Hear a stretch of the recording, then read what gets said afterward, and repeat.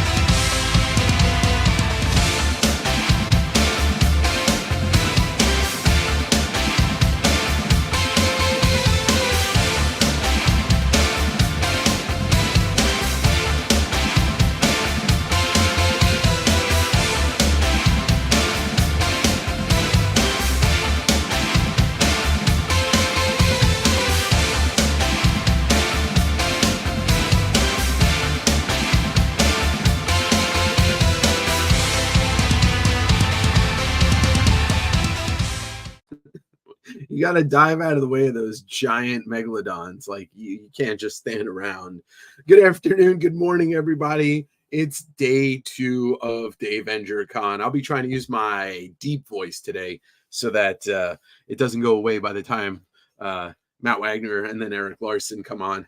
But we'll see how it goes. Good morning, everybody. Good morning. Thank you for making this the craziest, greatest weekend in the history of the channel. What a day it was yesterday, and today's no slouch. I will stay hydrated. Hydrate level number 5. I love water. I hope everybody's doing well. Let's say hello to some friends. We're gonna get started with the sales in around at 10 o'clock. But yes, it is gonna be insane. Falia D. Yes, that is right. I am the sequel to myself. No, it's off. Derek Neiman's in the house. Job is in the house. Vlad MC with some yeah, all right. I don't know what that is, but that's cool. Good afternoon, actual Dracula. So happy that you guys came on yesterday and drew some turtles for the charity. We're going to talk about that in a second. Rob, what's up? Smash comics and collectibles. What's up? Don't smash your comics and collectibles. Just your burgers. Hello, Amber. Good morning, Ryan. Lorena, good morning. Hello. How will I buy the books? So, real Nanaki. When the claims come up, you'll see you just claim by letter, but you have to fill out the form in the description below before you claim any books. So I have your information to contact you for billing. Venmo, PayPal, and Zelle accepted. And you can find all that information in the description below. So fill that out, please, and confirm that you filled it out before you make the claim. And let's talk about the charity raffle. Tickets, $5 each. 5 for 20. We're supporting 2 great charities. You'll hear about those throughout the day, but Tiny Changes and the Laidler Music Money Scholarship. Right now, we are at $2,565 raised. I would like to get that to at least $3,000 by the end of the day. I'm going to be cutting off ticket sales probably around the time of the Eric Larson interview so that I can calibrate and make sure. I'm not going to be doing any ticket sales at the end of the night. It's just too much to do. So please understand, and you can find my Venmo and PayPal information down in the description. So you don't have to ask me what it is. You can just go ahead and PayPal or Venmo me. If you send me $20, I know it's 5 tickets. If you send me $10, $40, I know it's 10 tickets, so on and so forth. I can do the math. You don't have to worry about it. There are over 30 raffle prizes, and including in that is the Teenage Mutant Ninja Turtles drawings that we did with our friends yesterday live on the stream. And so I'm going to show those off real quick so you can see them. There's other original art too in the raffle, including a John Wayshak piece, a Ryan Otley piece, and a Dave Correa piece. So this was done by Vlad, and that is a Raphael. These pieces range from size to like, I think 8.5 by 11 to 11 by 17. Then we got actual Dracula's Shredder piece, which I love. He added the color at the end and it just kind of came to life. Rob McCallum with the 4 turtles. Maybe, these are the 4 turtles you don't want to meet in an alleyway, because after they're done with their pizza, they're going to turn you into sliced cheese. I don't know. An Akira homage with the turtles from Gabby. That's Ivory Bunny. And that piece is beautiful, fully painted. And then you got Jeremy Heiler's amazing piece of Donatello smashing a Mauser.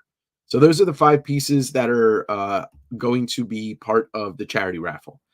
Thank you, Ryan. I appreciate it. I just saw your PayPal come through.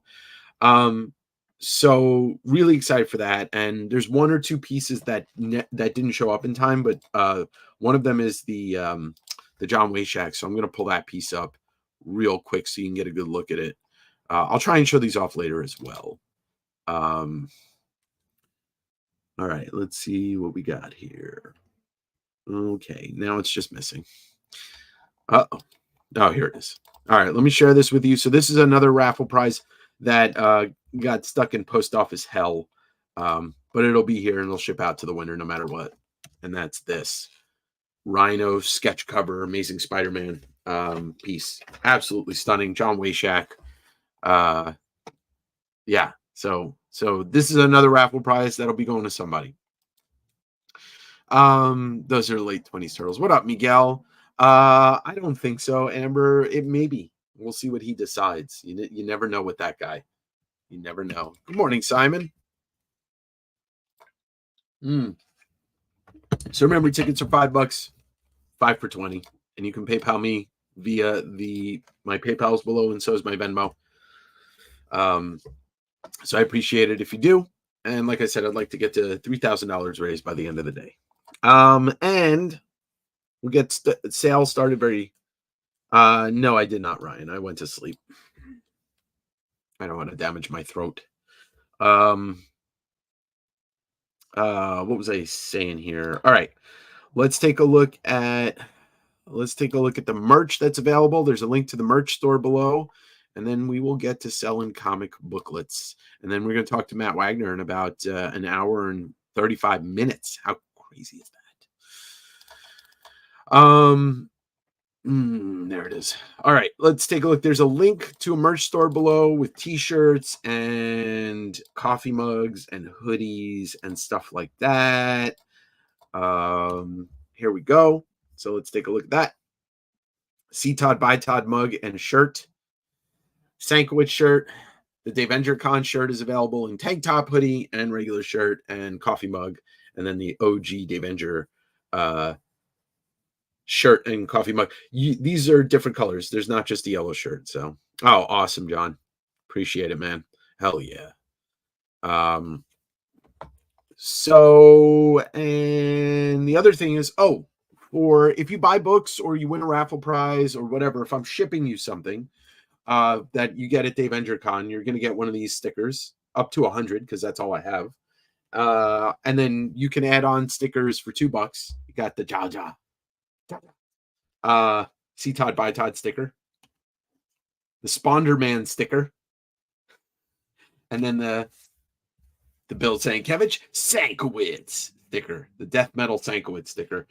So in the DMs, when I'm doing billing tomorrow and Tuesday, you could just be like, hey, I want one of those stickers or whatever. Good morning, Tyler. We are going to get started with the claim sale very soon. Actually, you know what? Let's just show off some slabs, and then when I got a lot of raw books pulled, so do not fear. Slabs are usually just going to be the first thing I show off. Can everybody hear me okay? And is everybody ready to have their wallets abused? Sorry, I sell comics. That's what I do. So, sorry. So don't forget to fill out the form below. If you are a new person, if we have never done business before, you must fill out the form below. Otherwise, I'm going to say, there you go. The claims are null and void. If I can't get in contact with you, if I don't have your if I don't have your contact info and your shipping info, then we cannot do business. That is how it works. Batman did survive. Batman, how are you? You're over there, Batman? Good, thanks, Dave. All right, he said he's good. He's still got that Gotham frog in his throat. All right, let's take a look at what we got here. We got a Sandman number 25, the first appearance of the Dead Boy Detectives, which premieres on Netflix next week or 2 weeks. Co-created by Matt Wagner, obviously Neil Gaiman's story, and Malcolm Jones with that Dave McKean cover. And that's a 9.8 white pages, $330 shipped. So all slabs, $200 and over, are free shipping. And that includes everything else you buy up until the point where I can't fit it in the box anymore. Fantastic Four Annual number 2, Dr. Doom Origin, classic Kirby with all the pinups in it. It's a 4.0 off white to white for $350. Let's go with a little 1950s Golden Age Superman. Superman 74 in an 8.5. Off-white pages. You can see there's some foxing on the cover, but otherwise it's an absolutely beautiful book. A little staple rust on the back from a different book, but it's not these staples that are rusted out. $1,100, the best offer on that on H. Amazing Spider-Man 252, first appearance of Black Suit in a 9.4 white pager, $260 shipped. Got another Superman book, Superman 75 from 1952. It's a 7.5 off-white to white pages, but honestly, I don't know why this got a 7.5, but it's a very old slab. $850 shipped on that. On an F. If you want to make an offer, you're welcome to. And the worst I can say is no thank you. All right, we got Batman number 404, the first part of year 1, Frank Miller and David Mazzucchelli. That is a 9.8 white page news stand. Seriously, guys, buy a raffle ticket, stay in school. Aren't you it's too light out for you, man. Go hide back in the shadows. Guy. We all know he's Bruce Wayne. All right, year 1, part 1, 9.8 newsstand, 500 shipped. Infinity Gauntlet number 1, 9.6 signed by George Perez right there, $250 shipped on I. Secret Wars number 10, classic Dr. Doom battle damage cover by Mike Zeck, 9.8 newsstand, white pager, $350. We got Batman number 357. You okay over there, Batman? First appearance of Killer Croc and Jason Todd. Full appearance, I should say. 9/8 white pages. $800 on O. And then finally, we've got New Mutants number 87. First appearance of Cable. Newsstand 9/6. Todd inking Rob on the cover. $275 shipped on C. All right, we'll take a second, just check the chat, and then we'll get the raw books out. Day 2, baby. Stable Rust is a comic STD. Is that what you're saying? Exactly. Slabbed in 72. Yes, it was 1972. Good morning, Trip Badip. The Dark Knight never sleeps. Growls like a younger man, nothing held back. Justice isn't concerned with the time of day. That is true. Yes, there will be more Invincible Dan Comic Man.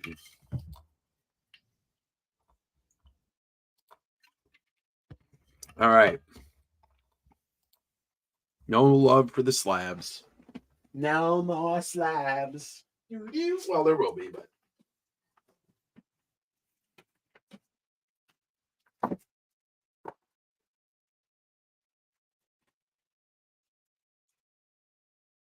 I'm going to tell Matt Wagner that none of you wanted to buy the Sandman 25, and he's going to come to your house and scold you. I don't think that's actually true, but you never know. You just never know. All right, here we go, friends. What time is the manga? The schedule, I think he's on around 2:30. Now, Matt Wagner, y'all.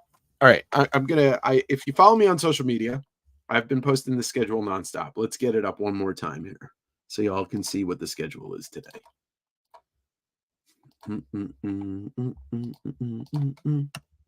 There you go. There's your schedule for today. Matt Wagner will be here in 1.5 hours. Sean, Japan Book Hunter, will be here between 2 and 2:30. I screwed up on the time, and I basically said, you can come in at 2:30. You still got 2 hours here. And then Eric Larson will be here at 5. These are all look at Pacific times and Eastern times. And then the end of the night will start around 6:45 or whenever pretty much I'm done talking Eric Larson. So there you go. There it is. There's the schedule. You can find it on all of my social media. George, you're getting a frog in the throat. West Coast Davengers. All right, here we go. Amazing Spider-Man number 9, the first appearance of Electro. Early ASM book. As you can see, there's some like white kind of marks on the cover, scrapes, I'm assuming. So I have this. It's actually a really nice copy. I have it as a 3.5 to a 4.0. It's just a beautiful copy for a 3.5 to a 4.0. I can take a look at the interiors, but let's put it out on the wall first. I've got that for $800. I'm going to put that on H. Joe, let me know if anybody snags it, right? All right, we got Spawn number 174, the first appearance of Gunslinger Spawn in a 9496, an absolutely stunning copy for $375 on Z. And then we've got the second full appearance of the Gunslinger. That cover, 9.4, low print run on these, very low print run, $250 on B. You know what? Why not? Let's do a little more, Todd. The first cameo of the Gunslinger way back in Spawn 119. This is a 9.0 for $90. We'll put that on X. All right, let's do a pretty tough to find variant. Batman 6, the first full appearance of the Court of Owls. The Gary Frank 1 in 25 variant. That is a VF Plus near mint for $150. Good luck finding that book. And speaking of hard to find low print run books, and somebody asked about Invincible, so let's do this one. Invincible 110, the controversial rape issue with Anissa and Mark. 9698, high grade, $150 on I. How about a high grade Days of Future Past? X-Men 141 newsstand in a 9.0. Got a claim on H. Wow. All right. 9.0 for $90 on F. Who claimed it? EP Mars. Wow, Paolo. Thank you, my friend. First big claim. All right, let's keep going here. I didn't get enough time to sell yesterday, so I was trying to get started pretty early this morning. Invincible number 11, The Origin of Omni-Man in a VF Plus. It's a great issue. If you know about it, I won't ruin it if you don't. $90 on M. Amazing Spider-Man number 80. Just a beautiful cover. The chameleon comes back. It's an 8.5 to a 9.0. John Romita. $100 on H. All right, let's do the first Dave Stevens book of the day. Space Vixens. There's a hell of a cover. It's a wraparound cover. And so I threw a clear backing board on it. 1983. Oh, it's not wraparound, even though it kind of looks like it is. VF Plus. And it does have, this is a 3D book. It does have the glasses. $250 on O. And to go along with some Dave Stevens love, we have a Rocketeer lot. First appearance of Rocketeer, Star Slayer number 2 in a VF Plus. Rocketeer number 1 in a VF Plus near mint. And then the special edition Rocketeer 1 in a near mint. Take all 3 for $60 on Steam. Let's do a full run here. We've got Kanan the Last Padawan featuring the first appearance of all of them. Kanan, the Rebels, everybody. This is the whole run. So number 1 is a rare second printing. It is a VF Plus near mint. Number 2 is near mint. Oh, let me get some of that glare out here. Number 3 is a near mint. 4 near mint range. 5 near mint. 6 near mint. 7 near mint. You're getting a pattern here. Near mint. 8. 9 is a near mint. 10 is a near mint. So is 11. And so is the final issue. So number 1 second print, VF Plus near mint. The rest are all near mint or near mint range. $210 for the set on Y. All right, another big book in the Spider-Man realm, Amazing Spider-Man 4. This is the Ramos variant, first appearance of Silk in a 9294 for $125 on E. Another piece of Dave Stevens goodness, Jungle Comics number 1 in a 9.0 for $100 on V. Let's do a nice 9.0 on a Thor. 146, Classic Kirby, Origin of the Inhumans. It's a 9.0, like I said, $45 on A. And then finally, we'll do another crate. I'll show that off after. Amazing Spider-Man 44, third, I think, appearance of the Lizard. Maybe it's the second. I can never remember. Because the other one's that awesome yellow cover. A 4.0 for $100 on D. All right. Wow. Thank you so much, Paolo. Good morning, Josh. I can put out the Transformers one. I have 2 9/8s. They are slabs. Good morning, David. Good morning, Jonathan. All right. My favorite random fact about 174 is that they misspelled. Yeah, it's spelled SPANW, I think. All right. What do we got here? We got Lidocaine on M and then Tyler on H and O.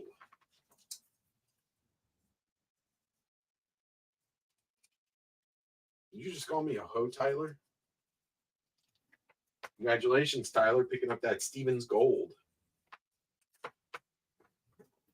With that blank back, the clear backing board. I love the way those things look when they're on a comic that deserves having one. Yep, Tyler just called me a hoe. Davey Steve. Yeah, Nanaki, give me 1 sec. Dave's West Coast Dave, Davey Steve, and Super Dave Osborne. Kate, if you can just shoot me the funds via PayPal or Venmo, and then I'll check it later and make sure I get you on the ticket. Transformers number 1, 9.8, white pages, 2 available, $13.50 shipped. I'll put that on O. We got an ASM 316 C Todd by Todd. One of the greatest covers ever, 9.0, 115 on M. And then I can put this out again, ASM 300, first full Venom, 8590, 425 on H. What's up, Dan? X-Man. What was the grade on E? E is a 9, what did I say? 9294, I think. Let's see. Yeah, 9294. The first silk. I don't know if it's a 1 in 25, 1 in 10, 1 in 15, 1 in 8,277,000. All right. Just got to check the old message system here. Okay. Did I find Derek Kirk Kim comics? I didn't have any besides the ones that I have. Grade on I. Andrew, it's a 9698. And you know when I say that, I don't say it lightly. All right, brother, thank you. I got you on E. Excuse me.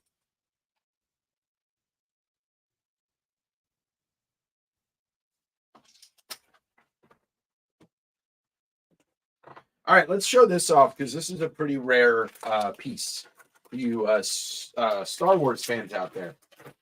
This is the Shadow of the Empire original hardcover, and this is the signed edition. So it's got that tip-in page. Well, it's actually bound in there. It's 1,000 copies, 637 out of 1,000, signed by John Wagner, P. Craig Russell, Killian Plunkett, and Hugh Fleming. So that's the entire team on the book. These are extremely rare. Like I said, 1,000 copies that this is put out 30 plus years ago. You can go check your, you can take your time and go check your comps on eBay. You will see that my price is in line with the last or the cheapest one available at $185. And that is the Shadows of the Empire hardcover 4X signed by 4 people. Ryan, come up to 100. It's yours.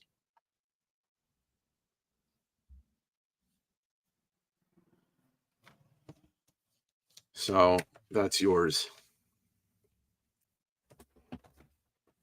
Just let me know. Give me a yay or nay in the chat. Yay or nay in the chat. Yay or nay in the chat. Yay or nay in the chat.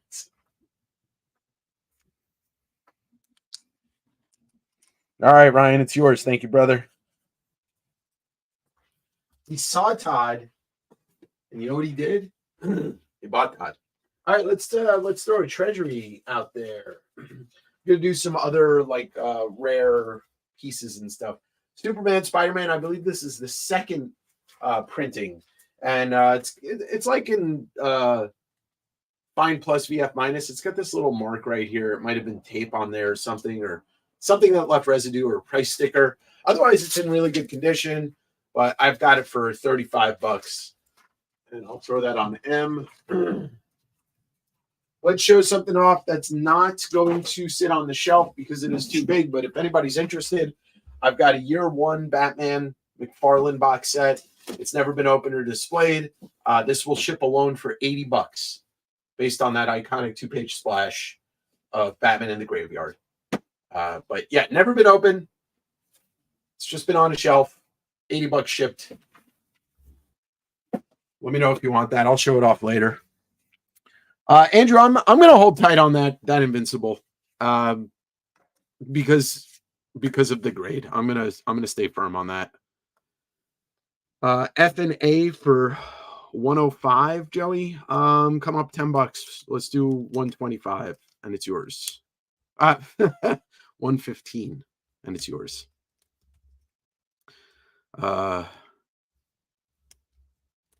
So all right. You guys let me know about that. Let's put out another book, something that did not come out yesterday.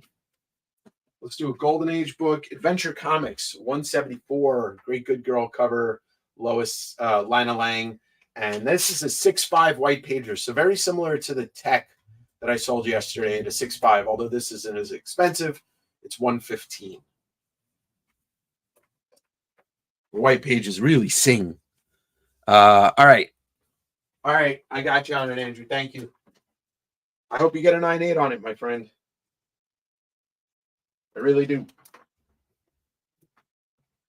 All right. Dan's offering 80 on F, but I'm all right, but it's already sold because Joey had made that offer. The only thing that I will, like if you claim something outright, I would be like, all right, well, that's that. But all right, Joey. So 115 for F. Oh, F and A, not. Oh, wait. F and A, not D and A. Yeah. Okay. Oh, Jesus. Guys, I'm gonna hopefully not struggle too hard today.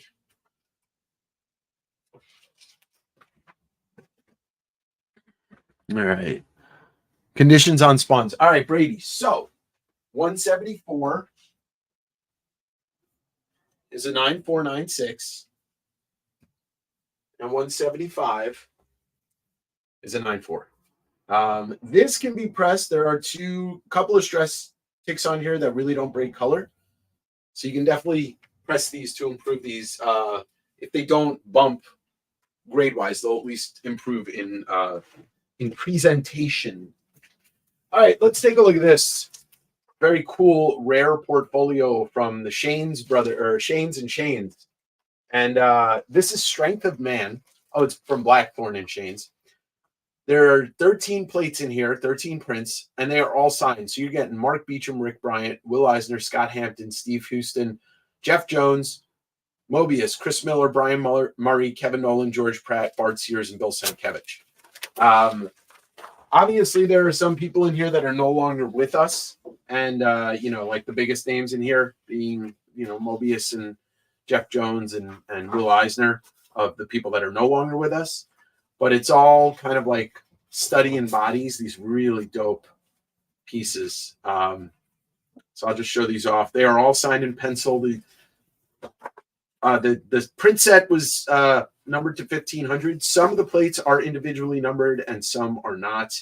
There's the Mobius, Brian Murray. Some of these names I'm still not super familiar with. George Pratt, who I met at OAX.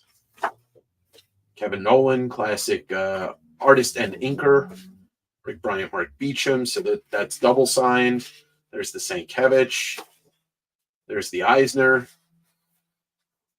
And so that's 13 signed prints, some of the greatest artists to ever touch the comic book medium.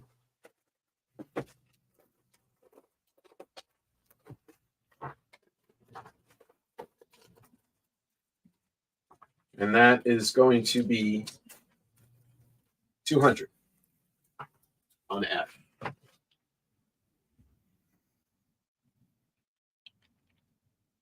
All right. Let's see what else we got here. Let's do an underground book.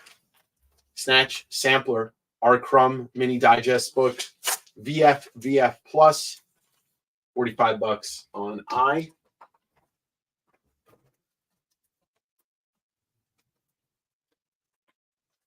Let's do a set here. Eric Larson's going to be here today, and here are two of his greatest Spider-Man covers. 346 and 347. 347 is a newsstand, VF Plus. 346 is a direct, VF Plus near mint. 35 for the pair on A.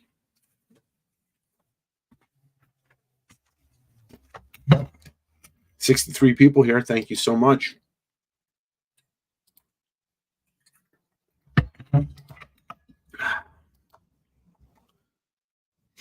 He'll be fine. Good old Bryce.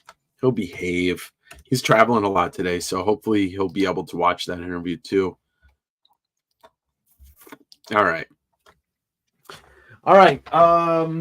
Let's see what I can take off that maybe may not have the interest that I would have thought it would have.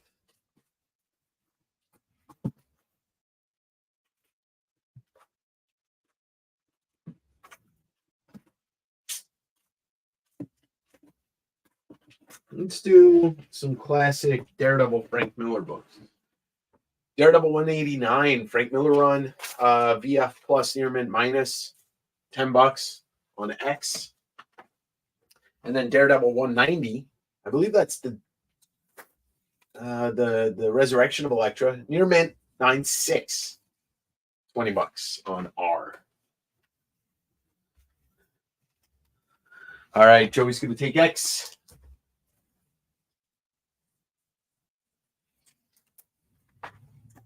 And that will bring up a DC key. Joe Kubert's the GI Combat first appearance of the Losers. That's GI Combat 138. It's got a dog-eared crease here. Have it as a 7-0 though. Maybe it's a 6-0. But that's really like the biggest and only problem with it. $60. First appearance of the Losers on X. And then we'll bring it to the first appearance of Gideon and Deadpool. New Mutants 98, signed by Rob Liefeld up here. Signed by Fabian Nicieza there. Fabian Nicieza. Guaranteed to pass a yellow label on the authentication program on CGC 8085, $500 on O. I can't believe there's Dave Stevens still sitting up there. I'm convinced the bad yellow cover doesn't exist. Yeah, that's true. That's true.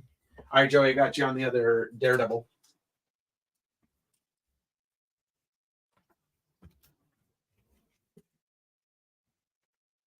All right, I'm going to take down the Treasury, and we'll replace it with, if you've never read this, this is the Fantastic Four Alex Ross Full Circle book. This is the San Diego Comic-Con preview edition hardcover with the slipcase. This was limited to 3,000 copies. It's been read once, $50 on M. I'm going to take down the stuff that was up there unless somebody wants to claim anything. That's right, Connor. Fabian Nicieza. And then let's see what we got. I'm not going to put these on the shelf because they are way too heavy. But if anybody's looking for a copy of a set of the Photojournal Guide to Comic Books from the Gerbers, I'm doing the pair for $95 shipped with nothing else. These cannot ship with anything else because they are heavy. They will go media mail and packed perfectly, just like books are supposed to go. And that's why I'm doing it 95 shipped. Whoop, whoop. There we go. Not putting those on the shelf.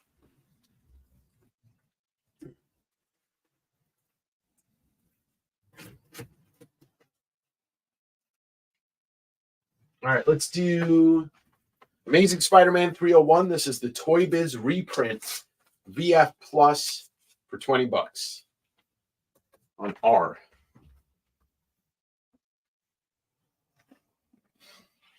All right, what else can I take here? This. And this.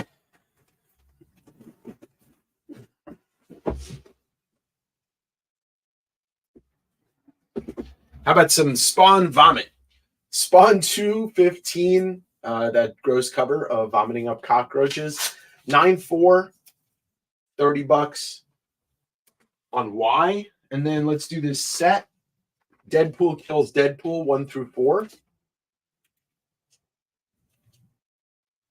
And those are all near mint, I believe. All near mint for $20. And that'll be on V.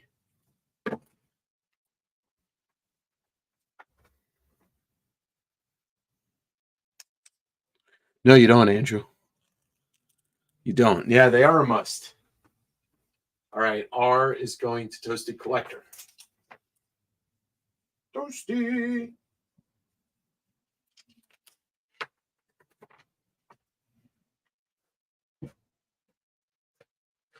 All right, something a little fun if you're a Rolling Stones fan. Personality Comics, Rolling Stones. These are two different issues. They are both near mint. I can't get no. $25 for the pair. That was my terrible Mick Jagger chicken walk dance thing that he does.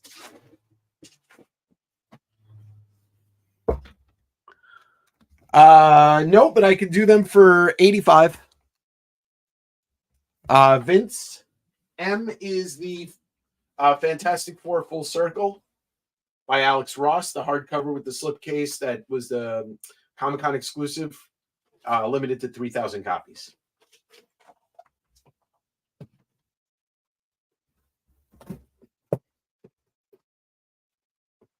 All right, classic Marvel Superheroes 15, first Medusa Solo, 6.5 for $25 on each.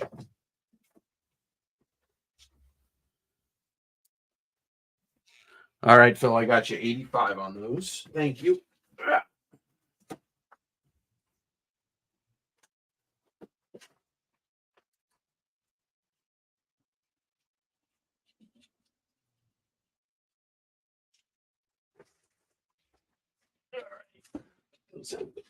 Was there? Oh, you know what? I forgot to show this off. Some of you might remember that I have this from years ago, but so this is a cool wall tapestry from the 90s, 1990 to be exact. Turtles Ski Ninjas by Steve Levine. Now, what's cool about that is here's the original art for that piece. Measures, it's a regular board, so that's what 11 and change and 17 or something like that. I forget the dimensions exactly. Archie Comics. So this is an official Archie Comics board, and you can see he was testing the brush out. Pencil and ink by Steve Levine, framed, 700 shipped with the wall tapestry. So this is original Turtles promo art or merchandise art, I guess you want to call it. Oh my God. There we go. Steve Levine was kind of the first official non-Eastman and Laird Turtles artist that they had hired. I think he was doing lights production work, like inking, maybe some stuff. He's basically the Bill Morrison of the Teenage Mutant Ninja Turtles, when you think about it.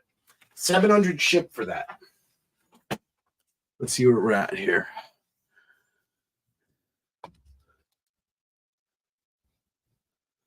All right. No, I don't. I don't have the. I don't have that one, Derek. Sorry. All right, I'm going to take down some books because they're not selling, and we're here to do one thing right now: is chew bubblegum and sell books. And I don't want to chew bubblegum at 10:30 in the morning. Right? Isn't that how it goes? Isn't that what Roddy Piper said? All right, X-Men 137, Dark Phoenix Saga. The Death of Jean, VF plus, $50 on I.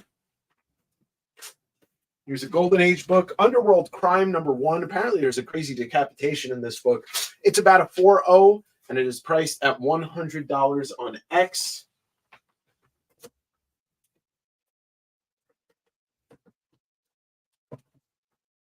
Muppets Take Manhattan #1 newsstand, near mint. It's got a off wrap. It's only $10 on C.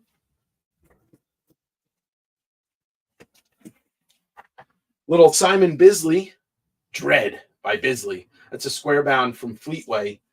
Near mint, $10 on D. Having a Strange Tales #151, the first Steranko Marvel art. The top staple on this book is just missing. It's just completely missing, and it's really hard to tell where it was ever stapled because I can't see the holes on the outside. You can see them on the inside. It's only a 3.0 for $20 on B. That's Jim Steranko's first Marvel book. And then how about some Mighty Morphin Power Rangers #1 from Hamilton Comics, VF plus near mint for $15 on Z.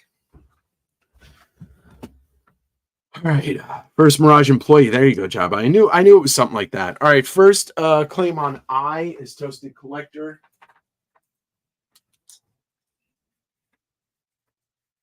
And then Hell Yeah is going C. Hell yeah, brother. And then Joey is the first claim on D.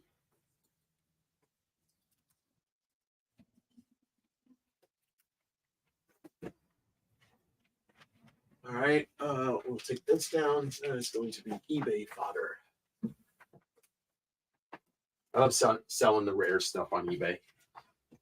Oh, sometimes this stuff, you know, like, to be honest, sometimes this stuff just needs a bigger audience of people seeing it. Because, you know, there's not going to be millions of people looking at my live sales. It would be pretty sick and also really nerve-wracking if there was. All right, let's do some dolphin love. Elementals #1, the special Sizzling Sex Special Gold Collector's Edition. Bill Willingham, VF Plus. I don't know what's happening here, but that's $15 on C. We've got a low-grade key first, Shumagorath, Marvel Premiere 10. It's a 3.0. There is some chipping up top here. So I've got that for $25 on I. Another one of these Mark Jewelers that, where's my guy, Dan? Where's Dan Mills? Marvel Tales 238, C Todd by Todd, doing the Juggernaut. This is a Mark Jeweler and a VG at $15 on E. Uncanny X-Men 139. Welcome to the X-Men Kitty Pride. First brown and tan costume of Wolverine. And then Heather Hudson first appearance in a near mint range. So like a 9092, $55 on V. Do a couple, I don't know where my boy Brian is, but let's do a couple of Detective Comics. Tech 368 in a VG fine. 12 center for $10. Then we got Tech 374 in a mid grade, a 5.5. Great cover here. Hunt for Robin Killer. $20 on D. All right, Maddie's here. Maddie. All right. Tyrion John's going to take the Medusa. Did you say, Tyler, that Derek gifted you the Dolphin book? Yeah, you do need one. All right. Brady's going to take E. And Joey's going to take VD.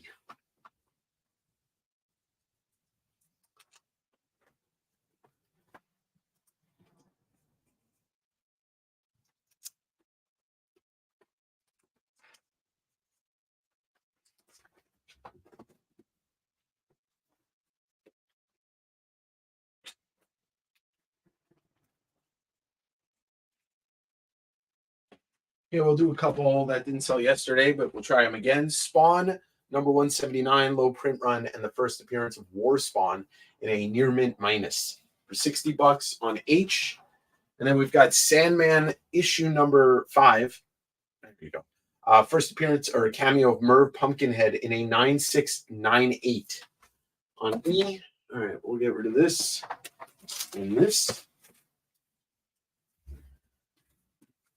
Try this treasury again. Spectacular Spider-Man. This is a great book. Sinister Six action. It's a VF range for $25 on F. And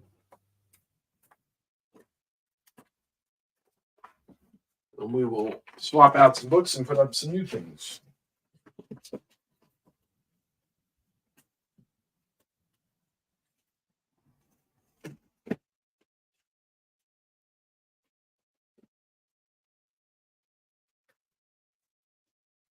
Anything different here? How about a Ryan Brown, trashy garbage, garbagey trash? His sketchbook, it's signed on the interior. It's a nice digest size, and that is Ryan Brown, $20 on O.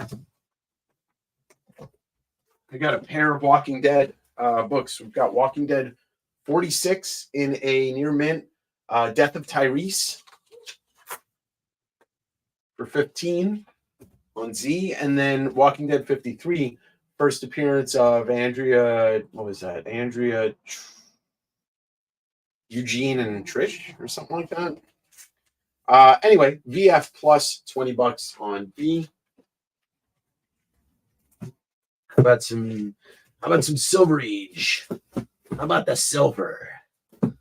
Yeah, give me the gold. All right, some Strange Tales. Strange Tales #123. First Beetle in a 2025 for $20 on M. And then Strange Tales 128 There's got some water damage on the cover. It's all wrinkly and it's not moldy or anything. It's a 3.0, $40 on X. Oh, forgot about this one. Edge of Spider-Verse #2. No big deal. Just the first appearance of Spider-Gwen in a 9.0 with pressable defects for $300 on R. And because he's going to be here shortly, we've got a Matt Wagner sketch cover of The Shadow. And who knows what lurks in the hearts of men? Well, The Shadow does. That is a Dynamite Authentics piece. $75 on Y. Oh yeah, forgot about this and this and this. So many books. Batman 423 C Todd by Todd. This is a 6.0 to a 6.5 first printing, $70 on V. And then here comes one of the rarest books in a long time. This is I believe this was a Kickstarter reward. There's 500 of these in irredeemable #1s that just say Mark Waid is evil, and it's signed, and he wrote lies, all lies. Yeah, Emerald City Comic-Con, that's what it was. Emerald City Comic-Con foil that came out years ago. The cheapest one available is $250, so I priced it at $250 because if you buy it on eBay for $250, you got to pay tax. But I'm open to offers. But that book is a ghost. All right, let's see. What was the last thing? I got Joey's Claims. That was V&D. F. Yeah, Jabba, the Hulk Batman treasury did sell yesterday. I may have another one at some point, but the one that I may have is extremely high grade. All right, Ray's going to take V. Thank you, Ray.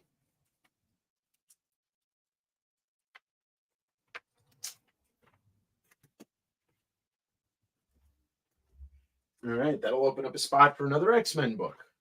X-Men 135, part of the Dark Phoenix saga. What a wild cover. I think the original of this sold very recently. 9.2 first Dark Phoenix. Or nope, second Dark Phoenix. $80 on F.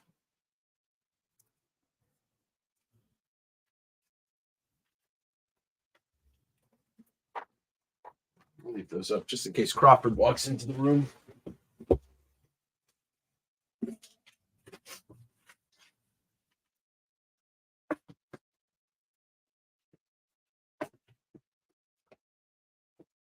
All right, we've got Kozeki Kojima's Lone Wolf and Cub #1 from First Comics with the Frank Miller cover. Near mint, $15 on H.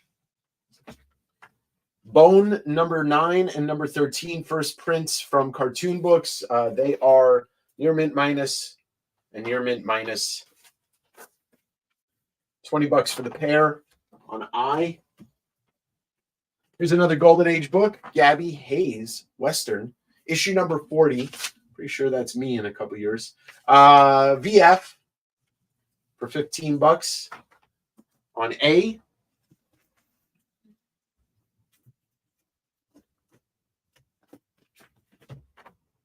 Amazing Spider-Man 410, that Ben Reilly Carnage cover. This is a newsstand, as you can see right here, 9294 for $30 on V. And then an Eric Larson dope cover that kind of goes really nice pairing with that. Savage Dragon 152 in a VF Plus for $8 on E. All right, hell yes. H, gonna grab that before Josh, and then Sam Pearson's got I. Let's see, hell yeah. And then Sam Pearson with the bones. And then we got Smash Comics on V. Thank you, Smash.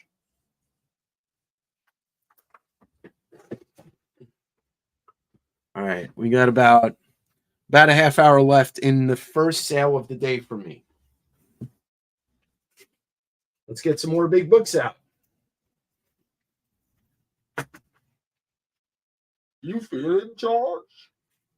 Vengeance of Bane #1, the first appearance of Bane in a 9-2 Glenn Fabry cover. I'm Gotham's Rickety.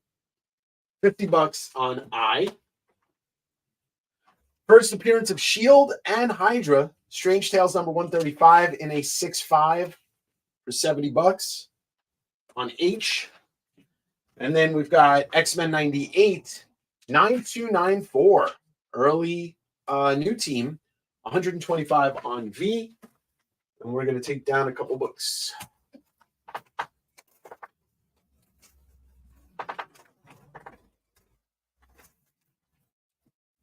And we're going to get up a couple books. Oh, we got a claim on H from Mr. John.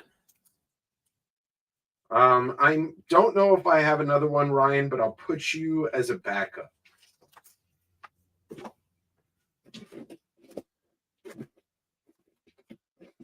Oh, God. Some really nice keys coming out. But first, check this shit out. Extremity Volume 1 by Daniel Warren Johnson. And this is the Akira variant that was an exclusive, I think, to Forbidden Planet. And it comes with a signed print. All the way from the UK. $60 is going to get that on H. And then let's do another great autograph. Amazing Spider-Man 700 signed by Stan Lee right there. Guaranteed to get you a yellow label if you send it in for authentication on CGC or CBCS. This is the 1-in-100 Quesada, Joe Quesada variant. That's going to be $300. Stan Lee signed on B. And then a cool modern variant, very tough to find. The Hastings variant of Deadpool #11, Super Mario homage. Near mint minus 125.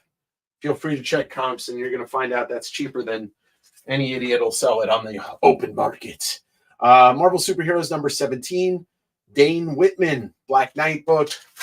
He meets the Golden Age Black Knight, 4045. One of my favorite covers, $30 on M. All right, first appearance of Eternity. Strange Tales 158 in a 5-5 for $50 on O. Jim Steranko, I think, did that cover. Maybe I'm wrong. But then Bill Sienkiewicz homaged that years later, which is pretty cool. And Dazzler, one of the Dazzler issues. Avengers #196, the first full appearance and cover of the Taskmaster. 8590, George Perez goodness for $75. One of my favorite issues. Well, let's see if F is a Aaron F. I'm sorry, Aaron F is a 9-2, and then R is a 9-0 with pressable defects. I could take it out and show it to you if you would like to see it. Just give me one moment. All right.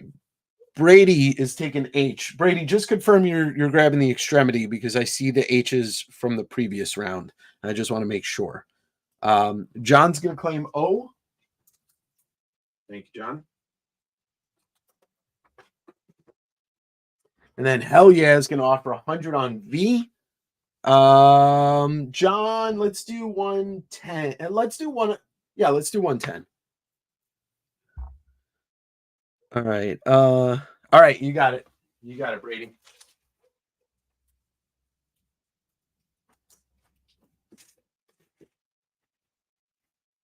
And then Aaron, let me know if you wanted to see the Gwen up close. I love Extremity and DWJ as well.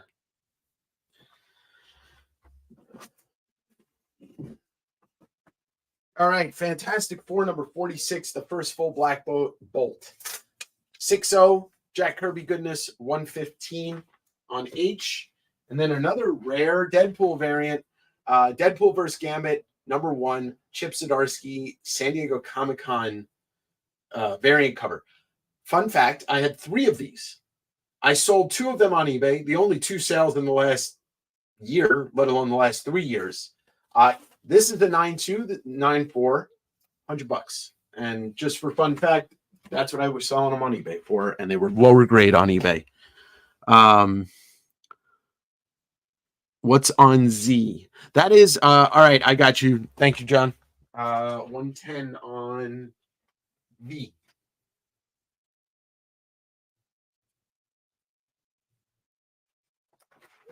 And then this is the Deadpool Hastings variant. This is issue number 11, the Super Mario homage. It's a 9, near mint minus. Another fun fact, I sold one of these to Maddie for around the same price about 6-7 months ago, and this book has not gone down whatsoever. If anything, it's gone up. What's condition for I, John? 9-2. 9-2. I'm Gotham's regular. You think that gives you power over me? All right. Rip Hastings. Yeah, I mean, but yet those books still, some of them still really, they really sing when it comes to value. Oh, yeah, let's do this. Since does anybody want to, all right, we'll take down the top row here and we'll do some more.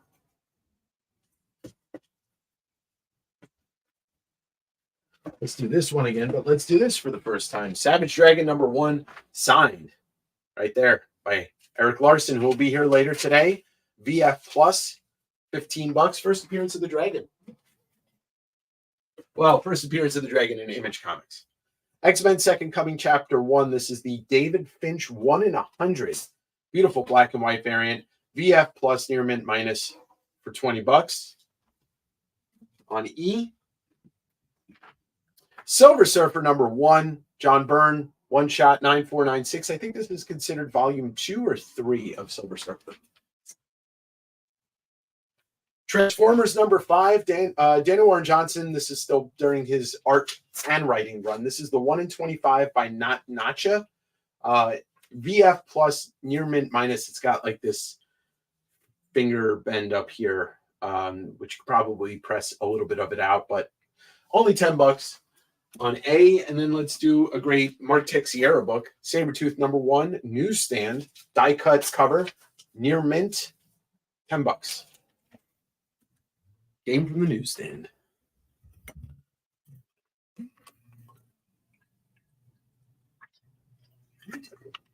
All right, John's offering 40 for I. I'll do that.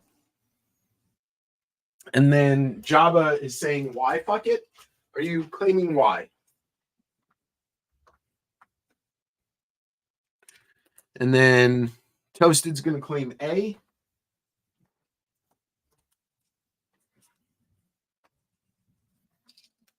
Yeah, 15 for the SIG. And then Joey's offering 125 on C and F. Jabba. Ryan, I got you on that. 125 on C and F. Bump it up $10 and it's yours, Joey. Go 135. Right, C, 75, 155. Yeah, bump it up $10 and it's yours. All right, couple of more books here. We've got a Spawn 77, Wings of Redemption first appearance, 9496. One of the most heralded covers. $45 on I, and then ASM 700. There's that. I believe this is a.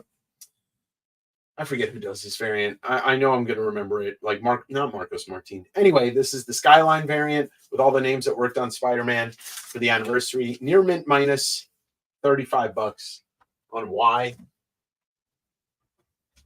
All right, Joey's going to take that. So that's 135 for C and F.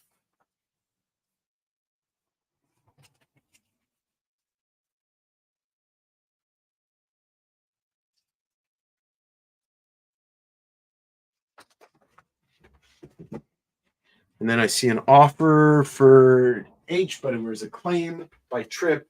And sorry, John, but Trip, full price claims always take precedence. Thank you, Trip.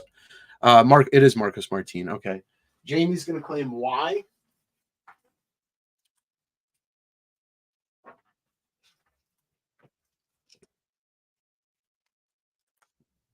All right, you got it, Joey. Thank you. 700. Yeah, maybe it is. Maybe it is. I don't think trivia is going to happen, Tyler. I just don't have the time for it, really. That's also a Spider-Man 700. This one's signed by Stan Lee, and I'm going to take that off the wall. And I guess we got no response from from Aaron on that, so that'll come down, and then I'll leave those up for a minute.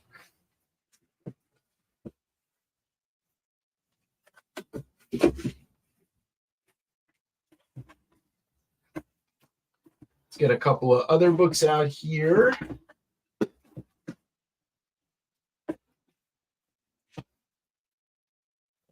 Not anything crazy expensive. We'll do a little Spawn 220. And that is a 9496 for $30 on B. Got one of the collected edition of X-Men Adventures. This is volume 3, which is issues 9 to 12 in a VF for $7 on X. Daredevil 188, great Frank Miller cover. Newsstand, near mint minus, Black Widow and Daredevil, $15 on M. The first solo Wonder Man story, Marvel Premiere 55 in a near mint for $15 on Y.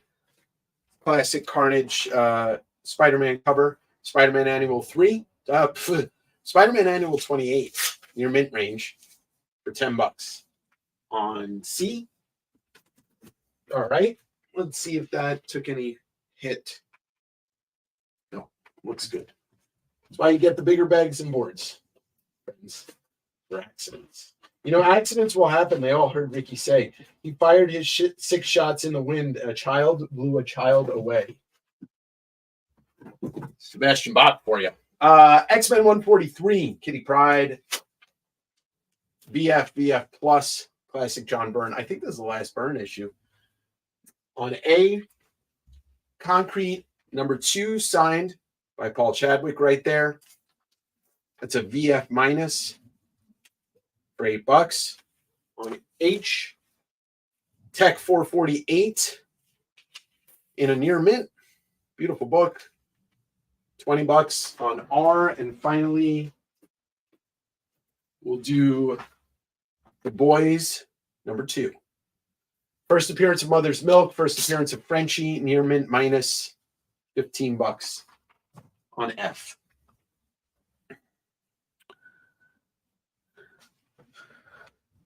I am the new Vanna White. George, you claiming A? Hey, Ken, what's going on, brother? I can't help prepare all this shit. You know, sometimes you just gotta go multitask as much as you can, right? Face to the wall. All right, 10:53. We're gonna do about another 10 to 15 minutes of claims. I'm gonna take a break and prepare for Matt Wagner. All right, we got Jamie claiming The Boys number 2.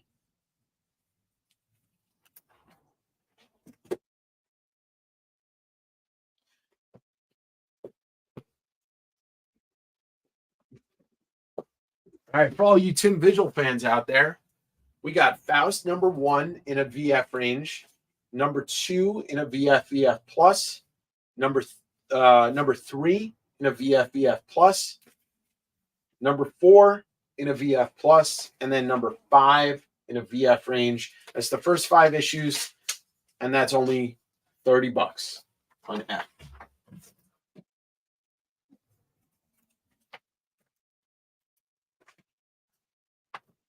Okay, those can all sit there.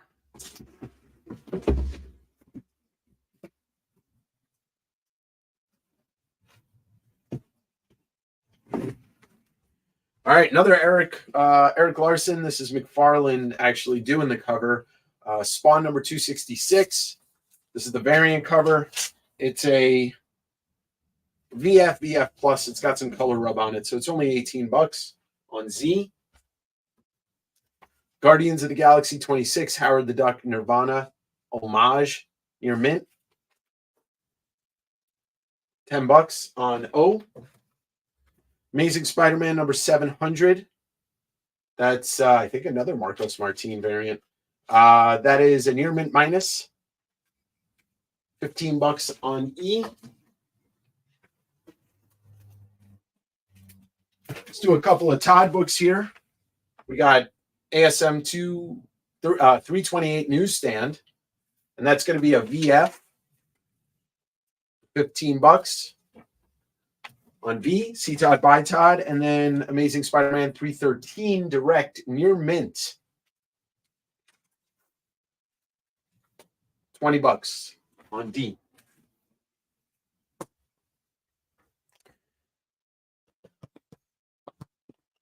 Dan, I don't have one for sale. Sorry. All right. Toasted's going to take O. And Ken on base, you said something about claiming A. Were you actually claiming A? I'm sorry, George. Eyewitness. Sorry. And then Job is going to take the Faust 1 through 5. Thank you, Ryan. And then we got Toasted on V.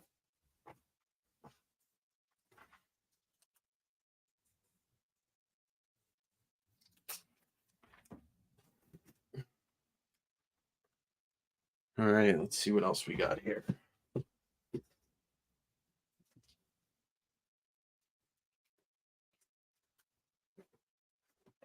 All right, Doctor Strange number 182. Doctor Strange versus the Juggernaut. 5055. $30 on O. Then we got Nick Fury Shield number 12, Barry Smith, before he was the Windsor.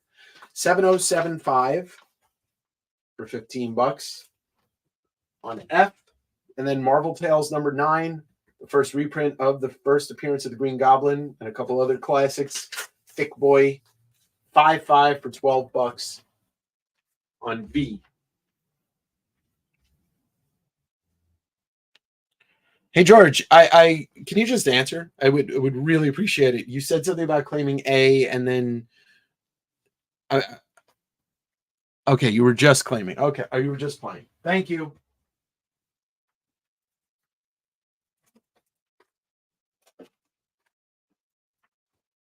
All right, here we go. Let's keep going.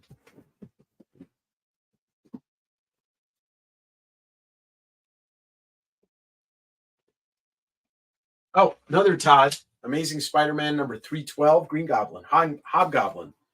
VF plus near mint. $20 on M. And then the Terry Moore sketchbook from 2016. It is signed on the interior by Terry Moore. If you're a fan, you know his artwork. $20 on Y.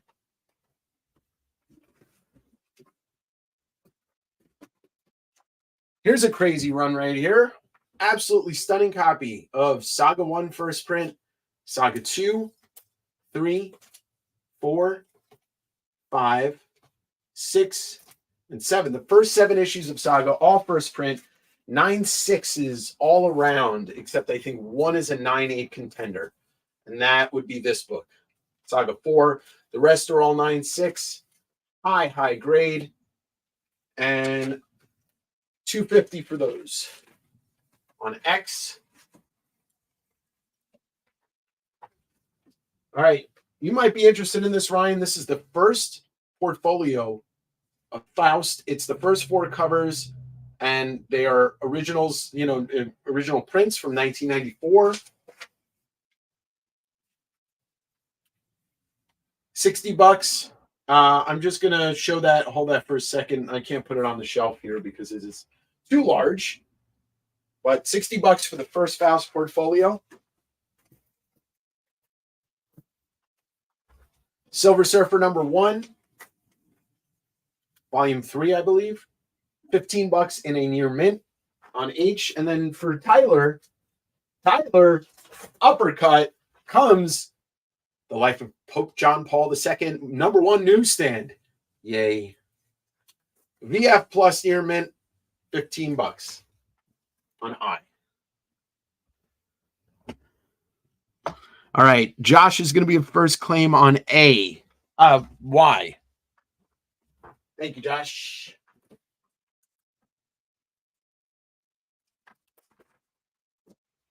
I'll claim A, give it away how you want, Dave. Top stacker, buyer, seller here, whatever. All right, Ken. I believe you. I appreciate you. And then I'll give it away Yeah, let's do top spender. Top spender will get this. Thank you, my friend. John's going to claim O. Thank you, John.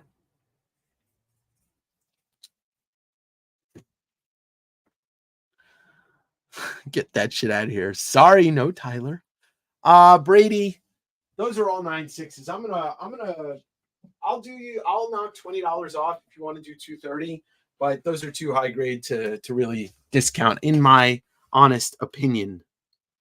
I keep hopping in Strange Tales. Uh-oh.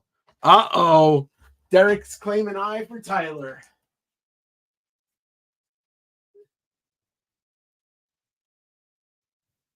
To Tyler.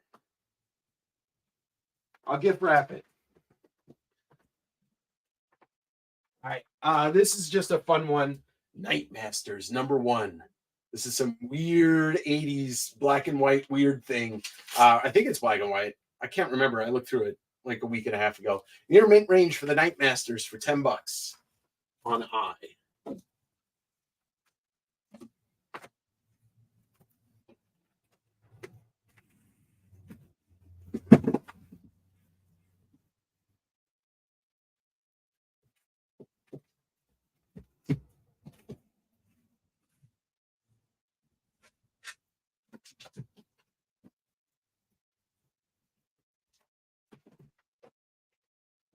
All right, Dark Horse presents 31. Hellboy gets married in Mexico. Mick McMahon and Mike Mignola. $25 near mint on O.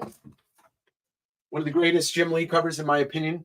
X-Men 275.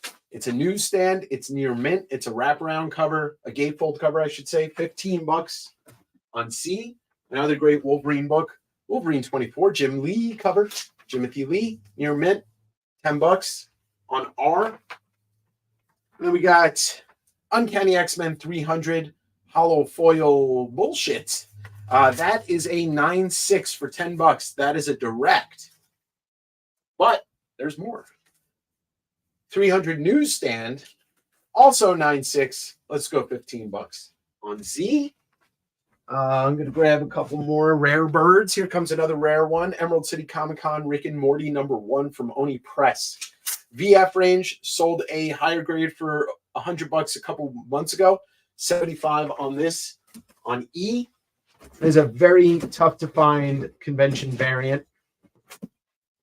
All right, couple more Strange Tales since John keeps talking about it. Strange Tales #144. That is the first appearance of Jasper Sitwell in a 6065 for 25 on Y. And then Strange Tales #165, Steranko cover. Nice grade on this. 8.0 for $30 on A. All right. 10-minute warning, Dave. All right, guys. I got to get going. We got 10 minutes. I got you on this, Brady, for 230. Thank you, my friend. Batman keeps yelling at me. Tyler and Derek. All right. Send it with hate. All right. Hell yeah is going to take C.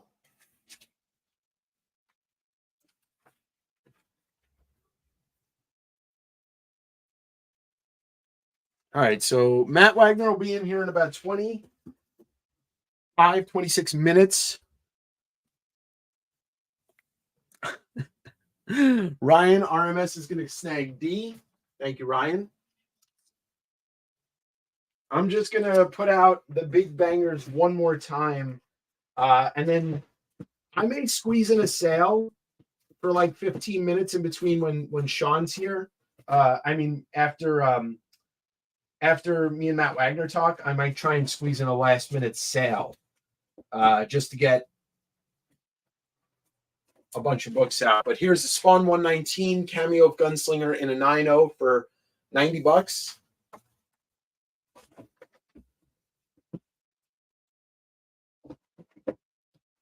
Amazing Spider-Man 44 for a 4.0 for $100 on X.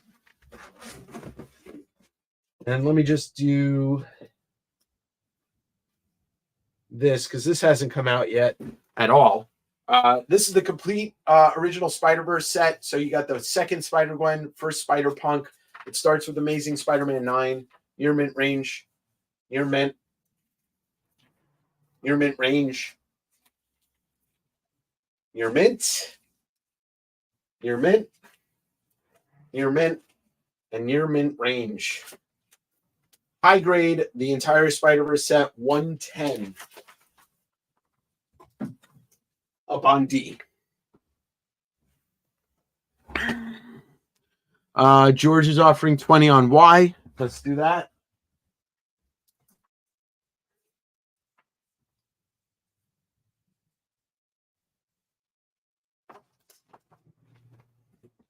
And if you're just joining and you want to go back and watch, the scrub through the beginning of the claim sale, you're welcome to, and you can just you can type in the chat later that you want to claim something. And don't forget, raffle tickets are $5, 5 for 20. We're going to go over the raffle tickets and the stuff. We can go over the stuff in a little bit. But we will be having Matt Wagner come on in just a little bit. The merch store for the shirts and all that good stuff is down below. So yeah, if anybody else wants to claim something, or if they saw something that they didn't claim that they want to claim now, or make an offer, the slabs, anything like that. Otherwise, I'm going to take a short break, try and make some tea or something, and then we're going to have Matt Wagner on, and I've got some great questions for him. And, with the Matt Wagner interview, if you put something in the chat that you want me to ask, I will try and get to it. No guarantee, because I am going to be somewhat hyper-focused on the task at hand. Not gonna that. But yeah, sold some great books this morning. I appreciate it. If anybody wants to see anything else, just let me know. You know what? I'll show off 2 other things real quick. I have 2 of these available. These Vampirella prints I believe they're from Dynamite. They are AP. They are artist proofs. I got numbers 19 and 26. They're $20 a piece. They're, I think, about 11. Yeah, these are 11 by 17s. So I have 2 of them, $20 a piece. I can do both if you want for 40 shipped. How about that? And they'll come rolled in a poster tube. What else do I have here? For those of you that are fans of Joseph Michael Linsner, I've got a serious portfolio with prints of Dark One, and Linsner's doing Dawn. I guess Dark One is actually an artist. It's $30. The prints are a little bit smaller than the header card, so they're more like 11 by 14 prints. They're from 1994.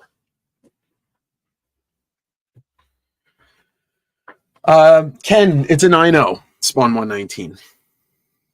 Well, John, there might be some more tonight or in the midday. But all right, everybody. I think that's going to be it for the sales right now. I wish I had a little more time, but like I said, me and Matt Wagner should be done around between 12:30, 1 o'clock. Sean's not coming on until about 2 o'clock, so I'll probably squeeze in a sale around 1 o'clock for about 45 minutes to an hour. So you'll get a chance to buy more books from me.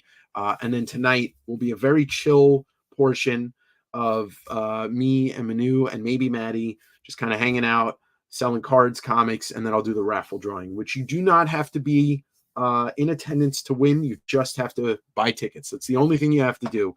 The raffle tickets are $5, 5 for 20. My PayPal and my Venmo is below. If you send me $20 with your name, I know that's $20 of tickets. That's 5 tickets. Oh, hell yeah, Montgomery the Third. That's right. I forgot. I know that you told me once that you used to be a guy named John. But all right, so I'm going to take a short break.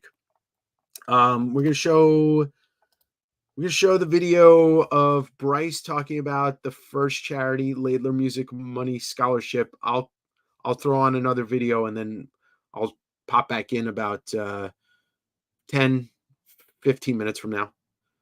So I appreciate everybody. Dave here to talk with Grandmaster B, Bryce, done messed up about the Laidler Music Money Scholarship, the second charity that we are supporting this weekend for Davenger Con. How you doing, Bryce? I'm great, man. How are you? I'm fantastic. I'm literally right now taking a break, maybe peeing or eating or having a drink or something while people listen to this. So let's get the origins of the Scholarship Foundation. Most people know what a scholarship is, but let's get the origins. Well, I graduated high school, and I knew I wanted to play music, and I wanted to do it, and I wanted to go tour. And if you would have asked 17-year-old Bryce, what are you going to do with your life? It would be, I'm going to be a rock star. I'm going to be on stage. I'm going to be touring. That's all I wanted to do. That's all I could ever see myself doing. And I had a bunch of teachers and stuff that had always told me, you're too smart for that. You're never going to make it. You're not going to do anything with it. That's dumb. It's a waste of whatever. And I got very, very little support, and my parents were somewhat supportive as much as they could be. But, it just, the people that could have encouraged and pushed it along, because I didn't want to go the college route. I didn't want to go, the traditional, I'm going to go study music for 4 years. Like, I just wanted to hit the road. I wanted to go tour. I wanted to, be in a van and gig all over the country. And that's really what started the whole idea of I'm in a place now where my wife and I, our youngest daughter was graduating high school.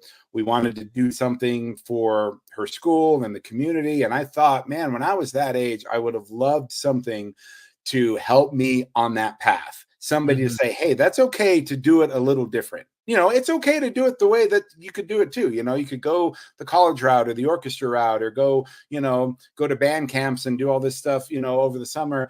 But I wanted to create a way to where if there was a 16, 17-year-old kid laying in bed at night, dreaming of selling out stadiums and wanting to be with his friends and get on the road and play dive bars and sell CDs out of the back of a car, that someone says, hey, that's okay too. You could do that too. And by the way, here's some money to help with that, because if it's as expensive as hell to try to do this on your own and no one else is going to support you, here you go. So in a nutshell, that's how it started. Okay. And so this is how many scholarships have you awarded already? This will be the third year of doing it. We've done one scholarship per year. But this year, honestly, I think with what we've raised and what Davenger Con, the winter one, and this one will raise, we put on the application that we're going to give one away, but I honestly feel like we'll be able to give away at least 4 this year. Wow. And we've already started to get some applications in. My wife and I looked at one last night. We were completely blown away at the talent some of these kids have. So we're excited about it. That's awesome. Yeah. And me, obviously we're friends, and anybody that watches this channel knows that I'm a very big music enthusiast and a music fan. And I never played, but everybody knows that I have a killer voice, so I can sing if I want to. There's gonna be a track on Done Messed Up at some point with Dave doing guest vocals. I'm into it. It will happen. Yeah. And, I'm always happy to support, and you've always supported me and all the music you've done for the channel and just being a good dude and a friend. So I think that's great. And, it's a pretty simple operation. We raise money and you're giving it to a high school student that's going into music. That really, you can't ask for much more. So any last words you want to say about the scholarship or anything else that we should know about it? I think it's been a great thing. We hope to expand it too, not only just to more scholarships, but to more schools in the district.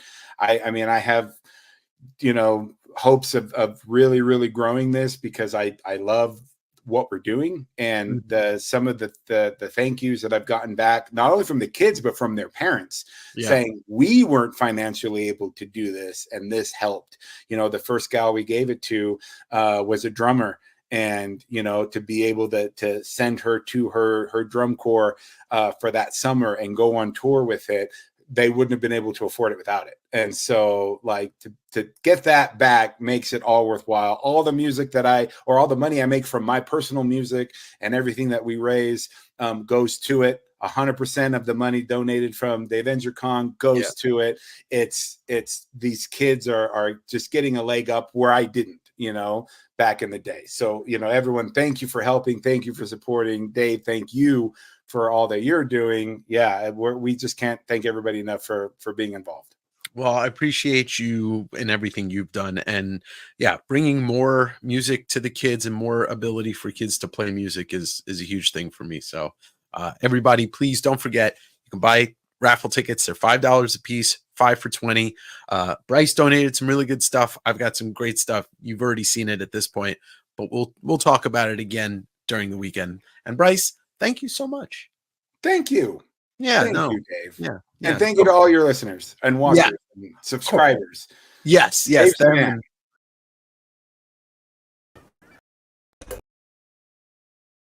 everybody. Davenger Con is almost upon us, and I'm here to show you the great raffle prizes we have for the 2 charities we're going to be supporting, Tiny Changes and Laidler Music Money Scholarship.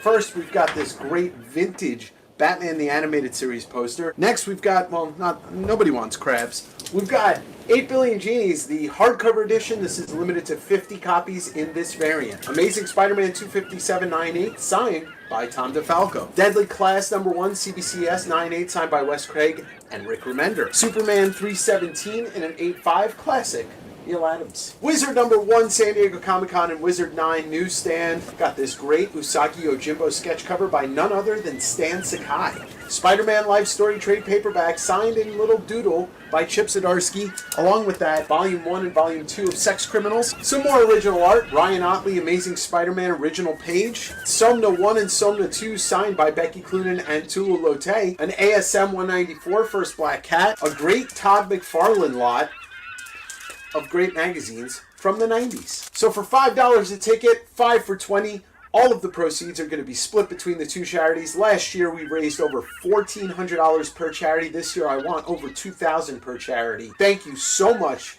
for buying a ticket. There's going to be more prizes than this. I'll see you on Saturday and Sunday for Davenger Con. Ha!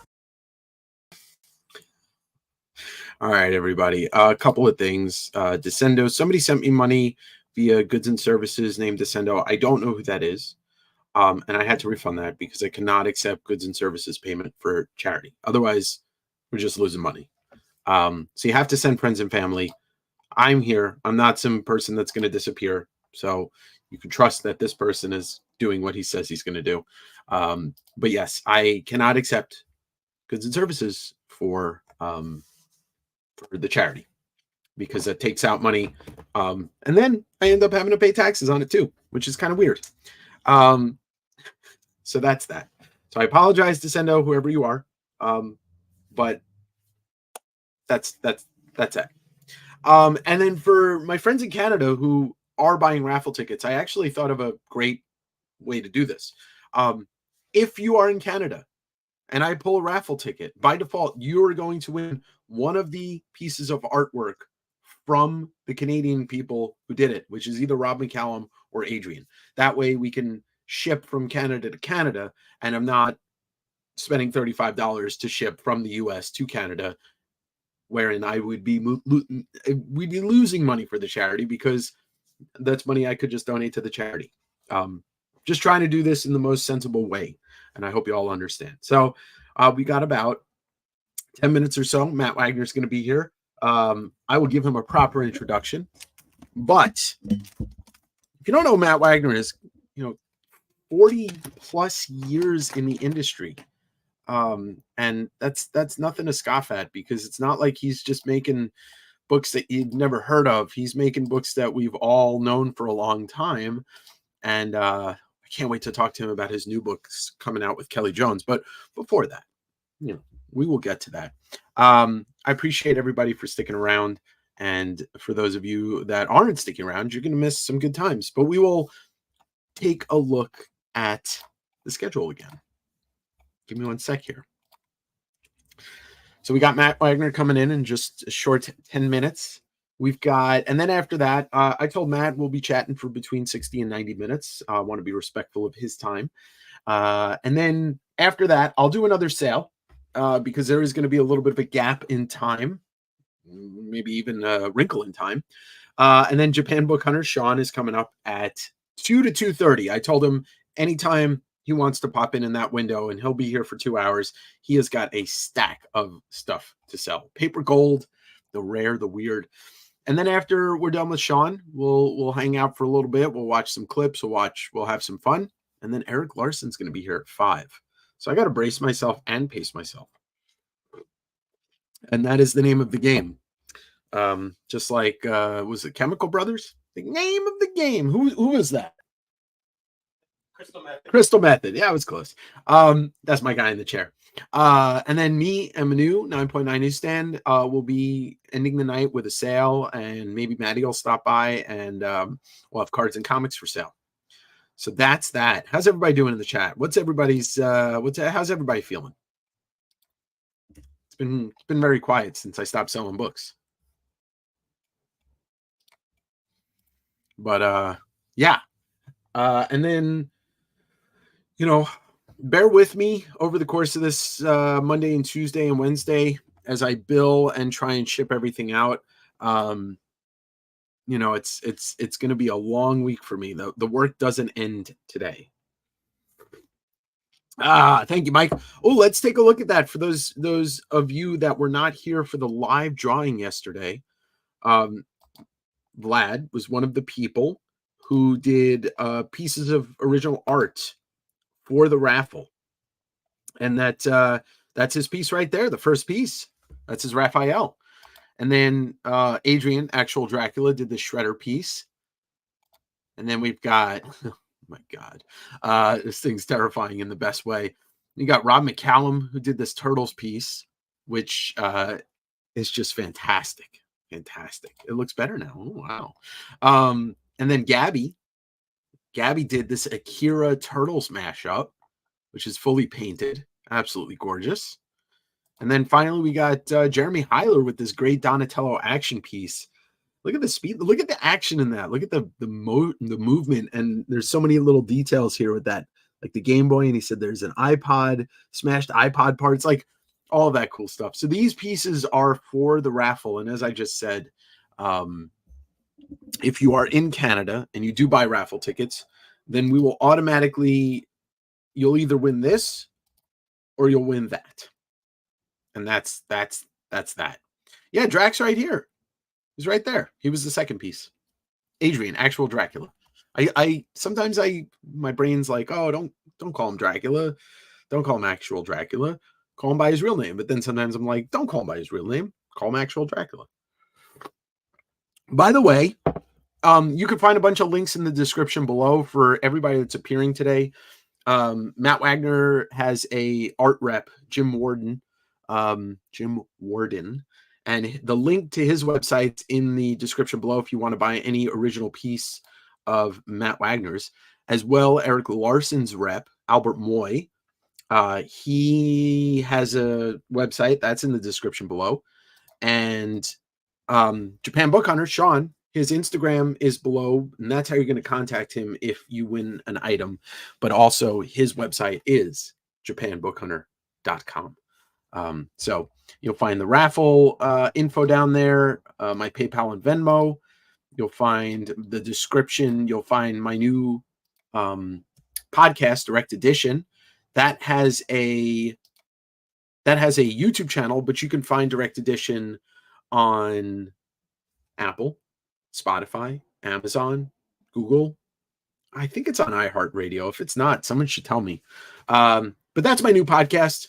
Like 13 episodes in, I think I'm dropping a new one tomorrow, which is just going to be I think I turned the All Red interview into a podcast episode. So if you didn't watch the All Red interview, which you should, you can listen to it. Well, thank you, Mike. No one's going to give me an award that I haven't already gotten from CGC. The fucking hobby hero, baby. Direct from Dave's head. Exactly.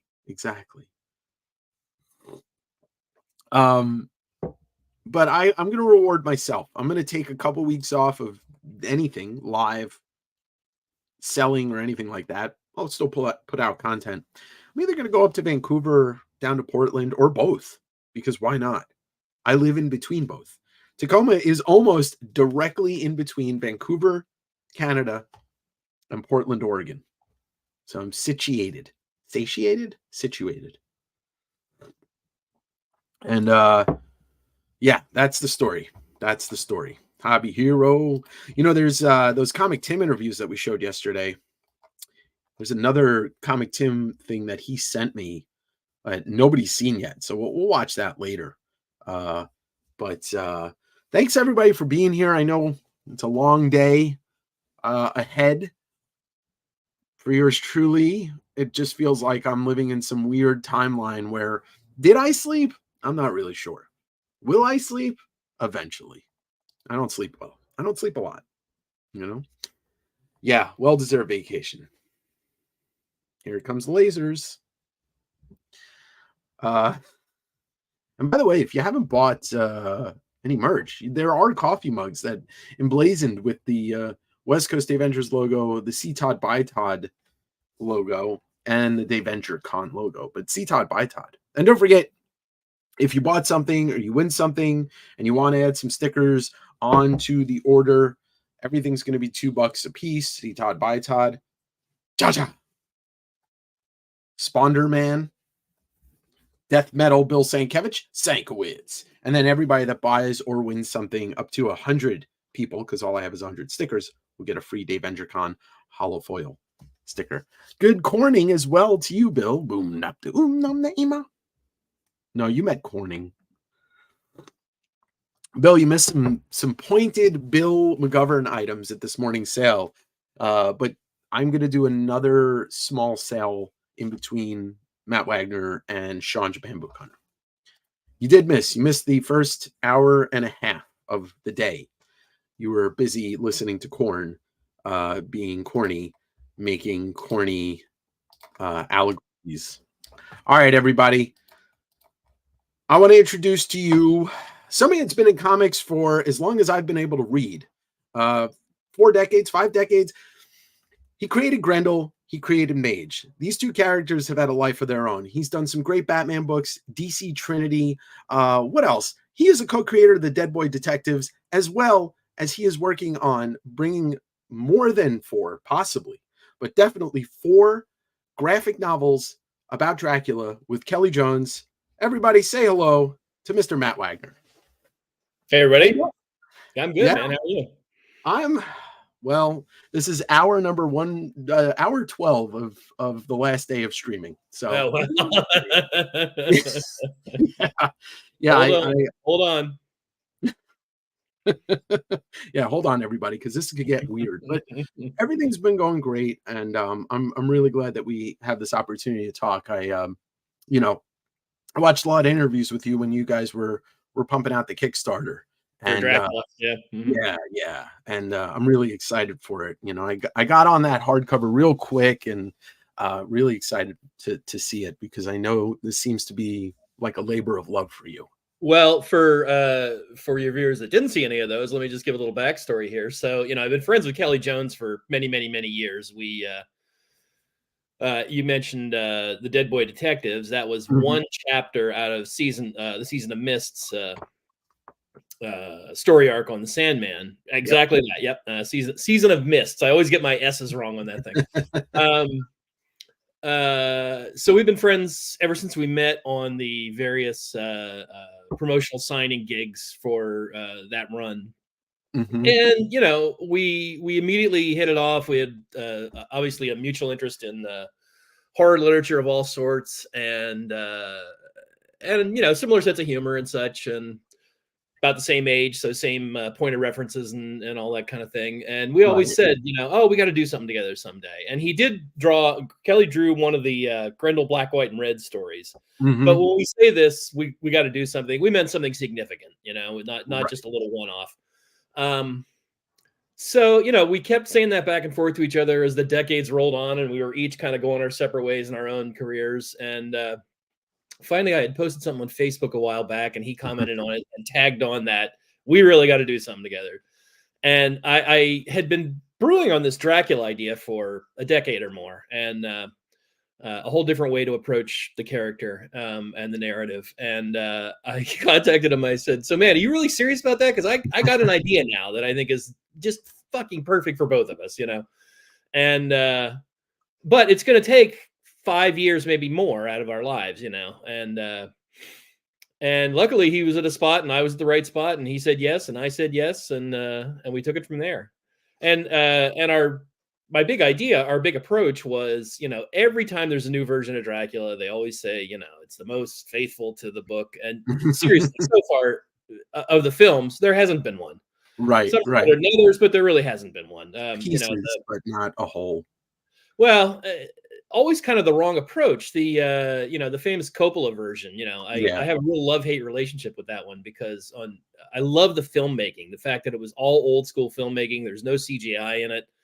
It's all old school film tricks. But you know, this whole idea that, you know, Dracula sees Mina as his reincarnated lost love, that's nowhere in the book. There's no evidence of that at all. Dracula is not a romantic character. He is just a monster. Yeah. And so my idea was let's really stick to that, but as opposed to just doing another adaptation of the novel, of which comic book wise there have been many over the years. Right. I said, you know, there's the thing about the novel is Dracula is this indelible character, and yet he's hardly on screen at all. He's there on screen when Harker goes to the castle at the beginning of the book. Then once he goes to London, he's gone. He's invisible the entire time. So there's all these really cool. I let me backtrack a bit. I equate it to Hannibal Lecter in Silence of the Lambs. Right. You know, the most indelible character in that film. He's on screen 16 minutes. Also, Jaws. Well, yeah, of course. Yeah. The shark you hardly see at all. Yeah. Yeah. The shark doesn't have a lot of personality to him. But there's all these really terrific hints and allusions to Dracula and his background and his history and such. So my idea was, let's show all the stuff that isn't the novel. Let's start with the first one is his story of how he becomes a vampire, and then move forward through time. But we will not see any of the events of the novel. We won't see Harker. We won't see Van Helsing. We won't see Mina. But we have plenty of story to tell other than that. So it's like jazz. It's everything that happens in between the notes. Yeah, true that. Yeah. How much? I mean, man, I don't know if you've seen any of the art, but it looks like Kelly was just born to draw this. You know, it's as you said, a labor of love for both of us. You know. Yeah, and it's funny because growing up, I remember my friend handed me Red Rain, Bloodstorm, and Crimson Mist, and I never read Kelly's. I never read a book that Kelly did. I only was familiar with the covers during like the Nightfall run and stuff. Yep. It's still my favorite Batman story of all time. Like, no offense to Batman Grendel, but it's still my favorite Batman because it's Doug Munch, you know, like he does great horror stuff, but Kelly is born for it. He was born to do that. And so when I saw the first couple of pages that you showed off, and when they showed it off on Kayfabe, I was like, wow, like I am beyond stoked for it because, you know, it's you and Kelly. How much? Let me give a little shout out to our colorist. We have Jose Villarrubia coloring it. Yeah. And I will say this is a little telling tales outside of school, but we had somebody else lined up initially, and I had a certain approach that I wanted with the color, and I gave this person, very famous colorist, I gave this person these notes, and it was quite a while before they turned anything in, and then it was the exact opposite of all the notes I had given. Wow. And I was just like, no, we can't move forward with this. We're dropping you. And luckily Jose was available. And my approach was that, you know, so many times I look at Kelly's art colored and I'm really dissatisfied with it because people try to color him too dark. They're like, oh, he's dark and moody. I'm going to color dark and moody. Well, no, he's already drawn all the dark and moody in there. You know, you need something vibrant so you can see all that line work he's done, you know? So I ported Jose to like Italian giallo films, you know, which are very brightly lit. So I said, go look at Suspiria by Dario Argento and go look specifically at Black Sabbath by Mario Bava. Both of which are like lit up with neon colors, and they're really cool and scary. And he really took that to heart. And it really, coloring wise, it really has an old school vibe from the from the period of books that, you know, Kelly and I grew up reading. So that was a Right. real thrill for us to have that all come together. And Villarubia has been on a, you know, he's been on a roll lately with the He really Corbin has, yeah. and the Swamp Thing. Like he is primed to color stuff that looks like it would, you know, even though it's a new book, it would have the feel of something from the 60s, 70s. Yep. Yeah. So really super excited for it. Yeah, I, you know, I've never read Bram Stoker's Dracula. I'm familiar with it from a standpoint of like you've, you know, talked about, like he is maybe the most famous literary character of all time. Although I'd like to point out that Batman is probably that holding the top second spot at this point. Well, if you're going to include visual storytelling too, Yeah, I'm talking about yeah. just sheer prose. Sure. And from what would be considered classical literature, you know, I mean, the other kind of natural contender is Sherlock Holmes. Sure. Yeah. And sure, Sherlock Holmes really integrates into almost every aspect of culture worldwide, but kind of Dracula more, you know, like there's literally not a corner of the earth you could go to and say Dracula and they wouldn't know who you meant and what you meant. Especially because, like if you take the fact that vampire as a word is also worldwide, we know, you know, everybody can associate the two. Speaking of Dracula, I'd like to say hello to our friend, actual Dracula, who's in the house. Actual Dracula, right on. Yeah. But yeah, that is pretty interesting. I don't know if you've ever done a Sherlock story, but at this point now you're gonna have under your belt Dracula stories, Batman stories, and maybe you should do a Sherlock story at some point. It's funny you should say that because I've been last couple of weeks I've been listening to audible versions of Sherlock stories on Spotify as I'm working. I have those running, so that's kind of neat. So let's go back to the beginning, or you know, go back. Your first comics and first artists that inspired you, but more so, I'm actually interested in when did you become a history buff? Because your comics are loaded with factual, you know, architecture, history, times, and places that were real. That we try and keep accurate. Yeah. I mean, in fact, in Dracula, one of the people that, you know, we had helping us run the campaign said to me at one point, there was one particular line I had, and he said that line takes me out of the time period. Yeah. And I went and reassessed it, and I was like, yeah, he might be right there. So I switched it and niggled it to make it fit a little better. My love of history basically comes from a voracious reader. My mom was an English teacher. I was an only child. And so she, you know, I grew up kind of out in the country, not near a lot of playmates. And she encouraged me to read. And, you know, the more you read, the more you become interested in all sorts of things, you know. Sure.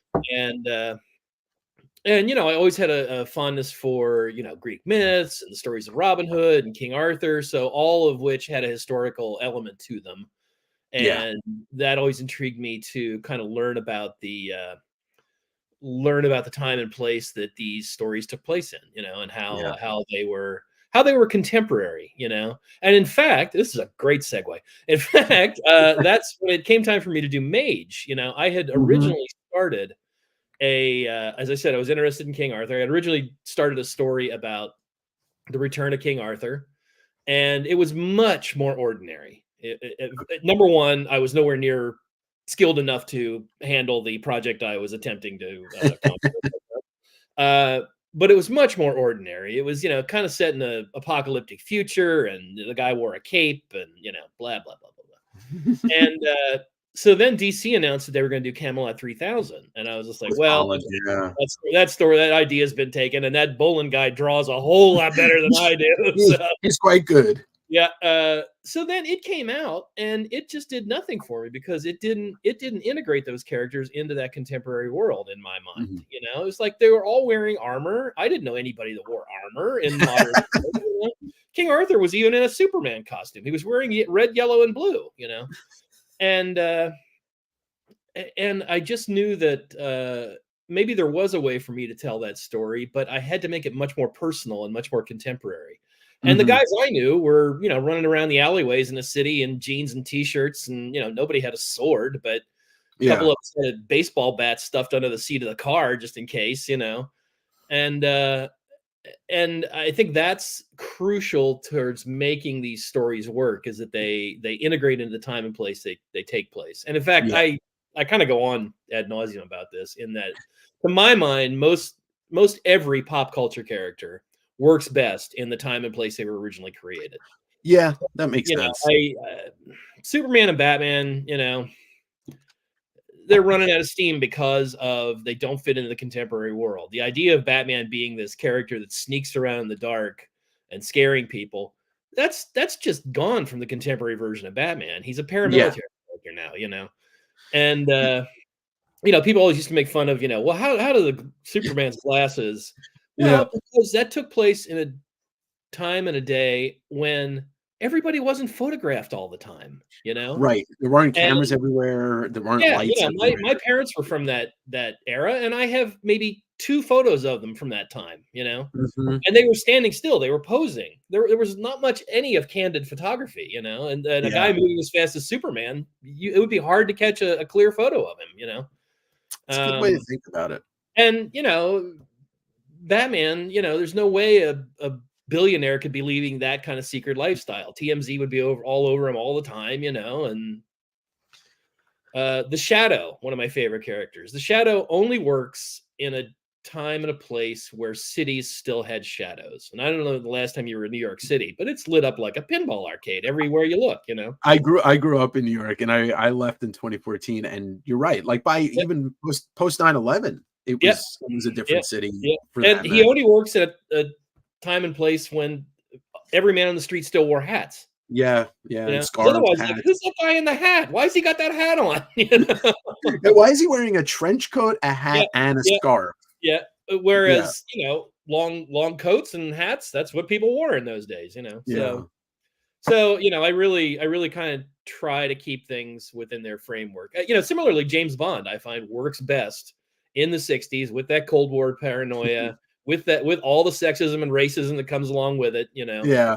Um, I mean, there aren't there are still people creating movies, music, books, and stuff in time periods that really connect with people. But you're right, it definitely you can't, they don't have the same feel. It's probably why I've never been a Superman fan, honestly, is because those stories, they didn't work for me as a kid. Although there are some, like For All Seasons is one of those books that like I could read endlessly, you know.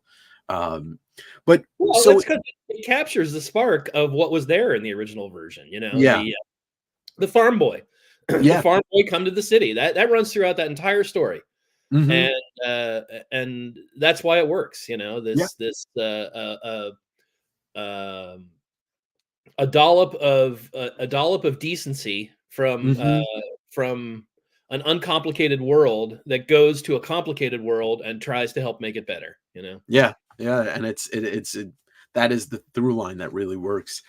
So one of the things I've always wondered, look at Mage and you look at Grendel, and the art style there's definitely differences in it. And I know where Grendel comes from, obviously inspired by Beowulf in the name. Where does the design come from? Like, what were you inspired by on the design of Grendel? Because very unique design.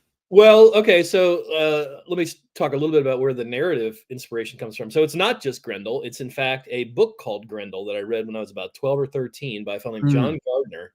And it was the story of Beowulf, but it was told from the point of view of the monster. So it was sympathetic to the monster. And that really kind of threw me at the time. Mm-hmm. And then when I was about 17, discovering the works of Michael Moorcock, specifically the Elric saga. Right. And Elric was an anti-hero like none I had ever seen before. He was a character who you really were with and rooted for. And he does a lot of terrible things. He ends up killing almost everybody that's dear to him, you know? And that really kind of shook me, you know? I mean, you grow up with these heroes and, the idea like in Superman where, the bad guy gets caught and he gets his comeuppance. And then the older you get, you look around the world and you realize, that's not the way it works. There's a lot of times the bad guy does not get caught and does get away with everything, you know. Very true. And so all those things kind of added up to me wanting to come up with a character that was not a good guy, you know. And you got to remember at the time, anti-heroes were not a big thing in comics, you know. DC and Marvel had both tried to feature villains as lead characters in some of their comics. Never worked. DC did a Joker book way back when, only lasted 2 issues. Can you imagine that nowadays? Yeah, You and know, then the yeah, it is uh, kind of nuts. Marvel did a thing called Super Villain Team Up that would come and go. You know, it'd last for a couple issues and they'd kind of relaunch it again, but it never really took. And the reason was those weren't the main characters, and you knew they weren't the main characters. Yeah, You know, whereas I wanted to do a book where the bad guy was clearly the main character. You know, and yeah. so I sat down to try and design this sleek ninja-like Zorro-like kind of costume. And I chose to use a two-blade. I always loved the idea of a sword cane. There's a great romantic element to that. Yeah. And I chose the two blades so that it would be fork-like and the accent the devilish motif. But I always thought clowns were scary. Now it's kind of acknowledged after Stephen King's It, that clowns are scary. And sat down and the original designs I did were all kind of clownish, and I just kept honing that down, taking away elements until we ended up with the design as you see it. Yeah. I mean, the slashes through the eyes, evoke a kind of Harlequin sort of thing. Alice Cooper-ish. Sure, yeah. The white nose to me gives it a kind of skull, negative skull sort of look, and those slashes end up looking kind of like tusks and horns, and all that's very vague. It's not distinctly tusks and horns, it's right. not like that's what they are. It just evokes a certain flavor like that. So that's how I ended up on the design of the character. Yeah, and it's a great design. Like I've never heard anybody talk about it, but I got to imagine that maybe McFarlane might have been looking at that when he designed Venom, because No comment. No comment. Fair enough. And then, but Mage, like the art style on Mage, I see some of the earlier stuff, maybe even kind of, were you looking at CC Beck or okay, so you're talking about influences. Yeah. I would say a mid-teen. I mean, everything influenced me. Sure. If you look at the stuff I'm doing now on Grendel, you can see that I really liked heavy metal when I first discovered it. Yeah. I loved Richard Corbin's work, that vibrancy of color, the theatrical lighting. But when I was probably 14 to 15, my two favorite books were Shazam, the DC relaunch of Captain Marvel, and Joe Kubert's run on Tarzan. Okay. And the run on Tarzan is affected me more in my style of storytelling. Kubert showed me when to get big, when to pull back, when to keep it simple, how you could get away with showing stuff and not showing stuff. When I go through those Kubert Tarzan books, you look at it, there's points where he chooses to draw a lot of jungle. And then there's points where there's hardly anything there, and it's just a field of green. Yeah. And that struck me even then. It's like, wow, why does that work? My mind is filling in that jungle and he didn't draw it, So how do you get away with that? How do you utilize that to accentuate your drama to the best degree? And of course, the simplicity of Beck's drawing just always appealed to me. It was just so direct and straightforward. It had a real muscularity to it. At the same time, there was expressive cartoonishness to it. So yeah, those were I would say two enormous influences on me at the time. In my very formative years. Yeah. Beck seems to be one of those heavy influences. I'll have Eric Larson on later today, and I know he's a huge CC Beck fan. I know he is. Yeah. And I was with him. Here's a little fun story. I was with him at a con in New York, and I didn't know that he lost his house in the big Berkeley fires one year. Yeah. And he had inherited an almost complete collection of Captain Marvel from his father, and he lost it all. So he'd been slowly replacing it, and he reached under his chair and pulled out a copy of Wiz Comics #2. I was like, wow. Good start. Yeah. He's a huge fan. Yeah, and he talks about it a lot, and influences always fascinate me. And in that, I know I've heard you talk and I've seen you wearing shirts saying so, but you're a big like 70s punk fan. The New York scene seems to be specifically, and you were in Philly at the in Pennsylvania, right, at the time. Yep. Did that play a big role, like the music play a big role in your comics creation? And It always does. Yeah. And in fact, here's a funny story, something I have coming out very soon. So my son's a big fan of Last Podcast on the Left. Mm-hmm. And he turned me on to it. And through it, I discovered a sister podcast, the main guy, Marcus Parks, does with his wife, called No Dogs in Space. And it's a deep dive into all my favorite bands, you know, the Ramones, Velvet Underground, New York Dolls, the Replacements, Patti Smith, et cetera, et cetera, et cetera. Yeah. So I love that podcast so much that I sent them a little kudos email on to their Gmail account. And Marcus got back in touch with me, and he's like, "Oh my God, I'm a huge Sandman Mystery Theater fan, you know." And so he said, "Would you be possibly interested in collaborating and drawing something I'm going to write?" And I've almost never done that in my career. I've only worked with other writers about 5 times. But he said it's going to be a story of about Sid and Nancy. Oh, nice. Nancy. So I did it, and it's coming out in the next volume of Last Comic Book on the Left. Is and in that fact, published by Z2? That's published by Z2, and that comes out. It's a big, thick, you know, like each issue is like a big graphic novel size thing. Yeah. But our story, they're also going to issue as an separate ash can, all of its own on newsprint. So it'll have a real vibe to it. Yeah, yeah. I love that. Most of those things I do these days, that one's colored by my son Brennan. Right, and he's gotten into it, and that's really great. Going back to the music thing. Did you ever catch a show at CB's? No, CB's kind of. By the time I got up to that area, it was kind of well past its prime, and it just wasn't in those kind of bands anymore. I did manage to catch the Replacements a couple times, but never saw the Ramones. Yeah, well, you know, I was lucky enough to see the Ramones when I was like 15 or something at Lollapalooza, and it was like I knew who they were, and I knew I want to be sedated, so I was like totally into it. Yeah. So Comico, where you released Primer, you know, your first Grendel story, your first published work is Primer 2. The one thing I wanted to ask about that, Primer 5, and I wasn't old enough to be buying books, but Primer 5 is the first Sam Keefe. Did you meet him when he did you guys I was the editor on the book when his story ran. So that was years later when I was working on Mage. It became clear that I was not going to be able to handle everything because I was writing it, drawing it, and coloring it. The only thing I wasn't doing was lettering it, but I didn't have enough time to do them all. And at the time, coloring had become so important to me that if I was going to let anything go, it was the inks.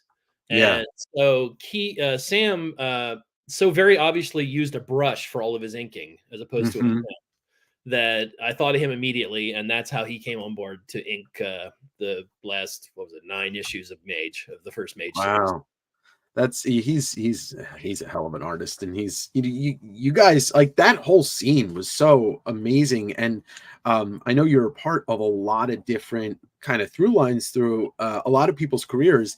And somebody I recently had on the show a couple weeks ago, one of your really good friends, Mike Allred, you're responsible for kicking his career off. Yeah, so he says. Yeah.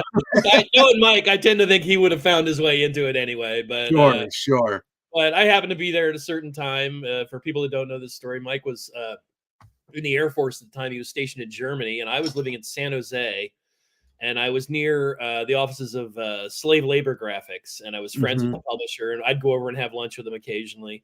And one day I'm over there, and he goes, "Look at this, man!" And he pulls out this art drawer. He's like, "This guy in Germany keeps sending me like these full size paintings, you know, and they were really cool." And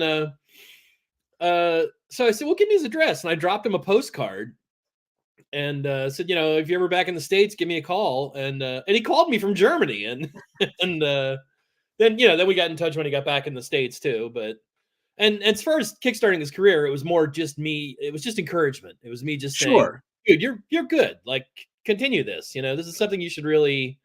You know, I wouldn't bullshit you. You have a real skill here, and you have a chance, and you have a work ethic, and you know, you should really, if this is what you want to do, I'd say give it a shot. You know.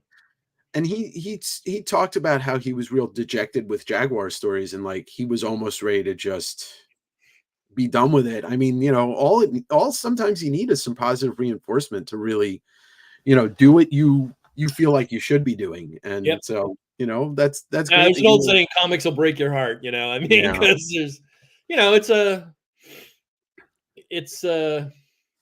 to be frank, it's not the sort of money-making venture like music can be and Right.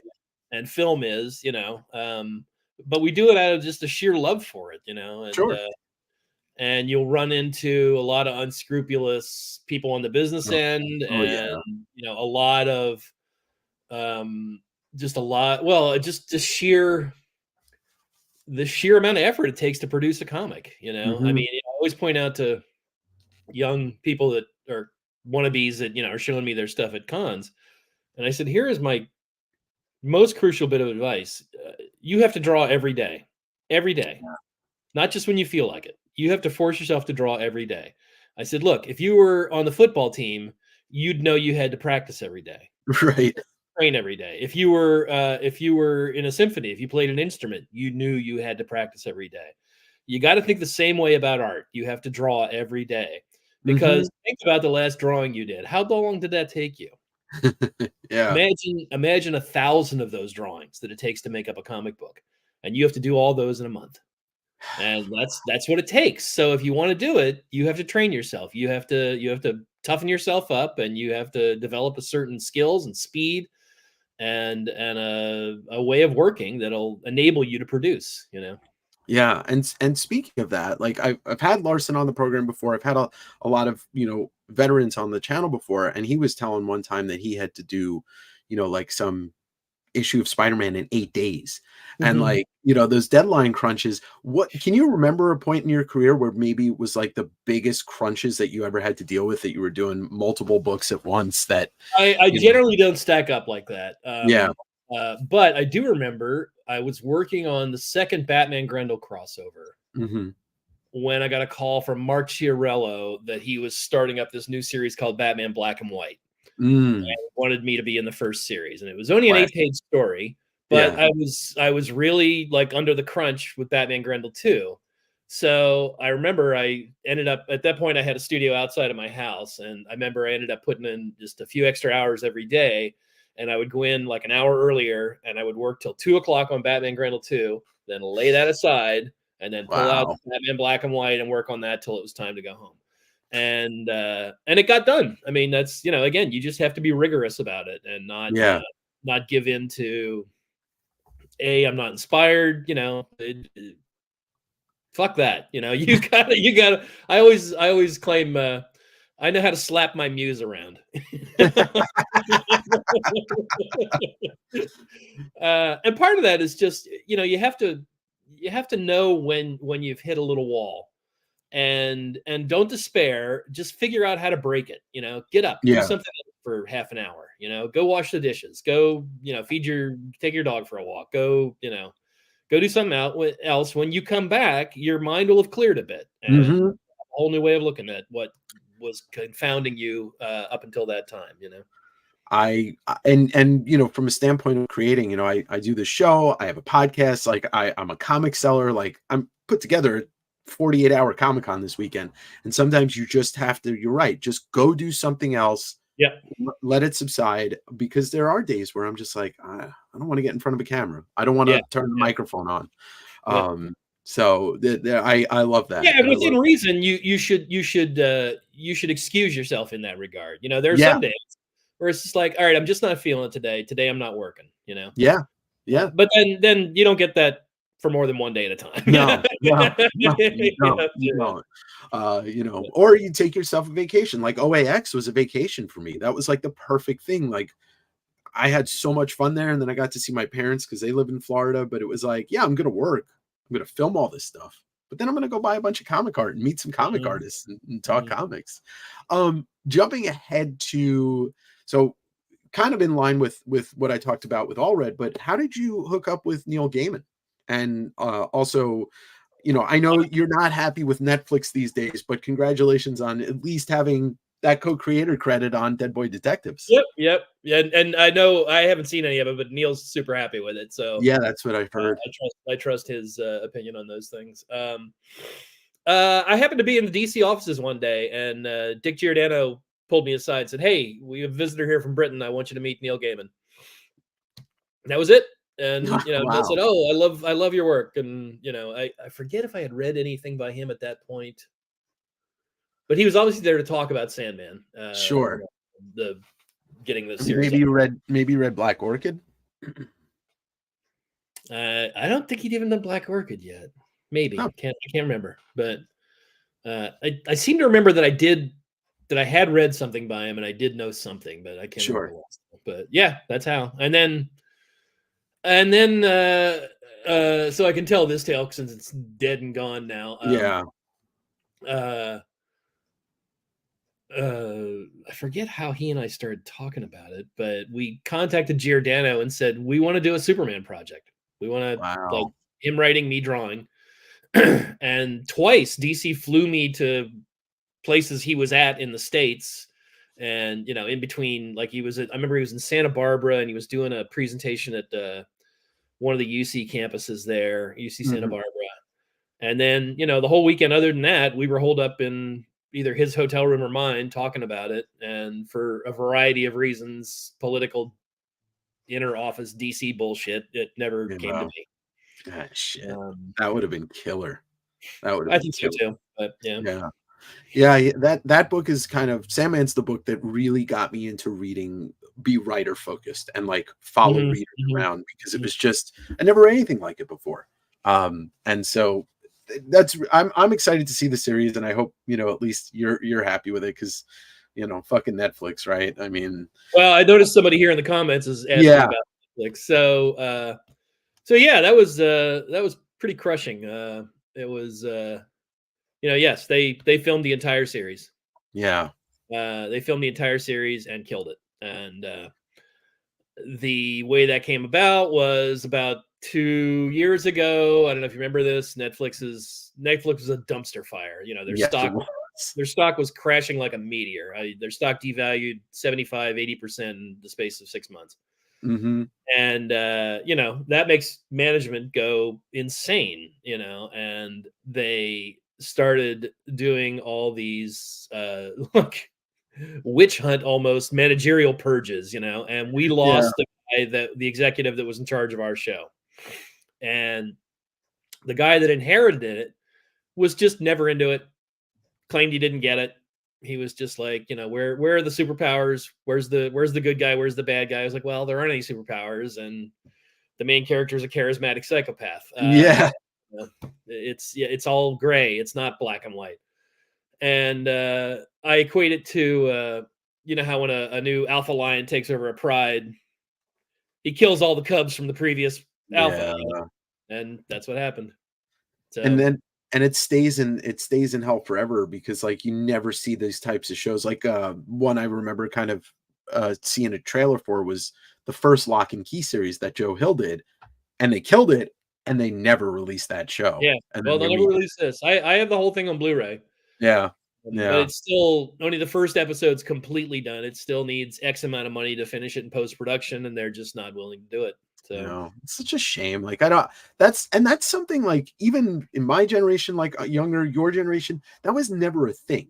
Like they never filmed stuff and then killed it for a tax break. That was, you would never hear about anything like that.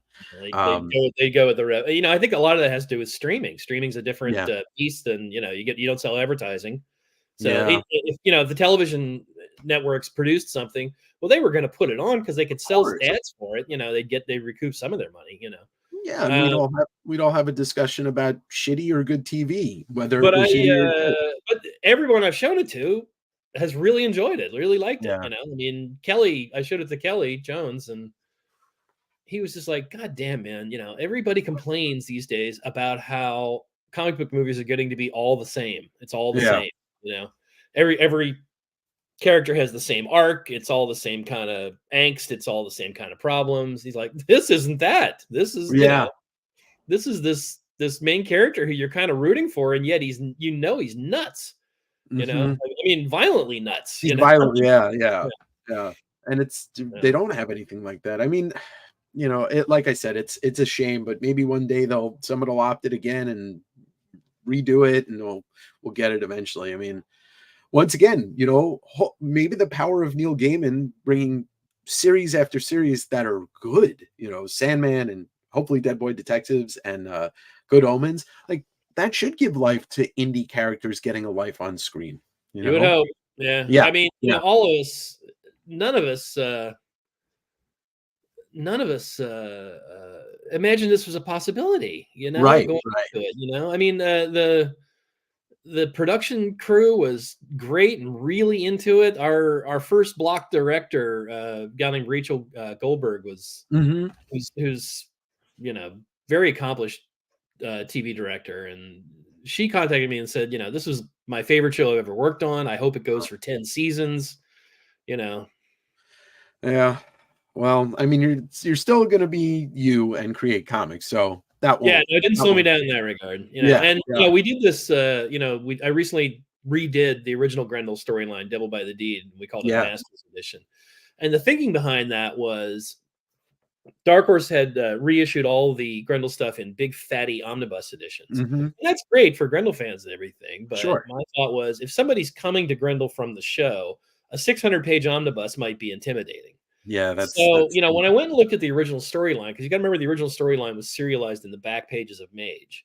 So Devil by the Deed, the original Hunter Rose storyline, which I have since expanded on with a variety of short stories, but the original storyline, the core storyline, is only 37 pages long. Well, it's I had considering the, you know, legacy it spawned, that's kind of shocking, right? So I approached Dark Horse and said, "Look, let me just redo Grendel and the original storyline, which is the template for the show, and that'll give us, you know, a more moderate sized book, and so at least we got this beautiful book out of it because I was really happy with the way it turned out." Yeah, the original. I used to have the original magazine size trade paperback with the Alan Moore introduction, which was pretty cool.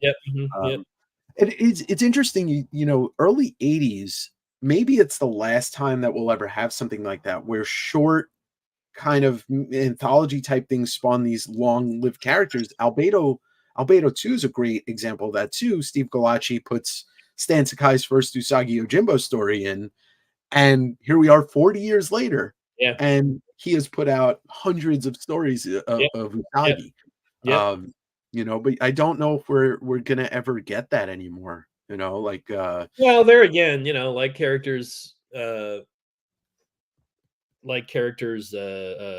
to their time and place. I think artistic movements belong to a certain time and place too. So, you know, the publishing zeitgeist and motifs have changed, and I don't know. I think you have the same thing with certain web comics, you know, where something starts out kind of slow and picks up steam and develops into a much larger narrative based on a few brief appearances, you know, on some other site, you know. And I like what Distillery's doing right now with their stuff, and who knows what that's going to spawn, you know, like if those characters and stories will continue on in years. But one person I wanted to ask you about, because I had Mahfoud on, I had Allred on, and you are right at the top of the working with Kevin Smith when Kevin Smith decided to start making comics. Was Oni Double Feature was the beginning of the View Askew verse, and I drew his first story. Yeah, and so how did that come about? I met Kevin, and I forget what year it was, but it was just before Mallrats came out. He had just finished filming Mallrats.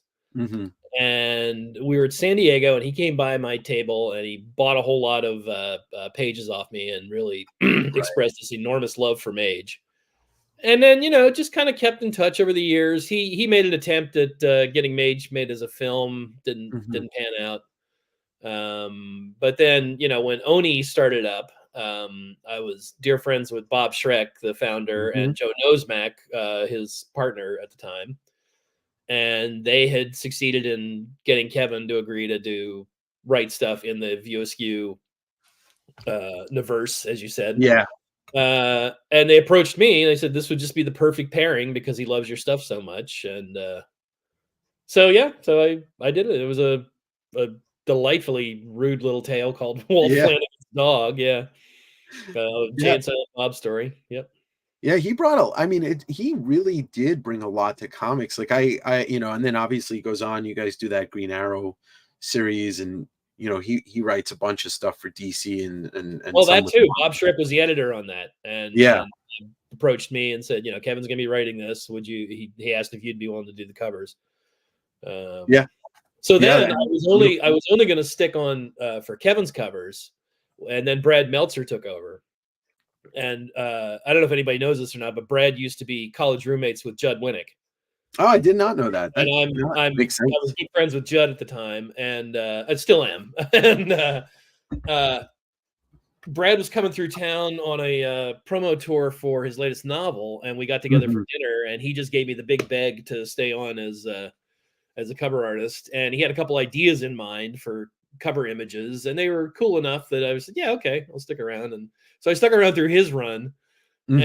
And then Judd took over, and Judd gave me the whole sob. Well, you're going to do my covers too, right? And I did a bunch of his before finally, and then I was just like, all right, guys, I'm about Green Arrowed out. I gotta. Yeah, that's a long time to be doing Green Arrow covers. Yeah. And in fact, one of my favorite covers was the one towards the end of Kevin's run, where he introduced the new supervillain Onomatopoeia. Yep. Who his shtick is that he says a sound effect, basically. Snap, because I got to paint, I did all these big sound effects behind him, and they're these amazing, vibrant covers, and there was almost no green on the cover. There was one, this little arrow that he's breaking is green, because when you're doing a character that is color based, you end up using a lot of that color. And yes, yeah, like you said, Mage is just black, whites, and reds. I'm sorry. Yep. Do you? And painting's always been like a big part of your career. Do you ever still just kind of paint for fun? No. Just no. I've talked about this with various other friends. Well, Tim Sale, sadly, before he passed, we used to he and I were tight buddies, and we often talked about how we have found ourselves becoming narrative artists. Yeah, that we don't do stuff just for the fun of it, that it always has to have a narrative purpose, and so as a result, it's everything's headed towards a story, yeah. All right. Well, I mean, no imagery just for its own existence, That's a lot of musicians I know. They got tired of going to live shows because they don't want to be around live music anymore, because they're just doing it all the time. So getting a little bit deeper into Dracula, when you had the idea and you're talking to Kelly about it, was there ever a point, because I've heard both of you speak on it, but not specifically, was there ever a point where you're like, we're going to shop this to different publishers, or was the kind of the idea was like, let's go in on crowdfunding? We had the crowdfunding idea early on, or I did anyway. I said, Kelly, I've been in independent comics like since the beginning, since independent comics existed. Yeah.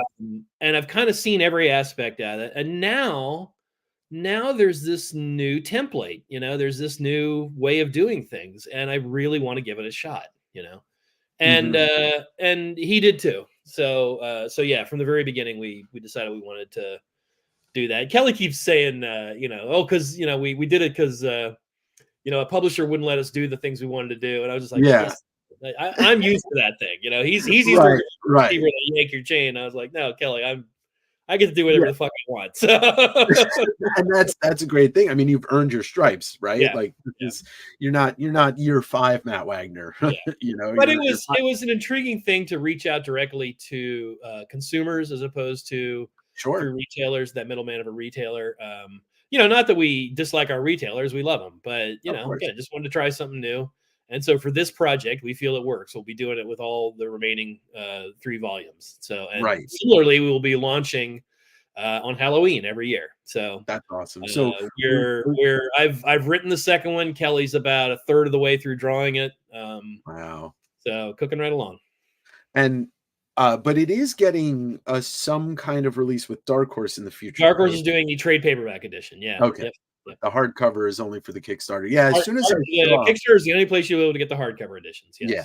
Yep. As soon as I saw, and that that worked out well, because once we launched the Kickstarter, boy, we heard from a lot of retailers that were just like, we want to be able to offer this to our buyers, and and we talked. Of course, I have this just healthy, long, ongoing relationship with Dark Horse, and I live in the same town and everything. And they were on board right away. They were like, "Yeah, that's a no-brainer, sure." So I do want to put a pin in Dracula and just talk about Portland comic shops. Now, I live there for a brief period. I'm up in Tacoma, so I go down there often. But it is the Comicopia. It is heaven on earth. Do you have a specific story that you want to talk about? Shout out, I do like to talk about comic stores on this channel, obviously, to get people to go and spend money. I guess two of my favorites would be Floating World and Cosmic Monkey. Yeah. Floating World tends to be a little more artsy, and Floating Monkey's a little more commercial, but I wouldn't claim that exclusively of either of them. You can find plenty of indie stuff and progressive stuff at Cosmic Monkey, and you can still find commercial stuff at Floating World. So right. Both run by good people that are dedicated to comics and really, I think, do a fine job of both presenting a welcoming environment for shoppers and providing lots of good material to be available to shoppers.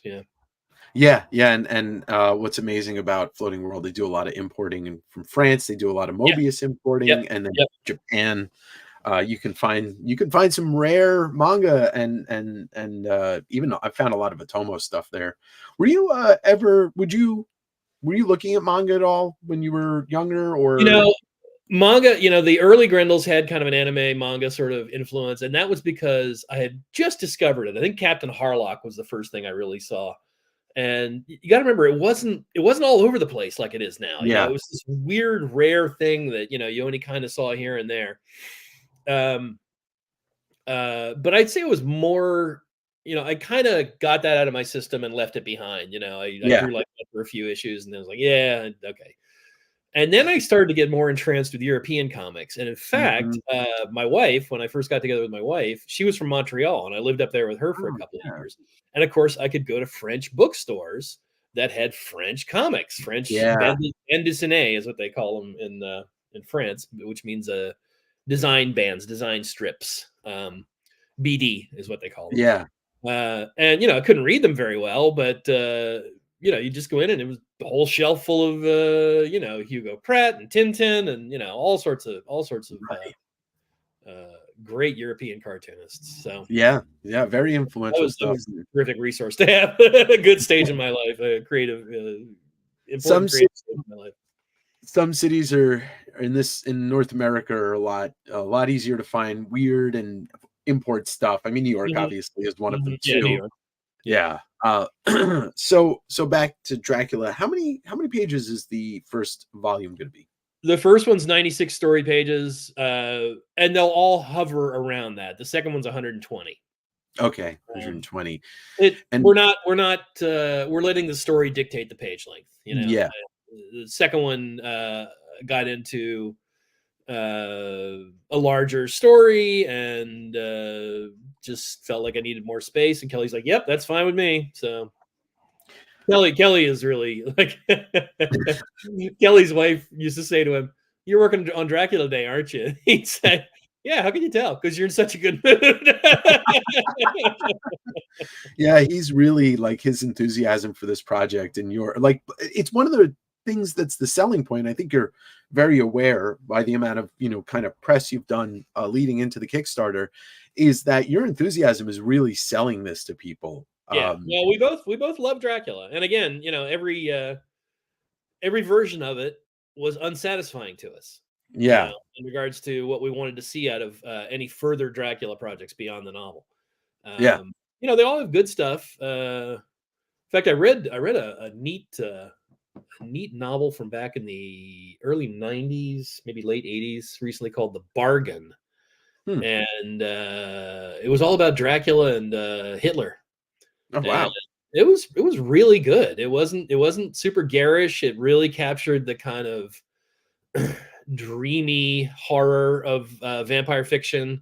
And of course contrasted it with the horror that the Nazis were bringing into the world. And really, really terrific. But we did a on a horror website called Cradle to the Grave. We did a thing where we all brought our 5 favorite Dracula films, our favorite Dracula movies. And every one of them was with the caveat of this one's good except for this, and this one's good except for this. Can you rattle off those 5 movies? I'd love to do a little research.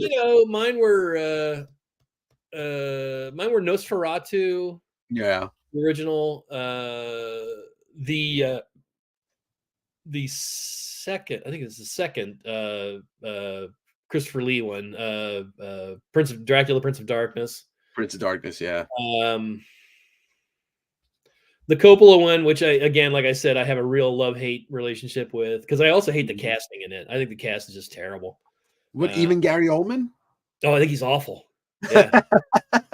Awful. I mean, he's okay when he's at the castle. Then he gets to London and he's this foppy, lovesick fool. He's not scared at all anymore, Yeah. Keanu's He's Keanu. Keanu's accent is just ridiculous. Winona Ryder's isn't much better. Winona, is supposed to, at a certain point, have unleashed this lusty inner self, and it seems like a put on. It. And Anthony Hopkins can't figure out who the hell Van Helsing's supposed to be. I mean, he's just all over the board. Now, I will say that I have since read various analyses that point out that you're supposed to assume that he has syphilis, and that's okay. And that's why he acts real crazy some of the times, because at the very beginning he's talking about venereal diseases the very first time you see him. I think the guys that played the 3 suitors, Lucy's 3 suitors, are really quite good. But I hate Tom Waits as Renfield. I think that's just kind of put on. Yeah, unbelievable. Waits being Waits. Here's what really kills me is that the final casting was down to Gary Oldman or Gabriel Byrne to be Dracula. Interesting. And Byrne couldn't do it. He was in the midst of a messy divorce and couldn't leave LA to go film where they were going to film. And I just think he would have made a much, much more interesting Dracula than Gary Oldman. Great actor. He was the devil in that. Can't remember the name of that Schwarzenegger movie, and he was the best part of that movie. Yeah. Last Days. Dave Korea asked if you've seen, and I've heard you talk about it, Last Voyage of the Demeter. Which I've heard you say some positive things about it. Oh yeah, it's got a lot of good stuff in it. It's a real clever take on what is basically just one chapter in the book. Mm-hmm. It misses its mark at the end, though. And it's funny. I saw it with my son, and we turned to each other at the end, and we both said the same thing, which was, once they got back to London, you had to see him in his human form, and instead they had him still in his beast form, but dressed up in his top hat and everything. I said, you didn't even really need to see him. All you needed to see was a human hand and hear his voice. You had to know that he could put this on, that he wasn't always that bat creature thing. Yeah. That was an unleashed primal version of himself that when he was out to sea, But part of my approach to the character is that he, in the book, he's so much more powerful than any other vampires we see. And granted, we don't see many other vampires, and every other vampire we see is a woman. But he can control the weather, and he can command beasts, and he can change form. The other vampires, we see all of them, they can turn into a mist, and they can ethereate through things. But my idea was, how's he have all these other powers? So we explain how he does, also based on something from the book, mentioned in the book. Additionally, I was just determined that he had to have a truly unique way that he became a vampire. I couldn't just have another vampire bite him. That's boring, and that doesn't make him Dracula, Right. There has to be a reason that he's the big badass vampire, and we give it a reason. We give it a good. He has a very unique origin. Yeah. Was there any what other, besides that actual original book, was there any other Bram Stoker research that you were able to do? Maybe, like, I don't know if he has any notebooks and stuff like that. So there's a really great, sadly recently deceased horror historian named David Scull. spelled Skaal. And he wrote one of my favorite histories of horror called The Monster Show. Okay. Wherein he equates Europe and America's fascination with horror dovetailing with the end of World War One. And the reason being, you had, for the first time, you had these just horrible, horrible engines of war that would cause these just terrible, terrible wounds. And medical science had just caught up enough to where we could keep these people alive and send them back to society. So all of a sudden, you know, your loved ones were coming home and they were monsterized. Right. You know, and you were faced with atrocity in a way that you couldn't escape and couldn't ignore. And anyway, Skull wrote several books about. He wrote one called Hollywood Gothic that was all about the journey of Dracula from book to stage play to the pirated version, Nosferatu, to ultimately the Lugosi version. You know, the Lugosi version is unique in that was the very first American horror film to feature the supernatural, and there's so many terrific silent horror movies. They always have a rational explanation. You know, Phantom of the Opera is just a deformed guy. You know, the characters in London After Midnight, that's not really a vampire. Dracula was the first American film to feature the supernatural. I did not know that. That's why it had such a huge lasting effect, you know. Then Skull also wrote a big, thick biography, exhaustive biography of Stoker that I read called Something in the Blood. You know, Stoker and the creation of that book, you know, he wrote a bunch of other books. None of them are any good. Of course. You know, they're real, like, tepid pot boilers that don't really gel in any way. But I don't know, something like the muses struck and the lightning struck and something really worked with Dracula. Yeah. He was J.D. Salinger of horror, you know? Yeah. Well, and, you know, he was inspired. I don't know if you know much about Stoker's life outside of being an author, but he was a theater manager. He was originally an Irish civil servant who later moved to London. He loved the theater and he wrote theater reviews. And he moved to London and started working at the Lyceum Theater as the manager for that theater, which was had one incredible star performer, a fellow named Henry Irving, first actor who was ever knighted. Wow! And if you go and look at Irving is who he was describing when he described Dracula. This tall, imperious, aquiline-featured son of a bitch, and Stoker had this real, like, Dracula and Renfield sort of relationship with Irving. Irving was very abusive of him, but Stoker was incredibly dedicated to him. So obviously all that fed into the narrative, you know. It's kind of wild when you think somebody, Derek brought up a point of the Dracula puppet opera from Forgetting Sarah Marshall, and that's great. It is great. It kind of made me think though, like, look at, you know, Bram Stoker writes this book and this character, we go through the ages like you were just saying, and a lot of us grew up watching the Count as a Sesame Street character. Well, this is what I mean about how much the image of Dracula has bled into society as a whole. Again, you can go to the most undeveloped part of the Philippines, of India, and you say Dracula, and an image is gonna come to their mind. They're gonna know who that is, you know. And it does permeate culture in a way that you could probably sit down and write like a thesis about all of these things that have come. You know, like the way we talk about garlic is a joke sometimes because of vampires. You know, I mean, people do this as a joke for certain things that don't have anything to do with vampires. It is such a fascinating thing, and I'm really excited for the books. Obviously, what else? Anything else we can expect from this first story that, you know, without going far into spoilers? Well, so it takes place back. It starts in the mid 15th century, 1450 something, and again, there are a few vague references in the book that I can't believe nobody's ever done anything with Mhm. about how he trained to get these extra powers, about how he is Okay. basically a necromancer outside of being a vampire. And you know, I mean, I'm you know, I have some history of writing, you know, likable evil characters, you know, Yeah, yeah. you characters that you're fascinated with, you know, again, like Hannibal Lecter, like Hunter Rose. I said, you know, imagine this is Darth Vader telling it from his side of things, you know.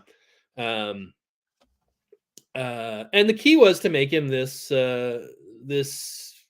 imperious son of a bitch, like I said, you know, this Yeah. guy who is a leader and feels that he's ordained to have things his way, you know, and doesn't compromise Megalomaniac. for anything, you know, and isn't really a romantic character, you know. Right. There's bits in the book when he interrupts the brides when they're getting ready to feed on Harker, and they kind of whine about how he used to love them. Mhm.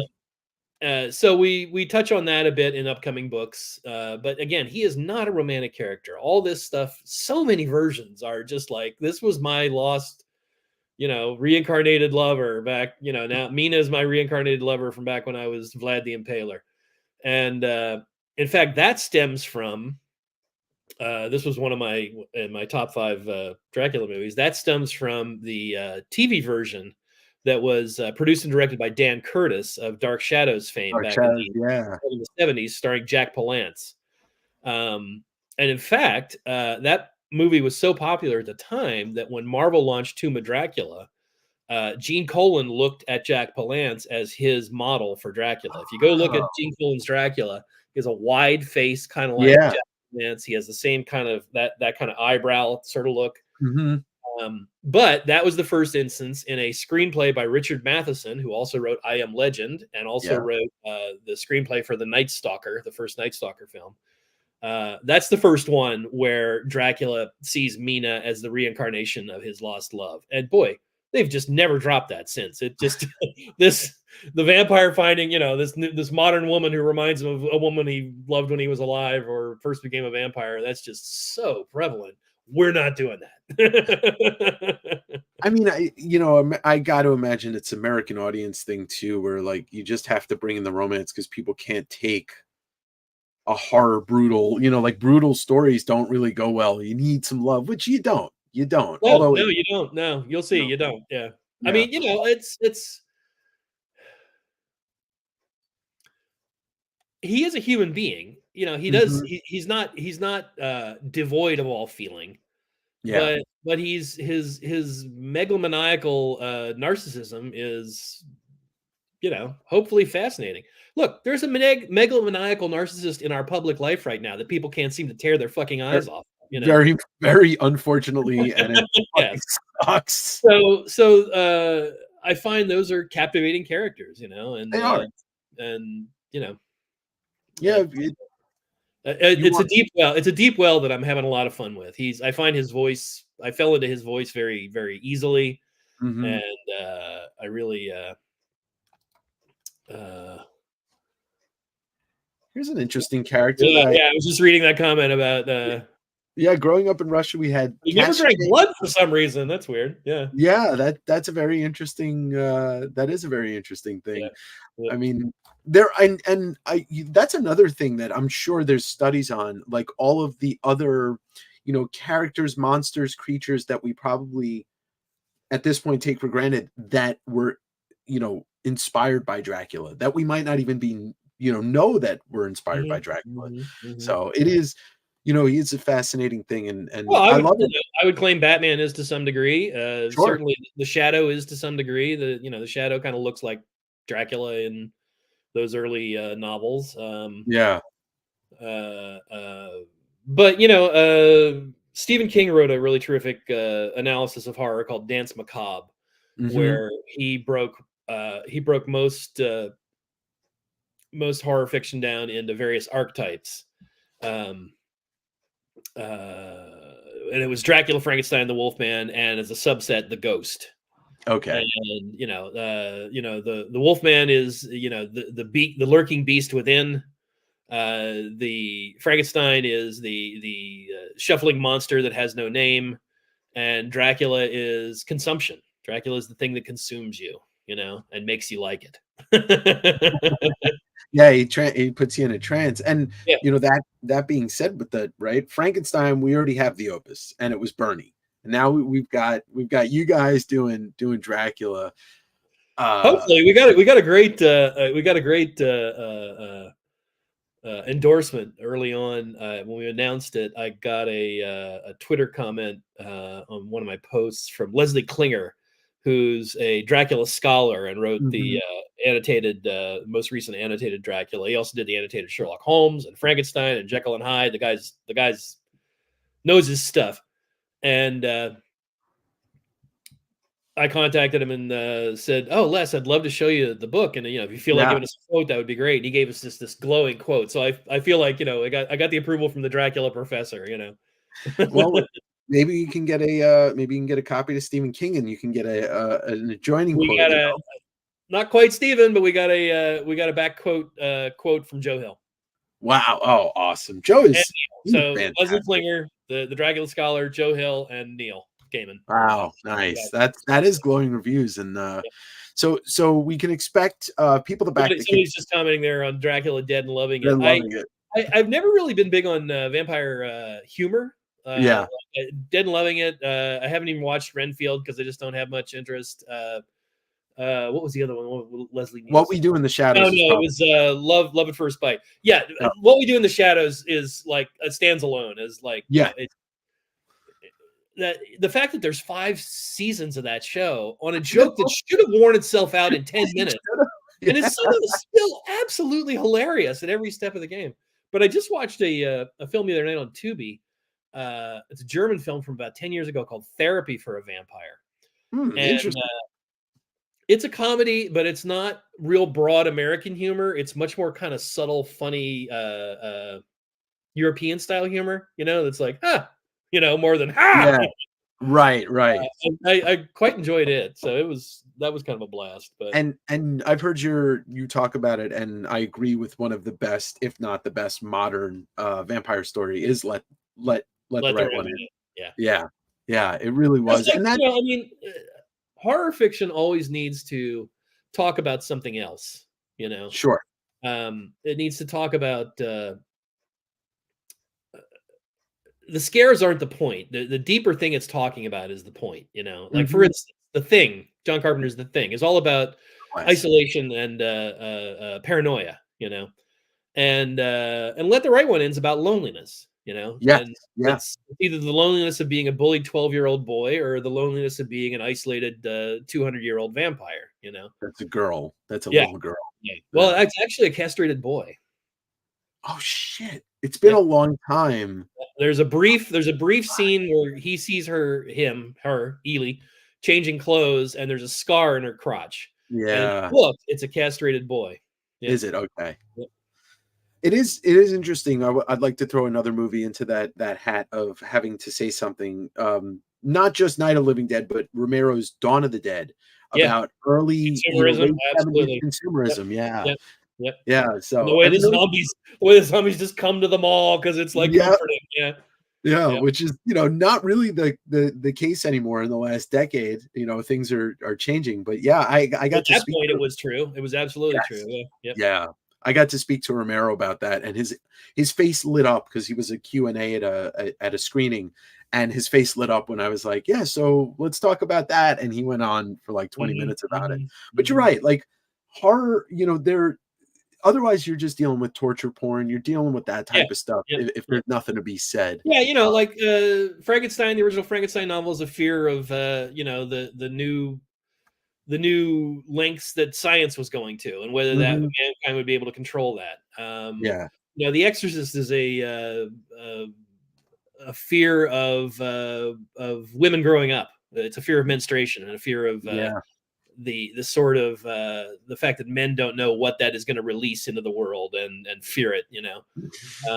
Rosemary's Baby, fear of pregnancy. The fear of, in this case, it's the woman's fear of pregnancy. Rather than the men's fear. By the same author, Ira Levin.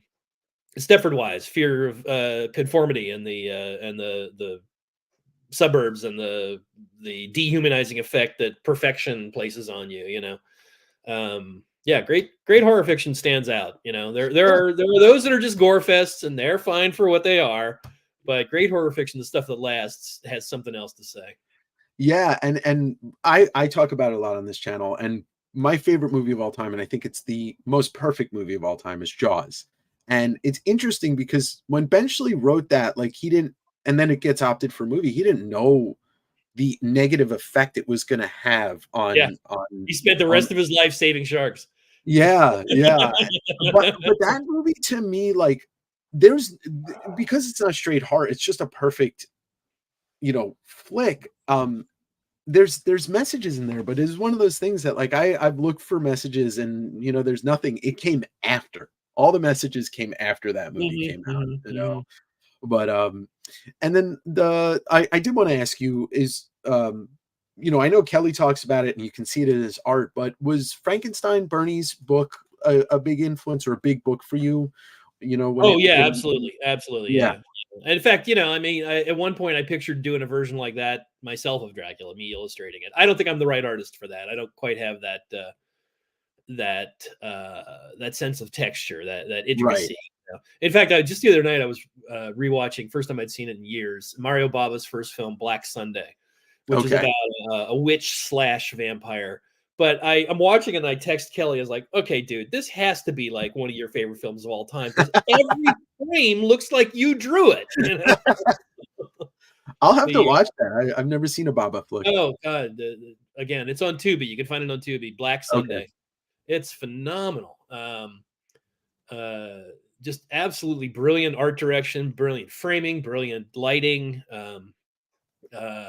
It's dubbed in Italian, so it's the acting's stiff, but boy, it's certainly great to look at.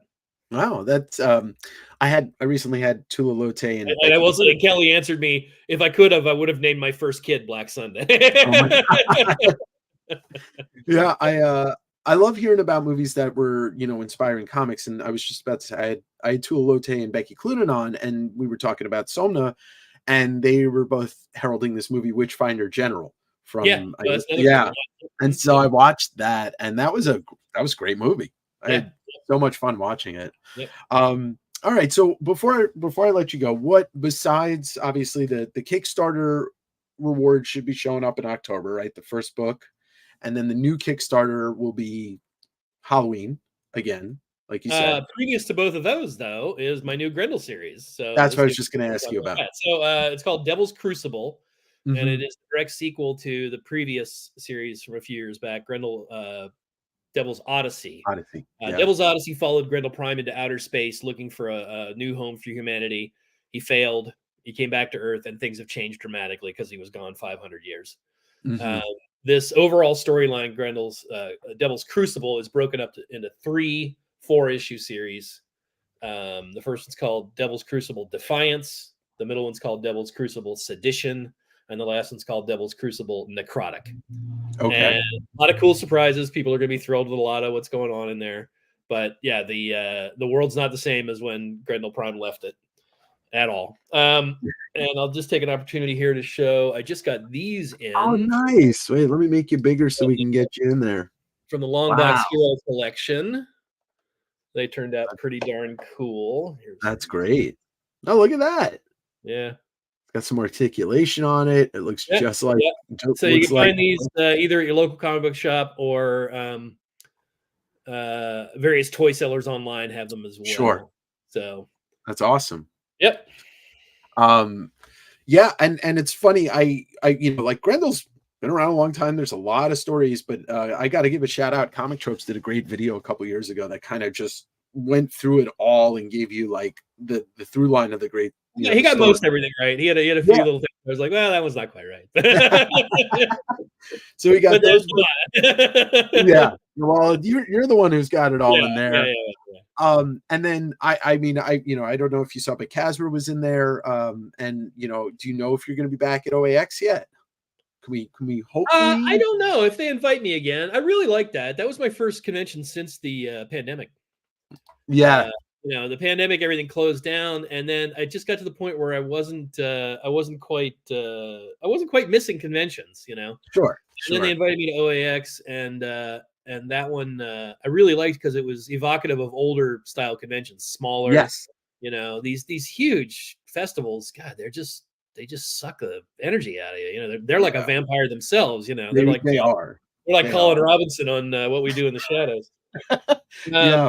From that I'm doing a one-day show in Memphis in about a month from now. It's May 18th. It is at the main branch. I forget the name. The main branch of the Memphis Public Library system. Oh, cool. Gene Haw and I are the two guests. Again, just a one-day show. After that, in August, I'll be in Houston. And in October, I'll be in Cincinnati. Okay.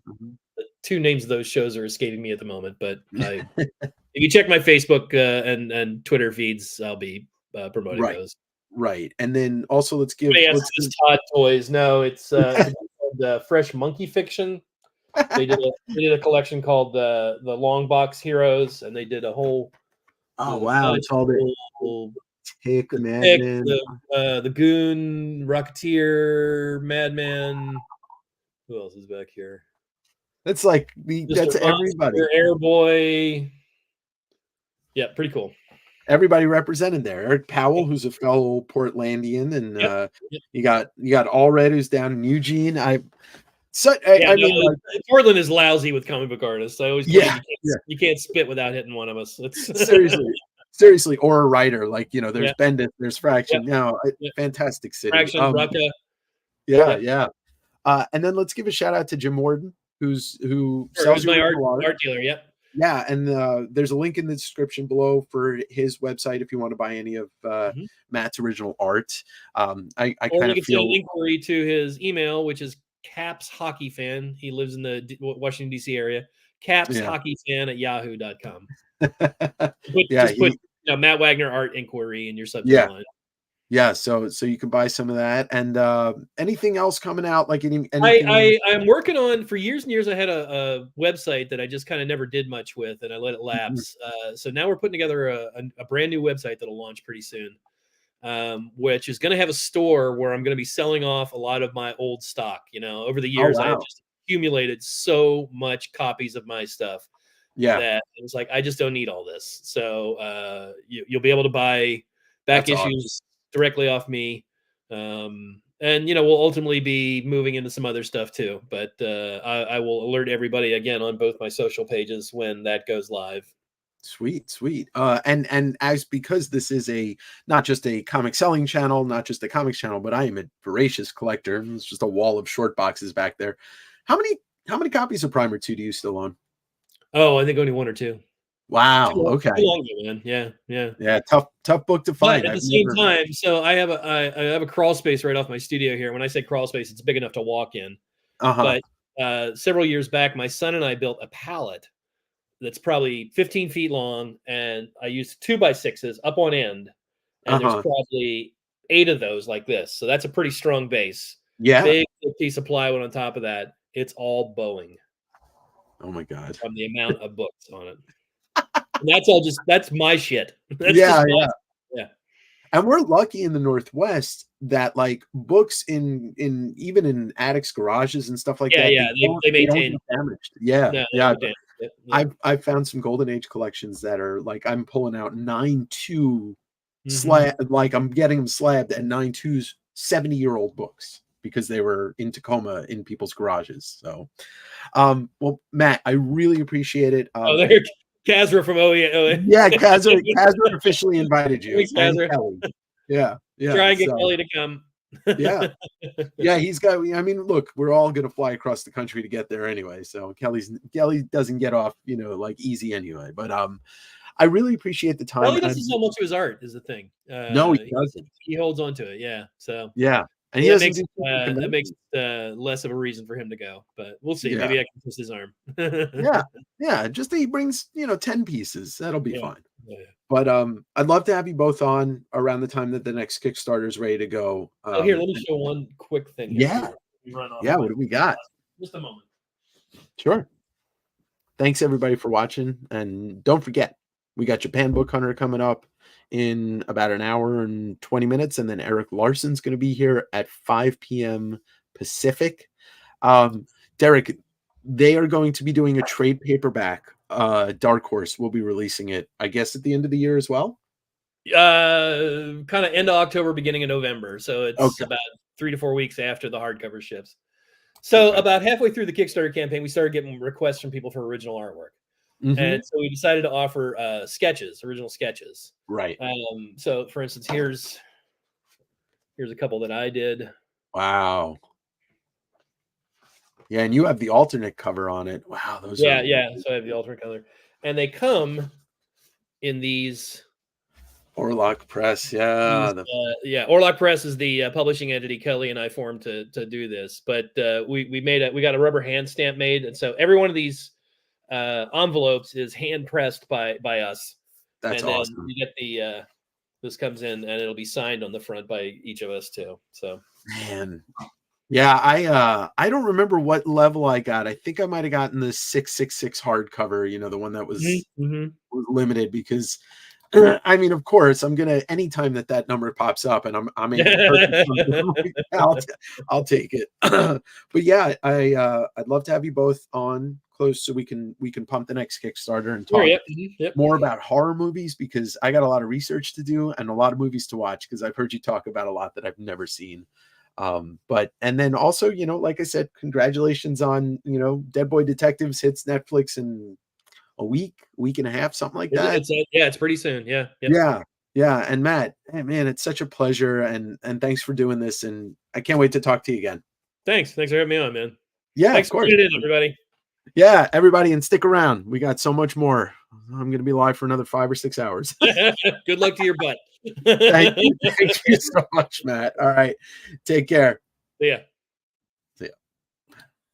All right, everybody, that was absolutely fucking fantastic. And you know, Matt's created so many great characters that have been around since, you know, the 80s, and he keeps doing killer stories. And obviously Dracula is you know, it's going to be a project that lasts 4 or 5 years or so.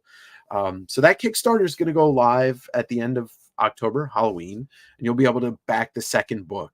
But the first book got funded very, very quickly. And then, you know, they'll be releasing a trade paperback. Kazra, Matt doesn't seem like he wastes a second of a day. And it was so nice of him to come and do this. We had been talking for a bit. I had made a little error when I originally emailed him, and the wrong name was in the email. Let's just say that. But all right, y'all. So it's 1 o'clock. I'm going to take like a 10-15 minute break.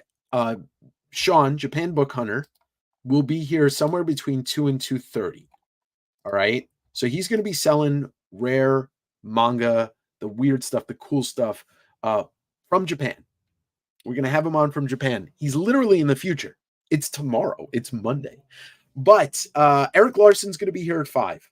So this is going to be my second interview with Eric. So I have questions prepared. But if anybody wants me to ask anything, just like we did with Matt in the chat, feel free to put it in there, and as long as I'm seeing it, we'll get it there. So give me a little bit. I'm going to do a sale about 15 minutes from now, 20 minutes from now. We'll get the rest of as many books out as I can. I will make sure to get the raffle tickets collected for everybody that paid during the day today. Remember, raffle tickets are $5, 5 for 20. And what I'm going to do before we pull, you know what? That's what I'll do. When I come back, I'll do a sale. I'll take some time. I'm going to show every single one of the raffle prizes off so everybody can see it. I have to go eat. It's 1 o'clock and I'm starving. So let's watch a video here, and then we'll get a couple videos going. But let's watch. I'm going to put one of the here. Tiny Changes, one of the charities that we're supporting this weekend. Here's a video with Tom Johnson talking about the charity. My PayPal and Venmo is in the description below. You can send me the money for the raffle tickets and I'll see it. All right. I'll see you guys in about 10 minutes. thanks for joining this great undertaking of being a part of Davenger Con 2024. And right now I'm going to talk to Tom Johnson, who works with Tiny Changes, one of the 2 charities that we are supporting for the raffle this year. Tom, how you doing? Yeah, not too bad. It's the end of the day here, so I'm in shutdown mode after a long day at work. So yeah, I'm good. Well, that's good to know. I mean, I'm getting ready for 2 possible 14-hour streams this weekend, so you know how it goes.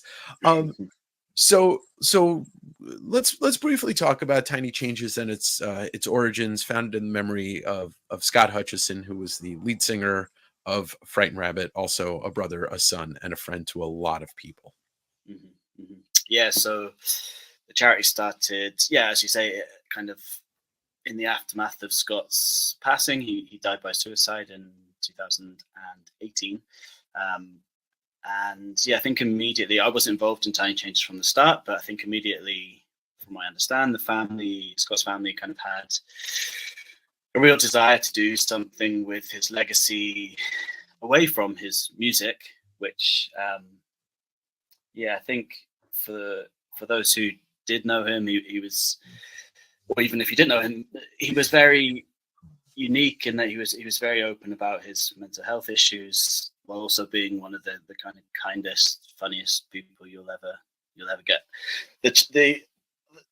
the chance to meet. And that really, I think, was his legacy more so than his music. That kind of his charm and his friendliness and all that he gave to people outside of his songs was a real special thing. And I think that the family really immediately wanted to kind of do something with that side of things. And straight away, people were kind of donating in Scott's memory and in Scott's kind of honor. And so they took kind of a year, I think, essentially to kind of do some research into what that might look like. And kind of a year after Scott's passing, Tiny Changes formed. And after a lot of kind of back and forth and research into, with all different kind of people, they saw a need for kind of early intervention when it came to mental health support. Mm-hmm. And what that kind of meant, I guess there was a missing. I don't know quite what it's like in the States, but in the UK, there's a lot of backlog for mental health support and real long waiting lists. And unless you have a lot of money to go private, which I know is a different thing in the States compared to the UK, but there was just this kind of gap, I guess. Everything was kind of came after the fact. So after a point had been reached, whatever that looked like for an individual, and what Tiny Changes wanted to do was to really kind of impact the lead up to that. Whatever that might look like. So so I guess empowering young people to really get kind of mental health support before they reach the crisis point, and whatever that might look like, whether that's art classes, or it's kind of direct support, or whether it's more community based, or whether it's I think that makes sense. That was quite a long-winded statement. Scott and Grant were always very charitable people, always raising money for their niece Morven and her rare disease cystinosis, which I would help out as much as I could with that too. Yeah, sure. Because I come from a fundraising background. I always want to keep supporting anything involved in that camp. So that's my way of trying to give back. So in short, what would be the best way to describe where the money goes or how it's used to help providing, support for young change makers in the arts? So we're in the process of kind of changing what we do, which is really exciting time. But I guess we're about to celebrate 5 years of Tiny Changes in May. And I guess up to this point, all the money that's been raised, whether that's through people like yourself, whether it's people just donating as I said, in Scott's memory, whether it's people running marathons, all these kind of different ways of people fundraising and things, which go on all the time behind the scenes, which is really incredible. We've kind of, up until now, we've taken that money and we've then essentially been what we call a grant maker. So people at certain points can apply for that money if they have an idea of something they want to do within their community that benefits young people's mental health. They could, apply for a fund we would then shortlist that and choose kind of a certain amount of projects that we would then fund for a year. Anything up to £10,000, well, from £500 up to £10,000. And yeah, that's what we've done over the kind of the past 3 or 4 years. We've been a part of now up to 70 projects across Scotland. Wow. And that's everything from we did some bubble therapy with kind of refugee children in Glasgow, and then there's been the kind of youth centres, setting up youth centres, a crisis cafe, all kind of anything you can imagine. There was never any kind of this isn't worth it or this isn't worth it. Every idea was taken kind of at its merit, and we had young people help us kind of decide which projects they felt should kind of get the money, because obviously we can't fund everything that comes through to us. So yeah, that's been really exciting. And then what we're in the process of doing now for the next 3 years is we'll actually be kind of designing our own projects with young people. So rather than someone come to us to support their project, we'll actually be setting up official kind of Tiny Changes projects. So we'll be piloting a kind of mental health hub in a school this year, which will be the very first Tiny Changes project. And yeah, we're kind of looking to kind of bring in 5 young people who will be kind of young leaders, and they will essentially be employed by Tiny Changes, and we'll kind of work with them to kind of set these projects up and keep them running, and also kind of empower those young people to run a project and learn skills. So whether that's, I guess, anything from budgeting to assisting volunteers, kind of, all kind of aspects of that. Because I think what we saw over the kind of the past work that we've done is that young people have the best ideas for what they need, and they have some incredible ideas, but not necessarily have the skills to put those into practice. And so that's what our real aim is, to kind of empower these young people, young leaders, to learn how to run a project, and hopefully that, I guess, gives it a lot more weight and a lot more chance of then kind of carrying on, and they'll be managing their own kind of set of volunteers, and hopefully that kind of, I guess, it comes back to the actual Tiny Changes, and it's that kind of empowering something so small to then see it kind of feed off and feed out into the world. And so that's the plan for the next 3 years. And I should say, just to wrap up, that our 2 main goals within that time is to have invested £1 million in young people's mental health, and to have directly reach 10,000 young people through the work over the course of Tiny Changes. So yeah, it's a big 3 years, but it's really exciting change, and that's brilliant. And I think it's kind of I guess maybe you call it a trickle down effect, where if we're able to help 10 children that are able to help 10 children that are able to, and so on and so forth, it really does make changes, and the tiny ones become great ones. Indeed. Yeah. And I should add as well, just for people listening, that we class young people as anyone under 30.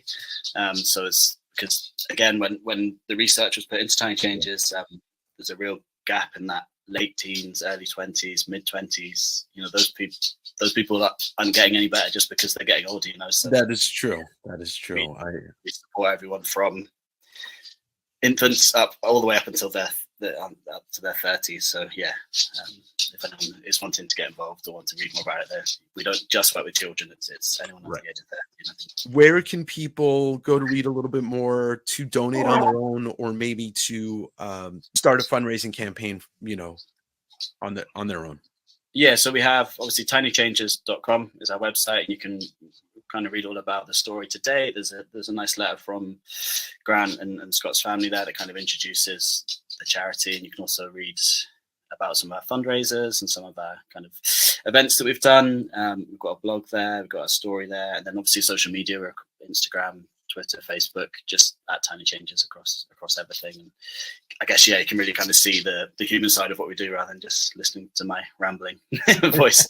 But yeah, you can kind of, as you say, like Scott touched so many people in his time here, and that community side of Tiny Changes that formed from Frightened Rabbit fans initially and has now grown into something else. That's still a real key part of what we do, and in terms of the online community and fundraising support, and that's still at the center of what we do. So people can see that on social media, a lot of our branding and things that we share and all that kind of like hopeful words that we share. All, you know, Scott is at the center of all of that still, even though it's kind of grown into its own thing now, and will continue to do so. He's still very much, the what's holding it all together, I guess. And it's the power of his words and the power of the music that they created together that really will stay alive for years and years and years to come. And for anybody interested in reading more, the link will be down below to the website. You can follow them on social, and raffle tickets are going to be $5, $5, 5 for 20. Got some great prizes and original art on all great stuff. And so thanks a lot, Tom. I really appreciate it. And here's to many more years of tiny changes. Again, tiny changes. Yeah. And thank you to you for the support. Yeah. As I say, we couldn't make those changes without people like you. So yeah, thank you so much. And anyone who buys a raffle ticket and supports this weekend, it really means the world to us. So that's awesome. And here's to many more years of doing this. Thank you again. All right, everybody. That's Tiny Changes. That's one of the two charities. The Laidler Music Money Scholarship is the other one. Our friend Bryce, who has spearheaded that, and him and his wife. I just want to thank everybody that bought raffle tickets. I see a lot of you. Descendo, I appreciate you doing that again. And look, if you're listening to this and you bought raffle tickets and we've never done a business before, fill out the form below so I know who you are. Because right now I'm not sure I know who this Descendo person is. But if I don't know who you are, you just got to make yourself known. So if I pull your ticket, then I can ship it to you, the item. Yeah? Yeah. All right. So speaking of the raffle, I'm going to take about 5 minutes to show you all the prizes, because there are a bunch that are not in my possession, including the 5 art pieces that were done yesterday live on the stream. So let's take a look at that first. Our friends, okay, that did this. And remember, you can buy the tickets. My Venmo and my PayPal are in the description below. So if you send me $40, I know it's 10 tickets. If you send me $20, I know it's 5 tickets. So on and so forth. Math. All right, so this piece was done by Vlad. This is Raphael, and he said it looks even better now. I think he touched it up a bit, but this is absolutely amazing. Our friend Actual Dracula did this great Shredder Leonardo piece, and that's going to be one of them. You've got the 4 Turtles by Rob McCallum, who's absolutely fucking fantastic. This one is just so mean. It's so mean. And then you got Gabby, the Ivory Bunny, doing this Akira Turtles mashup, fully painted piece. Stunning. And then finally, last but not least, Jeremy Heiler did this dope ass Donatello smashing a Mouser piece. So these 5 pieces are raffle prizes. Okay, and they will be drop shipped from each of them. So, and the cool thing is, if Canadian person wins a raffle prize, they're going to automatically get one of these pieces, because Adrian and Rob McCallum are both in Canada, so they'll be shipping from Canada. So there is a benefit to being Canadian, besides also Canada being a great place. All right, so those are the Turtles pieces. Let's take a look at a couple other prizes that were... Actually, I think it's just the John Wayshak piece that it is in transit still. So, no. There we go. This Rhino sketch cover from John Wayshak. John's a good friend. Also, John is a great artist, and he was... he did some of the Marvel Midnight Suns cards this year. He did a story in the Creep Show Christmas special. He did Verotic, the 40th anniversary of Verotic, Glenn Danzig, or whatever it was, 30th anniversary. He did a story in that. He's doing a story for Dinesh at Bad Idea. He's got a lot of stuff in the works. So you have a chance to win this from the raffle as well. Yes, I said well. Speaking of Canada, the Ford Turtles are no longer teenagers. More like, yeah, well, that's fine. They're middle-aged Ninja Turtles. Canada wins again. Oh, Canada. Yeah, Wayshak's fantastic. I did get the Roddick book. And it's funny because like me and Wayshak talked about how short that story is. But yeah, the art, and it's fantastic. All right. Oh, Canada. Let's take a look at some other things. Our home and native land. Those palm trees. I'm rich apparently. All right. So I donated this. This is probably this is one of the cooler original. Well, this is cool. It's Ryan Otley. It's an original page from Amazing Spider-Man 4. This is going to be one of the raffle prizes. Our friend Batman, aka Joe, donated this 9.2 ASM 299 first appearance of Venom. Todd, see Todd, win Todd. From Dave Correa. Yes, right here, Mr. Dave Correa, right here. I do have my senses. Dave donated this beautiful painted Batman sketch cover, and along with that, you're going to get this awesome Dr. Doom print that's signed, and then we have another one to give away as well. Also with Jeremy Heiler's piece, you're also going to get a copy of his Batman Snow bootleg comic, which is fantastic. So these are all the raffle prizes, folks. All right, what else do we have here?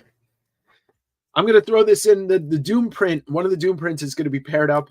Our friend Atomic J donated this CGC 10 Dr. Doom card from 90 Marvel Universe. Oh, shit. I got to plug my... I love how my laptop just told me to plug my phone in. You got to love technology. Let's make sure that works. Are we charging? Uh-oh. Hold on, folks. Hold on. Okay, we're charging. All right, what else we got? I'm doing good. We'll see how I am in a couple hours. Amazing Spider-Man, number 257, second Puma, first Ned Leeds, 9/8, signed by Tom DeFalco, Lucas Bell. Thank you for donating that. I didn't get to show off the interiors of this. Thank you, Red. Yes, thank you, Retro. Yeah, Dave did a great job with that piece. So Chip Zdarsky was gracious enough to sign and doodle the inside of, this is one of my favorite Spider-Man books of all time, Spider-Man Life Story. This is going to be a raffle prize. Let me just show you.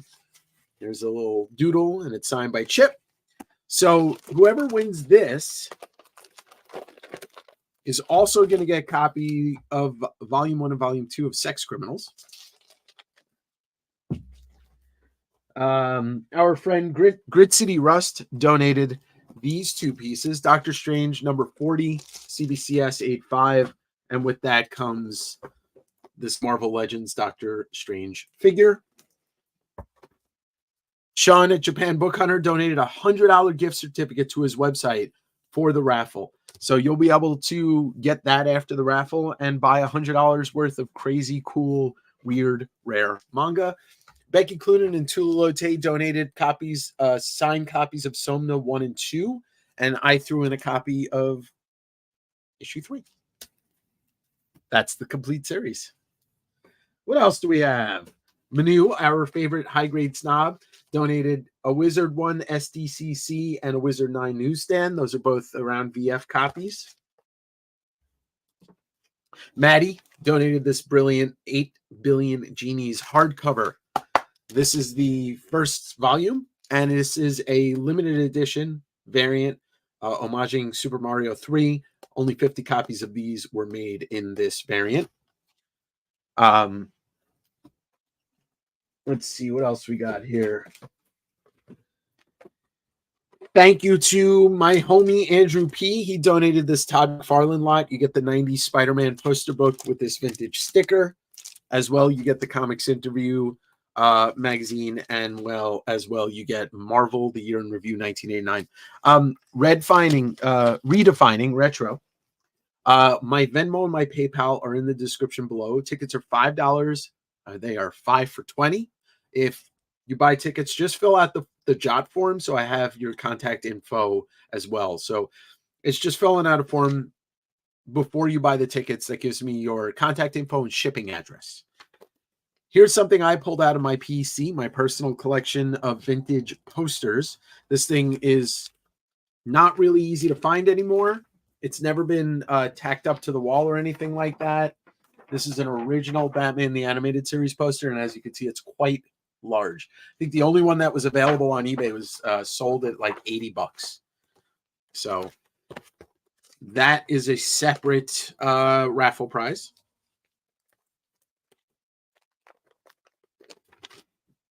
What else? A Superman 317/85 classic Neil Adams cover. That's a prize. Deadly Class #1, signed by Wes Craig and Rick Remender, 9/8. Here comes a duo. This was a donation from Bryce, and that's a lower grade copy of the first Black Cat, and I paired that up with this Amazing Spider-Man 247 slab, 9/0, from Josh.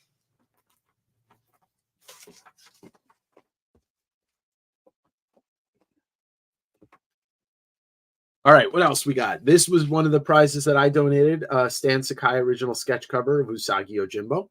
You could actually see me getting this done at Emerald City Comic Con in the video I did. Another prize pack donated by Bryce. This crazy rare 1,500 copies exist. Amazing Spider-Man Kale New cover. And then you're going to get also these 2 J. Scott covers as well. So that'll be it. Yeah, I got your form, Mike. Plus, we talk. The form is basically for people that I don't know.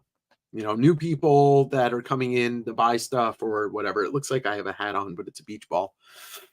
And if you donated something, you can't win your own prize. So if I pull your ticket for your own prize, I'll just be like, no, you're going to get this instead.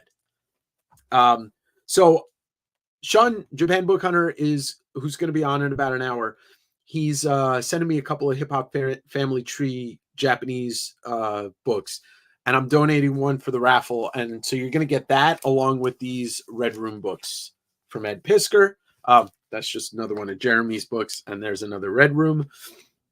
Friends and family. Don't forget, folks. Yes, friends and family, payment please only.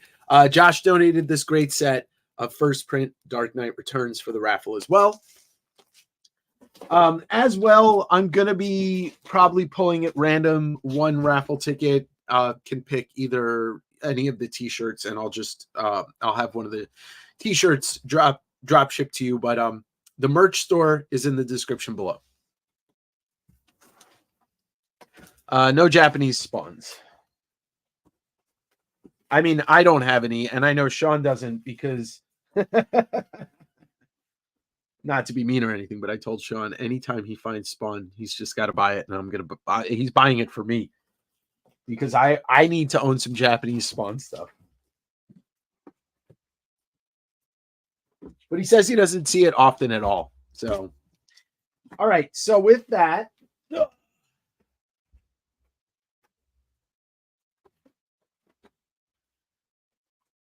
Sean's going to be on in a little while, so I am going to do a sale. And if you win, yes, of course, you'll get some stickers.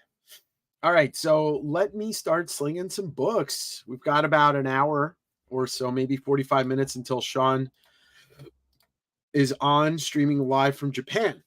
So in that time, why don't we see if anybody wants to buy some books? All right, I'm going to be taking these off the wall. But before I do, I'll go over them. And if you want to claim anything, and just in case you're new here, I won't get lost in the forest of palm trees. If you're new here for claims, you must fill out the form in the description below. Otherwise, it cannot accept your claims because if I don't know you, how are we going to do business together? All right. Uncanny X-Men 300. That is a 9.6 newsstand for 15. And then I have a 9.6 direct for 10. John Romita Jr. goodness. Silver Surfer Volume 3, number 1. That's about a near mint for 15. Wolverine 24, Timothy Lee cover, near mint, $10. Nick Fury, number 12, Barry Smith, before he was Barry Windsor Smith, and that's a 7.0 to a 7.5 for $15. Amazing Spider-Man 44, that is the second or third appearance of the Lizard. It's a 4.0 for $100. We got a fun little black and white book called The Nightmasters. That's it's also a Golden Age size. It's a near mint range self-published ditty from the 80s for $10. Amazing Spider-Man 312, VF Plus near mint. Claim by name on these, just because I'm taking them off the wall. $20. Dark Horse presents number 31, Hellboy Gets Married in Mexico. Mick McMahon and Mike Mignola. That is a near mint for $25. I've got Spawn number 119, the first cameo of the Gunslinger in a 9.0 for $90. Got this very rare Emerald City Comic Con Rick and Morty number 1. That is a VF Plus range for $75. I recently sold a near mint for $100, I think, or $110. Marvel Tales 9, first reprint of the first appearance of the Green Goblin. That is a 5.5 for $12. Strange Tales 165. That is a Steranko cover. It's an 8.0. It's about, it's $30 and it's about an 8.0. I was going to be like, it's about $30. And then I've got the full Spider-Verse set featuring the first appearance of Spider-Punk, second appearance of Spider-Gwen. They're all near mint. So that's all the parts for the first Spider-Verse storyline, including 6 parts and then the epilogue. 110. All right. Anybody? We need to update our shipping address. Yeah, you can just fill out another form. Phil. All right, let's see. Oh, since we just had Matt Wagner on, I'm going to put this back up on the wall. This is a Shadow Year 1, number 3, Dynamite Authentics sketch cover and signed and sketched by Matt Wagner. That is a near mint for $75. On Z. Did anybody claim anything from that round? ASM and Wolverine for $25. Tim. What was that? 10 and 25, I believe. 10 and 20 for 25. Yeah, Tim, I got you. Thanks, man.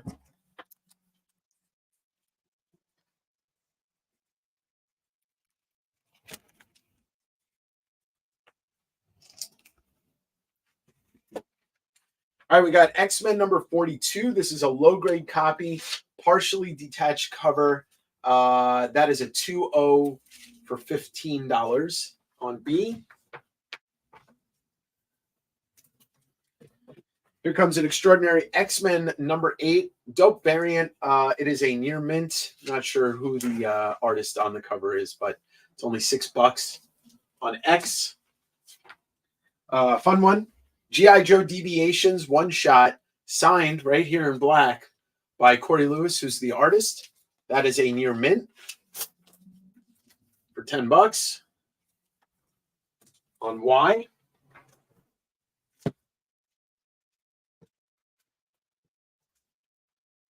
Marvel Superheroes number 14, Spider-Man solo story in a 5.0 for $25 on H. And then Secret Wars number 2, I believe that's the first full Emperor Doom. That is a JTC action figure variant. That is a near mint range for $8 on I. Showed this yesterday, but let's show it again. Not that. This is a hardcover, The Spirit Archives number 1, signed and numbered by Will Eisner. Comes from the Bud Plant collection, and it has a certificate of authenticity from Dynamic Forces. $135 on M. Let's see. Oh, Leon's in the house, so let's put up Jurassic League, the hardcover by Daniel Warren Johnson and Juan Gideon. $20 on E. Here comes another low-grade banger. Strange Tales 107, early Submariner. Well, in Strange Tales, early Submariner and Human Torch. It's a 1.0. You can see it's beat to shit. It's got tape on the side. This is an expensive book, high grade, but it's not. So it's only $25 on R. Let's do another Marvel Superheroes. This is Marvel Superheroes 16 Phantom Eagle. 4.5 to a 5.0 for $15 on F. I don't know if Bill McGovern's in here, but we got a Twisted Tales lot. Number 1, Corbin cover. Number 4, I'm not sure who does that cover. 5 is a Corbin cover. John Bolton on 6. Bolton on 7, I believe. 8 is John Pound, I believe, or Bruce Pound. I can't remember the first name. VF, VF, VF, VF plus, VF, VF plus, and VF. Take them all for $25 on C. Let's do a couple of X-Men books here. We got X-Men 148. That is a VF plus near mint for $10 on O. We got X-Men 181 newsstand, VF plus near mint. John Meter Jr. goodness. $7 on V. And then the Trial Magneto, 200 newsstand, 9.4 for $20 on A. And I will get to claims in just a moment. Give me 1 sec. Let's do one more ASM. Amazing Spider-Man 311, 311, 3311. Newsstand Mysterio cover, VF plus $18. On D. All right. Tim, I got you Rick and Morty for 70. Dan Korea. Yeah, let's do it, brothers.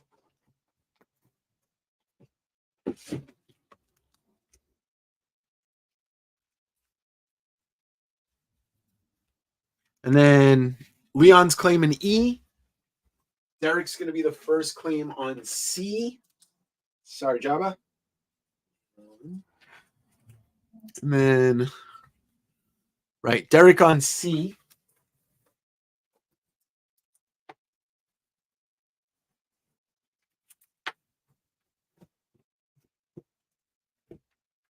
And Marsh, 100 on M. Marsh, let's do 110. I'll give you 25 off on it. Sorry, Bill. Who's the shadow cover? Vince, that's a Matt Wagner cover. That's a Matt Wagner sketch. And so it's Dynamite Authentic. So these were sold by Dynamite under that label. So this wasn't something that I got. This was sold by Dynamite like that. All right, let's put a Gru up. Gru. I imagine he talks like this, but he doesn't talk. Gru the Wanderer, #1 from Pacific Comics, and Sergio Aragones. VF plus, that's going to be $10 on C. And then, no, I haven't done this yet. Sandman, issue #4. The first appearance of Lucifer Morningstar in a 9.6 and 9.8 contender for 50 schmackers. I think I know who's going to claim that. All right, Marsh, I got you. And then Bill's going to take C. All right, so what did I say? 110 for Marsh. And Bill on C. From the other room comes the claim on E.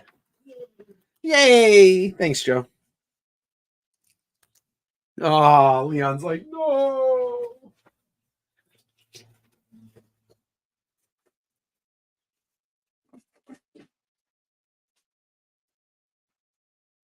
All right, let's do some weird stuff here. Small Press Explosion, Small Press Comics Explosion #6 from 1986. This was like a zine where you could meet other creators around the country. So it's like cartoonist classifieds back in 1986. This is a VF plus for $10 on M. And then we've got a little kinky coloring book, Busy Girls, a kinky coloring book from Eros Publications. It's a VF and it's $15 on C. And then here comes another magazine fun time thing. We got Standard Comics first issue, Alex Toth, Ross Andrew, Esposito, and George Tuska. I forget Mike. No, that's a goalie. This is a VF plus, $10 on E. It is 100% David Bowie. Bowie's in space. Yeah, it's an original sketch there, Vince. Bill, did you need those Twisted Tales? I have dupes on some of them. All right, so Josh is going to claim C and E. First claims on C and E. Josh. And Josh. Y'all have been great today, and we are only halfway through the day. Sorry, Lamar and Jobby beat you out. Vince is going to claim Z. Adam, yeah, I can grab some spawns. I hope you guys enjoyed that interview with Matt Wagner, and I know I'll have him back on when the next Kickstarter is ready to rock. Adam, I will pull some spawn, but I am definitely gonna put out the Gunslingers again because they did not sell yet. I know they are priced pretty heavily, but that's what those books sell for. But let me switch box here and get some new stuff. Oh gosh, you guys haven't seen some of this stuff yet. Oh boy, y'all are gonna freak when you see some of this shit. I don't know what the hell that voice is. I need your secret for maintaining your energy level. I've been sober for 10 years. That's all I know. Wait until you see this Dracula look. Holy shit. Holy shit. All right, we'll keep some of the X-Men up because I know there are some X folks. All right, Spawn number 180. Will's Portasio storylines on the art duties. Absolutely stunning work. And that is a VF plus for $20 on I. And since we know Mark's in the house, Strange Tales number 134, early watcher, fourth Kang, and this is the first mention of Eternity. It's a 4.5 to a 5.0 for only $30 on X. See Todd by Todd. We've got Coyote 11, 12, 13, and 14. So this is the first published artwork in a comic of Todd McFarlane. And then we've got the first partial cover from Todd. These are all high grade.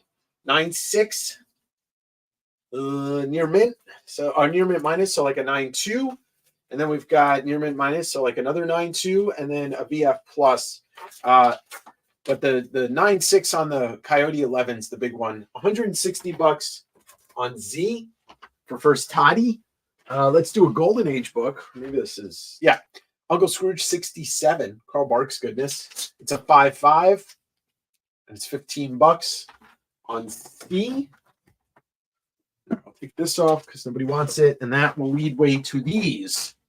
First appearance of the Gunslinger, Spawn issue 174, 9496. And then we get second appearance of Gunslinger. That's a 9.4 for $250. Here comes a little modern Ashcan, Redneck Ashcan preview. That's a Donny Cates book. Near mint, $10 on Y.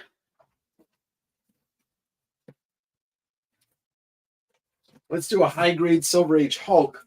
Hulk 110 in an 8085 for $75 on E. No, Lidocaine, I think I still have, I'll have to look. I think I have like 2 or 3 more issues. There they are, Adam. You saw them up there. That's right, Bill. Both of those. Thanks, Sean. I appreciate it. I mean, like, yeah, like, you know, I'm trying to conserve my energy. All right, Vince, I got you on this.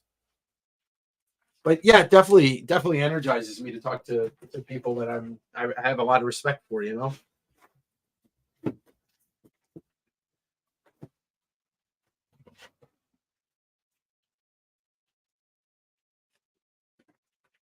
I'll try and get some of that other Invincible. It's just trying to go a little bit faster just to get some more stuff out while we wait, you know, before Sean's set.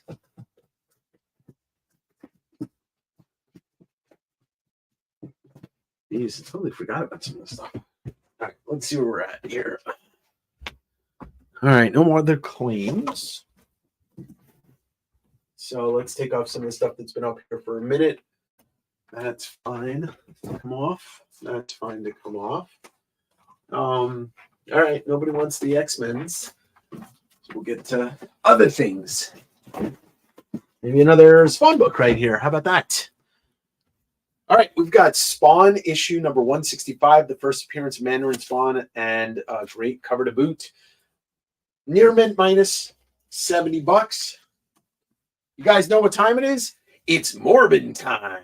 Amazing Spider-Man 102, second appearance of Morbius, 5-0 to a 5-5 for $60 on M. But it's also the thrill of the hunt. Amazing Spider-Man 34, second appearance of Gwen and Harry.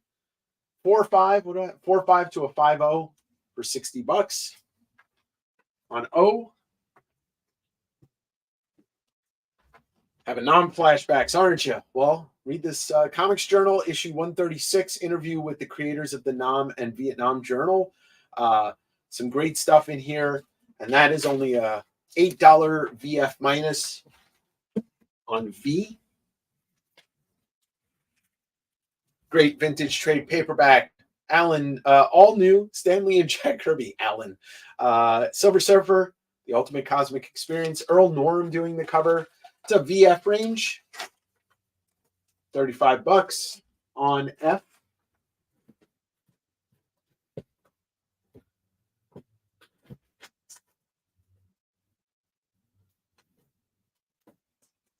We've got Death Rattle number 3. That's a near mint for $10. And then Rocketeer Pacific Presents number 2 Rocketeer in a VF plus. Dave Stevens cover, $15 on C. No, I'll put that on D. Sorry if that messes anybody up. And let me see. I know there's more Invincible. It's just getting to it.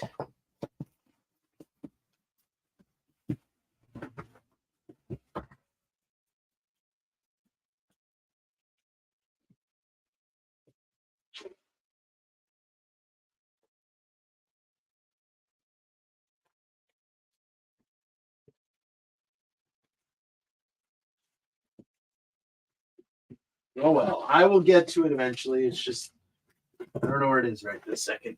How about this great Batman number 297, purple cover, VF, $8 on C. All right, Lamar is going to take V. Thanks, Lamar. And then Sean Waltmeyer, X-Men 200 and Coyote for 150, 160. Plus 20 is 180. Sean, come up to 160. I think that's where the prices were. 20 and 160 make 180. Come up to 160, and it's yours.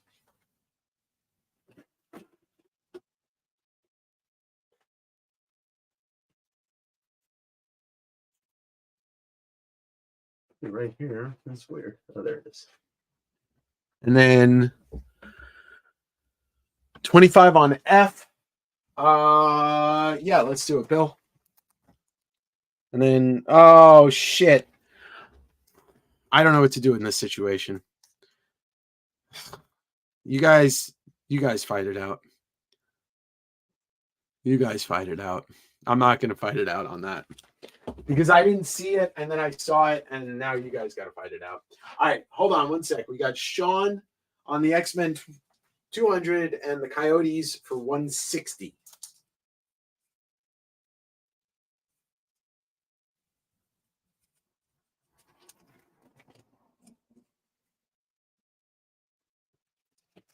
And then I saw some other questions, so let me try and get to those real quick.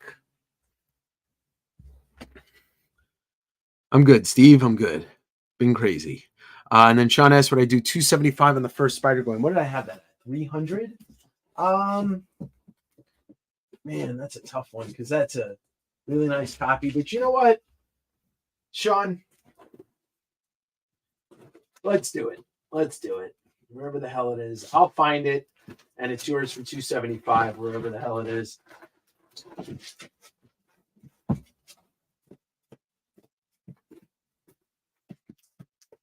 It's in one of these boxes because I know it didn't sell. So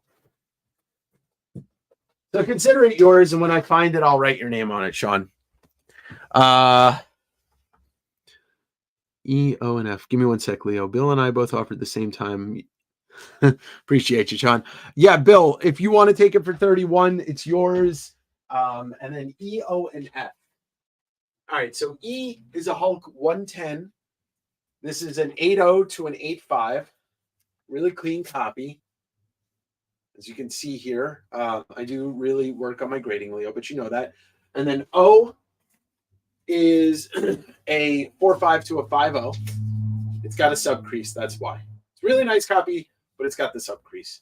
So I automatically just downgrade it to a 4.5 to a 5.0. And then F is gone. I think it's sold to Bill for $31. No NYX. The last one I sold was that raw one. All right.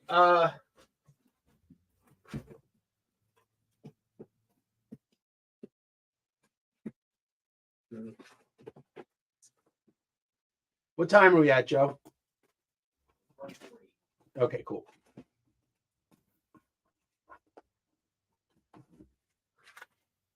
And then Adam, I mean, on the gunslingers, let's see, we're at 500 plus 625. I mean, if you wanted, I could do 575.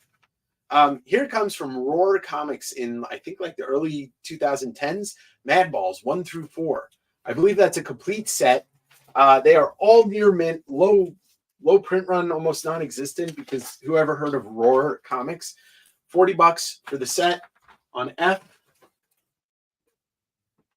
And then we've got an Iron Fist #1 Venomized, signed by J. Scott. Comes with a certificate from J. Scott. All J. Scott. Near mint, $35 on V. And then I'll throw this Captain Marvel 32 out. Drax's Origin in a 5.5. Also early Thanos Goodness by Jim Starlin. $15 on Z. What's N? There is no N. What letter are you talking about, Leo? M is ASM 102. Second Morbius. Oh, no shit, Derek. Well, if nobody buys it, I'm going to take it. Okay, there we go. Bill's got it. You know, that's why it looked familiar. You can't read all the time. The tears won't fall forever. All right, so the Morbius second appearance is a 5.0 to a 5.5, Leo. What issue, Death Rattle, is that anyhow? That was 3. What did I say it was? 3. All right, let's put this back out. The second Spider-Man, Superman story in a treasury. This is a VF minus. It's got like some residue up here on the word man. I've got it for $35 on A. We're going to take some stuff down that's been sitting here. All right.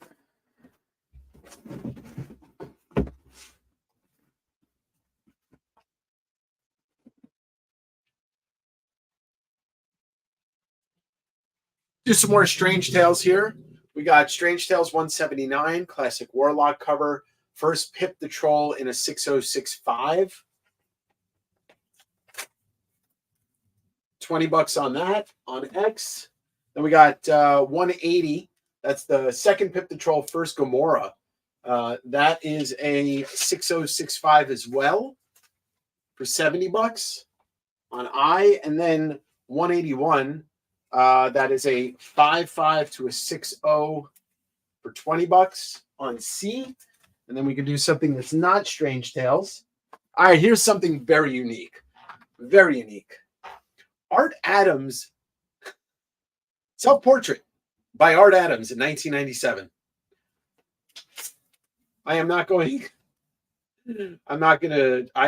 I've never seen anything like this before.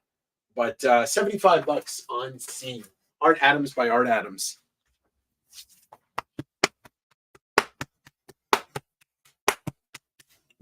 All right. Bill's going to claim A. Claim A. Thank you, Bill. Oh, Bill, I got one other thing to show you. 2 other things to show you. You may love me or hate me for showing you. Anybody can claim these, but because Bill's in here, let's show these off again. I've got the Volume 1 portfolio of Faust from Tim Vigil. I can show all of these. I don't think there's anything that might get me banned. There's issue 1, issue 2, issue 3, and issue 4. These are the original print set. I'm asking $60. I have to make sure I can't do that as a ship price because this might cost me. You know what? I can comfortably do 70 shipped, but this I will do shipped. So here's Steve Levine, original art for this Turtles Ski Ninja thing, wall tapestry. He was the first artist that they ever hired, Laird and Eastman. I have that for 700 shipped. This is the original art for this piece. Ski Ninjas, 700 shipped, or best offer. Can you see Madballs covers? Yeah, give me one sec, Rye. I'll take E&O. All right, Leo.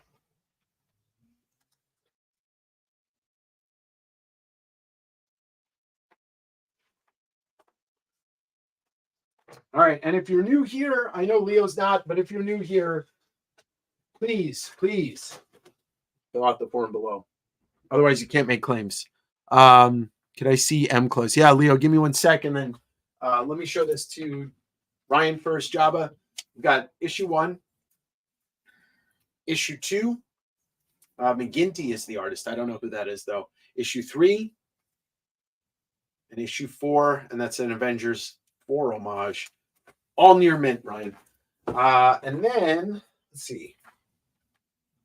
Like I said, this is a 5.5 to a 6.0, so it's got its issues. You can see the staple poking through because it's like it's a very thin square bound, but presents well. Oh, you can't see that, can you?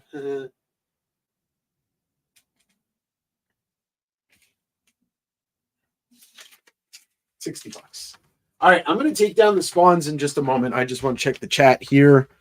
All right. I'm going to try and get you some stuff that you have not seen before, friends. What time is it? Okay, it's not even 2 o'clock yet. Cool. Oh, we got some Silver Age stuff here. We got these. Oh, we're going to do a handful of Mark Jewelers. Let's do that.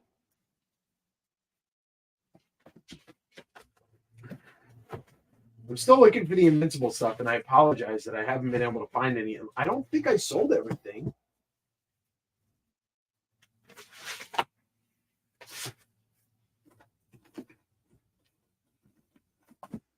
All right, let's see what we got. Anybody claims Vince is going to take the Rocketeer? Thanks, Vince.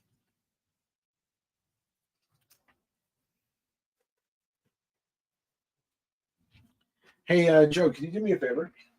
Can you take that half short box and just bring that and swap that out? The one that's out in the hall or the room. All right. Thank you, buddy, friend. All right. Let's clear the wall and let's do a whole bunch of books that have not come out.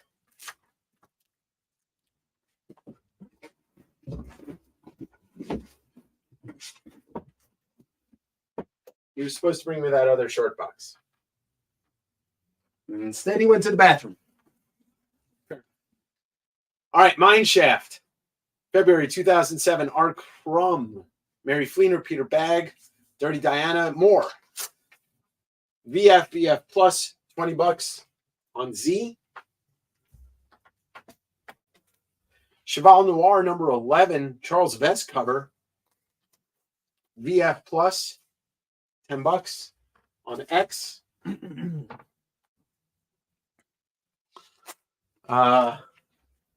You got to come up a little bit, Ryan. Come to 30 and it's yours. Spectrum number 1. This is a weird self-published thing from 1987. That is a VF Plus for $6 on Y.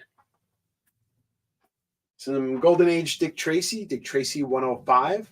Chester Gould goodness. It's detached with tape. So it's a 2.0. It's $15 on I. Get a couple of Mark Jewelers out here. Rob Liefeld, New Mutants 92. This is a 9496, a very high-grade Mark Jeweler. Otherwise, not a key, but part of the early part of the Liefeld run, Mark Jeweler, $45 on B. Can you bring me that half short box that was out there? I'll bring you one? Yeah, the half short box. Amazing Spider-Man 248, Mark Jewelers. JRJR cover, VF range, $15 on H.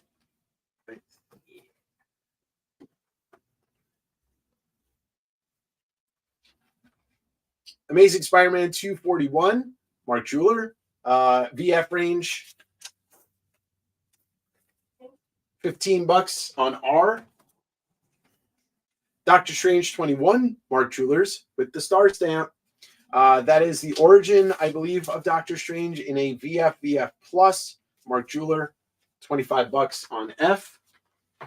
We'll put a pin in the Mark Jewelers for a second. We'll do a couple of these. I got Quasar 14, Todd cover. This one's a VF for only $8. And then this is a VF Plus, so a little bit better for $10. On O, Fantastic Four number 92. Fight News, Ben Grimm, Killer. 5-0. The top staple has been blown in, but it's still attached. It's only $15 on C. Got a pair of these great Kirby Thors. This is the origin of Galactus. So it's 160. It's a 3.5 to a 4.0. And then 162 is a 3.5 to a 4.0. Take the pair for 45. On E, L'Uomo Ragno. Amazing Spider-Man 300 Italian edition. There's a little debate on this. It's really tough to see, but there is a black spot right here that is off color. I thought it might have been a color rub marker, but when you look at it at the light, the texture is the same as the cover. So I think it's just a printing spot. Either way, it's a VF Italian, one of the coolest versions of this book that ever existed, for $125 on V. And then another great black suit cover, Spider-Man number 1, Charles Vess, 9698. Absolutely blisteringly amazing copy for $45 on A. And Eric Larson's going to be here later. Here's the Highbrow Entertainment Ash Can. It's in a near mint, and it's $6 on D. On D. All right. So Vince, I already got you on that. Lamar's going on Z. Steve, you gotta look on my Instagram or on the community posts on, or you gotta look at social media. I went through all of the raffle prizes about 45 minutes ago, so I can't go through them again. There's like 30 something raffle prizes. All right, Lamar, I got you on this. Sorry, buddy. I can't go. It's like takes me 20 minutes to go through all the prizes again. Toasted's going with H and R.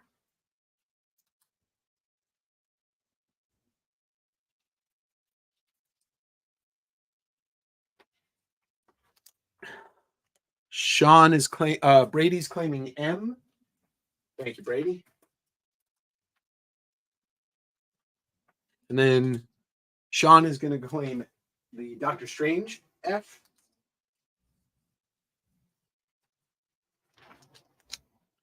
Other Sean, Antipop, Mr. Antipoop, B. So he's anti-Sean. And E.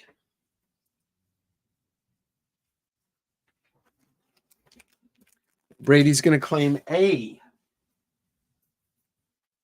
A. And then we've got, you can back up the live stream too. There you go. That's another great idea. First international book. Thank you, Sean. Congratulations. I have a couple more, an X-Men and a Spider-Man and a couple of UK newspaper international books. Put those out too. But let's grab the rest of these Mark Jewelers that I had stacked here. New Mutants 38 Mark Jewelers. That's a VF Plus near mint for 15 on M. And then New Mutants 57 Mark Jewelers. That's a VF, just a VF for $10 on F. Couple of more early Spideys. Amazing Spider-Man 36. That's a 3.0 Still part of the Ditko run. That's going to be $50 on Z. Got a lot of Amazing Spider-Mans that still haven't come out yet. And Amazing Spider-Man 37, that's first Norman Osborn, I believe. White pages, it's a 4.0 for 55 on B. And since we're doing some Spider-Man, let's do an international French hardcover of the J. Scott, the beginning of where J. Scott was doing the covers, and J.M. Straczynski. This is the first Ezekiel and Moreland. This is a French edition hardcover for $40, something very unique. Put that on E.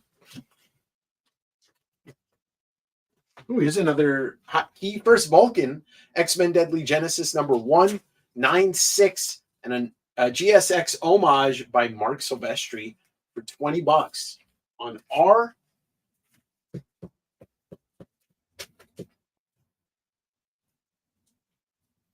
Here comes a great set. So most people never show this off, but Alien Predator Zero, which also has a Mike Mignola cover and an interior back cover by Mike Mignola. That's near mint. Issue number 1, near mint minus. Issue 2, VF plus. Issue 3, near mint. And the final issue, issue 4, near mint. This is the full first Alien Predator set by Dark Horse. $40 will get it on H.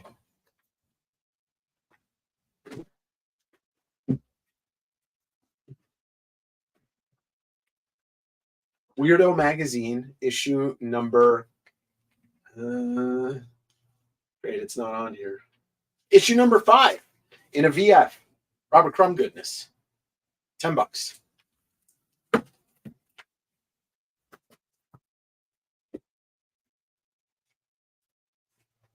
Another Uncle Scrooge book. Uncle Scrooge 61 in a 4.5 to a 5.0.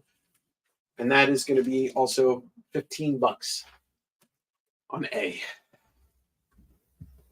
All right, so Vince, just let me know that D was the highbrow. Joe, I don't think so. I think he's going to come on at 2 or so. But I will be prepared if Sean comes on in the next 5 minutes. Yeah, I see it. All right, Vince, just make sure that it was the highbrow. I think that's what you were claiming. All right, cool. All right, I got you on D. Leo's got C.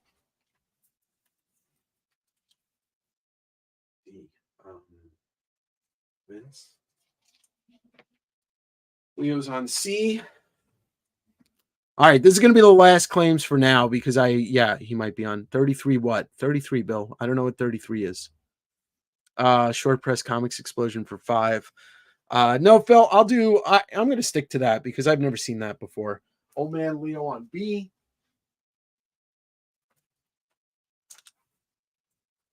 And generally on a $10 book or under, I don't take any offers at all.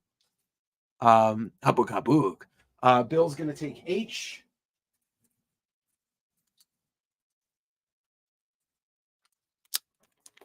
Lamar is going to be the first claim on V. For Weirdo.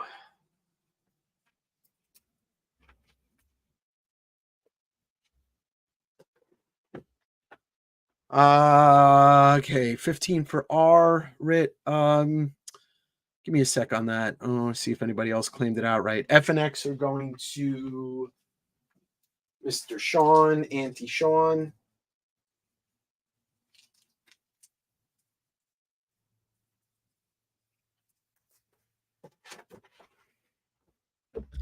A is going to Vince.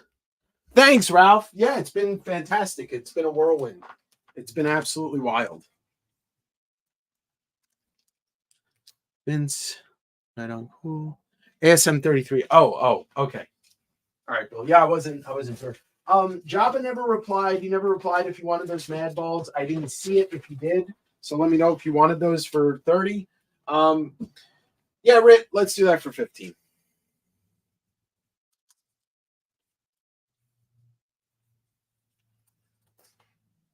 All right.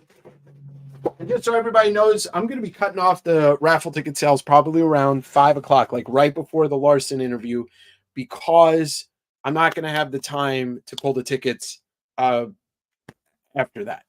So If you haven't bought raffle tickets yet, they're $5 each, 5 for 20. I have several videos on social that explain the raffle tickets and the prizes. There's over 30, including the original art that was done during the live stream yesterday.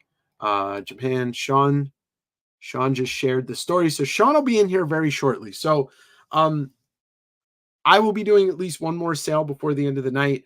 It'll probably be the chill sale with Manu and at the end of the night. So I'll have some of these books ready.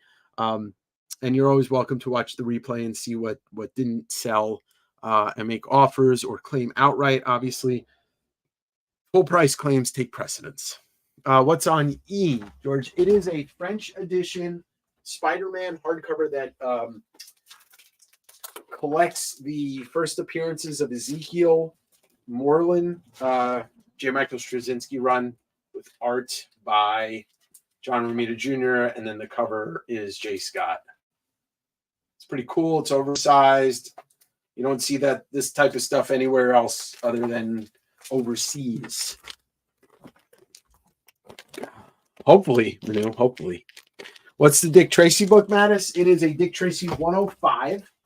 It's a low-grade detached cover with tape from the 50s by Chester Gould for $15. All right, I'm going to be taking this stuff off the wall very shortly. Actually, I'm just going to start taking it off now. I want to show this off just in case anybody's into toys. I'm selling the Batman year. This is the year 2 McFarlane figure, that 2-page splash with the cape flowing. This is sealed and shipped for $80.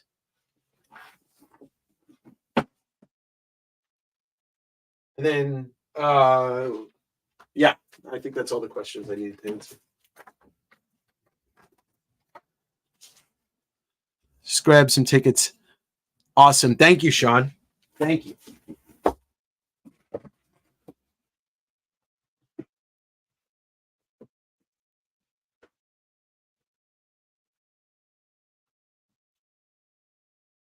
Yeah, I'll be showing some slabs later, cards, all that good stuff. So we're getting ready for Sean Japan Book Hunter, and he's gonna be coming in a little bit. While we are waiting for him and while we're hanging out, let's so there's another video. Yikes, that Comic Tim sent me. I haven't played it. All right, so Sean will be there. We'll be here in 15 minutes. Awesome. So around 2:15 West Coast time, 5:15 East Coast time, and like 6:15 Japan time, AM. So many Sean's there. Yeah, there's a lot of Daves too. All right, so while everybody's waiting for Sean, I'm sorry if you don't know who Comic Tim is. You know, he's this weird guy that talks about books, but let's show this. Comic Tim Adventures. Comic Tim has been searching for Turok #1s all over the world. He now searches the towns in the area known as Cascadia, where the legend is told of the cave of 1,000,000 Turoks. Locals at the Packwood Flea Market are said to know of this cave. Oh man, I'm Comic Tim.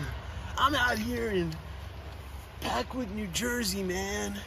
Tim, we're in Washington.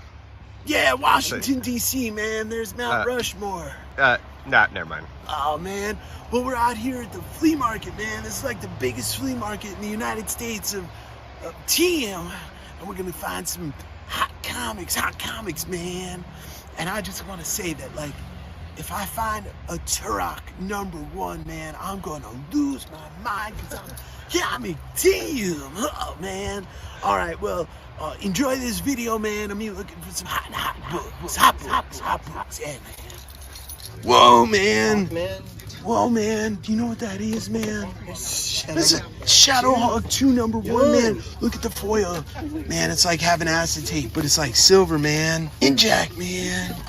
Oh, man, we're getting close to the source, man. You know what I'm looking for, Joe? You know what I'm looking for? Injack 1. No, man. Acetate? No, man. You know what I'm looking for, man. Come on, say it.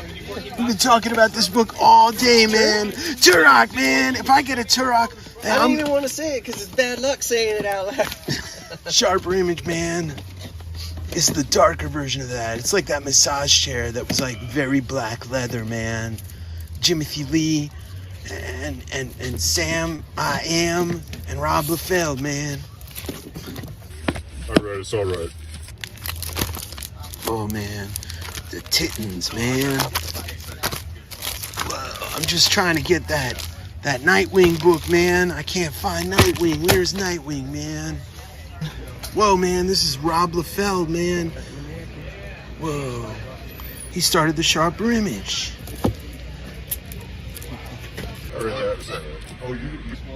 Razor, man. You ever shave with one of these comics, man?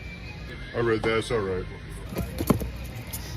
Man, you're a big reader there, Very Fine Collectible Guy. What's your favorite comic book ever, man? Ever? Ever? I'd probably say it's a comic book adaptation of the Scary Movie prequel. Whoa, what's that one called? Frightening Flicks? Scary Movie 0. Oh, man. Whoa, cool, man. You're a cool guy. We got to talk more often, man. Whoa, man. Did you see that? I did. That's Alan Moore, man. That is Alan Moore, the writer of The Watcher. That's right. Yeah, he also wrote Swamp Guy. Yeah, man. Yeah, he wrote that book about New Jersey. Yeah, he wrote that book about New Jersey and the swamps. Hey, man. Jimothy Lee, man. That's a Sharper Image comic. Oh, my God. I think I need to buy... This is worth all the money in the world. I could send this to CGC and get a 10.10.10.10, bro. Man, whoa. I read that one. It's all right.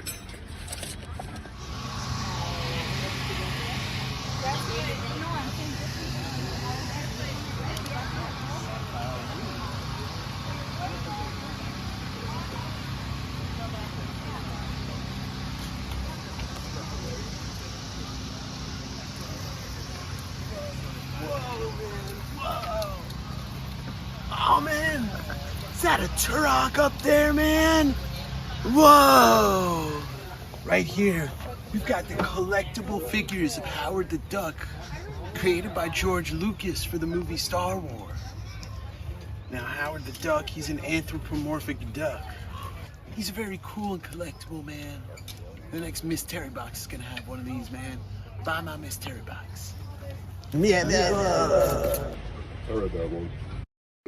All right. You know, it's really nothing much to say about that fool Comic Tim. Well, you know, I don't know if he ever found his Turok, but I think he's going to be donating some Turoks to people at random that buy books throughout this weekend. I got my crab here. We're almost ready for Sean, Japan Book Hunter. Yeah, that's what Tim does. He does kill people. All right, so we got a couple of moments, and I've been seeing your your raffle tickets come in. DJ, John, Dave, Steve. I will make sure to get that in there on PayPal. He is the king of misinformation. Yeah, you know what? We have some more time, and some of you are waiting for Sean, Japan Book Hunter. But why don't we watch one of these Comic Tim interviews? Because there is a big talk about nobody knows how Comic Tim got all these crazy interviews. We will be back in just a few moments with Sean, Japan Book Hunter. Welcome back to Comic Tim's interview Sesh. Now I'm sitting here with this gentleman, Stanley. What's your last name, man? Kenneth Johnson. So you're not Stanley? Ken Johnson. Who? Me? Unbearably foolish looking. Oh, all right, man. Let's clear the air here, man. What do comic books mean to you, man? Nonsensical stories. Do you like movies, Mr. Stanley? Take that, you rat. Tell you a funny story about I had a cameo. Well, okay. Your favorite cameo was in that movie about shopping malls by that fat guy, the one who's really quiet and silent, right? For some reason, women have told me they love that shot. Oh, okay. All right, man. Hulk crush. All right, let's talk about a little bit of history, man. tell me about your role with orange juice.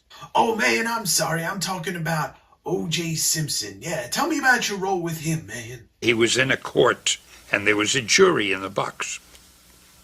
I was the foreman of the jury. And what was he like in court? One of the nicest guys I have ever known. Whoa. He's one of the sweetest, gentlest men you could ever meet. I don't like your vibe, man. Whoa. That's the story, you know. Let's move it forward a little bit.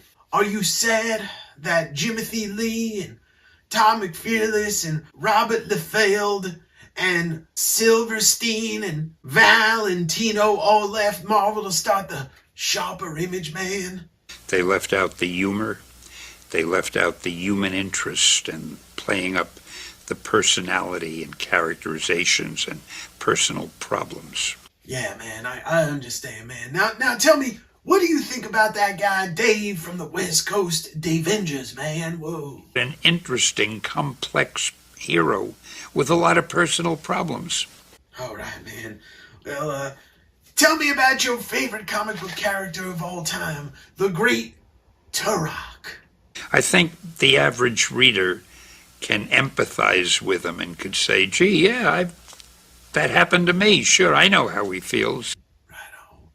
Have you ever fought a dinosaur, man? Take that, you rat. Any advice to someone out there who's trying to follow on this comic Tim's footsteps, man? Tell you a funny story about he may bore the hell out of you. I really shouldn't be doing this because Aunt May is ill at home and I know she needs some medicine. What?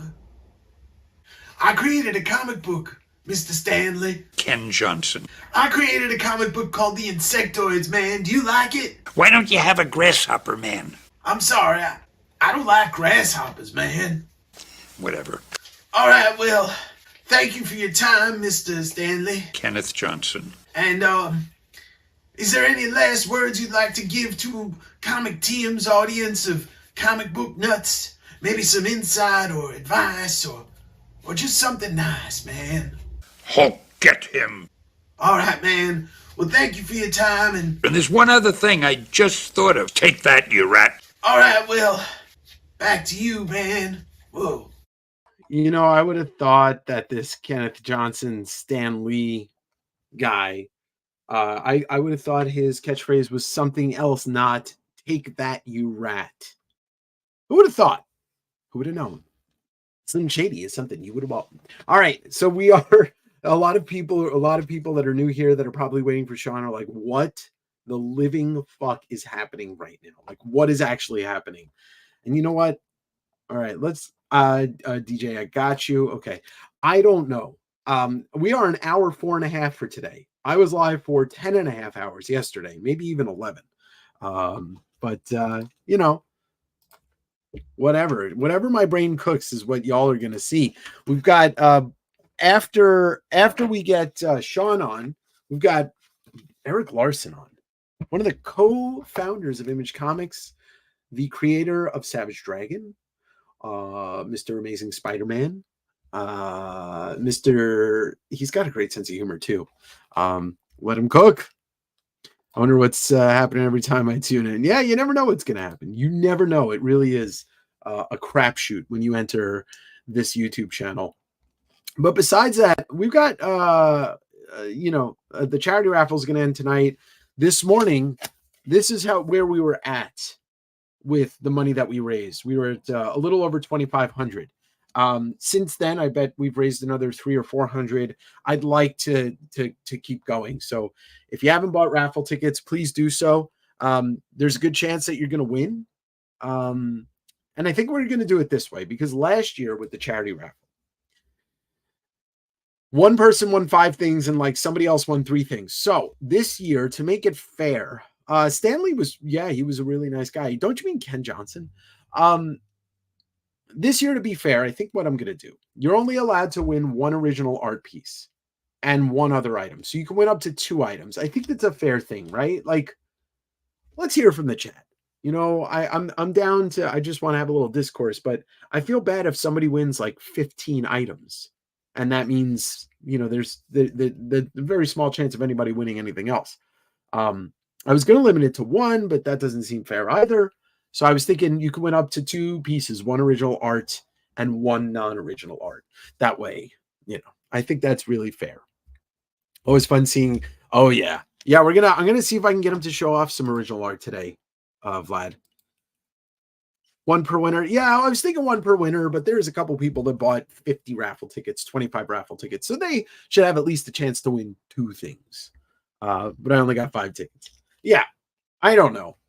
It's tough, right? I mean, we're all trying to raise money. So most people are all happy to just help raise money. Yes, and 1 Turok. Everybody gets to win a Turok. Fairest is bestiary. That is right. The first winner wins everything. That sounds really good. Just popping in. Hello, Tyler. Hello, Tyler. You missed the sale, but there's going to be more. Yeah, limiting the OA makes sense. Yeah, it's like playing the lotto. Exactly.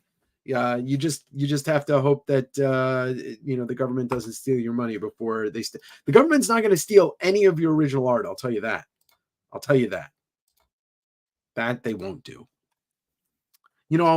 Yeah, and there you go. Bill's being a nice guy. I wouldn't want to win more than 2 things, though. I'm happy to support the cause. Yeah, see? That's great. Hold on one sec. We've got a couple minutes before Sean's in here, and Sean's going to bring so much stuff. Yeah, maybe Tyler. Sorry. It's for charity, though, so the number of tickets per bought shouldn't matter. It's all for a good cause. No need for one person to take home all the prizes. That is true. The government, exactly. Government ain't going to take your original artwork. Yeah, all right. I think you guys we're all in agreement here. I knew what you were saying. Fairest is bestest, but bestiary, but not bestiality. They're coming from my comics. Thanks, Obama. All right, let me have some of this. All right. So then within that, if you're interested in buying a Davenger Con t-shirt, a See Todd Buy Todd t-shirt, a Sankowitz t-shirt, a West Coast Davengers t-shirt, coffee mugs, I have a merch shop. It's something new. It's not going to be, I'm not going to turn into Merch Guy Supreme.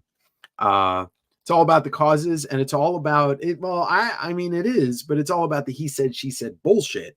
I think you better quit it, letting shit slip, or you'll be leaving with a fat lip. They will take your OA if you owe taxes. They might. Actually, I don't think they can. I don't think they can repossess that stuff. Oh, yeah, the coyotes.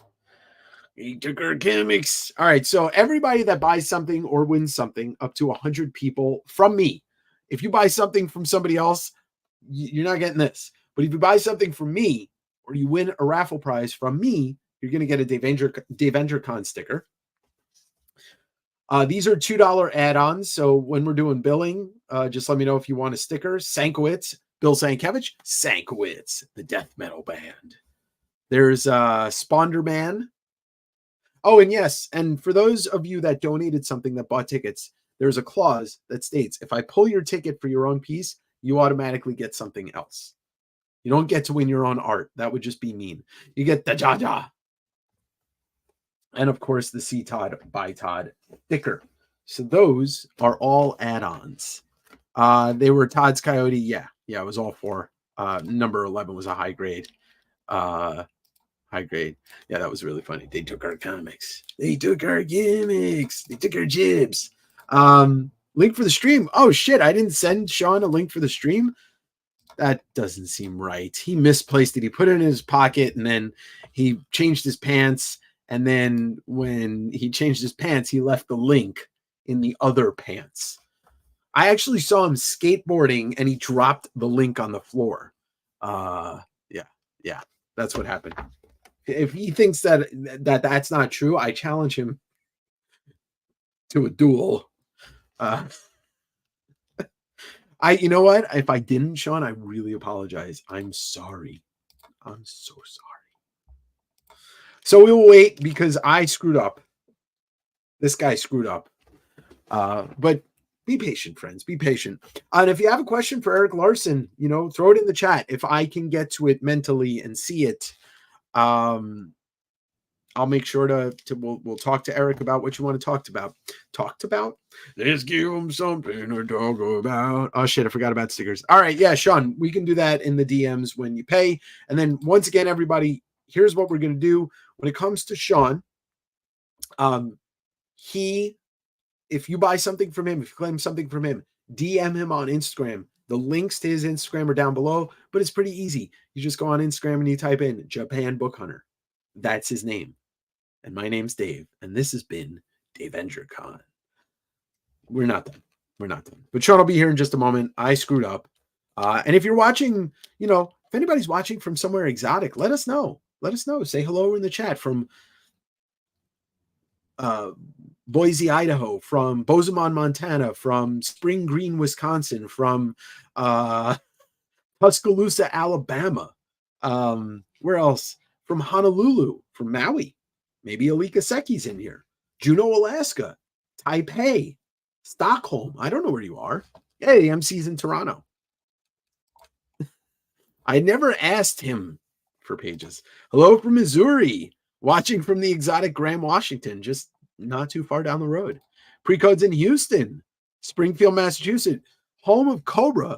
Also home of the Springfield Falcons. Also home of the Basketball Hall of Fame. North Carolina, Jeremy Heiler. Missouri. Sup from Mississippi. Biloxi's in the house. I don't know if you're actually in Biloxi, Johnson. Mystical, Pennsylvania. Not to be confused with Mystic, Connecticut. Bumfuck, Virginia. I love that place. Buffalo, New York, the land of 7 feet of snow and tunnels. The Buffalo Sabres, Derek Plant and Pat LaFontaine. Georgia, home of Manchester Orchestra, Outcast, and Mookie Blaylock. Right down the street, actually. There you go. There you go. Graham, Washington, and McShort. Look at that. From the forests and the wilderness of California comes Calamus Yetimus. New Mexico, and yes, it's a state. It's also the home of Walter White and the death place of Walter White. Highland, California. It's in the Highlands of California. Oh, fine. Dominic Hasek. I can name Maxim Finnegan of Tyler. I can name more Buffalo Sabres times 10 versus you that have played for that team. Do you really want to go down this road? Do you? Dale Howard Chuck. Tuscaloosa, Alabama, Cleveland, Ohio, Fountain Valley, Paramount, Victorville, Hesperia, Pennsylvania. What's up? Marvel Jester in the house from the homes of Pennsylvania. Doubt. Houston, Texas. Houston, Texas, home, the former home of Warren Moon and George W. Bush and W. Sr. Come on, I can do this all day. Let's ask a trivia question. All right, here we go. Let's ask one that I didn't ask yesterday. Okay, you ready? Who is from PA? Yeah, I mean, there's plenty of people from PA. There's plenty of people that live in PA. Mario Lemieux, Barty Strange. Actually, I don't know if you Will Yip. All right, here we go. A pioneer in the modern comic book. Who founded EC Comics? Hello from Southeast Missouri. St. Louis. Jim Rugg did not. Jim Rugg is from Pennsylvania, and so is Ed Pisker, but neither of them founded EC Comics. Come on. How has nobody said it? Larry Holmes is Penthouse, not EC, Lamar. Come on. Get your porn and your comics right. No, wait. Larry Holmes. Larry Holmes. I'm thinking of Larry Flint. There we go. Max Gaines. Rome, Georgia. Bumfuck as well. There we go. Max Gaines. Larry Holmes is a porn star? No, that's John Holmes. Larry Holmes is a boxer. All right. Created by Marv Wolfman, Dave Cockrum. Marv Wolfman and Dave Cockrum. This major Spider-Man character debuted the same year I was born, 1979. Max Daddy invented comic books. No. William Gaines is the son of Max. Max is the one who founded EC Comics. Bill Gaines. Erica Chavez. mixing a mix-up. Nope, not Hobgoblin. Come on, y'all. Marv Wolfman and Dave Cockrum created this major Spider-Man character and debuted the same year I was born, 1979. Tyler, shame on you. Black Cat. Yeah, oh, now he gets it after I said shame on you. Homographic Literature did. All right. This is an easy one. Come on. Max Gaines would be a good testosterone protein supplement. All right. Ben Edlund created what nigh invulnerable superhero in the 1980s? Max invented comics and founded EC. I don't know if he invented comics. The question was that he just founded EC. There was no, he invented the modern comic. All right. The Tick is the correct answer. But who cares? Because we have the man of the hour, Sean, Quenji Sean, Japan Book Hunter. Yeah. Yeah, man. Yeah, man. Look at you. Look at you matching out. You know, we're beach ready. Oh, dude. My palm trees over here are deflating as we speak. Chinese imports, both of them have holes in them.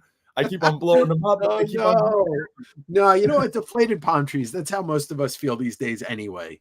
That's how I feel at 6 in the morning. So it's all right. So here we go. All right. Well, everybody, I want to give a big welcome to Sean, Japan Book Hunter, our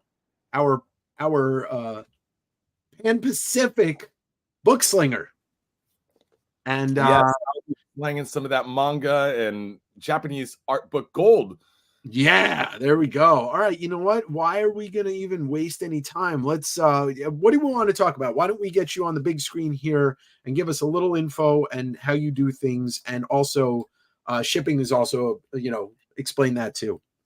Okay, so everything, I use DHL Express. Everything up to 2 kilos is $30. Up to 5 kilos is $50. And I can't control the shipping. I usually eat a couple bucks on every shipment anyways, right. But that's the thing. So if you buy something like a big set, you might be looking at $50. If you buy a couple books, you're going to be looking at $30. Yeah. And DHL Express is fast, usually 4-day delivery. So it's crazy how fast. Yeah, it's crazy how fast you get stuff to here. Like a bunch of us in this area have ordered books from you and have gotten them in like 3 or 4 days. I know, it's amazing. Just pack them up like babies, send it out DHL Express. It's worth the money, my friends. Yeah, there's a lot of Sean's in here, by the way. So we'll have to just call you Koenji Sean, and we'll use the name that Papa Ed gave you. Yeah, Koenji Sean. I'll take that. I like that. There's a couple other Sean's in my neighborhood too, so I just turned into Koenji Sean at some point. it's a good way to do it. So so the thing about Sean is that and I'm not saying this just so you guys spend a bunch of money, but you should. The more you order, the more that the shipping just kind of becomes like, it makes more sense. Like 3 books at $15 shipping, $25, whatever it is, it makes sense. $50 shipping makes sense. So yeah, most of my regular customers, they try to pack right up to 2 kilos to right up to 5 kilos to maximize their shipping. So yeah, there's that. Yeah. All right. Well, you want to get started? Yeah, man. So basically, I just price everything. I don't really do offers. I priced everything down from what I usually price it on the website. Right. We're doing Davenger Con here, That's right. That's right. And I found some high-end stuff. I've got some like more affordable stuff, and I just try to find some stuff that is, if you're like new to the manga game and you only know a few manga artists, I think you'll know most of the people that I have here. I'm sure, a lot of times I'm slanging the deep 1970s Gekiga underground manga and in the wild. But today I thought I'd present a bunch of stuff that I thought that anyone could enjoy, including, and these are some of my favorite titles as well. So I'm gonna go through and show you guys some books. If you like it, claim it. If this is going to hard post later, so you can always come back and see what got claimed and what didn't get claimed. You can DM me on Instagram anytime you want. and I respond to everyone's DMs. And also japanbookhunter.com. You can hit me through the email there. So for anybody that doesn't know, right in the description below, you can find a link to Sean's Instagram, and you can find a link to the website, but he is Japan Book Hunter. So if you do purchase something and you're one of my customers, and you can't get connected with Sean, just ask me, but just DM him on Instagram. I'll be making sure to take down the claims. And fair warning, I'm sorry if I beat anybody and claim something, but I'm a customer now too. Rad. I love it. All right. So, shall we just get into it? Yeah, let's do it. First thing I want to do is I want to introduce this crazy 14-volume set, 1959, that I got, Kashihon. So Kashihon are rental. These are rental manga or rental books. Kashihon means rental books. So in the late 50s into the mid 60s, there was a big rental book boom business here in Japan. So you can go for 30 yen or for 50 yen. You can rent a manga or a book, go home, read it, bring it back to the shop, and then rent another one. And during that time, they released a lot of stuff like Tezuka stuff and like early like horror mangaka like Koga Shinichi and stuff. And they did a run of Superman, 14 volumes. This Superman set is super hard to find. Got to be honest, I have all 14 here. Number 2 and number 14 have a couple little issues with them. I think 2 has a little bit of a spine issue with it, and 14 has a little bit, no, not 14, 12. 12 has a little bit of top spine issue right here. Yeah, I can see it. Yeah. But as you can see, these are the complete set. I'm going to show these again at the end, and maybe we'll do a little bit of a flip through of them, but just a heads up, $2,000 for the Spider-Man set. They usually go Superman set. They usually go for about like 33,000 yen here a piece, which is $220 US. So that's about $3,000 for a set if you can find them individually. So I think $2,000 for the set is a very fair price. What year? 1959. So we're in American comic book terms, we're talking golden age. We are talking edge of the golden age, beginning of the silver age, almost 70 years old. Almost 70 years old. And these are pretty solid for their age. And nice spines, nice, no like loose pages, and the color print quality is amazing because they're rental comics. Then they made the print color the print quality, the paper stock a lot better because they knew it was going to have to go through very many hands. Yeah, that's beautiful.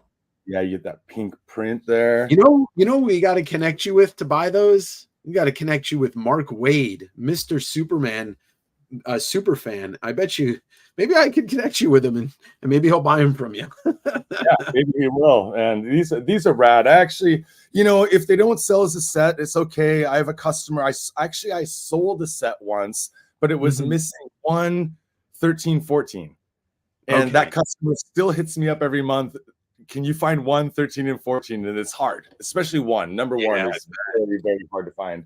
Right, because so, it's going to be the oldest of all of them, too. It's the oldest of all of them. Everyone wants the number 1, you know.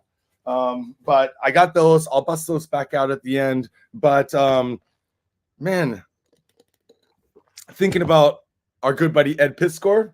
He's a huge fan of Otomo. So let's bust some Otomo stuff, right? Yeah, let's see some Otomo. All right. So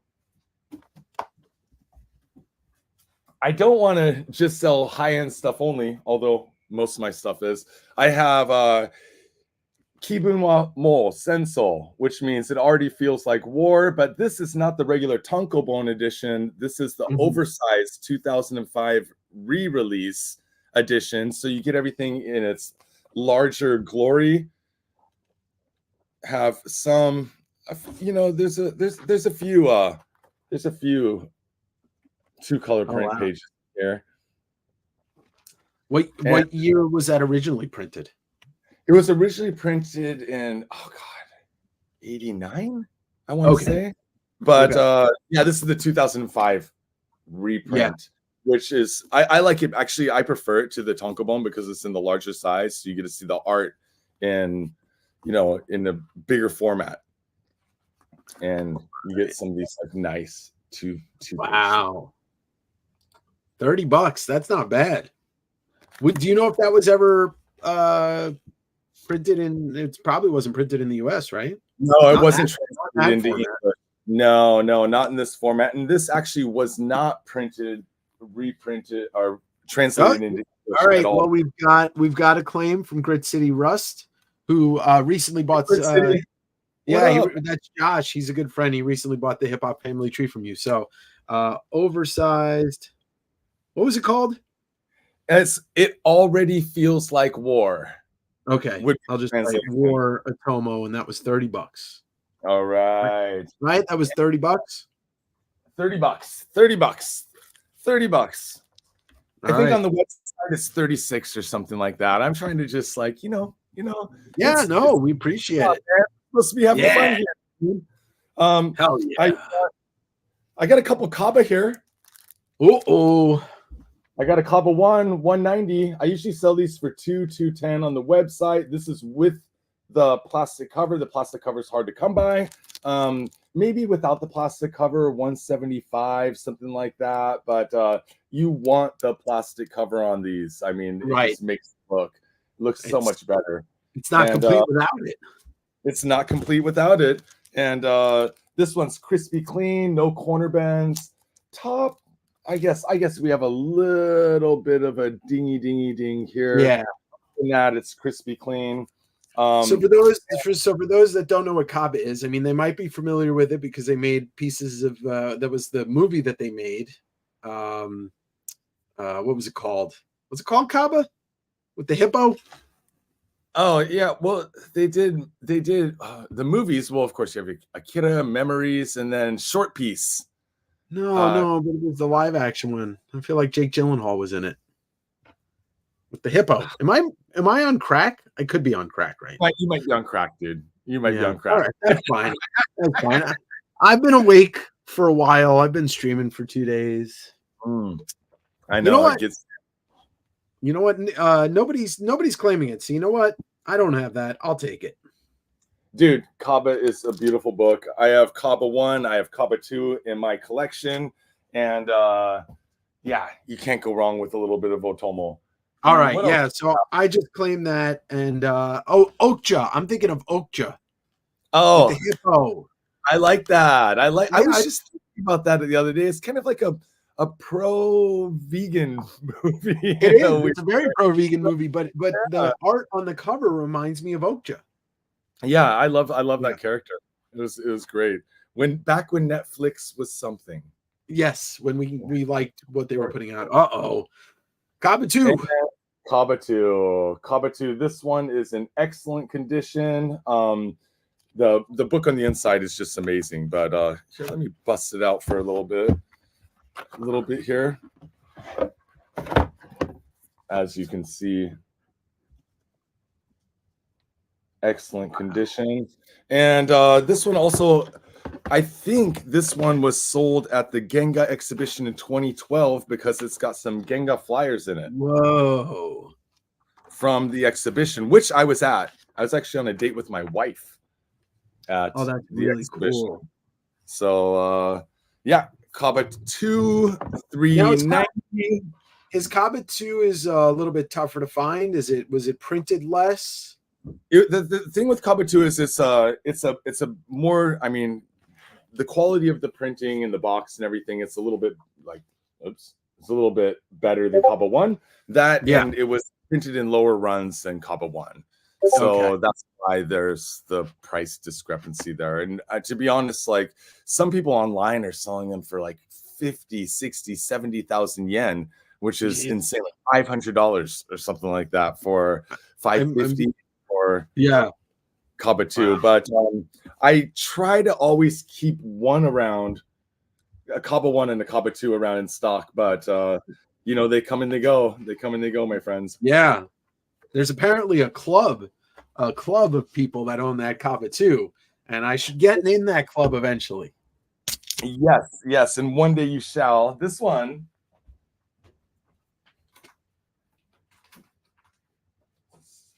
I usually don't get up in the middle of a live stream, but I mean the real club to join is the 5,000 club, the Domu Deluxe. Shoot. The Domu Deluxe edition, limited to 5,000. I do find these once in a while, but right now I do not have one in stock. How much do those normally sell for? Oh God! Again, depends on what we can find them for. Usually $420, something like that. Wow. So, yeah, they are a tough one. And something else that, I mean, everyone's been buying the Otomo Complete editions recently. You know, Otomo's doing his 26 volume or so run of like reprints of all of his like early famous manga. But if you want the OG stuff, you want the continuity of Akira. Ooh. So this is the storyboards for Akira. Wow.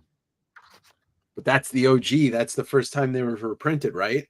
Yeah, this is the OG 1998, I want to say. And now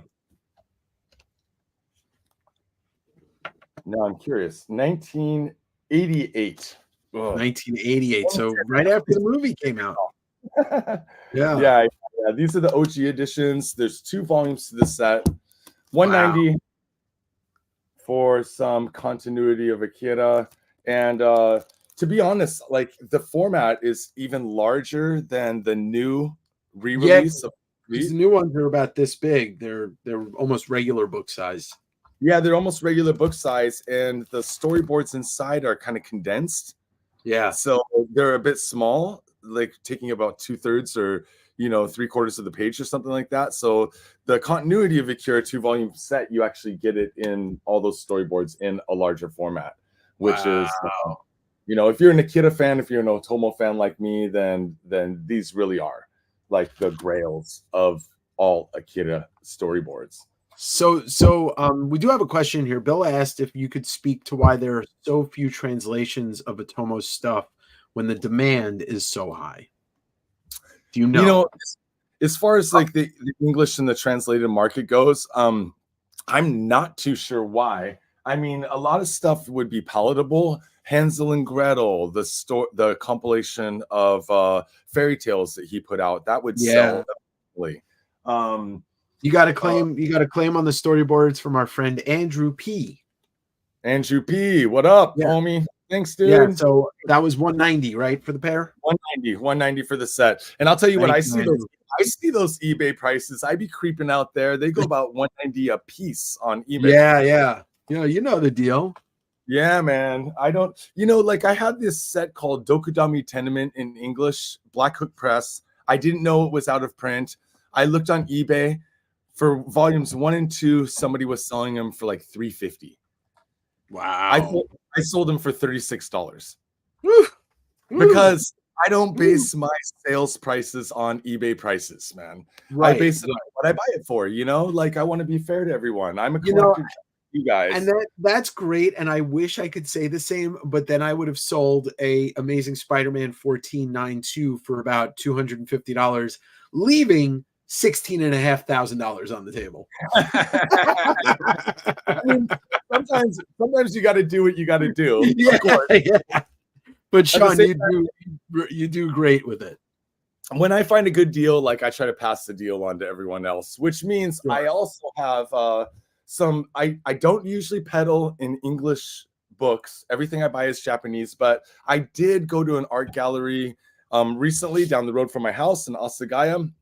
It's called Gallery Huxen, and they had some old Black Hook Press releases in English, and they had some Taro Tsuke, Tale of the Beast,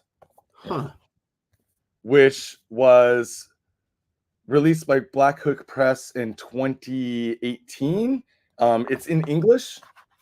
And of course, Tadao brothers, Tadao Otsuge and Tadao Yoshiharu, they were They were regulars for Gato magazine. Oh yeah, wow, magazine. really... Gato was like the famous, Gekiga, like realism and surrealism manga magazine that really flourished in the 60s, 70s, and the 80s. And Black Hook Press back in 2018, James put these out, and these are great. Tale of the Beast, $30. And again, I challenge you to go on eBay and see what savages are selling these for, because these have been out of print for a long time. And I just happened to get lucky. I skateboarded down there yesterday. I got 5 of them. So if anyone wants, I'll try it. Oh, it's great. It's great. Yeah, Great dramatic storytelling. His brother Yoshiharu was one of the only 3 manga artists have been inducted into the Japanese kind of artist, what do you call it? Like the Artist Academy. Oh, wow. For fine arts. For fine arts. There's only been 3 manga artists, and his brother Yoshiharu was one of them. Osamu Tezuka was another one. And I believe Mizuki Shigeru was the 3rd, but I'd have to double check that. But his brother, Tadao, also an amazing artist. Wow. So those are $30 each, and I just picked up one. So there's 4 left, I think, and $30. Everything that doesn't sell, doesn't get claimed in the chat, I'm going to throw up online later on today. Well, Brandon is going to throw it up online later. That's right. The intern. Yeah, make Brandon do all the work, right? And yeah, it'll be and also don't forget, people in the chat, if you're, you can write down and you can claim at the end. When Sean's done, you can still write in claims. It's not like Sean's gonna be like, no, I won't take your money. No. And we're in a big shipping week this week, so I'm going to be shipping today, tomorrow, Wednesday. I'll get your order out to you ASAP. Again, DHL Express, $30 up to 2 kilos, $50 up to 5 kilos, and 4-day delivery to most places. And let me give a little plug to Sean's YouTube channel, because those videos are great. There's a backlog of them, and there's so much to learn. That's how I started with Sean. I was like, I'm going to watch all your YouTube videos, then I'm going to bring you on my YouTube channel. I think I probably have around 120 videos up there by now. Yeah, you got a lot. There's quite a back catalog there. I was doing them since, I don't know, 2020 or 2019 or something like that. And some of them I profile mangaka. Sometimes I go through a genre of manga. Sometimes they're haul videos. Sometimes they're me book hunting. But there's a little bit of everything up there. That's right. All right. What do we got? We got a stack of yellow pages. He's going to sell us some yellow pages here. So speaking of Tado Yoshiharu and Tsuge Yoshiharu and Tsuge Tadao, who are main contributors to Gato, I found this set of Gato magazine. This is 1983. This is the full run of 11 issues, because February, March were always combined issues. Oh, wow. I guess in spring they wanted to go check out the cherry blossoms and get drunk, so they decided to take a month off. Yeah, they took a month off to get drunk or something. I sent you some pictures of Garo magazine when I saw them in Portland, so it's nice to see you having them there too. Oh yeah, I usually carry a lot of Gato. All my full sets are out except for this 1983 set, but I do sell single sets on the site if you just want to dip your toe in the water. Dip your toe in the water a little bit. There we go. But the problem is you dip your toe in the water and you're like, God, this magazine's so amazing. Next thing you know, you're like me and you have like 8 years of Gato. Yeah. These are all King Terry Johnson covers. Yumura Teruhiko, as he is called in Japanese. And King Terry is hard to find these days, but you can get these King Terry covers in this 1983 set. Right there. All you have to do is claim them. Yeah, all you have to do is claim them. What's the price on it? $100 for the set. Wow. Plus so that's 11 issues, because you said they combined one. So you're like, yeah, under $10 a piece, man. You're looking at what's the piece or something like that. Even shipped, you're still paying like less than $15 a piece. less than 15 a piece shipped. Yeah, you ain't getting that in the United States of America for that kind of price. Yeah, and the only reason why I got these so cheap was Yume no Shoten, Jimbo Cho Tokyo. They know me very well, and when I go in there, they're like, "Do you want a full set of Gato?" And I said, "Yes, sir, I do want a full set of Gato." They know me well there, and I actually just snuck this set in yesterday when I hopped over there. So that one, and again, anything that doesn't sell during the chat, I'm going to put up on the site later on today. So feel free to hop on over to the website. Again, a couple other things. I got a bunch of Japanese stuff here, so be patient with me. But before I do that, I bought for Ed's family. I got some hip hop family tree. I sold out of all 25 on the website, but I still have 2 or 3 more in the back room that I've been holding on to. All money goes to the Piscor family. I'm going to be wiring Justine like the money for the first 25 that I did. These are all in jump format. I think I have 2 or 3 more left. I just wanted to just throw that out there. If somebody is interested in a hip hop family tree, again, all proceeds go to the Ed Piscor's family. Still trying to figure out whether to, PayPal them or just drop it in the they're doing a GoFundMe right now too. So if you want to donate money to the funeral expenses and memorial service expenses, then you can go do that. Maybe we can throw a link down in here a little bit later. Yeah. I should have extra time. We got 2 claims. We got one from Vlad, who's a King K-Faber, and we got one from Johnson Benjamin, another King K-Faber. So I think so. Don't panic, guys. I think I have 3 left in stock, but that's all I have. So and to be honest, I don't know if I'm going to be able to get any more of these. Press Pop is the publisher. They're really nice guys, but a little behind the scenes story thing. Last time Ed was in town, he was going to do a signing for Press Pop. At the last minute, Press Pop did some changes with the money arrangement, and he ended up not doing this signing for them. So he ended up signing about 10 copies for me. I sold those, and then I ordered again from Press Pop. And because of that, like little bit of a friction between Ed and Press Pop, then it kind of put me in a weird situation because they know I'm friends with Ed. And I did contact him last week. I said, if you have 30 copies, I'd love to have them. I told him what it was for. It was for the fan, and they hooked me up with 30 copies, but I don't think I'm going to be able to get any more after this. So, all right. Well, we sold 3 of them, Vlad, Johnson, Benjamin, and Sean Collins. And if you have a 4th, we got it sold, but if not, don't worry about it. All right. Let me see what I can do for you, homie. All right. Sean Walty, I'll put you on as a backup 4th claim. If I have it, I'll get it to you. All right. You know what? Did you ship mine out yet? No. All right. But so you know what? He can take mine. You can give it to him for free, and I'll just, you know what? He can have mine, and I'll donate another 35 to the foundation. I think that I probably, because I had 5 extras. I know 1 is out to a friend. I have to set aside for a friend. There might be 4 extras here. Let me check. I'll get back with you guys at the end of this. But we'll figure it out. We'll get it. We'll get it worked out one way or the other.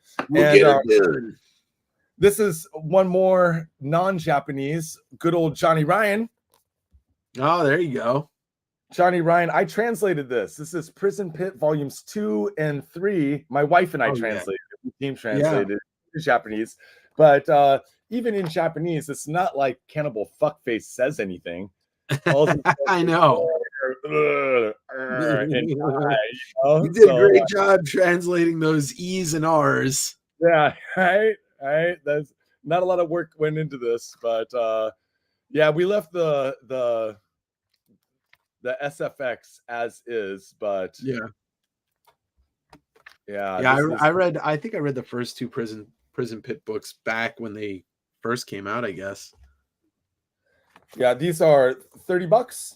$30 Nice. each. Always got to promo a homie, Johnny Ryan. He's one of the reasons why I got into this book business, because that savage would be hitting me up every month, making me find weird and rare books for him and sending them to LA. And I thought, if there's weirdos like Johnny Ryan out there, there might be more weirdos like me.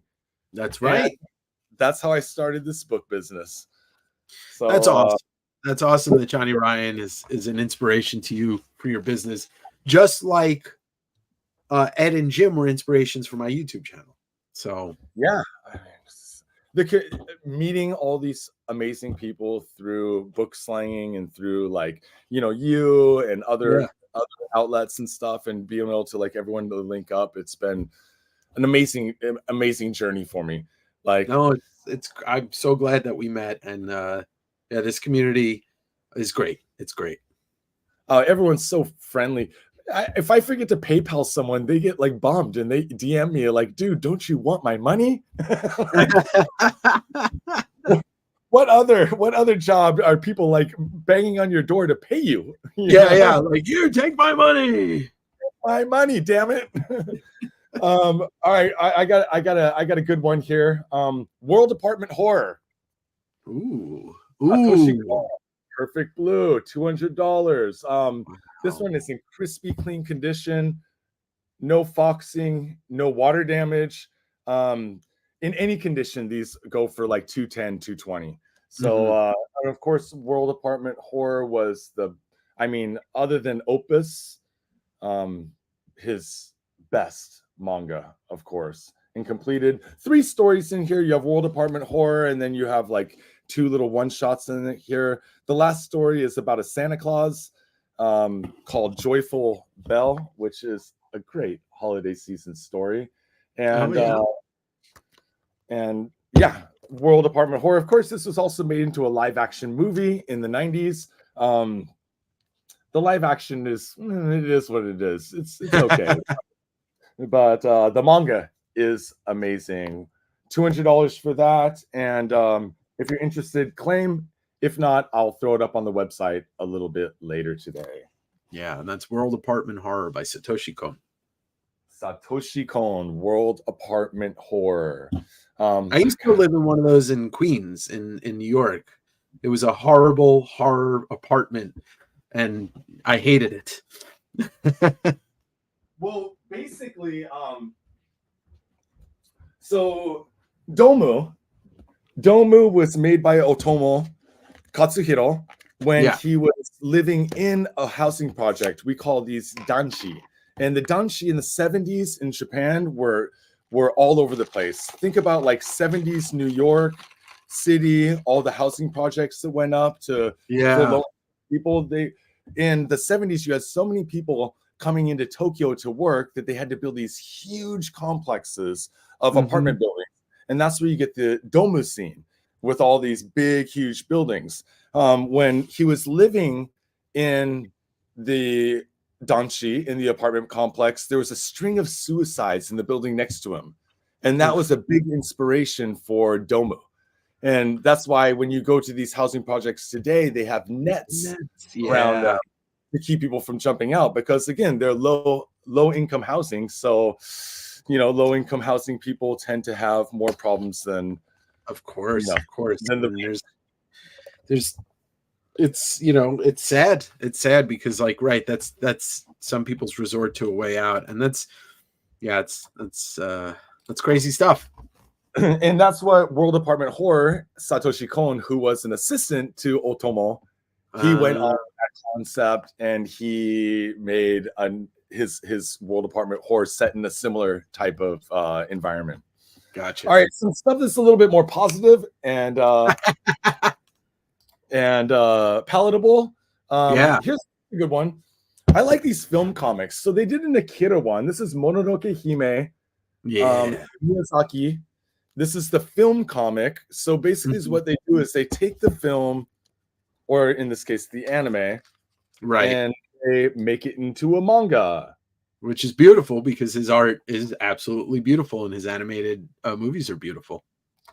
And in 1997, I saw Mononoke Hime, Princess Mononoke, in the movie theater here in Japan. My first visit out here, and God, it's just such a beautiful movie. You know, it's funny. I was talking, had Derek Kirk Kim on yesterday, and we were talking about how, he first saw, I think it was, he was talking about Nausicaa. And I told him that the first time I saw Mononoke was the English, when they released it in theaters in 97, 98, whatever it was. I don't remember anything about the story. I just remember how beautiful, absolutely beautiful that movie is. Yeah, I mean, and we'll see with the image boards here in a second, but the concept behind it was a little bit different than what actually became the anime, but the underlying story was always the same. Pro-environment, humans are destroying everything. Oh, that's so true. Yeah, but $25 for the Mononoke Hime. If you're into stuff like this, I think I have a Gundam set of these. I think I have the Akira set in stock up there in the corner. And yeah, these film comics are really, really fun ones. I think the first time Star Blazers was ever released in a comic here, it was film comics like that. Yamamoto. Yeah, and the cool thing about the film comics is if you've seen the anime, then you can actually follow the comic even without any Japanese skill. You know what's going on. Right. Yeah. I actually sold the other day, yesterday, the republication version of Akira, which is the manga-sized screen books. I had just the first one. Andy Zuleta said hello, and he needs some Gundam stuff. Hey, Andy, what's up, man? I like Andy. We chat on the Instagrams. We chat on the Instagrams. Sticking with some Ghibli stuff. I have a couple more Ghibli things here. All right, let's see it. Let's do Rupan Sansei. So Ed loved this series. He came to Japan and he bought the whole run, which is a huge brick. I mean, it's like it's 18 books or something like that. All of them hardcover, all of them in slip covers like this. Woo! And he hauled those back. I think he threw away all of his cross-color gear just to fit it in the goddamn suitcase. He said that, yeah. And these are great. These are great. They're not hardcover. They're like a stiff soft cover. But these are all storyboards.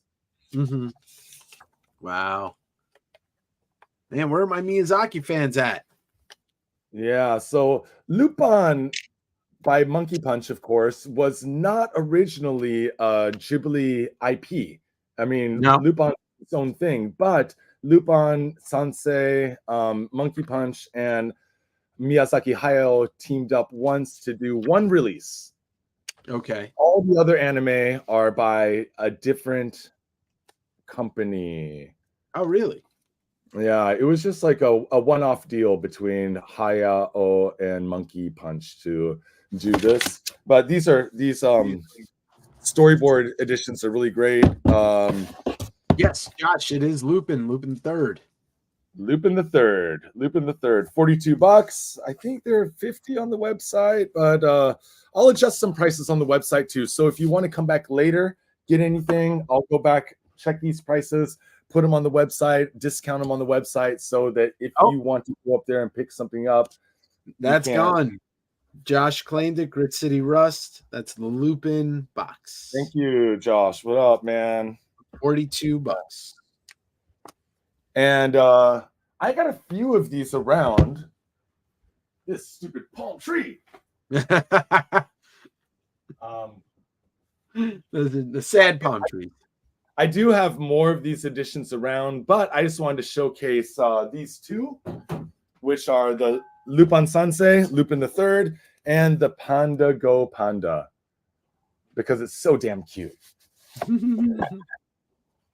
mean, everybody loves a big panda. Yeah, who doesn't? You got to be weird if you don't. Yeah, it's almost like Totoro, My Neighbor Totoro, or like Panda Go Panda. I mean, you just can't go wrong with a big cute stuffed fuzzy thing. And again, these are all the storyboards for Panda Go Panda. Oh, look at that. Adorable, though. The bottom one. Yeah, right over there. Yeah. And that also $42, my friends. And right. Panda Go Panda. Even though it says Panda Go Panda on the cover here, which is weird. And last one, dude, I got lucky. So Uncle Jeff Darrow asked me to find him we got a claim for the Panda Go Panda for Jesus the Clown. All right, that's yours, baby. That's yours right there, homie. Thank you. The homie Jeff Darrow, Uncle Jeff, he was like, dude, you have to find me this book called Hayao Miyazaki's Image Boards. And I went out digging. I found a copy for him. And in my digging journeys, I found another copy as well. So what I kind of did was, of course, Uncle Jeff always gets the discounts, you know. Right. He's Uncle Jeff. It's Uncle Jeff. And but what I did was I found one for $250. I found one for $190. I split the difference, averaged it out so that everyone can get one. So anyone could get one for $220. And this very rare book is beautiful. It's mostly opens with the image boards for Mononoke Hime. There you go. Yeah, right there. And these are all drawn and like watercolored by Miyazaki. So these are the image boards that were used for the concept drawings. There's a bunch of characters in here that never made it into the movie. So it's kind of cool seeing what his original concept was and comparing it to what actually became Princess Mononoke. And then almost like an artist edition. It is kind of like an artist edition. And you used to have all these watercolor storyboards, basically. You have this section, which is like all about aircraft. So you have Nazca aircraft and just different aircraft from different things. And then you have a sketchbook, which is just sketches from all different Miyazaki films from the time. I believe this was released in 1983. And then, of course, you have Totoro. Panda Go Panda. Yeah. A little bit of extras here. But yeah, this is a rare one. I normally sell this for $250, $220 if you're interested in some Miyazaki image boards. A couple things. The Panda Go Panda that we just sold to Jesus the Clown, that was also 42. That was 42. 42, okay. My friend. And then Jesus the Clown, just make sure you're following Sean on Instagram. And that image board one you just showed, I'm pretty sure, did Ed buy one of those? Because I'm pretty sure they went through one on Kayfabe, right? I think that they did. Yeah, man. Bring one of his love for everything that you showed him and everything that he was into over in Japan was just like you. It's contagious. It's absolutely contagious. I'm impressed by how much you and he could describe stuff, and yeah, it's just it's amazing. That was the one awesome thing about my short friendship with Ed, which was a couple years, just during his manga quest. He would come out, we'd hang out from 2.5 years ago until the last one, and so eager to learn. Eager to learn.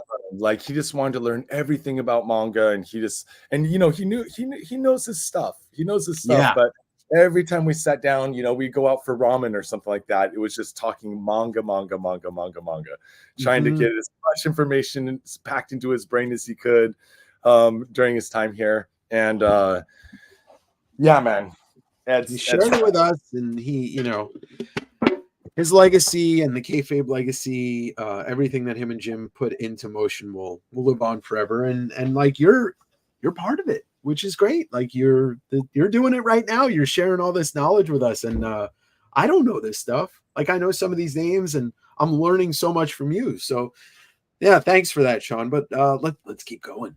All right, man, let's go. Okay.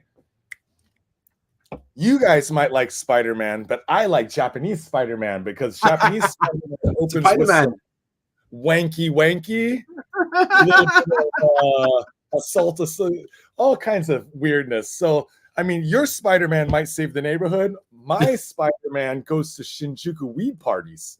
And Yeah, he wants to bang the neighborhood. Yeah, the opening is wild. I mean, what's old Spidey doing over here? What's he doing in the back? That is definitely, he's finding a new way to shoot his webs. He's shooting webs, that's for sure. Oh my God, that didn't last long. Tyler claimed it for 75. 75 for the Sun White edition. The Sun White edition is my favorite edition because it skips the origin story. It goes right into the wanky, and you get these beautiful spreads like this. Whoa.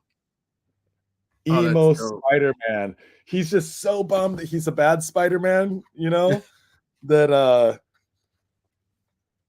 but don't fret, my friends, because if you just missed out on claiming this Spider-Man, I got you because I got a masterpiece edition set as well. Japanese Spidey is a furry, kind of. I mean, that's the thing, like when they take Japanese creators, when they take an American property, it's never the same. Like, the Turtles doujinshi, stuff like that. Yeah. It's the stuff of like horny nightmares. I love it. Yeah, it's wild. I was trying to find the Gotta love the neighborhood wanker, man. Yeah, dude. You gotta be careful about that neighborhood wanker. Anyways, sorry, I'm getting enthralled by Japanese Spider-Man. Sexual. There we go. There's one. Sexual frustration, man.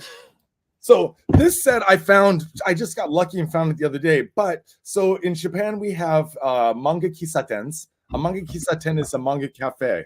So you go into the cafe, you get a computer terminal. There's a bunch of manga. You get free drinks. You can order little snacks and stuff like that.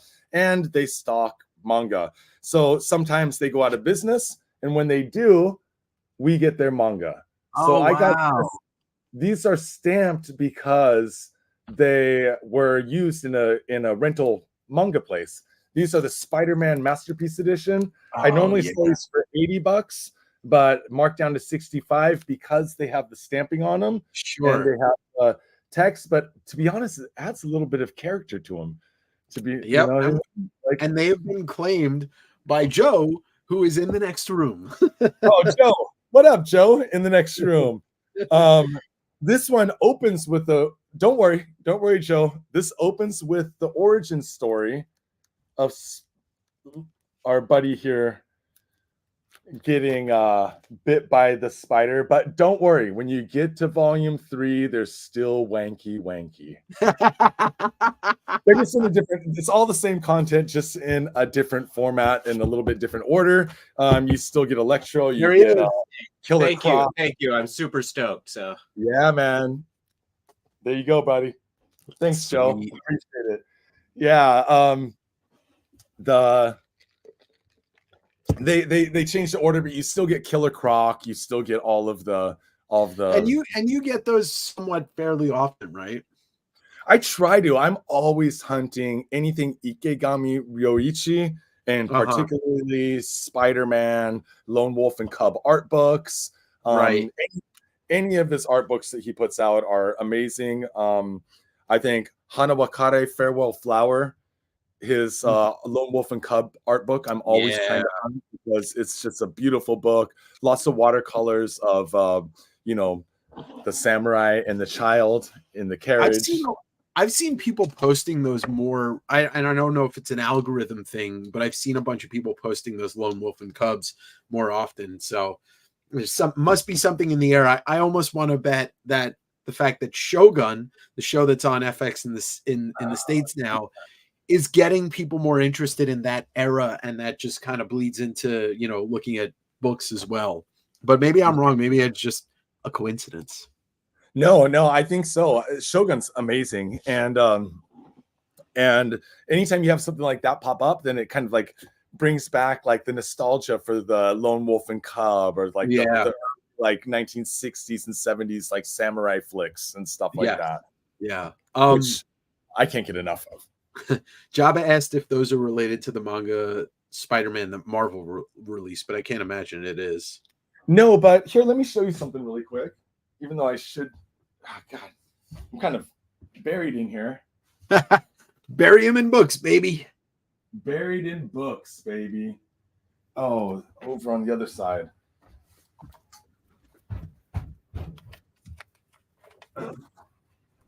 No, but we did have, there's 6 issues of Popcorn. Oh, that's right. Popcorn. Yeah. So Popcorn. Of course, we have our Spidey logo here. Popcorn, the one half is Marvel. Yes. The other half is Japanese manga. And this did have the Marvel runs in them. Whereas like the Spider-Man by Ikegami Ryoichi, that was very Japanese, very original. I mean, the characters, you don't even have a Peter Parker, he's Ryo, you know. So like, but those are sold spoken for, right? These ones are on the, I only have 3 and 4 in stock right now. These are on the website. I believe that they're around $55-$60 each. Hard to find sets of these, but I do have 3 and 4 on the website. And you know, you get a little bit of everything in here. Yeah, I bought the one that you guys filmed and flipped through. Yeah. It's on Cartoonist Kayfabe, right? Yeah. I love me some Popcorn. I got the full run in my personal collection. Let's take a, oh wait, you know, if we're gonna be talking about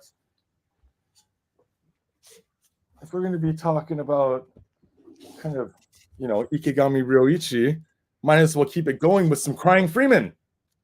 Oh, Crying Freeman, the full set, $50. Crying Freeman, all right. There's 9 volumes in this set. So it's $6, $5.50 a book. Yeah, I mean, like again, I'd probably sell these for like, I think I have them on the site for 68 or something like that normally, but I get a deal. You get a deal. That's one of those ones. That's one of those ones that I think Dark Horse or Viz translated in the 80s and put it out. Yeah, right. So like, they're out there in English. I've heard that they're pretty spendy to try to pick up in English, and you know, hard to come by. So again, Crying Freeman, like dude, I have a lot of my customers are artists. They're just using my books for inspiration or for art reference. But there's other people that are other customers of mine that are really into reading, and they use Google Lens to get the gist of the technology there for us to do that these days. It's pretty amazing. I mean, I did that with the There's a Cursed Fates on my back. Yeah. I mean, like I get some French publications once in a while, and I'll bust out Google Lens for the French because my French sucks, you know? Yeah, there you go. Yeah, Crying Freeman. Tyler asked if any Star Wars manga came out in the 80s. We know that, that he mentions that the 90s Dark Horse had manga, but was there any like late 70s, early 80s Star Wars manga? There was in my recollection, they did like a run in Starlog magazine where they did some pages, some Star Wars pages in there, because that was the big sci-fi movie magazine. But I do not believe that it was released into a tankobon, like into an actual book. Yeah, like it probably would have been a licensing nightmare. Yeah, I mean, notoriously, Lucas is not always the easiest to license, right? Right. These are going to be on the website later. These weren't for the thing, but if you want me to ruin your childhood dreams, buddy. Oh God. Some homoerotic. Oh my God. The fact that I love that it's Obi-Wan, it's Anakin, it's General Grievous, and then Satan and then Satan. But if you want me to ruin more of your childhood, oh, there it is. The love of the turtles, the turtle love. Turtle love. More turtle love. I saw these cartoons on the website. I was actually doing a documentary film on something like hentai sex related, and I picked up to show Gru and Gru's brother. Oh my god. Oh Deadpool my god. and Spider-Man. And if you want to get really wait. Batman and Superman. No, that's the one we all want to see. And if you want to get really weird, Ampaman. Ampaman is a kid's character, but in an adult version, doing things that you don't want to know. You just don't want to know. You don't want to know. Anyways, I'll get those up. All right, moving on, my friends. I can't believe that we're already an hour deep, dude. It goes quick. It goes quick. It goes quickly. It goes quickly. I just showed Crying Freeman this. If you're an Ikegami Ryoichi fan, is one of the best art books that you can pick up. This is slipcover, 2 books in here. You have the girls and the boys. And when you say boys, of course, we're talking about a lot of ripped Crying Freeman. So yeah, let me show a little bit of this. So these have illustrations. They have a little bit of manga in them. They have some amazing artwork. Oh, nice. That's dope. This is $100 for the 2-book set. Sword fighting heroes. Feet.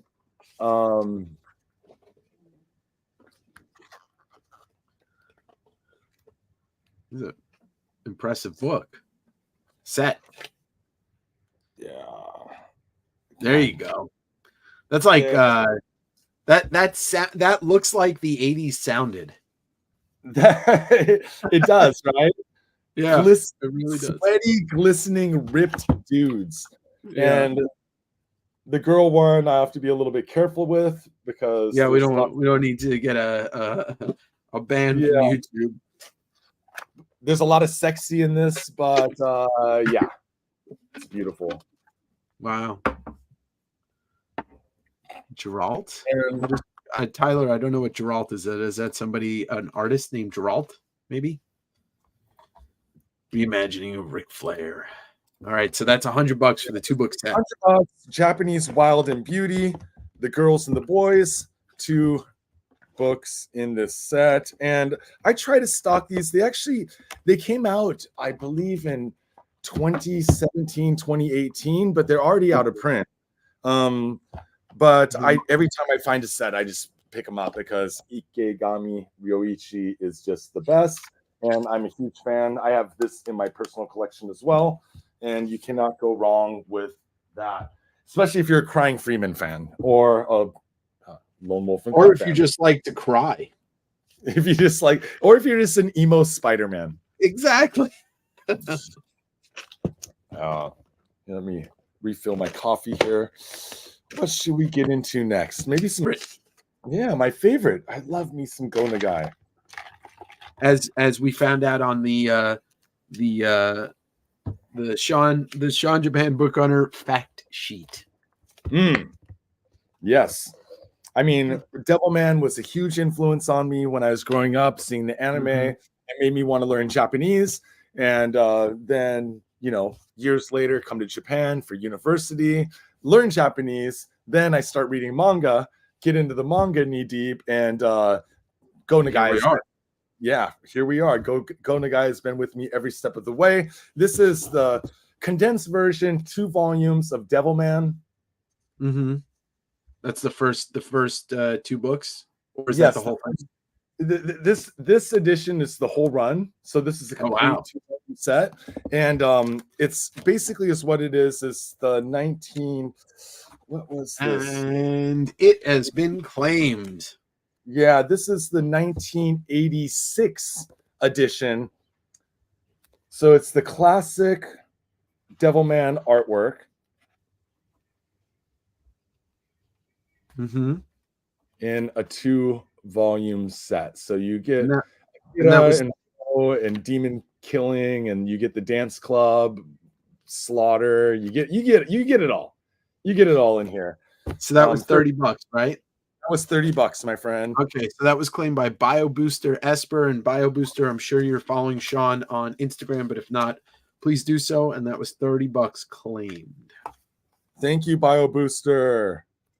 Yeah, I mean, I love these covers. I mean, I have a whole bunch of, in my personal collection, a whole bunch of like Devilman editions. And other than the Devilman Bible that came in the dynamic box set, huge box set, which is, it looks like a giant Bible. Other than that, this is my favorite edition. Beautiful. All right, sticking with some Go Nagai. A lot of people know Go Nagai for Getter Robo, Mazinger Zed, like his mech stuff, and then Devilman, of course. But a lot of people don't know he did a lot of horror as well. And one that I always like to promote because it's such a good one is Mist Story. So Mist Story is a compilation of one-shots, and all of them are horror stories, and all of them are a little sexy as well. But you have, girl getting married, going out to the countryside. You have faces off. And I mean, this is like, if you want to get like some affordable Go Nagai that is like different and a little bit like off the beaten path, then Mist Story is the way to go. All right. And BioBooster said that was the first purchase he's ever made. And yeah, he's really stoked. Thank you, BioBooster. Check out that weird alien dude. That's sick. What's the name of that book? I know it's Go Nagai, but what's the name of it again? Mist Story. Mist Story. Okay. Yeah, you get this savage dude in the woods. Whoa. How is nobody buying this? Let's go, people. I know. It's an amazing book. And I mean, I like to always keep him in stock because, for one, it's affordable. Check out Spider Girl here. Whoa. And that just got claimed by Andrew P for $15. $15. Thank you, Andrew. Appreciate it, man. I always try to keep these in stock when I can find them. So if you missed out today, then that's okay. Check back japanbookhunter.com. That's the website, and I'll try to get another one in. Yeah. And similar to Mist Story, he also did this one called Nagai Go Hora short collection, the Dokuro no Yakata, which means like Skull Manor. Skull Manor. That's where I grew up. Yeah, Skull Manor, Yeah. It was a boarding school for sick children. And this also is a Go Nagai horror. Whoa. Horror manga. And there's a couple wild stories in here. I don't know if I can even show that. Yeah, let's do it. Ooh. She gets married to a man that turns into a skeleton at night. Oh yeah, there we go. How much is this? This one is $20. It's $20 for Skull Manor. Look at that. Go Nagai doing his version of the origin of Skeletor.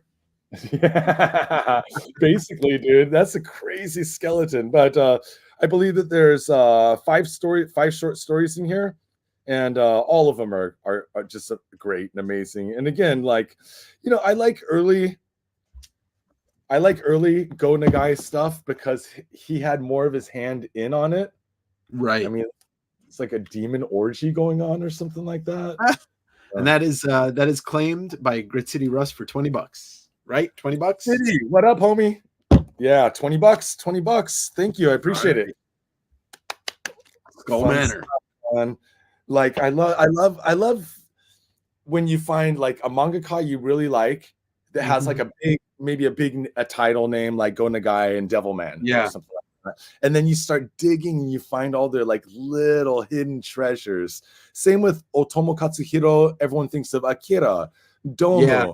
But then you get into Hansel and Gretel, like all of his fairy tales, like his early A Gun Report, Ju-on, or something like that. And you're like, it's fun to just dig beneath the surface a bit, you know. That's how I feel of like when I first started reading Sandman by Neil Gaiman, and I started to look for other Gaiman books that he did, or with Bernie Wrightson, same thing. Like you find all these eerie and creepy magazines that he had a story in, or heavy metal, and it's like, oh, you just keep searching and searching for that stuff.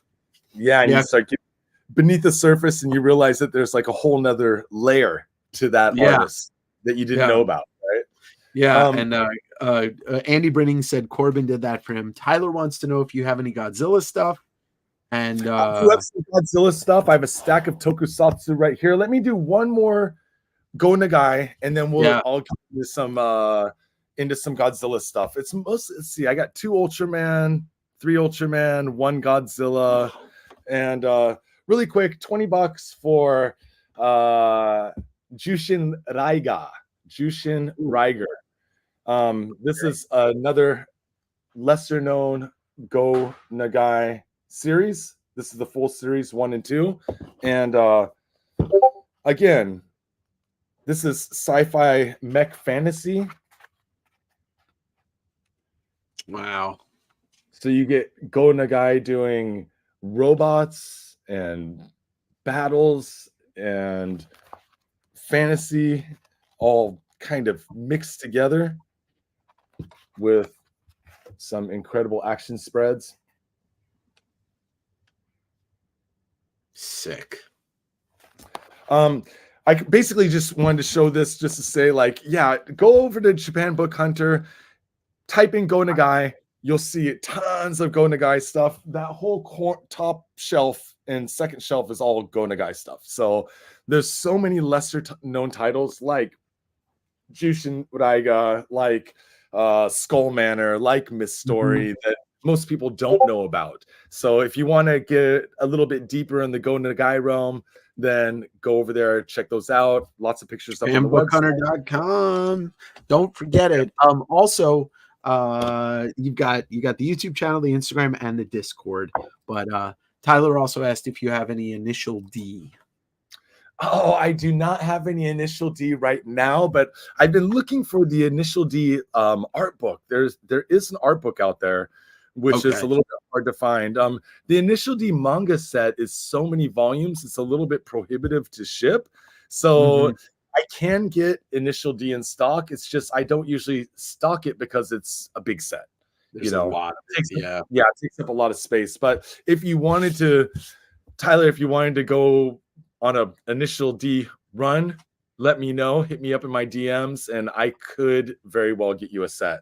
Again, it'll probably cost you, $50 to ship, but you might want it. There's only one place to get it. There's only one Sean to get it from. And then I wanted to ask this too because I was thinking about it, but other Sean asked if you have any Guyver. Guyver now, no Guyver right now, but Guyver is amazing. But it's always the biggest challenge is keeping the shelves full. Yeah. The challenge isn't selling the books. The challenge is keeping the books, having stock. Yeah, having stock and having good stock. Yeah. Like I don't want crap on my shelves. I don't want a bunch of junky books. No. Want to keep it looking clean, but need some Guyver on those shelves, I think. All right, guys. Okay, Godzilla. I got a Godzilla for you. I got the best Godzilla book from 1983. Oh, wow. It's a $100 book, but I'll show you why. Oh, shit. Slipcover. It's about as big as Godzilla, too. It's huge. Whoa. It's a bit of a brick. I think it would be just under 2 kilos, so I'd have to weigh it. But this book covers everything Toho Godzilla. It's got behind the scenes. It's got, like, of course, movie stills. Wow. It's got behind the scenes stuff. It's got storyboards. It's got everything, and it's almost all pictures. Because dumb people like me don't want to read. We don't want to read anything. We want to just look. We want to look at the pretty pictures. Yeah, we want to look at pretty pictures of people launching submarines and stuff. You know, like, you don't want to have to read about that. But this is probably one of the most comprehensive Godzilla books I've ever found, and I have a lot of Godzilla stuff. Yeah, Hedoro. Wow, man, I'm waiting. I'm waiting for them to release a Godzilla -1 book in Japan. You do. I've been looking steadily, like every other day. I'm like Googling, like, is there a new Godzilla book out? Is there? A new Godzilla? The Shin Godzilla book set, which was also like this, came in a slipcover. You get the movie script, you get a DVD, a CD soundtrack thing, and then you get the art book and everything. That thing sold out so quickly. And yeah, I think I saw copies of it before. Yeah, and I don't know why they didn't reprint it. They just didn't reprint it. So it's already hard to find Shin Godzilla. When they do the -1, it's gonna go quick. It's gonna go quick. Yeah.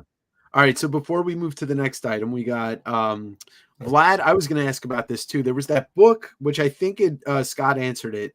The one where the dude punches through the planet. Is that Ryu, the strongest man on the face of the planet? Yes, that's Ryu, the strongest man on the face of the planet, by Kaze Shinobu. I do not. I had 2 copies in stock, and they both sold this week. But one sec. David, I got your raffle ticket money. I just got it. Thank you. I'm like trying to get through all the orders that came in today with the tickets. There's 3 editions of Ryu, the strongest man on the face of the planet. This is my personal copy. This is the OG edition. Okay. Which is amazing. I think that, and then they did do a remastered, I don't know what to say, remastered version about 4 years ago, which is this one. And then there's also a 2004, 2005 edition. It's the blue one.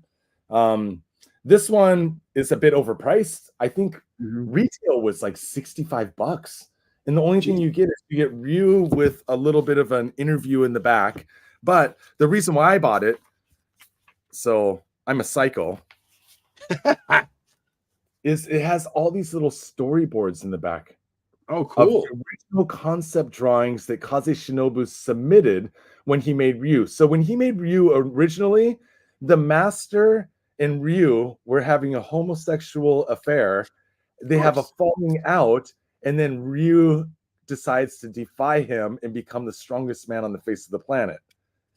It was a bit of a gag manga with like supernatural kind of spiritual elements going on. And then the editor went to Kaze Shinobu, including Go Nagai, and was like, dude, we don't want gag. We want more realism, and we want this to be more like, a epic superhero journey, not, not little gag, erotic romance gag thing. Yeah, exactly. But I bought this this reprinted version just for those little pages in the back. That's awesome. My YouTube channel, I do like an hour and a half breakdown on Kaze, which is pretty deep. If you want to go over there, you can check that out. Couple other questions.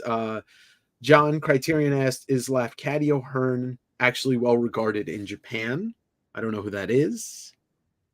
I don't know who Lafcadio Hearn. Yeah, I don't know who that is.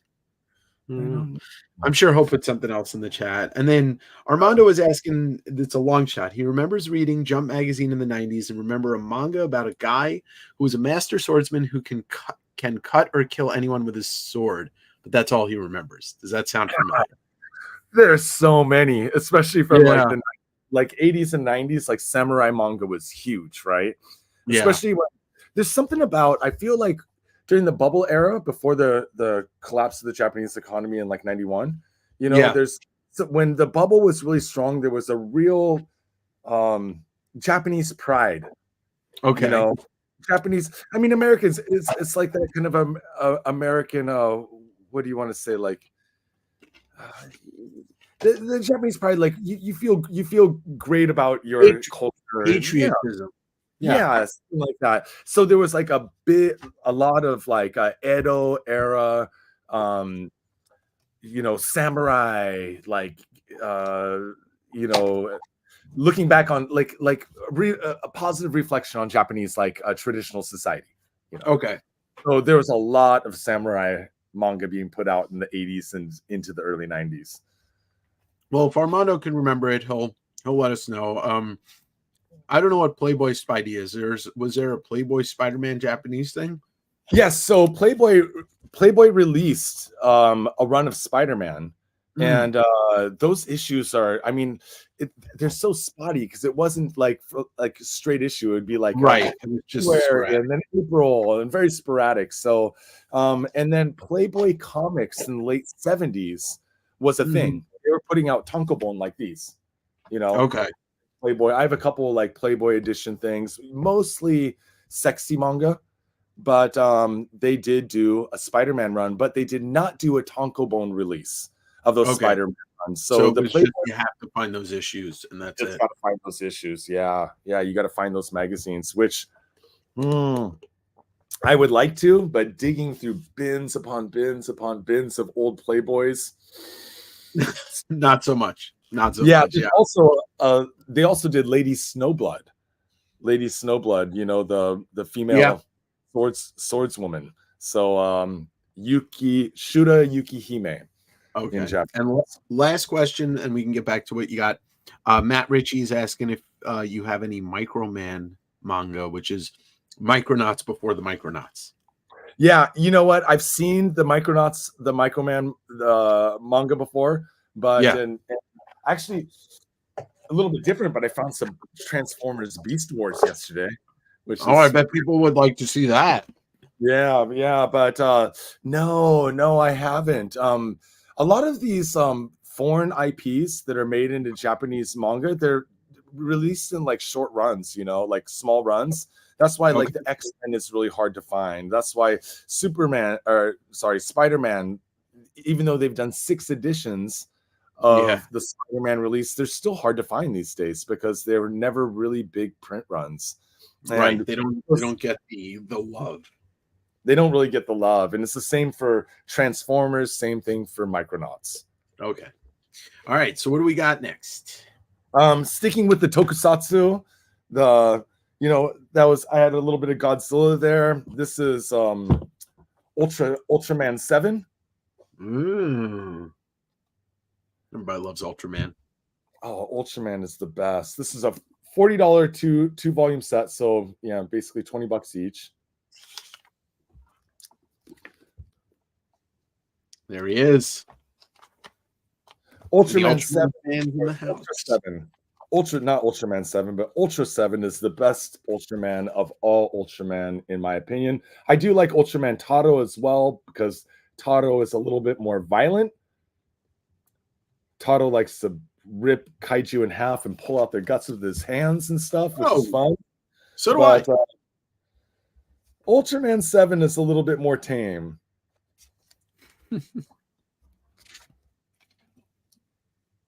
Pretty dope. I love me. How old is Ultraman? I don't know. Ultraman, how old are you? I mean, Ultraman, there's so many between the Ultraman like Kyodai, like brothers, like the Ultraman universe, like 9 of them or something like that, right? So yeah, it's got to be from the 60s at least, right? 60s. Oh yeah. And that was like the live actions from the 60s. Yeah, most of which you can find on YouTube. Right. Yeah, you get some amazing like 2-page spreads and stuff. But when I got into this, I'm a big manga fan. When I started doing the business, I wasn't really big into kaiju and kaijin and Ultraman and Godzilla and this stuff. But there's, of course, a lot of people request it. And Sure. God, it really grows on you, man. Now I just love anything monster. Anything monster is fun. Whereas it's great. Andy Zuleta, the Ultraman, how much was it? $40. $40. All right. So Andy, if you want to claim it, it's $40. $40 for the Ultraman set. And if you like Ultraman 7, like not Ultraman 7, I always say that, Ultra 7, not to be confused with Ultraman or Ultraman Taro or any Ultra 7, then Narita Toll. Narita Toll was the key designer for Ultraman 7, and his art book is hands down one of the best Ultraman art books ever. Wow. And we get so many concept designs.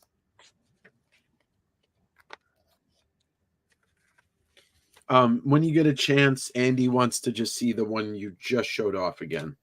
Oh, the Ultraman one? Yeah. Sure. The 2-volume set. This Whoa, is that thing's nuts.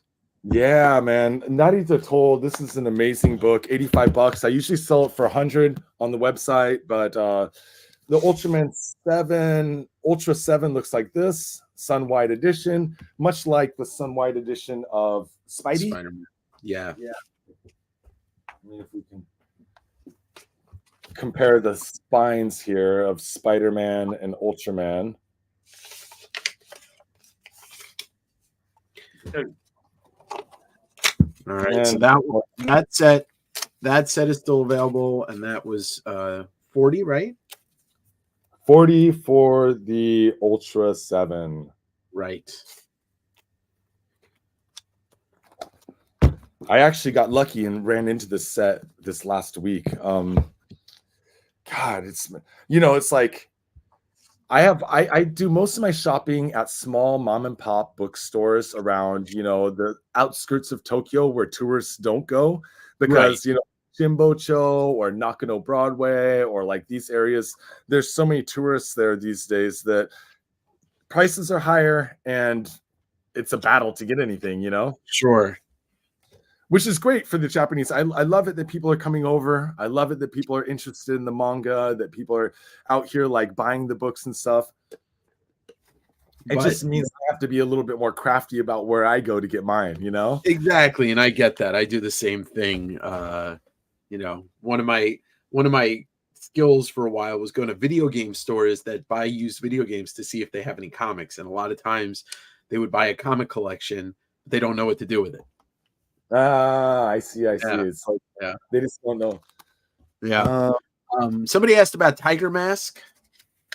Oh, Tiger Mask, the star, Kaze Shinobu. I do not have one at the moment. Tiger Mask 1, very readily available. Tiger Mask 2, very hard to find. And if you watched my, I did a YouTube video on Kaze where I talked about this, but he was sued when Tiger Mask 2 was released because it was, of course, Tiger Mask is a protected IP, and he was just writing a Tiger Mask without any like authorization. So Tiger Mask 1 got a huge print run. Tiger Mask 2 got recalled and they shredded most of them. All right. So because of that, if you can find a Tiger Mask 2, tough to find, yeah. You're killing it, man. You're killing it. 1 second, guys. I'm gonna plug in. Knights of Old, what's up? JD, what's up? Did I miss any fun Dragon Ball? No Dragon Ball stuff yet. I don't know if he's gonna have any, but we'll find out. Oh, 1 second, my friends. Yeah, take your time. Hey, everybody. Don't forget to follow Sean, Japan Book Hunter, on Instagram and YouTube, and go to his website, japanbookhunter.com. Your one-stop shopping for the weird, the rare, and the fun. Coming soon to a theater near you.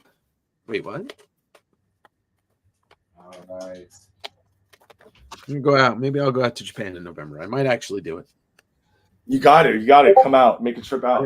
Because literally every other trip I plan this year is not happening, so might as well. Sorry if I'm making too much noise. I'm just trying to get all these raffle tickets taken care of. By the way, in the raffle prizes tonight is a $100 gift certificate to Sean's website. John, you did not miss any Junji Ito. Nothing came out yet at all for Junji Ito. There's going to be some interesting stuff coming on Sean's pipeline because Junji Ito exhibition starts soon, so there might be some fun stuff. There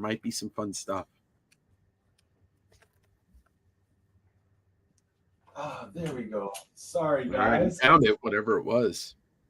Plug in the old computer. Gotcha Man manga? Gotcha Man?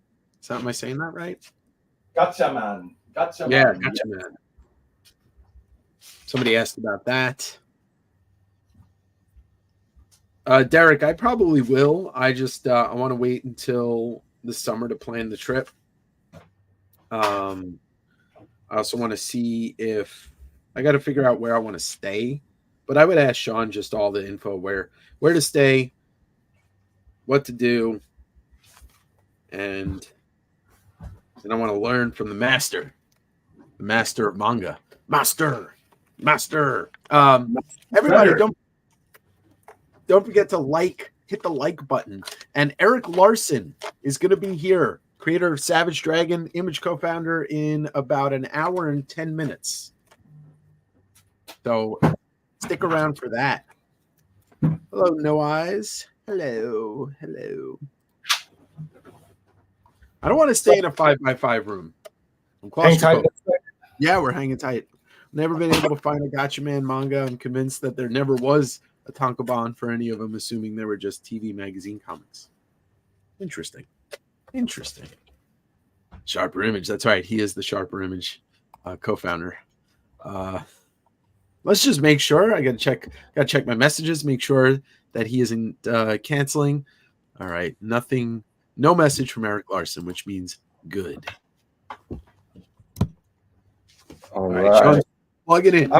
I am almost back, my friends. Just don't want my computer to die in the middle of our screen here. Yeah, those palm trees need some water. They've just gotten sadder and sadder. That's sad. So sad. All right. We got it. Whoa, there we go. Well, Sean's right,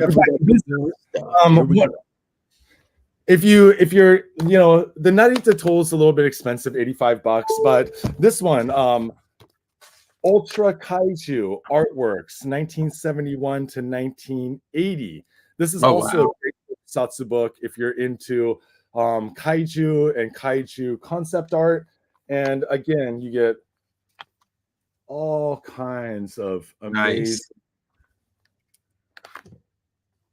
All right, it's gone. Josh, Grit City Rust is claiming it.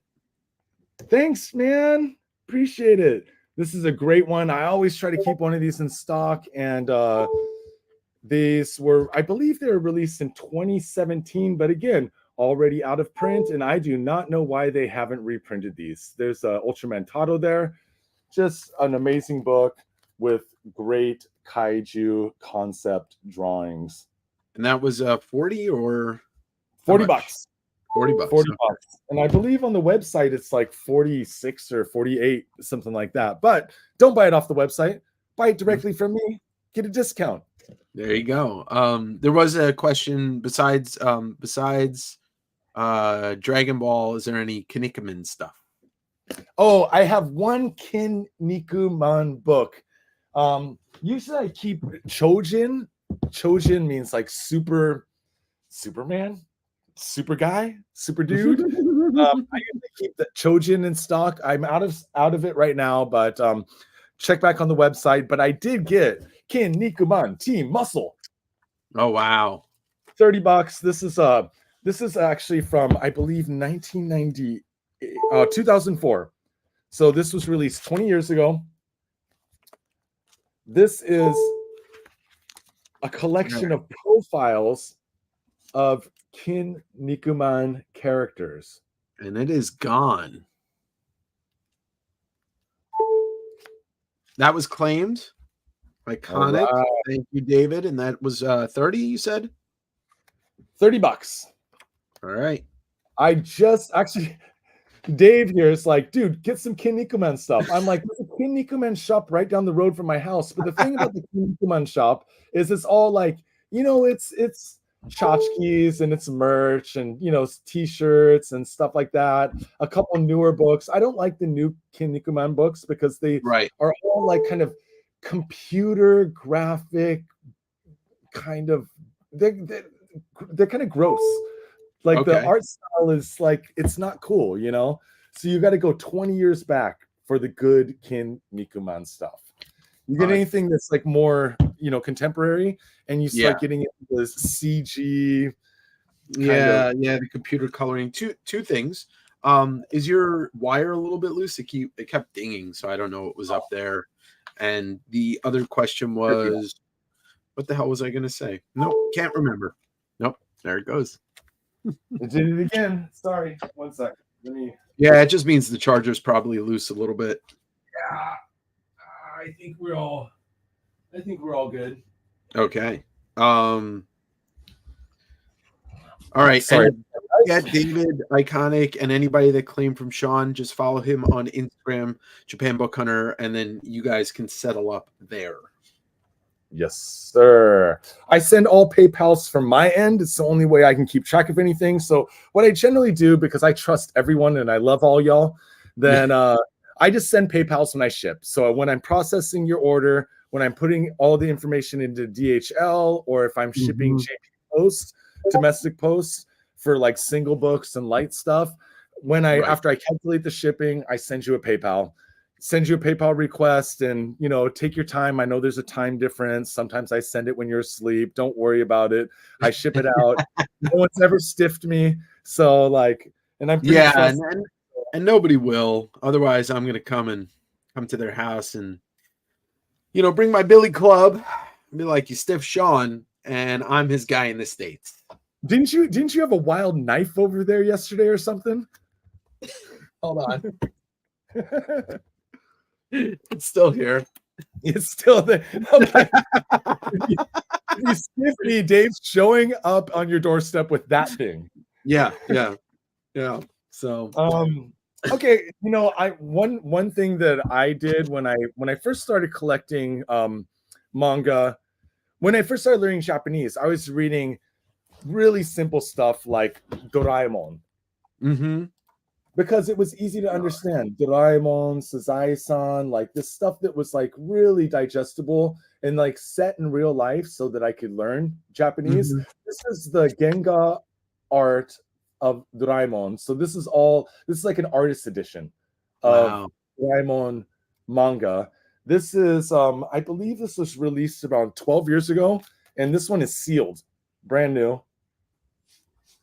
Otherwise, I'd open it up and show you the inside. Yeah, but we don't want to do that. I don't want to pop its cherry. You know what I mean? Yeah. I've seen this book before. It's beautiful. It's what it is. It's the raw Genga or the raw art panels of Doraemon. Okay. So if you're a Fujiko F. Fujio fan, then this is a beautiful book. $65. The Art of Doraemon, and it is new and sealed. And really want to open it, to be honest, and check this out. Really nice. There you go. Bilingual too. Yeah, there you go. Perfect. You have English and Japanese. So it's one of the rare artist editions that's released in English and Japanese. I mean, I never see English in any of these artist editions. So if you're a Fujiko F. Fujio fan, Akatsuka Fujio, the Genga art of Doraemon. So what I did when I first started learning Japanese is I would start with like Doraemon, Sazai-san, really children's picture books, like really simple stuff. And then as my Japanese got a little bit better, I worked my way up to things like Rupan Sansei. So Lupin the Third, Lupin the Third. This is a 1980s edition of Lupin the Third. This is called the Aizoban, which means collector's edition. Oh, so this is a collector's edition, slipcover, hardcover, great cover art. And we got a claim on the Lupin the Third. That book you're holding from Josh, Grit City Rust. Bringing another. So that was Lupin the Third. Third. Monkey Punch. There's the man himself.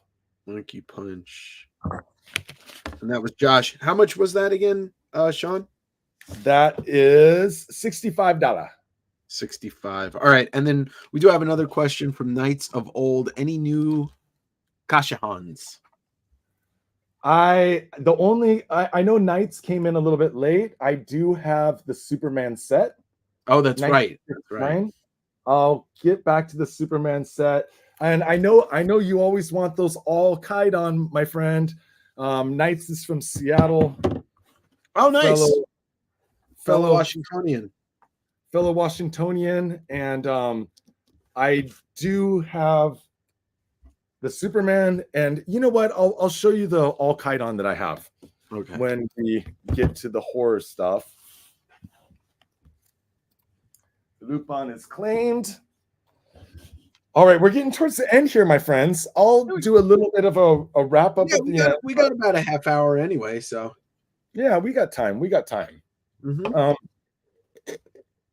Then, as my Japanese got better, I started really getting into shoujo horror, and shoujo horror means, of course, Hino Hideshi, and Hino Hideshi, of course, the king of body horror. You know.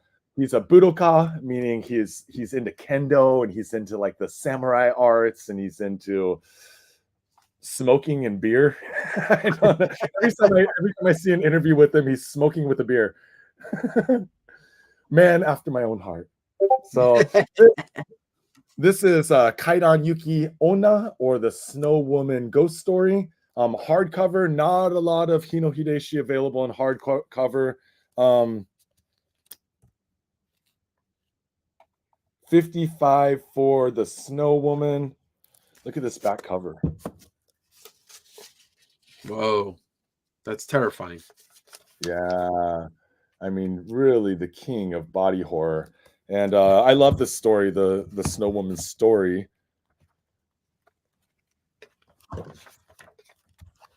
And you always get some creepers. Hey. So I have that Hino. There's a lot of Hino Hideshi that is really popular. I mean, I just kind of threw this out here just to show everyone, but this has been translated into English. Crimson Snake. Snake. So this is available in English. So if you can find it in English, but if you can't find it in English, hit me up, $30 on the website. But there's a lot of lesser, or another one that's also been translated into English is Bizarre Circus. Whoa, that thing's nasty. Yeah, they're actually, I used to have a Softbee figure of this, but I sold it. But the figure's amazing. It's an amazing color figure too, but I just don't have enough room in my place for toys. You know? I hear you. I'm all books, no toys. I got a few, but I try to refrain. Try my best to refrain. But Bizarre Circus, but a lot of people don't know about some of his lesser known titles. So like I love this one. Fear Train. Fear Train. Resha is about a train. With a lot about of fear. a lot more than that. But here, let me find a couple good pages. There was a time when all the horror guys were doing kind of, I mean, this one's also horror. Yeah. Sometimes with some sci-fi elements to it though. when science fiction was really cracking in the 70s, like post Star Wars, late Yeah. 70s Japan sci-fi is the best sci-fi. You get 78, 79, and during that time, even the horror manga people were throwing sci-fi elements into their manga because sci-fi was so popular at the time. Right. Anything that they could do to, sell more books. Blend genres will always sell more books if it's done right. Yeah, exactly. And then when you get into the early 90s, when you had Grudge, Ring, all these like Japanese horror movies that were really popular, then it went back to the core horror. And you get horror manga that's just like the heady, trippy, like that type of like, I hate it. Yeah, girls walking backwards on their hands, heads spinning around and stuff like that. This one, The Blood Flower, another rare one by Hino Hideshi. This is hardcover as well. This one's in excellent condition. Usually there's lots of foxing in these. I don't know why, but could be the paper stock they use. Yeah. And nice print quality. Always the hardcovers. I mean, we don't get a lot of hardcover manga here in Japan. So anytime you can find something in hardcover on heavier stock paper with better print quality, it's always worth picking up. And I have this up on the website as well. The Blood Flowers, Hino Hideshi, includes Zoroku, this character that really put him on the map for body horror. After he did this story, he never strayed from body horror again. Knights of Old also asked if you have any Ninja Furoku, Kashihon, and Vintage Tezuka today, but I wish I did. I was trying to come with stuff that was like really what I want to say, like an introduction to manga collecting. So I wanted to come with Onagais, with Otomos, with Kinniko Man, with the Hino Hideshi, stuff that's people might kind of be familiar with. And the rare stuff, the Kashihon stuff, the underground stuff, the 70s Gekiga stuff, I refrained from busting out today. But go to my Instagram. Yeah, Japan Book Hunter. Look through that feed, and you'll see all the weird and the wild stuff that I stock in my web shop. Last, I will get to one Ito Junji thing, maybe two. I can bust out a couple of things, but last one, The Art of Hino Hideshi, $80. This is his only art book, and I dare you to find it even close to this cheap on eBay. People are psychos, man. They're selling it for $200 a pop.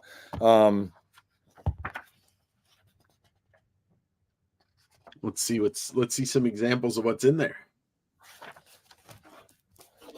Dude. Whoa. Now I'm regretting this. This is My Lovely Monster. I have this tattoo on my leg. Oh wow. You know what I just realized? I think this bad boy, is it signed?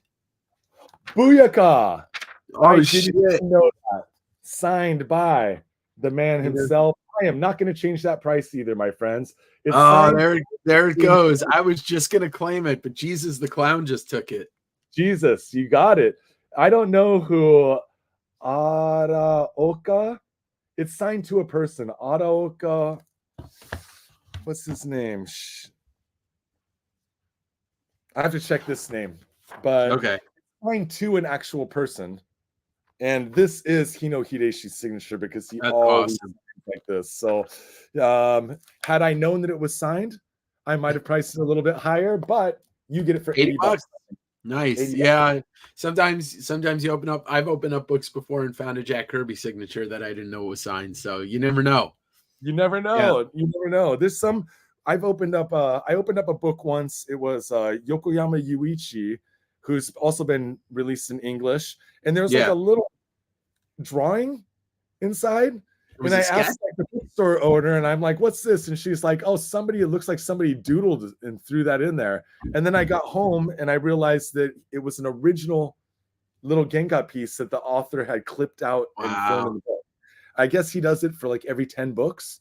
He'll just like throw of original art in, and got lucky. But You got lucky too, my friend. Signed. Awesome. Hino Awesome. Deishi. Andrew P had a question. Do you have a copy of that scary manga Hibari Shobu book that Avant Garde Books posted the other day? One sec. All right. And then congratulations, Jesus the Clown. That's awesome. Yeah, the Sig is beautiful too. I do not have scary manga. I have it in my personal collection for sure. No.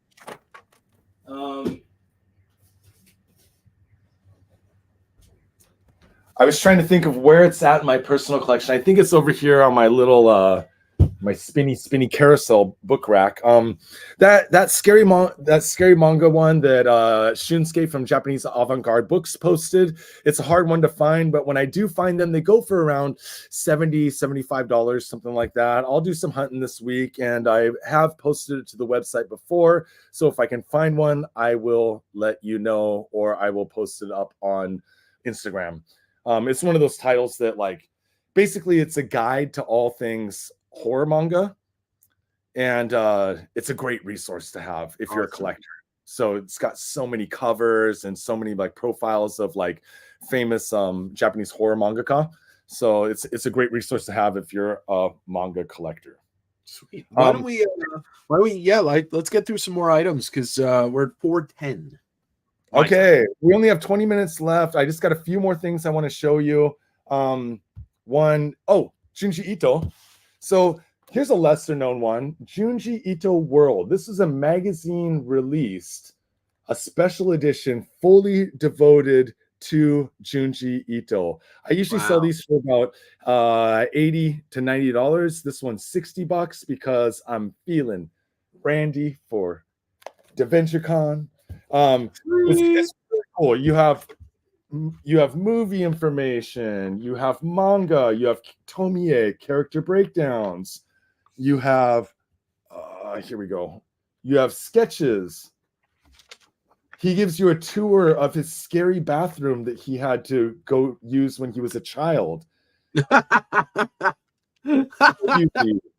Yeah. So famously, Junji Ito, you had to go to his outhouse when he was a child. He had to go downstairs through a basement hallway and then up to an outhouse. And he said it was a horrifying experience when he was a child. And he takes you on a tour of that toilet. That's amazing. In this magazine, all about everything Junji Ito. So that was claimed by Rael Nagath. Thank you, David. And that was $60, right? $60. All right. And you get manga, you get a little bit of info on them, you get some sketches, you get a whole bunch of stuff. Junji Ito World. I have one of these in my personal collection. I love it. That's awesome. Well, congratulations, David. Good pickup on that. I guess I could bust out.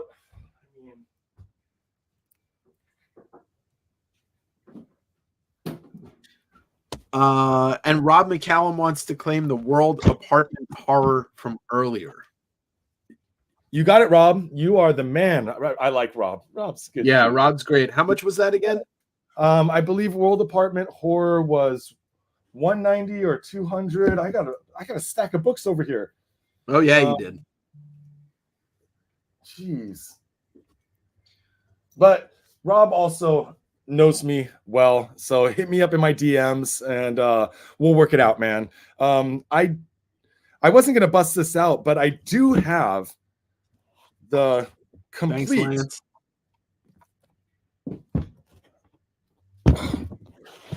I do have, if you're like a big Junji Ito fan, I do have the complete 16-volume run. Oh, wow.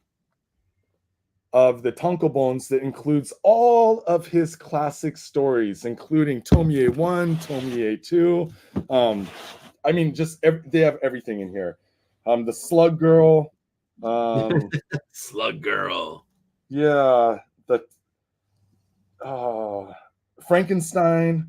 A little bit of everything in here. The thing with Junji Ito is so much of this stuff has been translated into English now, and it's very accessible. I mean, Viz is just killing it with the Junji Ito game. That really, to want to buy anything like this set, you have to be like a hardcore Junji Ito fan. Yeah, you got to be a collector. Yeah. Yeah. Otherwise, you can get it in English, But some people do want to get the Japanese versions, and like the Tomie. Sure. In Japanese, which I do have up on the website as well. But for today, Junji Ito World. And maybe what we'll do is I'll show 2 more things, and then I'll just kind of do a little bit of a recap. That's great. Yeah, that's great. Last one, the homie Daniel Warren Johnson. Yeah, DWJ. Yeah, asked me to put together a set of these for him, and if they're good enough for him, they're good enough for you. Yoshikazu Yasuhiko's Maraya. This is the complete 4-volume set, $90. These are all color, full color, each one. And Maraya, of course, is kind of like a sci-fi fantasy. Wow. And to be honest, 1, 2, and 3 are actually semi-affordable. 4 is almost impossible to find.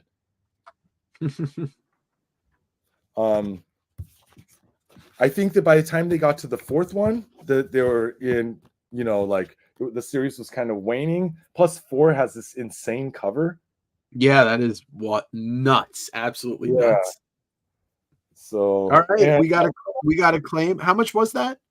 $90. All right, so that's $90 from Andrew Hanna, and that was say hey, the name of it again. Maraya. And that was $90 for Andrew Hanna. Yatsuhiko. All right, Maraya set for Andrew Hanna for $90. Thank you, Andrew. Sean, it's great. Like you knew exactly what to bring. This is why you're the man, because you have consistently just kept selling great stuff.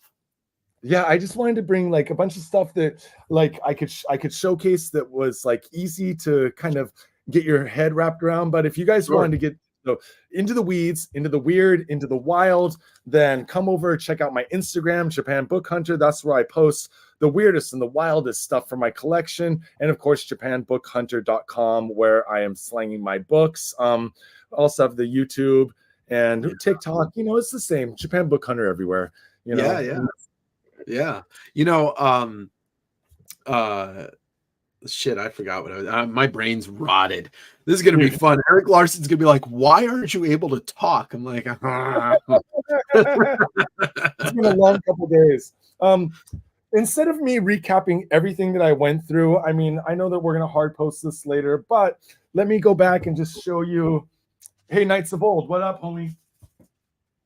Check this out. There it is, the Superman set, which Jabba just offered you a small child for it. Give me a child. He already has enough.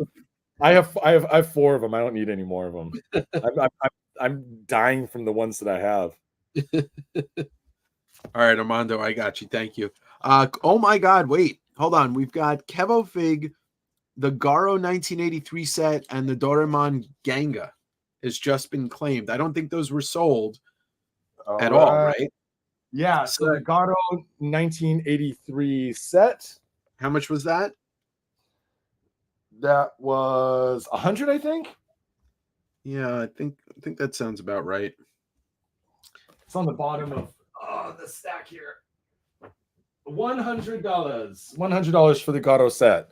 I will pack it up like a filthy little baby and ship it to you. All of those with King Terry, Yumura Terry Hiko. And the Doraemon Ganga, how much was that? The Doraemon Ganga. Doraemon, sorry. Wow, my Japanese is not good. $65. All right, so Doraemon. This is sealed, brand new in the box. All right, so Kevo Fig, Kevo Fing. Make sure you're following Sean on Instagram, Japan Book Hunter, and he will take care of you. So just contact him. But yeah, so that was 165. 165 total, my friend, and I will be shipping today, tomorrow, and Wednesday. Me too. Yeah, it's going to be a busy week of shipping, but I gotta get my wife and Brandon in here, make them earn their keep. There's some more of that Superman, and there are 14 volumes in this set. I honestly don't expect this to sell today. I just want to introduce it so that people can see that it's available, and I'll probably put it up on the website later on today, and just, it'll chill out there. And to be honest, if it doesn't sell, it's just a great like centerpiece to have in the shop. Sure. Yeah, it's 70-year-old manga. That's awesome. 1959. And for Knights of Old, one sec. Okay, and then somebody had asked about Captain Tsubasa. I wish I had some Captain Tsubasa stuff, but I do not at the moment. I do not have any Captain Tsubasa at the moment. Is something Jabba, that I do stock. So Jabba, hit him up on Instagram so that he can figure out a price if he wants to do that. And anyone that has any special requests, I usually don't do special order requests for new customers, just returning customers as a general rule, because I've had a couple problems in the past of people having me buy weird and like rare stuff for them, and then they never claim it, Yeah. So I usually, but if there's something that you're looking for and you're really intent about it, and you're a homie, any friend of Dave's is a friend of mine, then shoot me a DM, say I'm looking for this, and I'll go out of my way to find it for you. Yeah. See, I got Sean on retainer for anything Todd McFarlane or Spawn. And I got you more of those Spider-Man with the Todd McFarlane covers. Yeah. And I got you more of those X-Men collectors. Yeah. And for Knights of Old, I do have some Kaidan in stock. This is the 100th issue, so it's a double issue. Kaidan was a rental book, a rental manga in the 60s that focused on horror.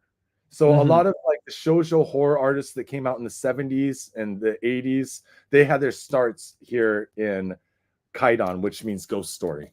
And just wow stuff because of the era.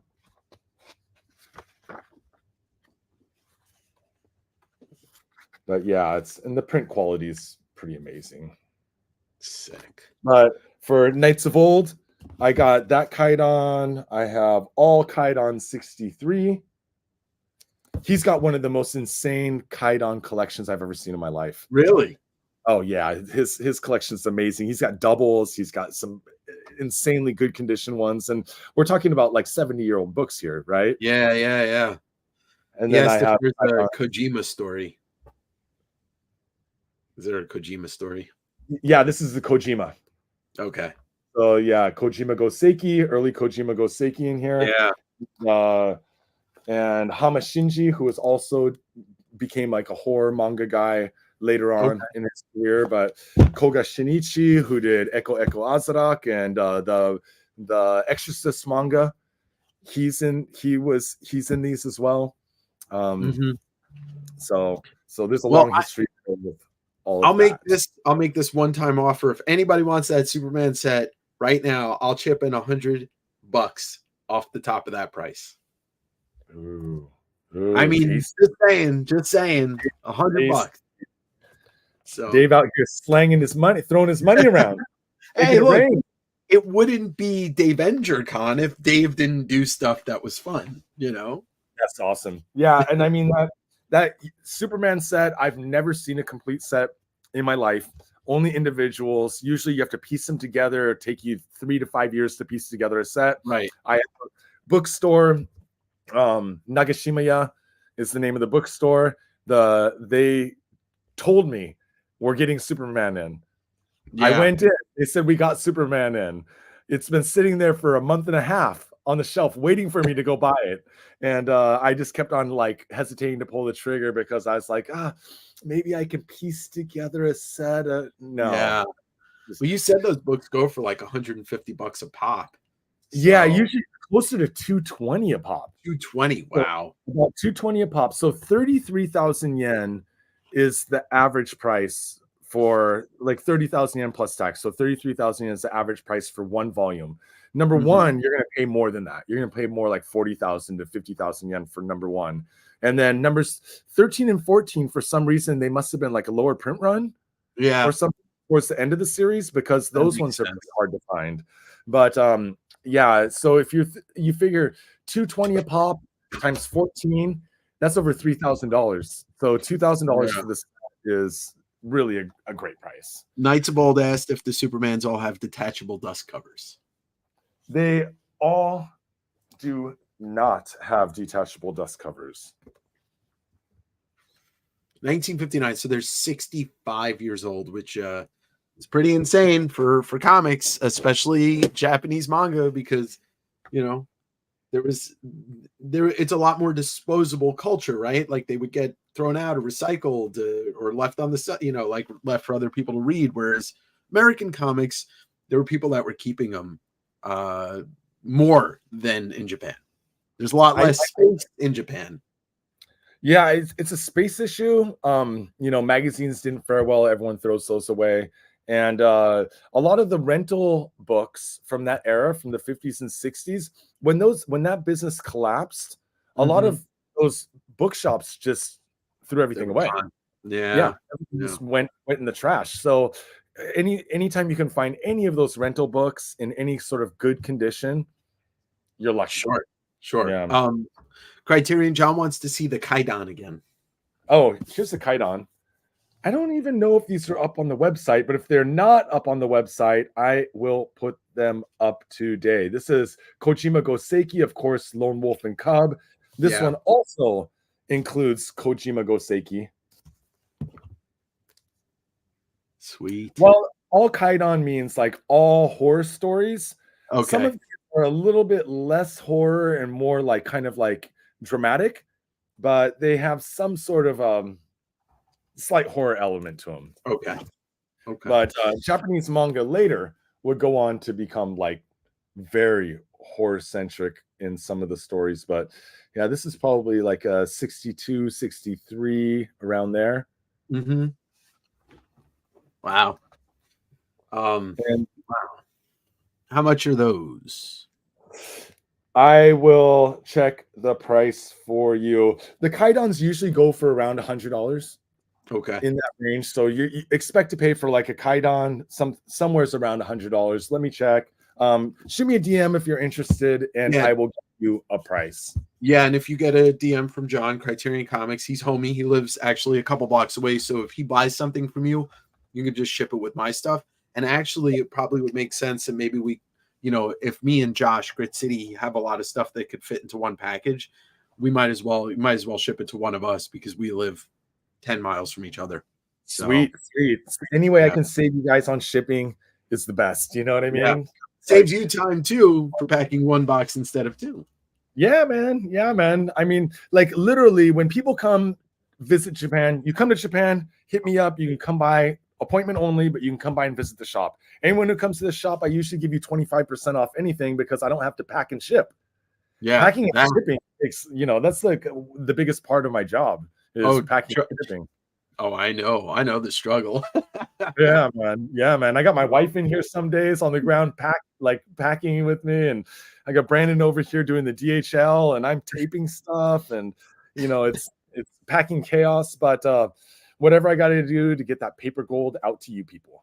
That's right. And Sean, this was a blast, and I'm down.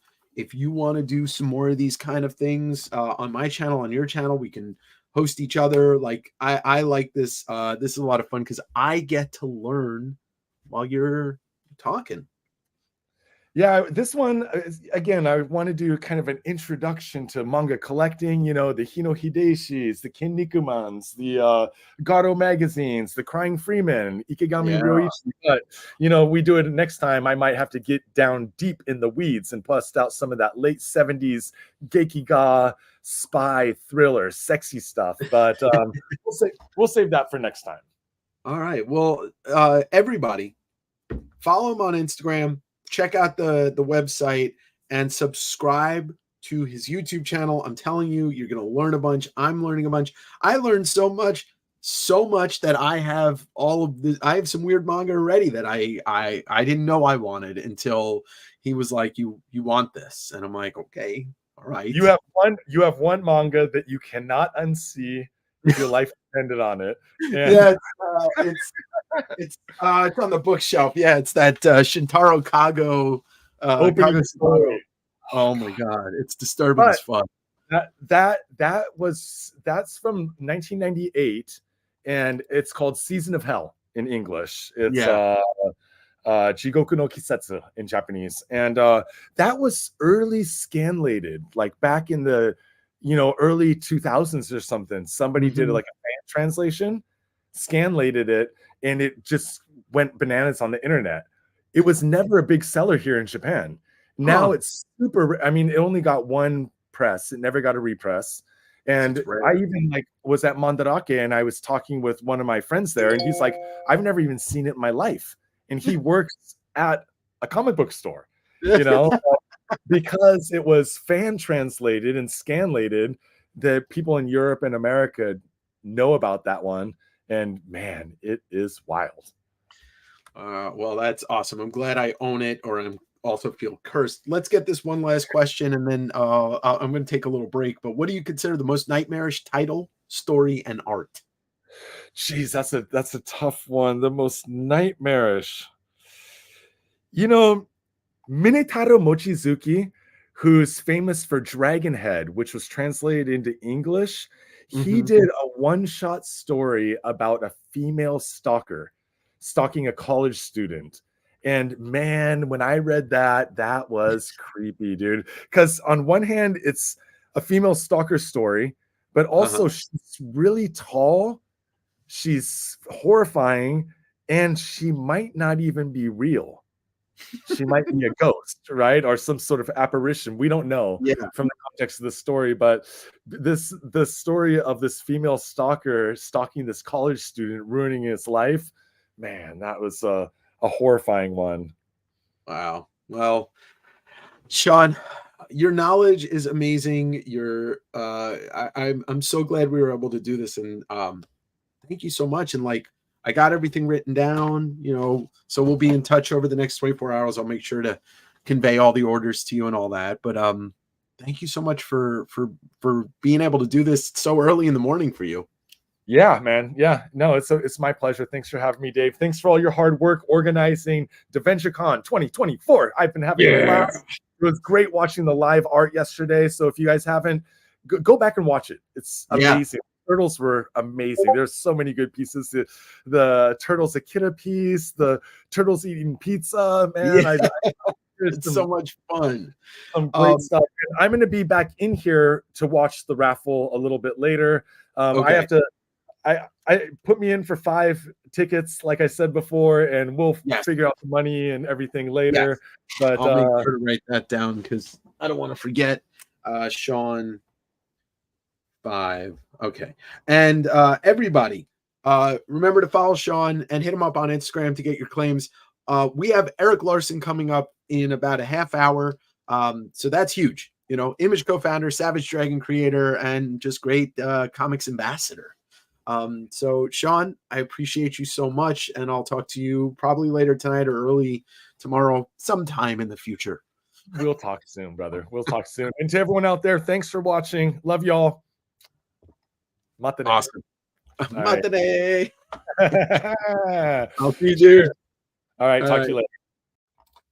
All right, everybody. So, like you just heard me say, that was Sean, obviously, Japan Book Hunter, and we'll take care, he'll take care of all your claims and all that good stuff. But coming up at 5 o'clock, hey, what's up, Jason? All right, Jason. Yeah, just my PayPal, my Venmo, so just shoot me the $40. I'm gonna have a tough time taking any other ticket requests after the next 10 minutes. Because after Larson, I'll bring Manu back and we'll close out the night and do the drawing for the raffle. Sorry, Jabba, I wasn't able to get that question, but you can always hit him up on IG. So it's 4:33.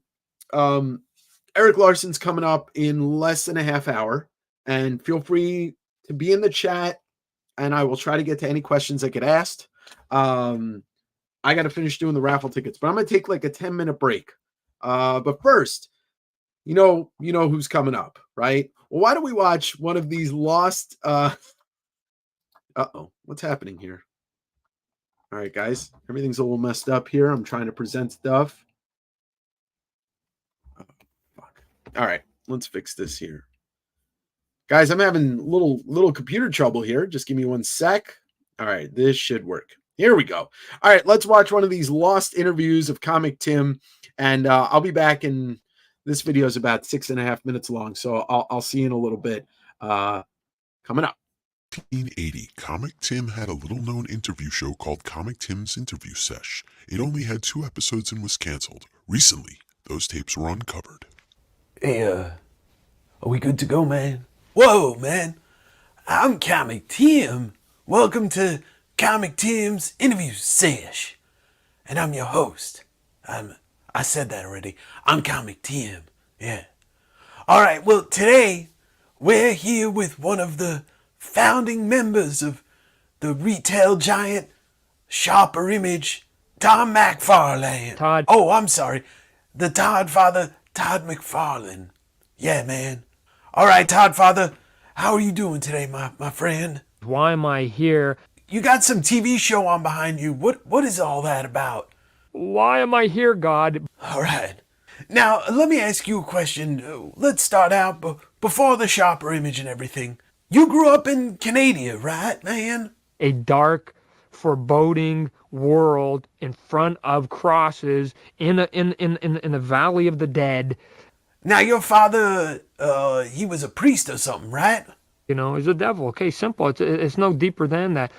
Oh, okay, all right, man. Well, I'm not really into the religious stuff, but I guess we could talk about it a little bit, if you'd like.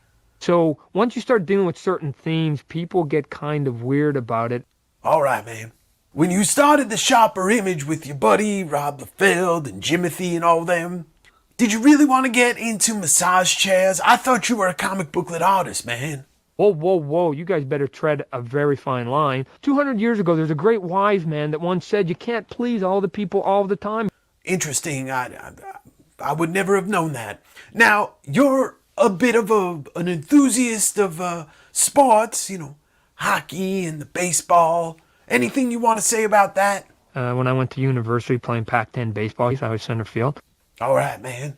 What's one of your favorite comic booklets as a kid growing up? Batman is the kookier of the two guys. He just wants to hang around in a cave and be a giant bat. All right, well, that's an interesting way to talk about it like that, but there's not a lot of people out there, man, who care about all of the people, the white and the black and the brown and the ladies and the gentlemen and the whatever. You are an all-encompassing creator. You care about everybody equally. Is that right? You know, again, I try to think that I treat people, you know, fairly, except for if you work for the government, then I got a problem with you. All right, man. Now, you bought baseballs from the guys with they use the steroids and stuff. Tell me about the one bondsman, Barry Bonds, I think his name is, with the anabolic steroids. And he's a black man. Right, okay. I was looking for more about his skills as a baseball player, not his race. But okay, that's a start. You know, let's move off of that. I like to ask in an interview, what's the first thing that comes to your mind when you see this? Whoa. Dinosaurs. It's a miracle. Yeah, man. Okay, all right. Let's do a little word association. How about that? I'm going to say something, and you're just going to tell me the first thing that comes to your mind, man. All right? Hamburgers. Burnt and charred. All right. Neil Gaiman, man. Sandman guy. Whoa. It's a guy from the pit of hell that deals with Satan. The American government. You know, America, as we know it, is going to the pits. With this movie you have coming out, S-Pawn, what is it truly about? I call it Batman if he wasn't controlled by corporate America. Whoa. And I also had superpowers, ran around with tight underwear and punched people in the face. That's deep, man. That's really deep. I never would have thought that. Any words of wisdom for somebody like myself, Comic Tim? Can't do it, can't do it, can't do it, can't do it. All right. Well, will the Spawn movie Will it be rising the value of the books that are attached to it? You know, the hot book, top 10, you know, that kind of thing. $300 million. Woohoo! Whoa, you're a deep man, Mr. McFarlane. Any new things coming on the horizon in maybe in the world of the shopper image and the shopping malls all across America? 40-foot cape and 60-foot t-shirt. All right, well, one last thing I want to ask you. The guy, West Coast Davengers, I think you maybe talk to him 20 years from now on his YouTube channel. Any words of advice from a young entrepreneur like him, man? Whoa. The easiest way to bore yourself is to keep telling the same joke over and over and over and over and over. All right, well, thank you, Mr. McFearless. Todd. Any last words for the young folk or the old folk out there, or any of the folk of all types of genders or races or creeds? Man, all inclusive here. As soon as everybody does hell, I'm going to heaven. All right, well, thanks for watching Comic Team's interview sesh. I'm Comic Team. If you're in that car going 100 miles an hour to the wall, and you hit the wall, and you get this great big explosion, and you die, that's okay, because it was like, wow, that was a pretty cool looking death. That Comic Tim guy, he's a loony. A loony. All right, everybody. I think I've gotten everybody's order for tickets, JD, Jason. And then if you're buying any, you got to pay friends and family. We can't do goods and services for charity raffle. We lose money that way. So that is that. Eric Larson's going to be coming up in 20 minutes. And if you don't know Eric Larson, come on. You're not doing comic books the right way. You're doing it the wrong way. So I'll talk to him for a little, probably around an hour or so, and we will discuss. And don't forget, you do not have to be here for the charity raffle. So if you bought tickets, that just means I know who you are. I have your name. I have to implore, if we've never done business before, and you bought lottery tickets, raffle tickets, you got to fill out the form below so I know who you are. It's really not that hard. I like to talk about that scene in the movie Desperado where Joaquin de Almeida says, "It's not that hard. You see somebody you don't know and you shoot them. Who is that guy? You shoot him." So if I don't know who you are, I cannot give you any raffle winnings. It's just simple. Anyway, let's take a look. All right, so the Sankwitz shirt's on. Bill Sankiewicz, Sankwitz. All the stickers are going to be $2 add-ons. If you win something or buy something from me, you got the Sankwitz.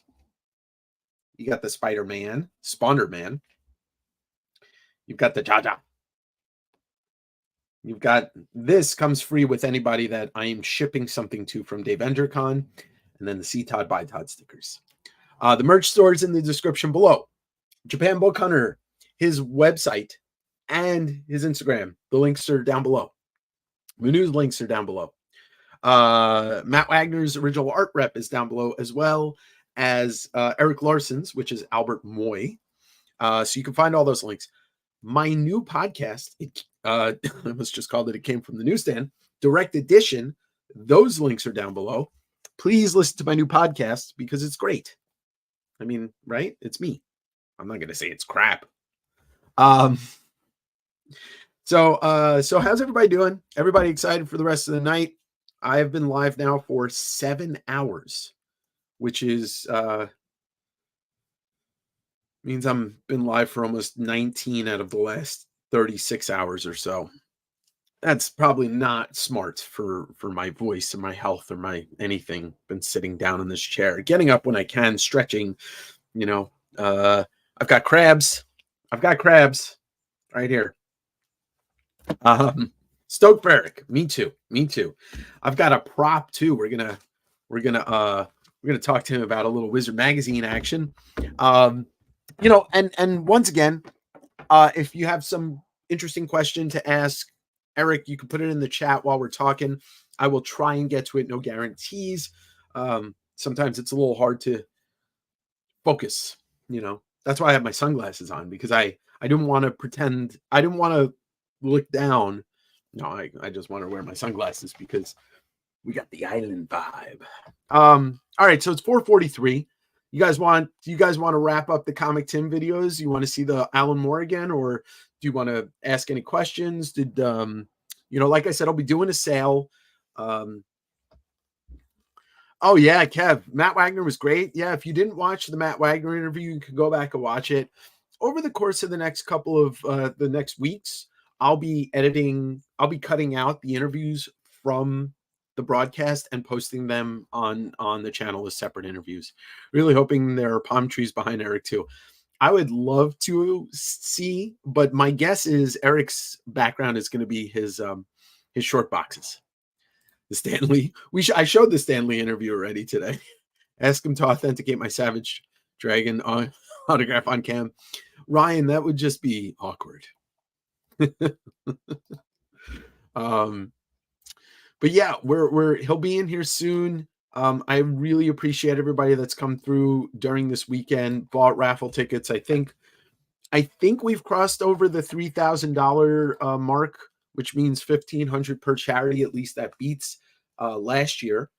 And the raffle drawing, y'all are missing out if you're not in the raffle. Check out we're going to take a look at the original art pieces that were done yesterday on stream from the homies.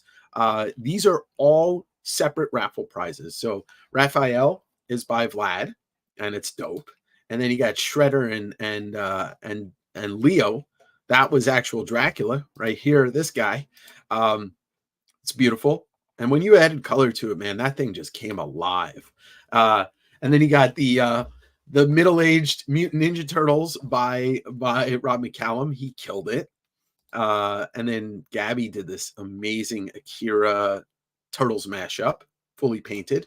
And then not to be last but not least, Jeremy Heiler with that action piece of Donnie. Just killed it. All right, I just got some Danny, thank you for that. And just make sure you fill out the form below so I know that's you. Let me just write that down. And JD, we got your money. Danny. Yes, yeah, Dan, you're good. Yeah. All you have to do is fill out the form once. And then I get an email that tells me all the information, and then it's there. Danny Mendez.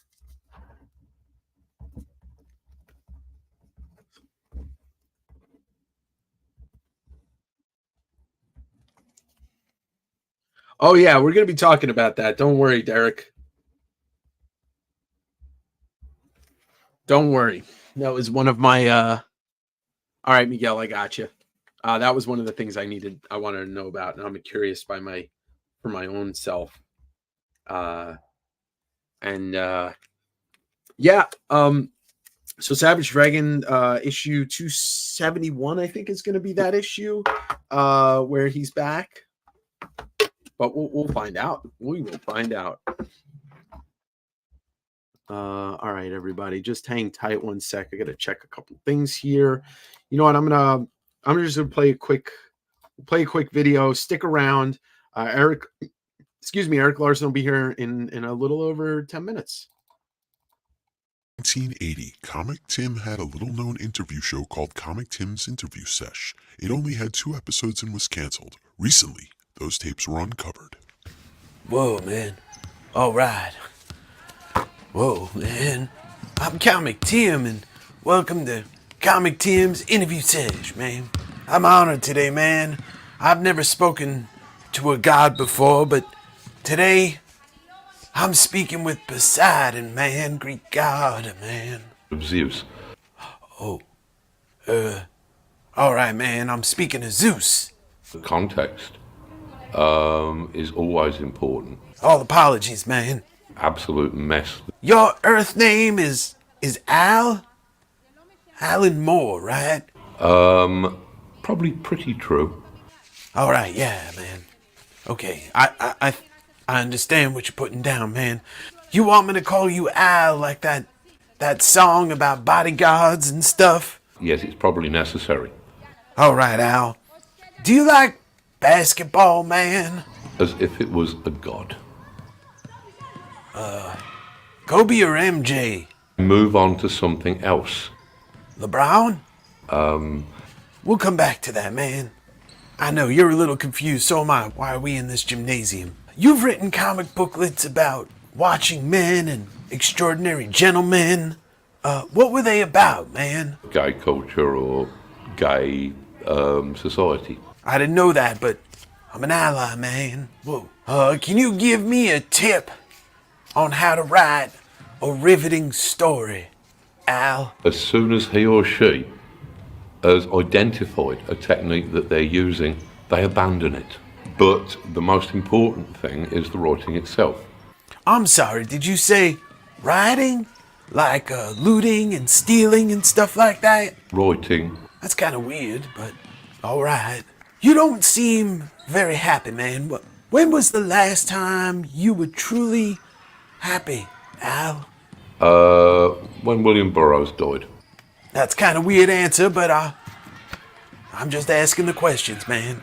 Your comic books have been adapted for film and all of that stuff multiple times, and most notably your Watching Men book was adapted by a young fellow named Zack Snyder, I believe. What are your thoughts on Zack Snyder, man? Well, he is the last real writer. Oh. At least in my probably somewhat extreme opinion. You ever think that you might be able to write a comic book story about me? Comic Tim! I'm just not interested in. Let's just talk about something else. Hypothetically, YouTube comic book content creators like West Coast Davenger's guy, man. What are your thoughts on that? Incredibly interesting and immensely powerful deity. Getting back to basketball, man. Do you want to keep playing basketball even into your old age, man? Because you're kind of old for a god. People like this. This is making me money. I think I'll do this or variations on it for the rest of my life. Yeah, man. What do you say to other fellow writers and comic book writers that are looking to get into pro sports? Move on to something else. Whoa. I'd like to ask all of my subjects their thoughts on the great Turok, the dinosaur hunter, man. It's important to our sense of identity. Hot book, you know. People who are just doing it for the money. If I ask you about Batman, will you be upset or is it okay? That is when you are probably finished. Will you ever go back to being a god and not just this mortal flesh bag on Earth, man? They could probably improve upon that, but I think that at least it gives people a basis to understand what these important parts of their lives, what they meant. So who do you have to win the NBA title this year, Al? Don't worry about it. You don't have to answer, man. Well, thanks for joining me today, Mr. Al. More of you we will see again, man, but any parting last words to say to the comic book fans out there, man? Whoa. I'm not saying I've got anything against God. All right, thank you, man. Apu.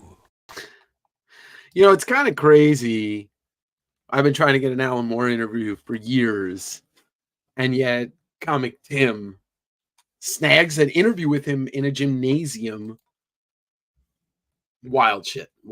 Next thing you know, Comic Tim's going to be interviewing Neil Gaiman, and it'll put me out of a job pretty much. But I want to say thank you to everybody that's still here, that is dealing with, you know, whatever has come out of this into the screen. And we got to also give another big shout out to Joe Scar, the lead and only designer on this project and the producer. Right, Joe? There he is. He's in the other room. He came all the way down from Bellingham, Washington, just to be here, y'all. Ooh, speaking of, me and Eric Larson are going to talk about Bellingham, Washington a little bit too, because there is some interesting pieces of art that I want to share with him and you when the time is right. So we'll do that. But yes, stuff of life. This has been so much fun, and everybody that's contributed in some way, shape, or form, whether it's just been in the chat or bought books or bought raffle tickets or supported the other sellers that are here, like y'all really made this weekend great. And we are not done. We will still be I'll probably be streaming for somewhere for the next 3 to 5 hours. Ugh, Jesus Christ. Thinking about that is it's a lot of work. A lot of the throat, the head, the eyes, the legs, the butt. It's all tired right now. It's a shaking Dave, and I shake and bake. Now you see me. But yeah, we're gonna have Eric Larson coming out, and next year maybe we can get, what would be a cool little dream would be to have like an Image Comics panel on the show, and all of them would be nice. Thank you so much, Tyler. I appreciate it, and I appreciate you, man. And everybody that's been here. Some of you have been here literally all day. Like Derek, I don't know if you've moved, but you were here this morning, and you're still here. And this is so much fun. And big thanks to Maddie, to Derek, Kurt, Kim, to Manu. Those were the all-stars yesterday. And to Vlad and Gabby and Rob and Jeremy and Adrian, the all-star live art panel. And this morning, Matt Wagner, big thanks. It was great talking to him. It's okay. They don't need your love this weekend. Make sure it's still lurking. And Vlad's still here. Some of you have been here all day. We're all day yesterday. And that was a great set from Japan Book Hunter. And Sean, fantastic dude. And just like a lot of us that were either personal really good friends with Ed or not, or just part of the King Kayfabers, or just part of the kayfabe community. It's been a rough couple of fucking weeks. There was a moment where I thought I was just going to cancel this, because to tell you the truth, like, as much as I really wanted to put this on, dealing with, Ed's passing and all that is, it's just been really hard. And it's hard to wrap your head around things when you're in the grieving process. So the art session was, Jay, it was fantastic. It was amazing to watch people create art, and like watching the pencils turn into darker shades, turning into inks or colors or paints. It was amazing. All day today, baby, all day. It's just been rough, and anybody that's still dealing with it, where we all will be dealing with it for a while. Just remember, I'm trying to keep this community here for people that just want to talk about comics, that enjoy my brand of insanity and humor, and want to just be able to buy books or talk about books. There's a lot of things I'm thinking about doing in the future, but these interviews are big for me, and they're helpful for me because I'm learning a lot on the fly, and I'm learning a lot about some of these people that I've been reading their books for years, or people that are coming out with new books, like Derek Kirk Kim in The Last Mermaid. His new book is fantastic, and if you get a chance, like, have your store order some copies and dig in. The collection will be out in September, but the third issue comes out next month. And so that's that, and I'll be back to regular scheduled programming next week or this week or whatever. But if you haven't watched the Mike Allred interview that I dropped last weekend, please do. It's 2 hours of awesomeness. And Mike Allred's a great guy. That's why one of the other reasons I wanted to talk to Wagner, like, there's this kind of succession of great creators that have come from independent comic books in the 80s, early 80s to late 80s, early 90s, including Eric. Kevin Eastman, somebody that I would love to talk to because he's responsible for so much. Peter Laird as well. Yeah, it's been a hell of a year this past month. That's right, brother.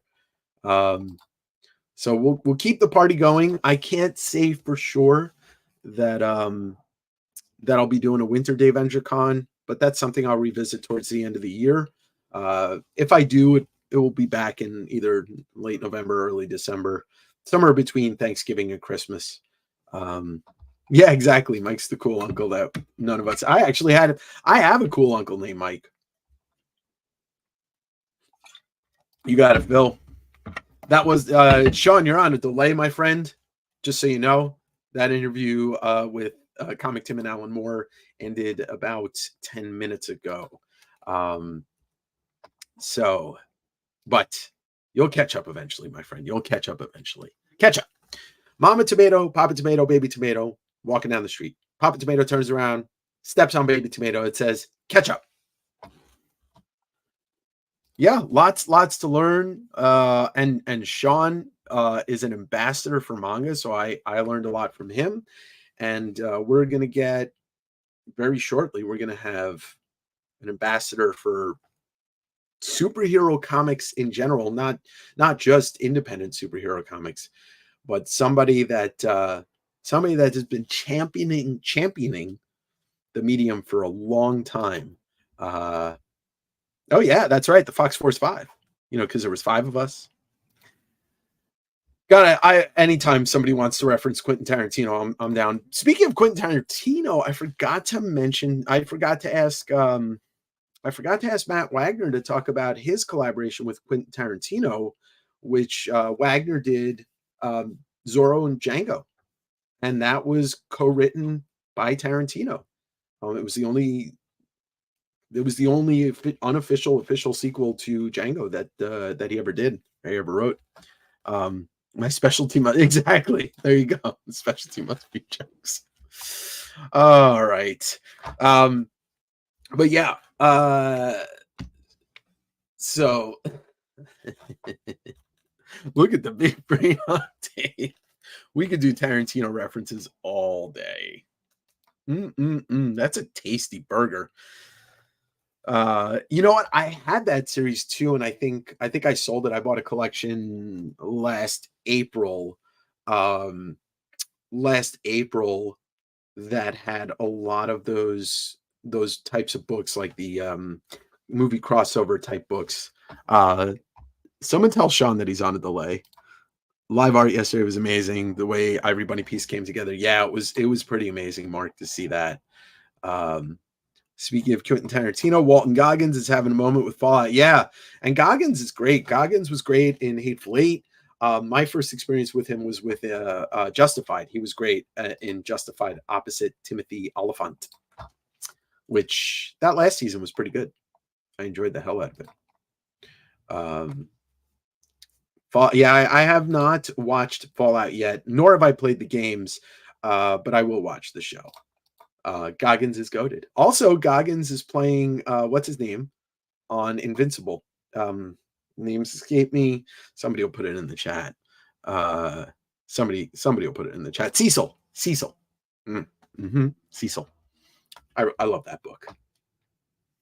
So we will have Eric Larson in here shortly, hopefully. And yeah, there we go. Cecil. Yeah.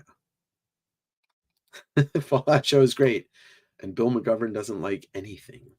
I'm just going to keep Facebook open just in case he messages me. But we will be talking to Eric Larson shortly. And then, so we'll talk to him for a little bit, maybe like an hour and change. And then we will close out the night with a final sale with Manu. You know what? I got to make sure that I sent the link to Manu. And I want to make sure that I sent the right link. Yes, I sent the right link to Eric.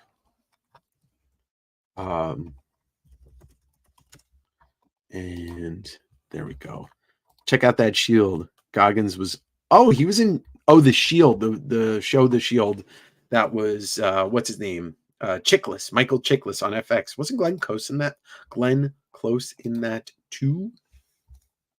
So Never played Fallout either, but still love the show, not knowing the history of the game. Yeah, it feels like one of those things that they probably anticipated a lot of people not playing the game beforehand. So you would imagine they want to create a good world for people to get involved in, and then people eventually play the games. Chickless and Glenn Close, yeah. I remember that show being a big deal because it was like super, like a super violent cop show, and it was like maybe FX's first big drama hit. Maybe I'm wrong about that, but I feel like that was the first big drama hit.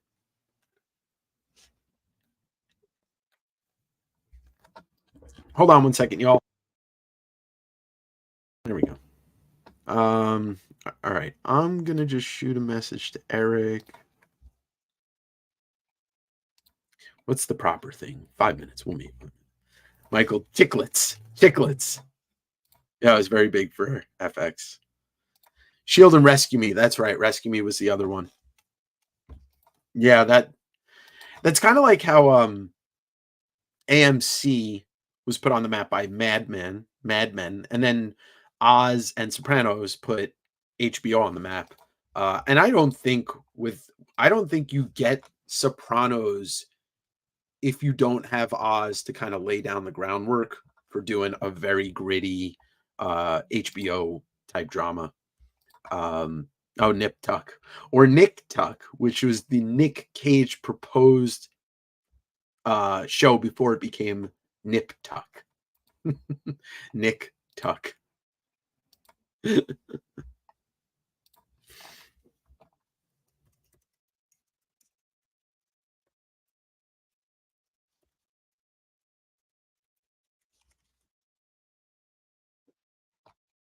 All right.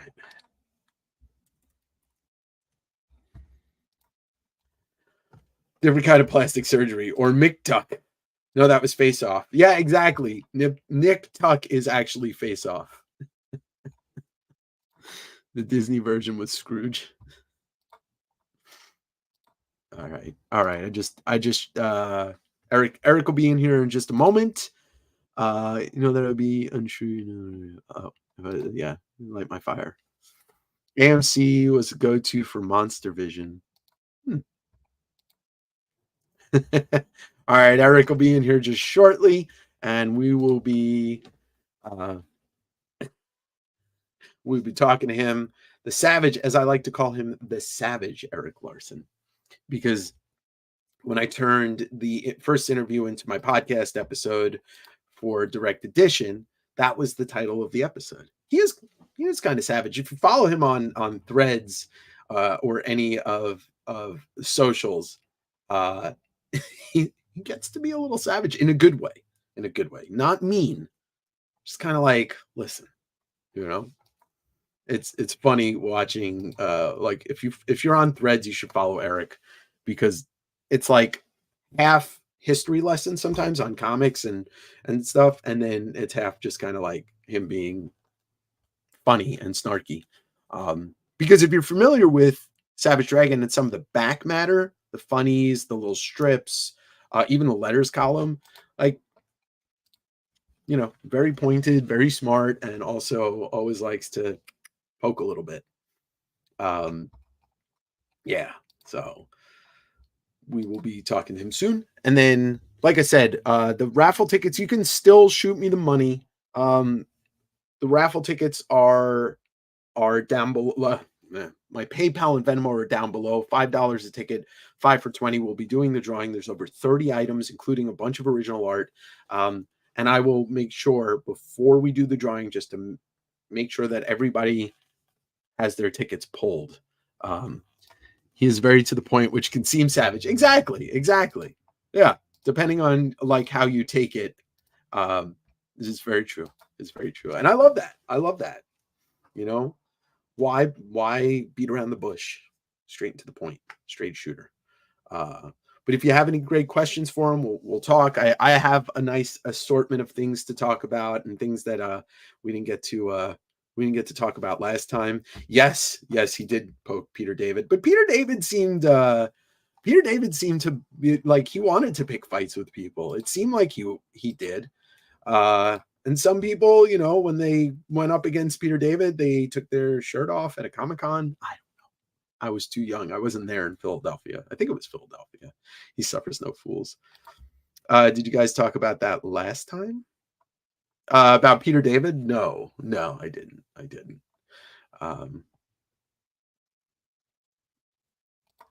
Okay. I got you. All right, Sean, that makes sense. I wrote your name down, but your last name's on there. So don't worry. I got your tickets pulled and they are in the tin, and then I will dump them in a bigger bowl later.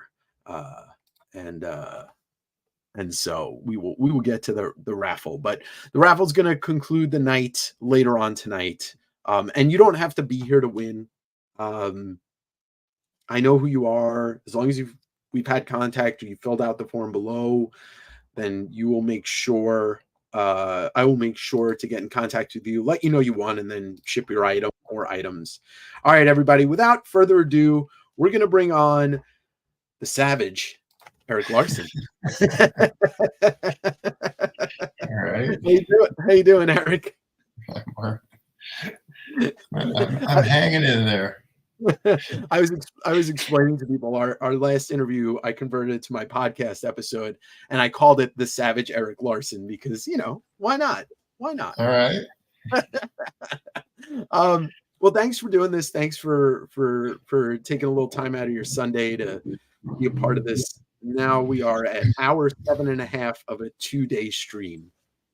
So, oh boy. I've been marathoning it. I talked to we had Matt Wagner on earlier today, Derek Kim on yesterday. So yeah, we're having a good time. Nice. So how are things with you? What issue are we working on right now? I'm still working on 270, which disappoints me as well, honestly. I'd like to be further along than I am. But, right. Well, 269 came out. Was it a couple weeks ago, or was it 268 that came out a couple weeks ago? I get my numbers mixed up. 269 is out, and yeah, it came out a little bit ago. So I should have been done with 270, and I am not. All right. Well, it's just my process is not to be admired. Well, I mean, I've somehow managed to get this pile of comics done over the years, but the whole process of getting stuff out and to market and plotting this stuff out is it's just madness. This is no way to do anything.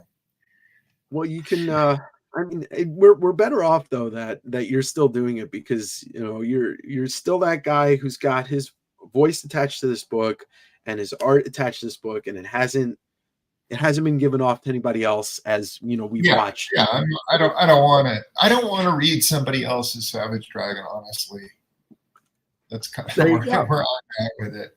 It's like, oh, that's not the way he looks. That's not the way he sounds. Hell. Yeah, he's not 9 feet. He's 5'10". You know. Yeah, right. Whatever. Come on, guys, get it together. So I want to talk about something that's recent in that, you know, you had once the public domain Mickey Mouse, you know, became a thing. You put him in the book, but 271, it looks like he's going to be the main antagonist. Is that what's going on? Oh, he's at least on the cover.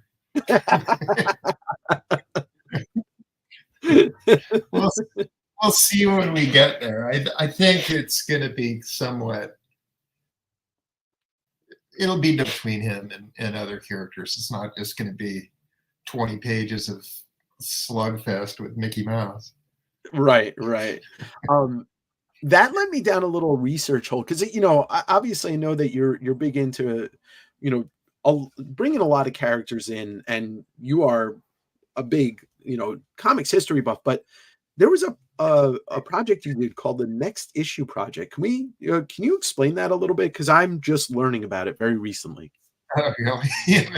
Yeah, no, those were that was a situation where we just took books that had been completely abandoned and were in the public domain, and we just did the next issue of them. So we sent out copies as best we could find, JPEGs of here's the previous issue, take it, and we got some interesting things that they sold like crap, absolutely terrible. But it was a fun project. But I wish I could have had everybody be rewarded with big fat thick dollar bills. But the unfortunate thing is we chose a format that it's like, well, let's have it be the Golden Age size, and let's do all this other stuff to try and make it seem right. And it was just way too expensive to print, really. Yeah. And then so everybody didn't get a big pile of dough at the end of it. And I was like, it's hard to get people on board to do stuff like that when there's no, pot at the end of the rainbow sort of thing. So, well, oh well. And last time we talked about Kung Fu Bible Stories and Herculean, which are two other pieces that, you kind of had the same thing. Is there a point that maybe even also with certain Dragon projects, is there a point where maybe crowdfunding the weird special projects might be something to look into? Is that something might be. I just don't. I don't know how to do any of that stuff. I'm an old man. Yeah. Well, okay, all right. That's for the kids, I don't know how to do it. I don't have any really desire to do it. I don't want to really do those little films that people make where they're all, come on, help me out, Betty, sort of thing. And this is the way I do things. We solicit books, we put them out, they come out. Well, maybe one day we can at least get somebody to pressure you. I mean, I'm talking to Matt Wagner today, and him and Kelly Jones are doing those 4 Dracula books, and they dropped the first Kickstarter for it last year, and I'm really excited for that. But that it just seems to be one of those ways to get people to people to fund those weird dream projects or something like that. That's true. I mean. Yeah, I mean, I know it can work, but mostly I just want to do my goddamn book. Yeah, so of course. All this other stuff and every little other thing just kind of takes time and energy away from doing what I want to do, which is just making comic books. Yeah, yeah. So it's like, of course. Do you want to spend time packaging stuff and mailing it out? No, I do not. Do I want to get organized so you get some house that can do all the heavy stuff, whatever? It's like, God, no, it's all just this. I want a hassle-free existence, really, is what it comes down to. And 100%. This process that I've got where I draw a comic, send it out, and then draw the next one has been working pretty well for me for the last, 32 years. Mm-hmm. So I just kind of want to continue to do that. And are there better ways of doing it? Probably, but sure. Well, you're comfortable doing what you do. You're comfortable doing what you do, and that's very important because you don't want to be uncomfortable doing what you do. That's no fun. Yeah. I mean, I started off, as a little kid, just kind of drawing my own comics for my own enjoyment. Yeah. And and there was no filter there at all. I was just, prepubescent kid going up through puberty and doing all that suddenly, and nobody ever saw that stuff. So I kind of felt like I can do anything. It doesn't matter. And they were pretty messed up, really. And then now that I'm an older man, it's like I'm kind of going back to that where I'm just going, whatever. Who cares? I can do whatever the hell I want. I'm in charge.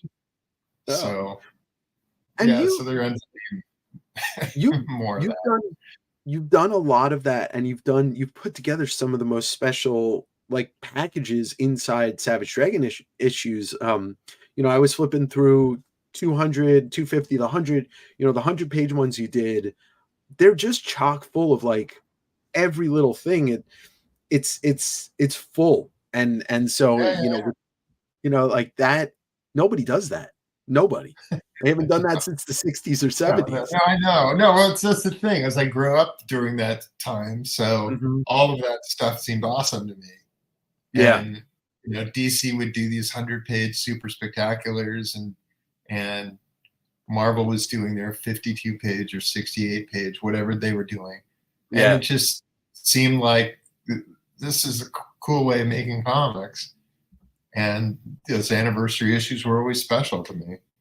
So the idea of, hey, now that you're in charge, you can do whatever the hell you want.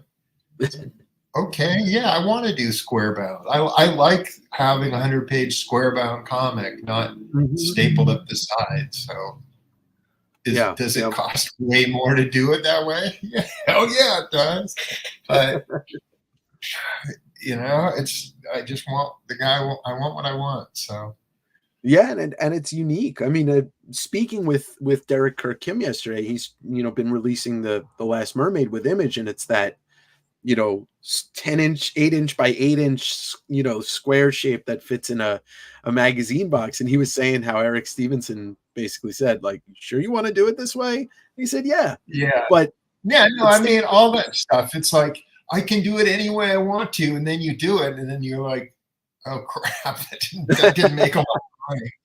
If the goal is to make a lot of money, sometimes these decisions aren't the wisest decisions. Mm-hmm. And that can be an unfortunate thing too, because people can come out and go, okay, finally I'm going to do my vanity project, and then they'll come out and then they'll go, oh, I made no money doing that. I guess it's back to knocking at DC's door or whatever. Yeah. And it's like, well, that's too bad that you chose something that was so goddamn uncommercial to do your your one swing at the fences, and you're like, holy crap, man. Does some of the responsibility, is it okay to say some of the responsibility also falls on the reader and the retailer? It's not, it's all hand in hand, where there's a huge, a bunch of things that should be working together. Retailers often don't take huge risks on stuff. And for a lot of stores, these books just don't exist. Yeah. It's like you go into the stores and it's like, hey, do you have the latest issue of whatever? I don't want to put anybody in a bad place, but they're just like, oh yeah, we didn't think anybody wanted that, so we didn't order a bunch of them, or we didn't order any of them. We just got next issue project for anybody who's got it on their pull list. We didn't get it for the shelves. It's like, well, holy crap, man, that's an issue 1. You didn't think of doing something with that? Yeah. It is a bummer sometimes. Like I for years, and I think we spoke about it before. For years, I couldn't, Spawn wasn't on the stands anymore. Like nobody was ordering it. And then Savage Dragon is kind of the same way. I will give a huge shout out to Portland, Cosmic Monkey. They have your books regularly on their shelves, and you can get them there. And yeah. But it is, and I'm pretty sure Olympic Comics and Cards also has your books on a when they come out. But yeah, I think we all share a little responsibility for also we should speak up when there's a great book worth reading. Yeah. When there's something that you want and the store doesn't carry it, it's like, get me this, I need it now. Yeah. I'm blessed here because I've got 2 comic stores within walking distance and 3 other stores that are an easy short drive, that if there's something that I can't live without, I can usually find it somewhere. Yeah. The Bay Area is in general, not just San Francisco, but the Bay Area is a gold mine of comic stores. Yeah, that's pretty good. Really is. Yeah. We're lucky on the West Coast in general. Speaking of comic stores and collecting, have you put together a full run of the Captain Marvel books that you've always wanted, like to replace the collection that you lost? Like, are you a completist in that way? I need to make a list of whatever issues I don't have, because there are a few I don't have. The thing is, I didn't get the first 7 issues because they're terrible. Yeah. And also the most expensive, like I probably will try and find the first issue of Captain Marvel Adventures, just because, I mean, it's Simon and Kirby, but it's just clearly done over a weekend and just not a good thing. But I've got most from through 150, whatever it is, whatever it ended on. So awesome. I've got most of that. I've got some of the some Wiz, not complete by any means, but it's hard to justify some of that because it's they're super expensive and you get one Captain Marvel story. So my tendency is to go Marvel Family and Captain Marvel Adventures, and try to get as many of those as I can find.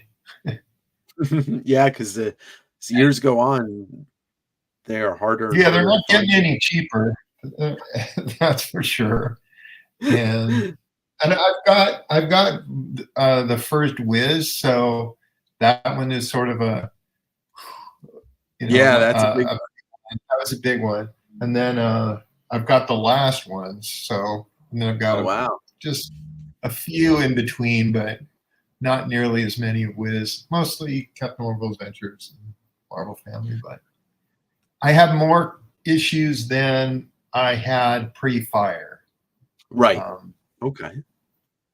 So pre-fire, I think my dad had maybe 50 issues of a 150 issue run. Wow. And I think I've probably got 120 to 130 issues.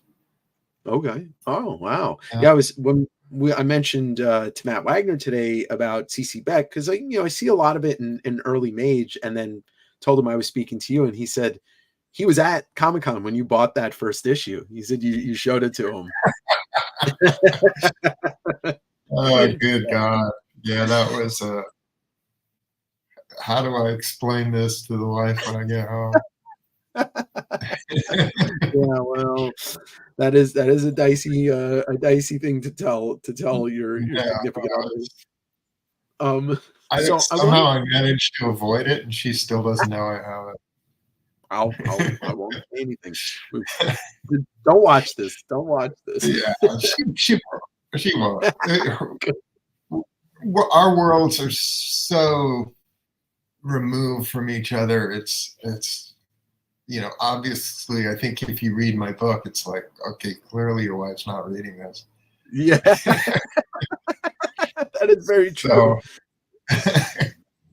Better off that way. I kind of count on friends and family not reading my work. So yeah. Well, every now and then somebody brings something up, and I'm like, oh shit.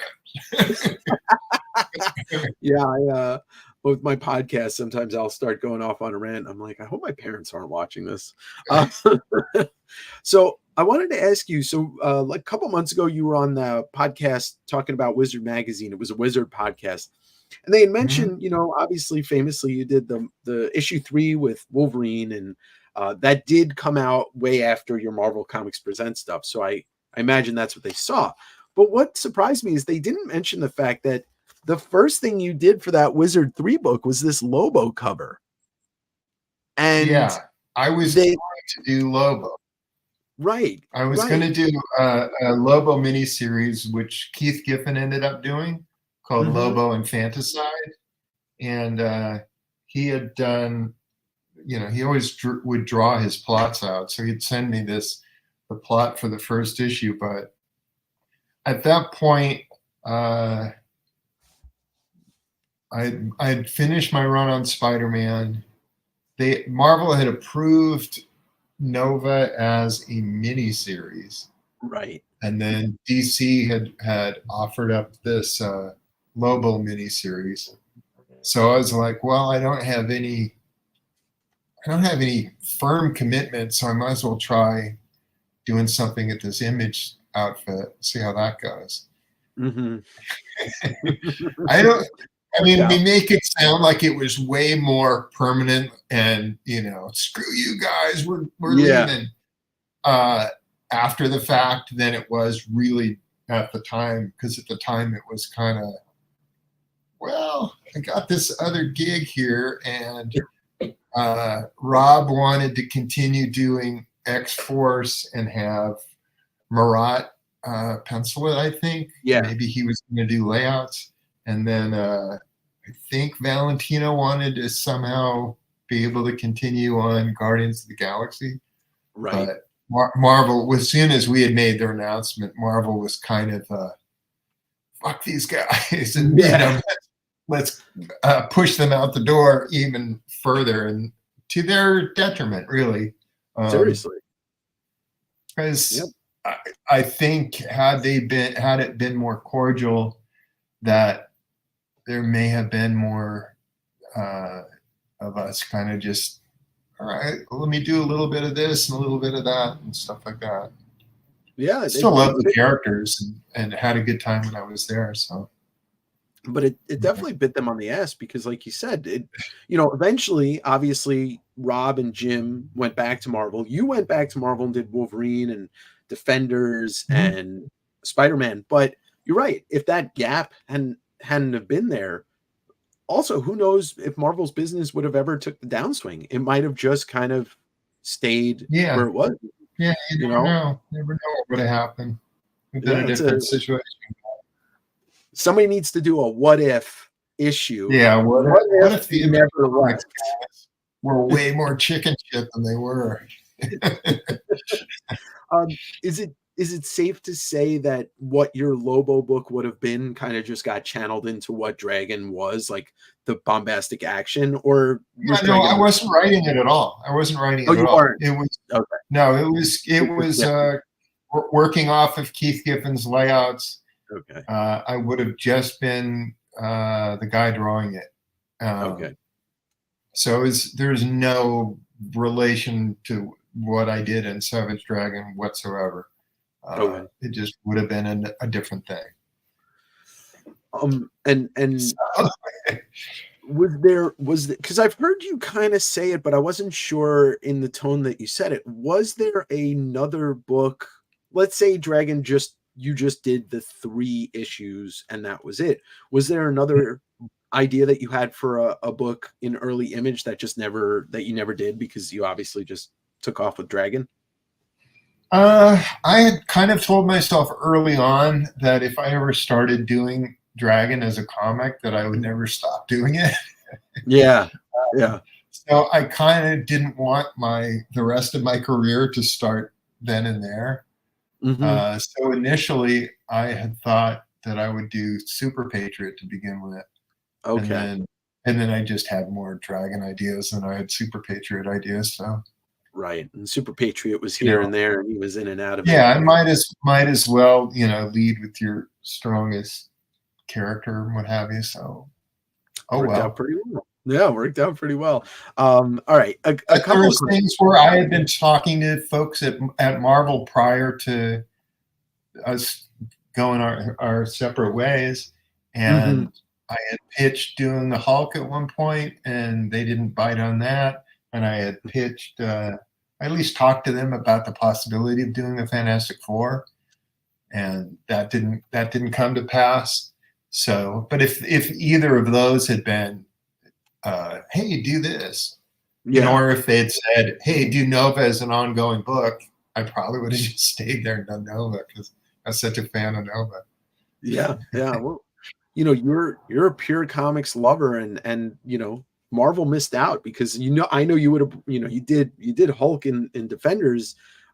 You would have brought some great storytelling to that book through art and writing.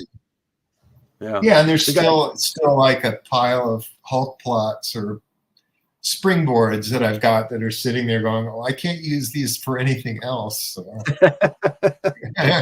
Maybe one day. You gotta, they gotta come knocking again. We got a couple of questions from the chat. Andy Brinning wanted to know if you ever did any other work with Keith Giffen. Well, yeah, I did. I hired him to lay out Super Patriot, and he did 2 Super Patriot miniseries, and he did Freak Force. He did Freak Force 17 of the 18 issues of Freak Force. He plotted those, and Victor Bridges did the pencils on those, and I scripted that one. Keith was amazing. Yeah. Keith is awesome. Keith was awesome, and he was both awesome and a nightmare, because he's also one of those guys who would just vanish, and you couldn't get a hold of him, and he would give you the lamest excuses as to why he wasn't getting anything done. And his fax machine was constantly breaking, and he was falling down a flight of stairs or whatever. Just completely transparent bullshit excuse. You knew it was like, Keith, come on, just say you didn't get your act together or you're busy doing something else. But yeah. Love the guy. Absolutely love the guy. But he's so full of shit.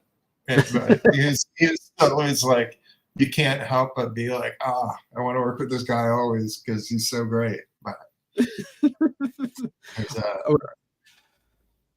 his what he did with it was Trencher, right? Trencher was just he did Trencher. Wild. It was wild. I'd never seen anything like that.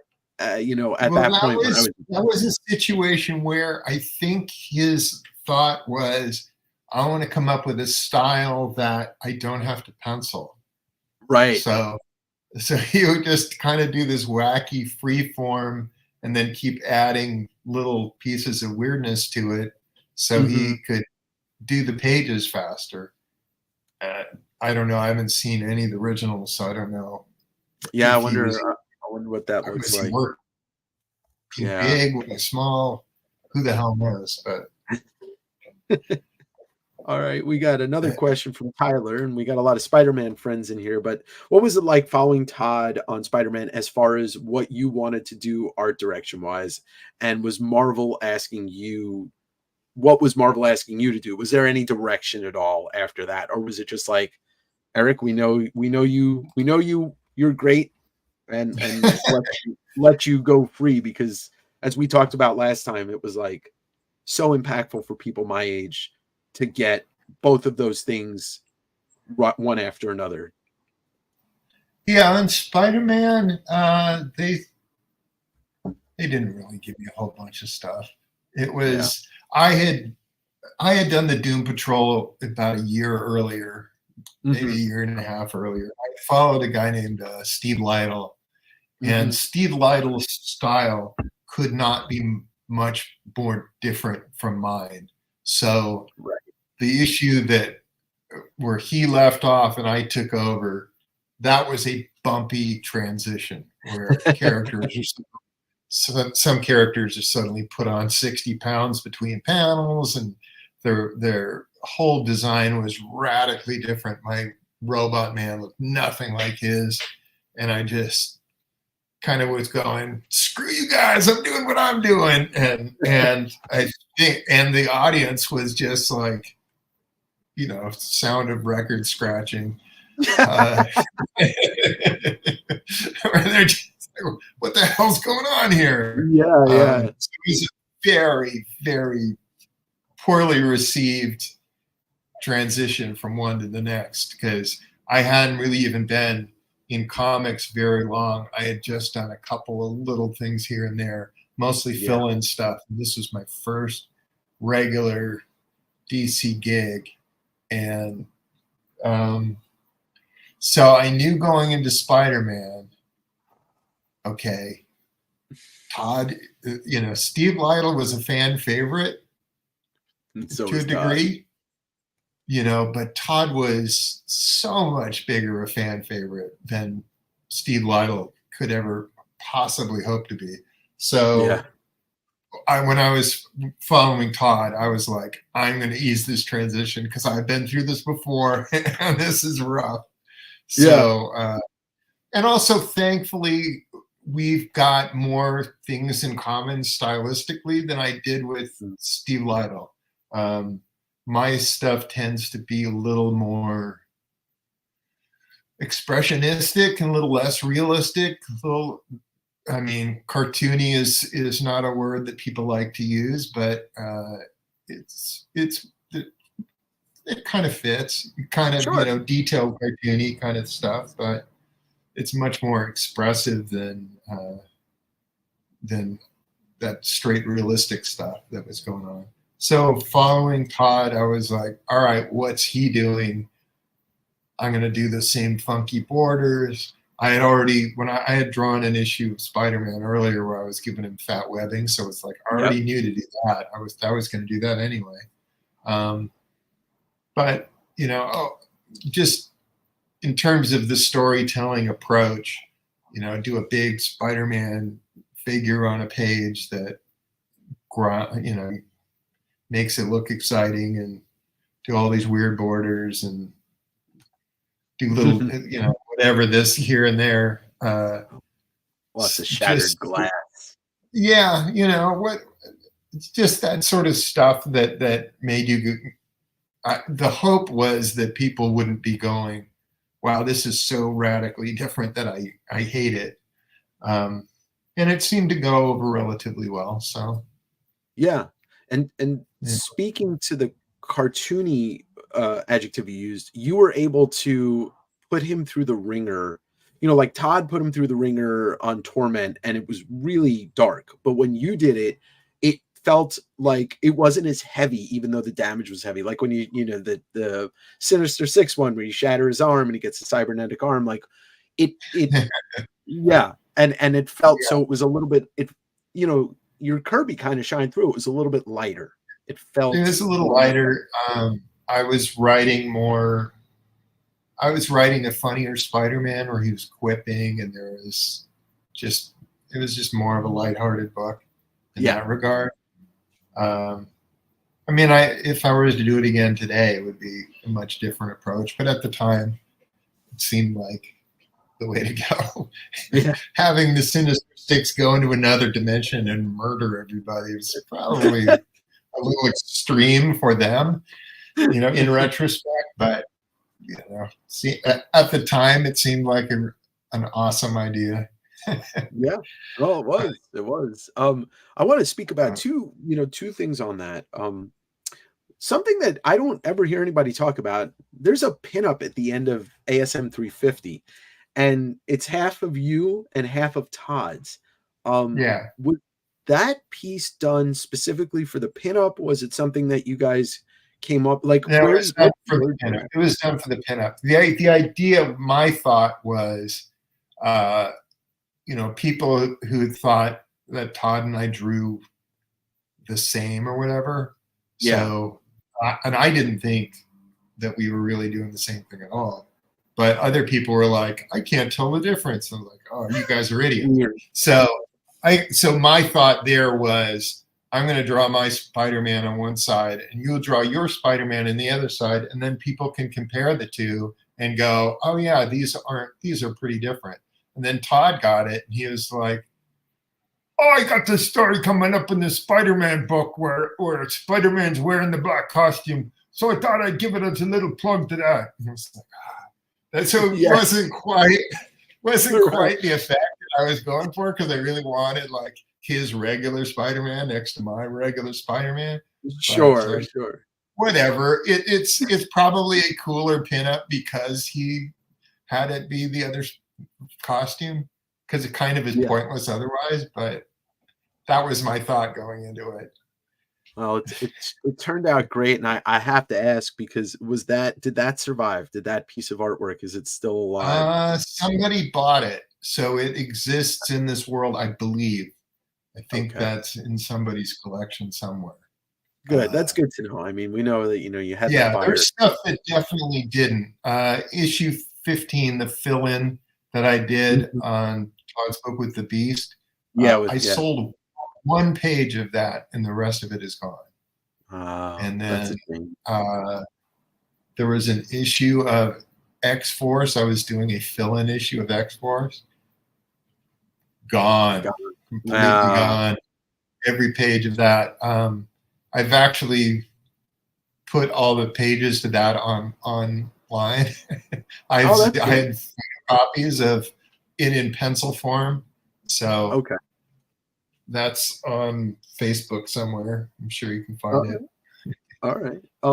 And the other one I wanted to ask about was the fill-in issue. Well, it wasn't a fill-in issue. You did finishes over Todd's pencils on Hulk 346 when he finished the Peter David run, and that looks the cover. He inked my cover. He inked your cover, and then you did the interior. Yes, and he had done kind of thumbnails for that, rough thumbnails that he drew, and they had sent me his originals for that. So they were just small little versions of those pages. I made some changes. I didn't go crazy with it, but I wanted to draw the Hulk more, and the Hulk was barely in it. So I know. I did I added like a big Hulk like holding the page or something, and one of them just because I could draw the goddamn guy. But yeah, and then so Todd's pencils on that, the small breakdowns he did, those did burn up in the fire. So those. It's a shame. It's an interesting book, though. I look at it and it's your art. It sings with your art instead of his. All right, let's get to this question. So Shay asked, your work looks influenced largely by Kirby and Walt Simonson, but is there a hidden influence that would surprise us for people that may not know, like somebody that you don't talk about often but influenced your work? Yeah, I'm not sure who would be a surprise because I kind of look at my own work and think it's a patchwork of all my influences. Because there's stuff in there where I go, oh, that's clearly a Gil Kane kind of thing.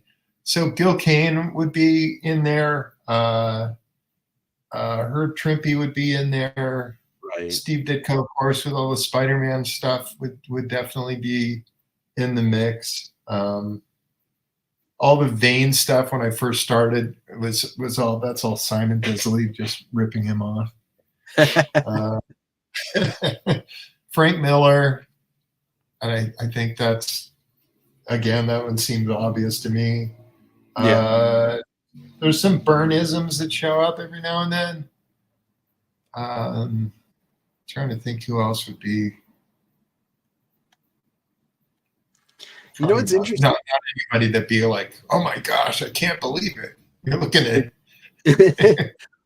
Here's something that I just thought of with you saying Byrneism. Your signature reminds me of how, like, if you look at not even just your signature when you signed a book, but when it was printed on the book, it kind of reminded me of how Byrne's kind of curves were. And I don't know if that was something that ever seeped in, but I just thinking about it. I just wanted to be semi-legible. Yeah. We have a question from LT. Have you been reading any of the Big Bang comic stuff that's been published in the last few years? Any thoughts on that? If so, I have not. I haven't seen it. So I don't have any one way or the other. All right, fair enough. So, fair enough. Sadly, Gary did do a Mighty Man meets Captain Tootsie story, I think. And that ran in Savage Dragon as well. So there we go. So that I like. I always like it when he does Mighty Man. I'm always like, yeah, more of that, please. Yeah, yeah. Well, you said, I mean, last time we talked, you said he has a bunch of unpublished Megaton stuff too, right? Yeah, there's a bunch of stuff there because he kind of went under right in the midst of trying to expand. So I know that there was a couple issues of Vanguard. Vanguard was going to get his own book. And I can't remember for the life of me the name of the guy who was drawing it. But it wasn't me. Yeah, because I moved on, and at some point, as soon as I was getting real work, it was like, sorry, buddy. Yeah, yeah. Yeah, took off pretty quickly. Yeah, I just have to. I mean, yeah, you're trying to make a living. You got to keep working. Here's a question: you're writing a longer arc. Do you know how it ends, or do you take it issue by issue? I usually know how it ends. That's good. But if something better comes along, I will change it because the better idea always wins. Yeah. I have, things that I'm in my head that I'm like, I know I'm building to this. Yeah. But and there are characters that are in the book that are pure wild cards where I don't really know where I'm going with it. Yeah. But you always manage to, your continuity works pretty well, and I think that's something that you appreciate in your own book. Obviously, we can't talk about continuity from the big two because that, they throw that out the window. But it's all over the place, and that's the tough thing for me as both a writer and a contributor. If I'm ever contributing to any of those things, it just becomes like, I don't understand your universe anymore. I don't know who's in it. I don't know what their costumes look like. I'm completely lost with all that stuff. It's like, all right, I understand Peter's not together with Mary Jane anymore. That's all I know. Right. And I look in the book, it's like, well, there seems to be like 20 Spider-Man and 20 Venom running around. That seems like it's probably, but that was it's hard to keep track of that stuff. That's why I like, when it comes to the big two, I just try to read any limited series and stuff like that, because I get my story and I get an end and I'm happy. Yeah. I kind of follow artists. So there's like, I'll flip open books and be like, oh, Humberto Ramos is back on Spider-Man. I am there. So I get his stuff. If Chris Pacello, or I don't even pronounce it, does anything, I want to be there for that. Just various guys doing various books. Sure. There's like a Batman Dylan Dog book that just came out. Good Lord, that's gorgeous. It's one of the best looking comics I've seen ever. It's just really unbelievably good looking. I guess it's going to be a 4-issue limited series. 2 of the issues are out. They're like double or triple sized issues, and it's just gorgeous comics. So, sometimes you see a comic and you're like, I'm inspired to do whatever. And sometimes you get a comic where you go, oh, Jesus, what am I even doing here? Yeah. That was one of those where like, holy crap, man, I'm such a pretender. This kid's so much better than I am. What the hell? Did you pick up Silvestri's Batman series that he did last year? Yeah, absolutely. Yeah, I thought that was absolutely gorgeous. And he worked his ass off on that forever. He was working on that thing for years before it finally came out. It's like, holy crap, man. It was amazing. And that's the thing. Like, I'd heard Rob talk about how he and everybody was talking about how he started a while ago, and man, the payoff reading that was absolutely gorgeous. It was just so gorgeous. Yeah, it's just like, holy crap. So we talked last time. You had mentioned you were doing something possibly for Marvel. Is there anything you can share about that? Any updates? I can't say anything. Fair enough. That's kind of how it works. I did a short story for them, so it's not going to be a lot of stuff. Just something that's short, and they just had me do a cover for it too. So I assume it's one of those books where they get a bunch of different people to do stuff, and I happen to be one of them. So, all right, it's that. When it comes out, we'll know, I guess. Yeah, it's like I worked on it a year ago, so it's a long time that it's been sitting there. I wrote it, penciled, inked it, and colored it. So it's all me except for the lettering, and I haven't seen it lettered yet. So we'll see how that. Well, excited for whenever we do get to see it. Jeremy Heiler had a question with long form storytelling and aging with the characters. Do you see a full ending idea, which we kind of already discussed, and hope to get there and fill in between? And then you just want to know, do you have any manga influences or any interest in manga? I was super into manga 40 years ago. Yeah. Before anything was being translated into English, I had stumbled across some stuff that was running in Weekly Champion, and there was one particular artist whose work I really liked. I have no idea what his name is because I couldn't read Japanese, and I just really liked it. And so what had happened was there was a Japanese bookstore that was in Seattle. My family was living up in Washington at the time. And I got a subscription to, I just was like, I'll get Weekly Jump, I'll get Weekly Champions, I'll get the monthly Jump and Champions too. I'm just going to get a subscription to these things. And I did that for about a year, and it just was practically pushing me out of my apartment because they were so big and they were coming out so fast. And they would send me a box once a month, which would be like, here's 3 feet worth of comics. Find room for this.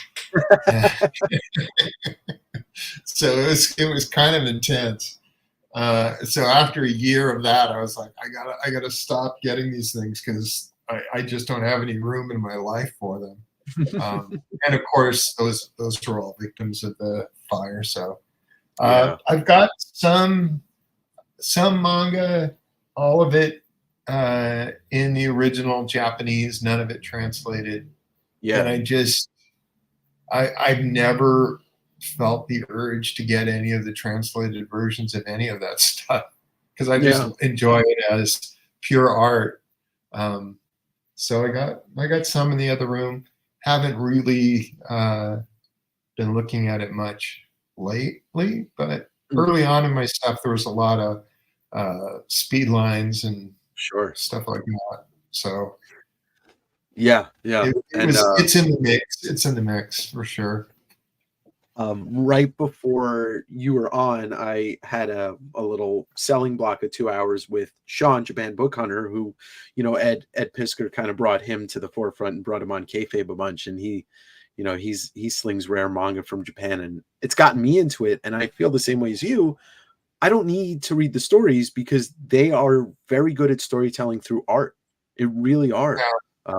Manga does that well. Yeah, it's like City Hunter I was getting for a while. I think in terms of the manga size things, I don't know how much, I don't know how long that lasted or even if it's still going, but I've got enough of that to choke a horse. And then like there's some other title that I've got that I don't know for the life of me what the name of it is or who draws it or anything. It's just there's this cool thing I have and I like it, but I wouldn't even know how to go about getting issues that I don't have. So, well, if you ever are inclined to visit JapanBookHunter.com, you might be able to find it for you. That might be the way to go. Yeah. We got a question here from Simon. Can Eric tell us more about the upcoming Savage Dragon Vault Edition? Was that officially announced? That was officially announced. What would you like to know? I mean, so that's going to be the, so we're looking at an artist. It's the miniseries, the expanded version of the miniseries, which became, I don't know, 5 issues plus pinups and whatever. Right. I don't know how much. I don't know what else they promised to be in it. If there's anything else, we'll do you know that together? I mean, it's if you like the way to ever wanted to see what the original art looked like, yeah, you will see that, and you'll be able to tell that most of it was drawn on Marvel paper. It's great. I'm hoping that they do a signed edition because the vault editions usually have a signed and unsigned edition, but I guess we'll find out. But I'll be definitely purchasing that whenever it comes out. Yeah, if there's a signed one, I guess I've got my work cut out for me. This is kind of people going, we should do this thing, and I'm going, all right, and that's been my involvement in it. It's like pretty much, look, I want to make new comics. I realize that there are a lot of people who are really into the old stuff, and while I'm really happy that you guys are into this stuff, I want to make more comics. So it's been kind of this weird tug of war with me because like putting together these ultimate collections ends up being a huge undertaking. And it's like, well, where are all these drawings, and how do I find them? And it's just such a it's just so much goddamn work that I kind of like.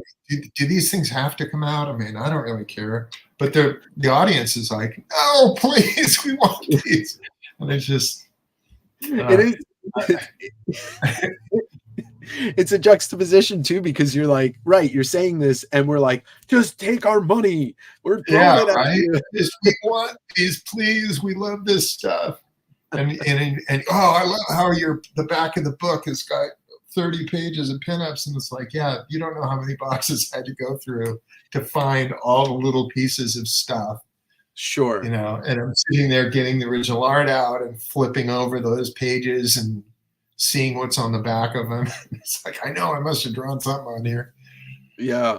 Well, I had Allred on the program a couple weeks ago, and we were talking about, very similar to you, you guys are sharing characters. You guys have shared, Madman and Savage Dragon have teamed up, but he had everybody and their mother do a pinup of Madman in the first, 10 years of the existence of its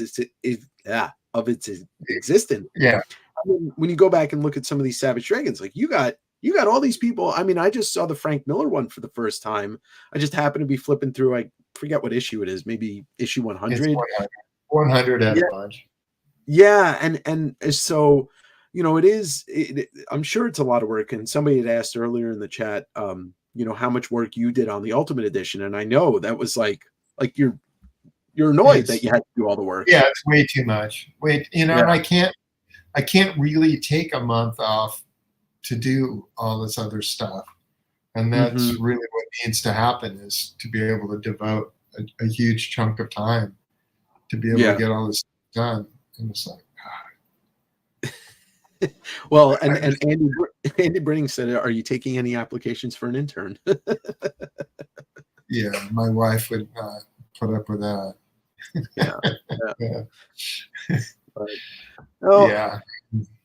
I understand it though. I what you're saying makes total sense. There's nothing outlandish about just wanting to do what you really want to do, which is put out new issues and enjoy that. Yeah, that's what I want to do. It's just more of this, please. So you almost prompted me to do it earlier, but I want to show you something because you're gonna maybe you won't enjoy seeing it, even though it's yours. I recently had a couple of retailers on the channel, and two of them were Django and Jeff, who own the Comics Place in Bellingham, and that your old haunt when it was my old stomping grounds. Yeah, but I went there and I got a little bit tour of the upstairs, and there is artwork there that is yours.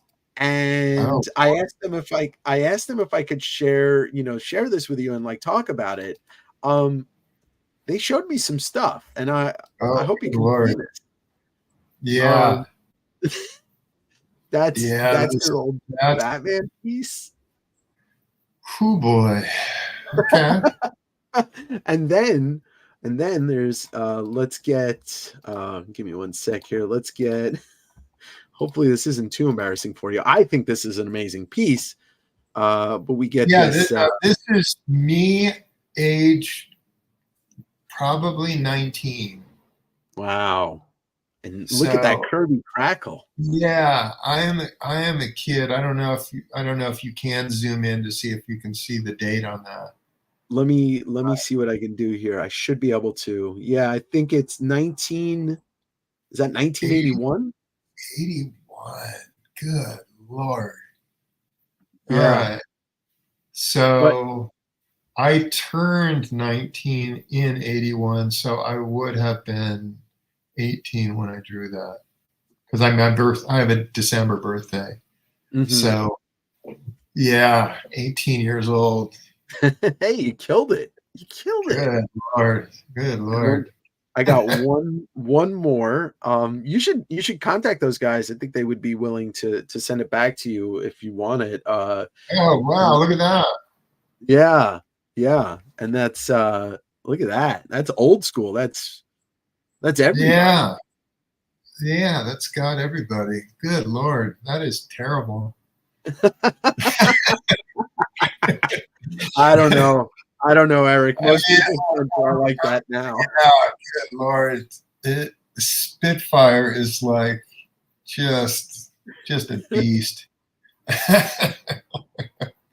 But oh man. Yeah, just again, I'm probably 18, 19 years old. Yeah, the dates. Yeah, that's 81. I can see it on the side of Red Skull's head here. You can see it. Yeah, so as you can see it, my signature is just me scribbling at that point. I didn't. Yeah, I was. Yeah, right here. Yeah, and it got to like, oh, I should do a signature that's legible, and then that's when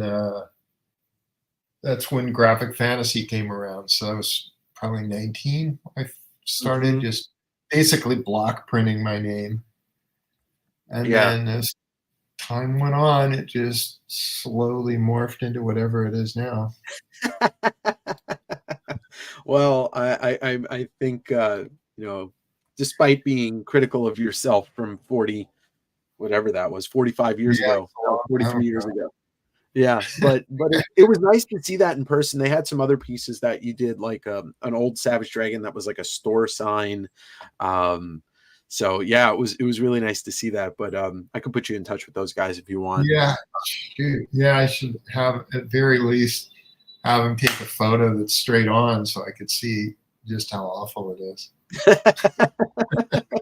No Name Collects wants to know if you think you'll be at Fan Expo San Francisco this year again, your hometown. Depends when it is. Oh, okay. I don't know the dates on that. I know that the wife had some plan to go on some vacation for 2 weeks at some point. So we'll see how that goes. I mean, how often do you treat yourself to like going on vacation? Obviously, we've been talking about your rigorous schedule and how much you want to get these books out. Yeah, I mean, mostly she'll haul me out of here. I don't seek out vacations myself. Yeah. I mean, if she wasn't in my life, I would probably just never leave the house. Just draw comics all day long and then go to an occasional convention, and that would be my social outlet and right like that. But she's like, oh, we should do this and that. She always wanted to go wherever Right. it is. You're just like, all right. Well, I mean, you live you live the life of a cartoon. I love her dearly. So that's awesome. Yeah, that was one of those things, talking to Allred about him and Laura and like how they're nerd soulmates and just soulmates in general. It was really nice to hear. All right, so we're not that. We're very, very different. We've got very separate things. She doesn't read comics. She read stuff when she was a little girl, but they were, the comics that were for kids. So Hot Stuff and Little Dot and stuff like that. But she's, she read like 3 issues of, she read the Dragon miniseries after it had come out. And then that was it. She hasn't read it since. I used to put her name as the editor of the book, and that's right. At some point, she saw one of the covers and was like, "You got to take my name out of there." I mean, that's so that was the end of that. Kind of like very similar to Todd with Wanda. Her name was as the editor, and I think it was after the Billy Kincaid issue. She was like, "Nope, no more." Yeah. But at least Wanda saw the inside, so right. How excited would 18-year-old Eric think about future Eric drawing Captain America, the end for Marvel? I'm sure 18-year-old Eric would have been ecstatic about that idea. I don't remember that drawing that 18-year-old Eric did of Captain America. So I knew we had done, there was a comic store up in Bellingham, Washington called King Arthur's Bookshop. And they had a kind of gallery area that was on one side. And so they were like, hey, let's have local artists do gallery stuff there. And a guy named Al Harris did a bunch of drawings there that in the gallery, and they were all like swipes of stuff. And I was like, God, I'm not going to swipe. I'll do original stuff. So, and later I ended up working with him on Graphic Fantasy and with Kevin Keyes, who is another guy. And so I set down the rule early on in that book: no swiping in this book. I was like, let's keep it above board here, kids. Right. But so yeah, it worked out all right. It worked out all right. It totally did. And I wanted to point out Kazra from he's part of Comic Art Fans. I agree with him. OAX, which is the original art show they did in January, is a great vacation. Where that is. What state is that even in? It was in Florida in January, basically right across from Universal Studios Disney area, and it was all original art. All of your friends were there. Allred was there, and Matt Wagner was there. So, I mean, so speaking about that, you are a big. We talked last time. Big original art collector. Several Herb Trimpe full issues. Yeah. Are you still actively picking stuff up? Like, or are there still things that you're actively looking for? It's too expensive. It's too crazy. Especially the old stuff that I really like. It used to be you could get an entire issue for $4,000, and now it's like maybe a page for that amount, if you're lucky. And I can't do that. I mean, I could, but then I would have to get a messy divorce, and she'd end up with all of it anyway. So what's the point? Right. And then you would auction it off and make all of the money on it. Yeah. And I'd be sitting there going, well, what was that all about? I've got a bunch of the stuff that I most wanted in that regard. There was my first issue comic I ever bought. I ended up getting the original art for that. Right. And then one of my other favorite issues of the Hulk, I got that, and then a third one. So it's like I got 3 full issues of this stuff. I couldn't do better. And then when I started, I think the first Kirby comics I bought as a kid were probably Commandy. So I've got some Commandy art of Jack Kirby. So there's a bunch. I mean, I think I've got 250 pages of Jack Kirby artwork. Wow. Probably a little more than that, but mostly complete issues of stuff. I've got a bunch of issues of Commandy, an issue of The Losers, I've got an issue of Thor, and I've got the Eternals annual. Wow. So you yeah, it's also pretty cool. yeah, and you also have the distinguished of being the biggest Eric Larson art collector too. I've got so much of his work. Yeah, kind of been the nice thing about having that is just being able to use it as trade stock for other stuff, Right, So right. if I want to get something in particular, it's like, all right, well, I can give you so many pages of this for that, and go back and forth on that. Well, not to my own horn, but I did just obtain a very nice Golden Age collection. There are some Captain Marvel and Marvel Family issues. So when you put together a list, maybe we can work something out. I don't know. But I also want to tell everybody, Eric's got a art rep, Albert Moy, and his website is in the description below. So if you want to buy some of Eric's art, there's some great stuff on there, including some Spawn pages too, and some other fun stuff. There was a question here from No Name Collects. If you can go back to when you first got into the comic industry, what would you tell yourself, young Eric? I don't know. I don't know that there is anything that I could tell myself that would have made life any easier for anybody. Yeah, I can't, because it worked out all right, Yeah. And I wouldn't want to be like, let me tell you something that's going to screw this whole chain of events up. Here's one that I don't know anything about this, but is it true that Kirkman owns all of the art for the Savage Dragon miniseries? He does, which He is does.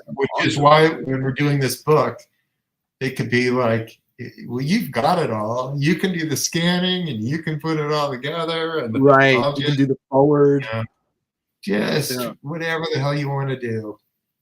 Yeah, Right, and that was raising money for something else. So I mean, it's all like, let me sell this to get this, and let's do this Yeah. to get that. I mean, there's the benefits of that, like keeping your art so that, yeah, like you said, you can do deals with it, and it's its own And currency. I've probably gotten rid of, I don't know, 15, 20 issues over the course of the, so I've got a metric shit ton of it. Yeah, Considering how many issues I've done, I've done 275 issues, and you get rid of 20 of those, like, okay. It still leaves you with 250 plus issues worth of artwork, which that's a it's lot. It's a lot. Plus your collection, right? So that's stacks. Yeah, and then I've got stacks and stacks of other stuff. So, I think they asked you. I think they asked you on that Wizard podcast, but the Wolverine Wizard art, was that gone long before, or did you sell that when you? I don't know if I ever got it back. I don't know if they bought it from me. Yeah, I don't really know. If I got it back, it would be destroyed. Yeah, that's a shame. Yeah, I don't even know. Like I did a couple Wolverine covers. Did I get rid of those? Yeah, I mean, right? You did Wolverine covers, you did Marvel Comics Presents, and the Defender stuff. You even did a side. I'm just thinking of since the Image started, because the Fire was pre-Image. Yeah. So, like any Spider-Man stuff I did pre-Image, it's mostly gone. I think when I came back and did the book from 18 through 23 or something like that. Yeah, that's right. All that stuff exists. All those pages exist, and they were all sold off. I didn't keep any of it. And then, the Spider-Man stuff I have now are Yeah, I did a Spider-Man story. I don't remember the name of the book. Spider-Man. It had the I know word big in it. Getting big or yeah, and it was Big it was like big, an 80, it was an something 80-page big. book. Yeah. Yeah, there was some. I did a page for that Marvel 100 thing. I think I did sell that page. So Oh, wow. Spider-Man and the thing in it. I don't know. Spider-Man going big. That's what it was called. Going big. I never can remember the name of that goddamn thing. And It's a Derek, black spot. yeah.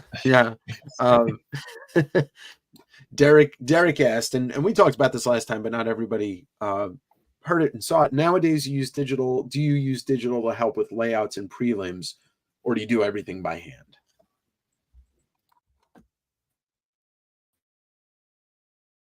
Uh-oh. It looks like Eric froze. Otherwise, he's contemplating something that is bigger than life itself. Unfortunately, this happened last time.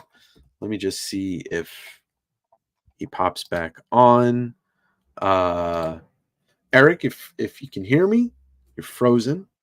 He's deep in thought. This might be the greatest freezing ever of a screen.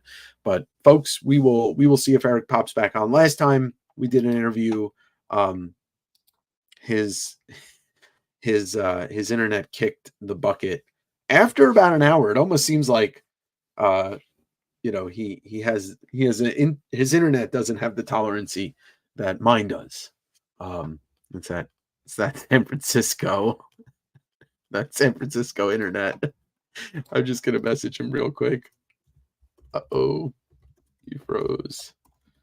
It's okay if. All right, everybody. We will be a little patient, but this has been great. Oh, and there he goes. So we'll try and get him back on. But if not, we will bid him adieu, and we'll have Eric back on some point. But this has been great. It's always fun talking to him. Really, there's never a minute where I'm not enjoying this. But yeah, and for those of you that didn't see it early on, we were talking about the Wizard cover that he did before. Oh, here he comes. There he is. We got you back. I don't know if you saw this frozen screen, but you were deep in contemplation on that screen. Oh, good. Excellent. Yeah. No, on my end, it was a black screen with a little spinning thing in the middle of it. Right. So, to answer the question, before I was so rudely interrupted, is oh, now I'm frozen. Am I frozen? Yeah, but there? we can hear you. We can hear you. Okay. I dabbled a bit with it a little while ago, doing digital art. I drew, and one of the issues is entirely digital. Color covers have been digital, and then pages, isolated few pages from a couple recent issues were, and then I just decided I don't like this, and so I started drawing on paper again. So I don't like the process. I don't like the tooth of the screen. Mm-hmm. I mean, there's a definite advantages, especially if you're using reference and you can just be like, oh, I can trace this car rather than try to draw this car. Right. You know, the issue where the family relocates to San Francisco. That one is digital from front to back. The cover's digital, and every page in it is digital. But the issue after it, I'm back on paper again. And then I think 269 has a digital. That cover is digital. Yeah. But all the interior pages are back on paper again. So. And you said to me, I remember you telling me, you said that it didn't save you any time, so what's the point? Yeah, it didn't. All it did is eliminate my original art. It's yeah. Oh, I don't have anything to show for this. So, right. That's no good. But with those, there was a couple issues that had some original art, but not all original art. So I have just used those as, okay, well, I can sell these pages because these issues aren't complete. Right. So you don't have to break up. Yeah, I don't like to break up complete issues because it's kind of cool to have a complete issue. Sure. And I've got a bunch of, complete issues myself. So yeah, it's something I love to say. Yeah, but I understand it's super expensive. So. Oh yeah, yeah. I mean, that's the problem with it, is finding somebody else who's got enough money that they can afford to buy a full issue. But yeah, and your artwork, like obviously we've seen the price of artwork rise in the last, in the last 5 years, and because your Spider-Man pages don't exist in that high quantity, when they do go to market, they're going crazy. I know they get crazy. Crazy money, especially because when you think about it, like you were saying, there's not a ton of your artwork out there for sale, because the Savage Dragon stuff, there's only 20 handful of issues that have been sold, and then you own the rest. So it's like you have to choose from Defenders and some other stuff, if that's out there. Yeah, luckily whenever I do anything else, I just sell everything. Get this out of my house. So Jeremy wanted to know, how did Savage Dragon issue 252 come together? Would you revisit or do something like that again, off model styling and storytelling? It's just one of those stupid ideas I had, and then I decided to go and do it. It took a while to figure out which strips to do. Yeah. There was an issue where I just homaged Sunday strips and did, I think, 11 different strips in the course of the book. But yeah, it was finding appropriate strips, finding stories that worked for those appropriate strips, showing. I actually did one that didn't see print. Oh, really? Because, yeah, I ended up doing a different strip because I made the mistake of showing it to Lynn Johnson, who did For Better or For Worse. I did a strip on that, and then she did not take it well. Oh wow, really? So I ended up turning it into Rex Melvin MD or whatever it was, DDS or whatever it was. So yeah, I ended up just going, okay, rather than make it her husband who's the dentist, I'll make it Rex Morgan riff on that. That was a... it's always better to ask for forgiveness than ask for permission. Yeah. Right? So it's like an idiot. I thought, oh, she'll think this is hilarious, and she did not. You did Kathy. Did you hear anything back from Kathy Geisweit or any of the people that are still living that were parodying? No, the only person in any of those that I knew, Lynn Johnson was the only person I knew in the midst of all that, and that's because we went to Japan some years back. Okay. But she and Stan Sakai and I and families went to Japan and toured the place, and had a good time. Oh well. That was a great issue, and I'm glad that Kayfabe covered that. Yeah, they had a good time with it too, which was nice to see. But it took some doing to find the right strips, and then find the stuff that worked for the strips. I also wanted to make sure that all the strips were different enough from each other style-wise. So there was some that I thought, I always liked, this strip or that strip, but I was like, I don't have a story for that. I can't pull off that style, or the audience may not even know what the hell it is. So I thought I kind of took a bit of a risk doing tumbleweeds, because it was like, I don't know that most people are going to even remember the strip, but right. So if you're an old school comic strip guy, you're going to be, I don't know what this new one is. And if you're a new guy, you're going to be all these old canceled strips. I don't even know what the hell those are. I didn't want to do anything that was too much like my own regular style. So I sure wanted to, the closest to that was just ended up being the Rex Morgan one, because that's drawn it fairly realistically. It's a fantastic issue. It really It is. was a huge undertaking. It took me way, way longer than any other issue. It seems that you work hard. It's almost like you give yourself these tasks to do that you're just like, why did I do this? But the end result's great. Yeah, no, I'm pleased with it once it's done.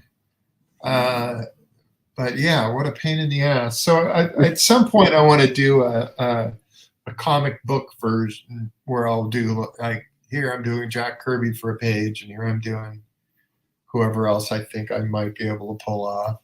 Yeah. But even that, it's like, is this going to be different enough from what I regularly do? Am I going to be able to capture these particular artists? Who the hell? Well, you do a great job at it. We'll get to a couple more questions, but I want to let you go because you've given us a ton of your time, and I super appreciate it of it. So this is actually a good question, because I know you're pretty vocal about it on the internet, on threads and stuff. Is there, in the general comic industry, there is concern about AI, but the second part of this question is kind of more important to me, is as fans and as consumers, like what can we do to combat it, if anything? I mean, just buy the work that you enjoy. Yeah, really. Yeah. What it comes down to. I don't think that there is anybody in the comic book industry currently who is sitting there going, "This is a good thing." Right. I'm not sitting here going, "Oh boy, I can't wait till AI comes along so I don't have to draw anymore." So it's not going to take over my book. I think what you'll eventually see, and people will probably not talk about it too much, is there'll probably be guys who are going to go, I'm going to go and I'm going to describe this thing, and then I'm going to print it out, and then I'm going to ink it, and I'm never going to tell anybody that I did this.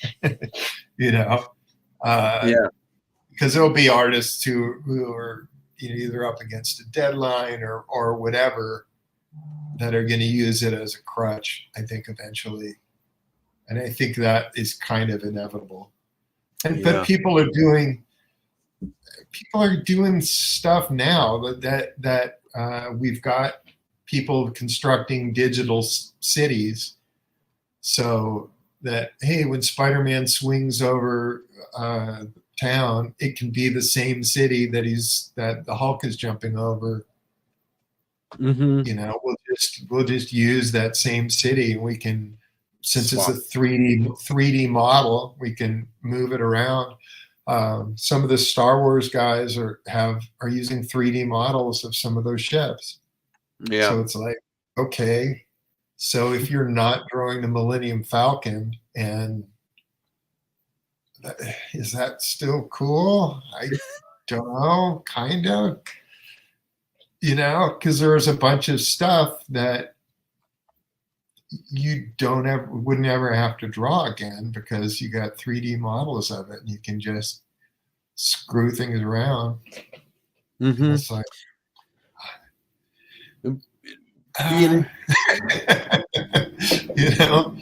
Yeah. Going back to what you were saying about people, maybe printing out and inking over to kill deadlines. I mean, those people will be found out because they're showing up at conventions doing commissions. Well, why doesn't your commission look like that's the thing. Yeah. Yeah. Well, that's the thing too, is some of these guys who do work heavily digital work to begin with, where they're making models and they're tracing stuff off. Some of those guys can't draw for shit, and then they'll show up at conventions and it'll be, hey, do a commission for me, and then you see the work that they do and it's like, holy crap, this is horrific. Yeah. And Andrew's right. It's going to make having the original art in hand that more important, because when you're put on the spot, you know. Yeah. And it's all the original physical original art is all one of a kind of thing, which is, you know, that's awesome.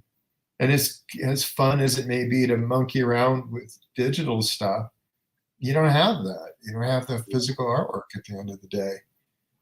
So it's that part is kind of a drag. Yeah. Well, I think you know, as it grows more prevalent, I think there's going to be there's going to be a lot of pushback, and hopefully, you know, unfortunately, because corporations rule the day, you know, if they push back on it, like YouTube, when I upload content, it now asks me, was there any AI used to make this video? I mean, I think that's a good thing that you have to, note it. So, yeah. So I'm super appreciative of the time you gave me. We've got so the next issue coming out, I know you're still working on it right now. So I can't give you a firm date. I think it'll be out. I think it'll be out next month. I know that there was a big gap in solicitation, so it was like, all right, well, I've kind of delayed some of these issues anyway, so hopefully I can get back on track here. All right. This particular issue had some real logistical problems, so yeah. Well, we'll be here, and then we'll be looking forward to. I'm really looking forward to the next couple issues, especially after you posted that the cover of the Mickey Mouse issue, and I think that's going to be a lot of fun. He's been in the last few issues, so so he's in the issue I'm drawing now. He's in 270, and he'll be in 271. Yeah, and so that'll be fun. And I know you don't know when the Vault edition is coming out, but when it comes out, I'll definitely. I think whatever it's solicited for, it shouldn't be able to come out that month. I think because I'm trying to be as hands off on that as I can be, just so that somebody who can get it done will get it done. And since the art already is done for that book, technically. Yeah, it's done. I believe it's all been scanned in. I think there may be something for me to approve, like, okay, this cover looks fine or whatever. Sure. But whatever, guys. I don't care. Yeah, it'll be out when it's out. We'll buy it. But hopefully when it comes out, maybe I can have you back on and we can take a look and see what it looks like, and just talk about it a bit. But Eric, it's always a pleasure, and I super appreciate it. And I know that come November, you're going to probably have some more interesting material to put in Savage Dragon, maybe a cover with a, who knows who's going to be on it, but, we're headed for an interesting shit show. Yeah, but it'll be fun. Yeah. But I appreciate it. And I know everybody else is super appreciative to hear from you, because, we all love your artwork and your storytelling, and excited to see what's coming next. So, all right. Yeah. And I'll make sure that, and I'll make sure that the Comics Place people get in touch with you and get you some pictures of that stuff, and you can talk to them about it. All right. Okay. Well, thanks for that. And thanks for having me. And awesome, Eric. We'll be in touch. All right. Great. Thank you so much. And everybody, big thanks to Eric for his time, and take care of yourself and enjoy the day. All right, we'll do. Back to work for me. All right. Talk to you later. Bye. All right, y'all. That was so awesome. And we pushed through the internet problems, which is always a good thing. Internet can be tricky. So this will remain on my channel under the live section, but over the next week I will cut out the interviews and post them separately, so you don't have to tool through. But the first thing I'll do is I will timestamp it in the descriptions this week, so you can just jump right to the interviews that I did. We had Matt Wagner on, Japan Book Hunter, Eric, and then yesterday was Derek Kurt Kim. Eric does rule. All right, y'all. So in probably about 10 minutes, I'm going to just message Manu to hold off coming in for like 10, 15 minutes so I can take a little bit of a break. And we will close out the night. We're going to do another sale, and then we're going to do the raffle drawing. But let me just message him 15 minutes, please. That way I can go take a break. I got to go to the bathroom and eat some food. We have been live. We have been live for 9 straight hours almost. So I need a little bit of a break here. Yes. Awesome. Thank you, everybody. So, Joe, would you mind putting on the bumper screen, please? All right, guys, I'll be back in like 10, 15 minutes, and we will close out the show.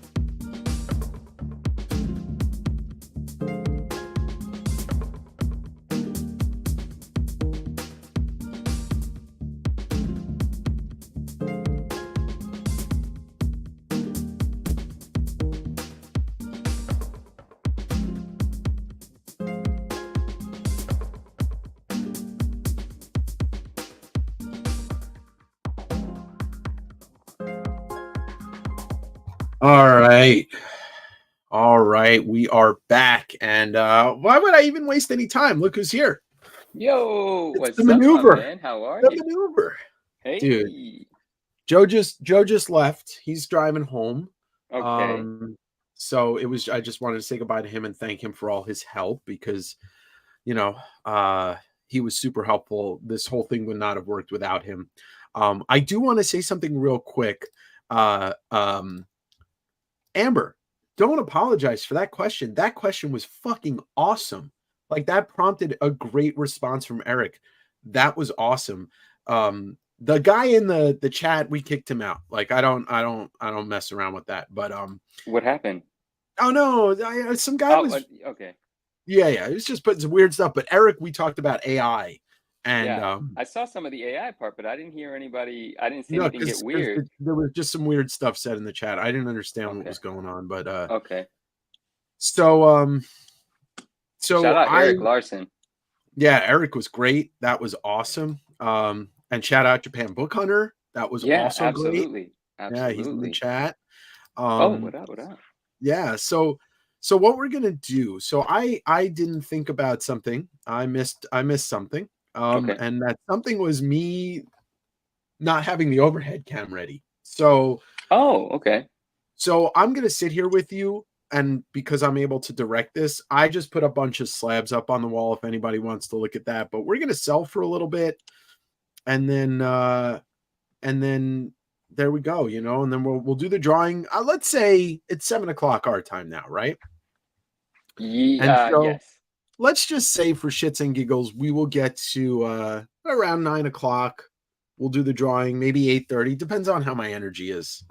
I think whatever your plan is, I'm here, and I know you've had a very long weekend, and this is the wind down and the finale, the conclusion, but not finale in the sense of like fireworks and stuff. Finale in the sense that we're going to ease out of this thing and say thank you to everybody, so on and so forth.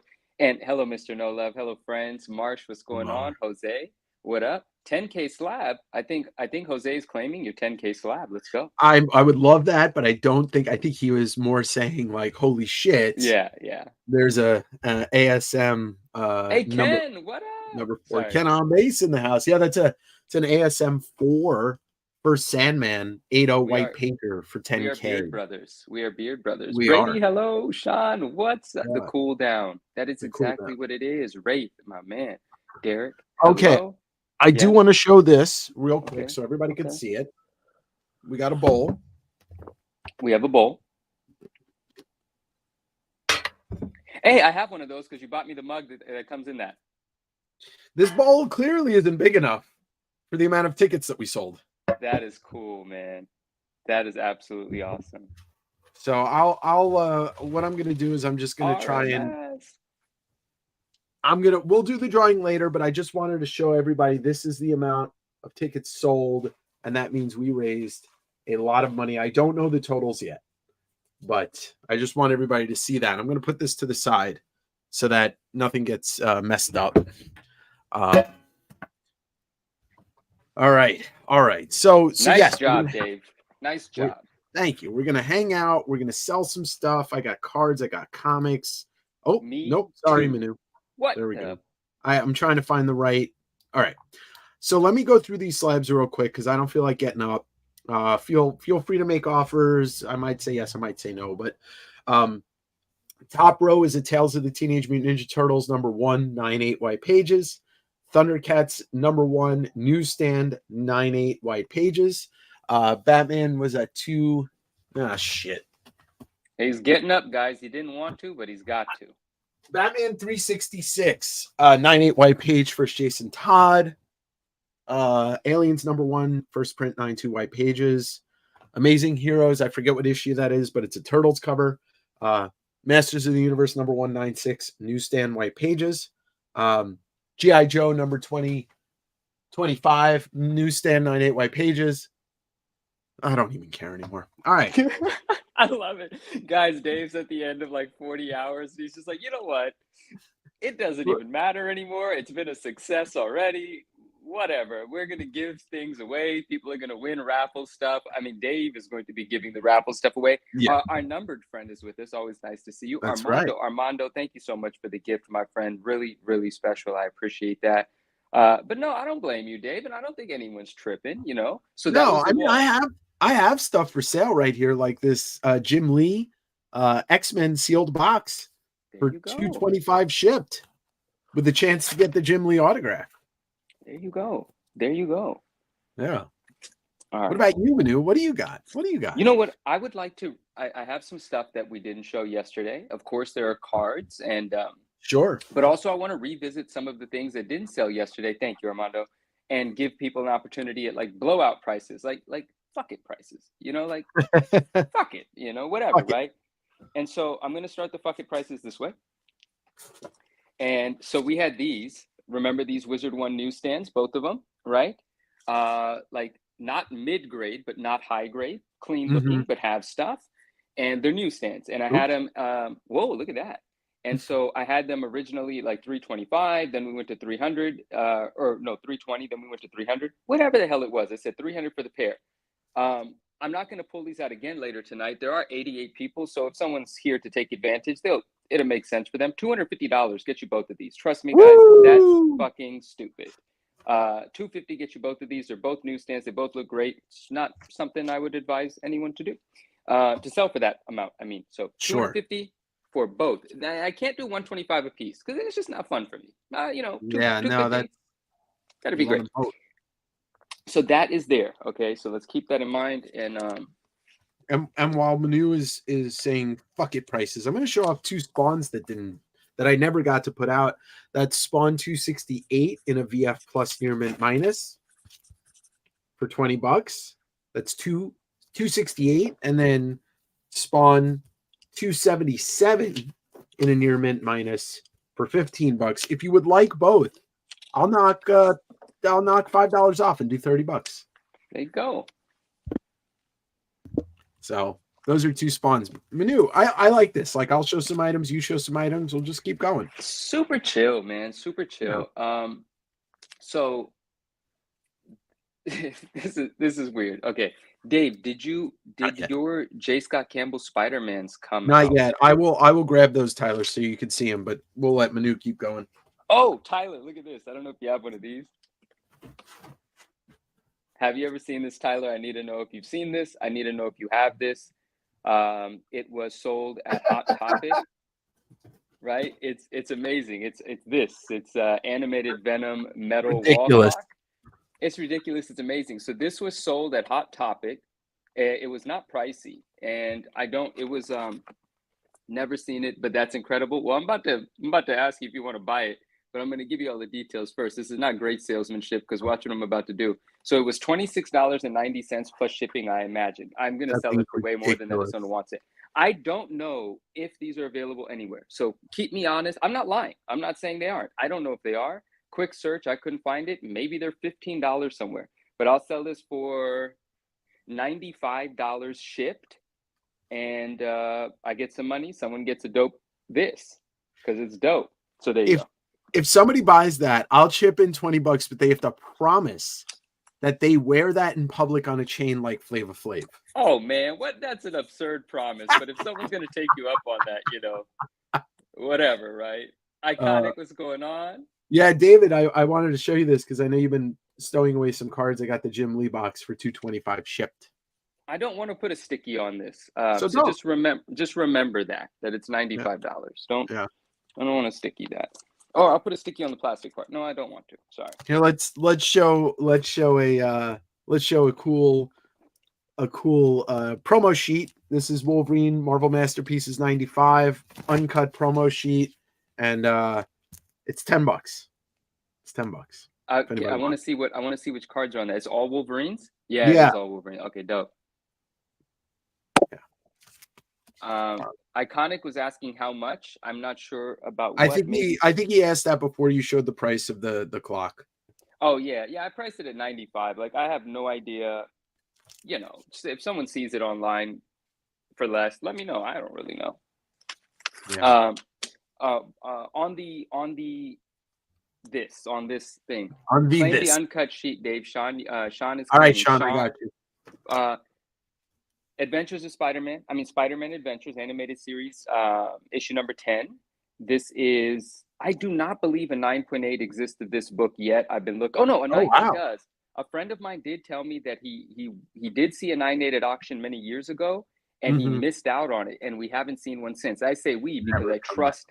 Yeah, I trust what he said, and so collectively, I've never seen one either.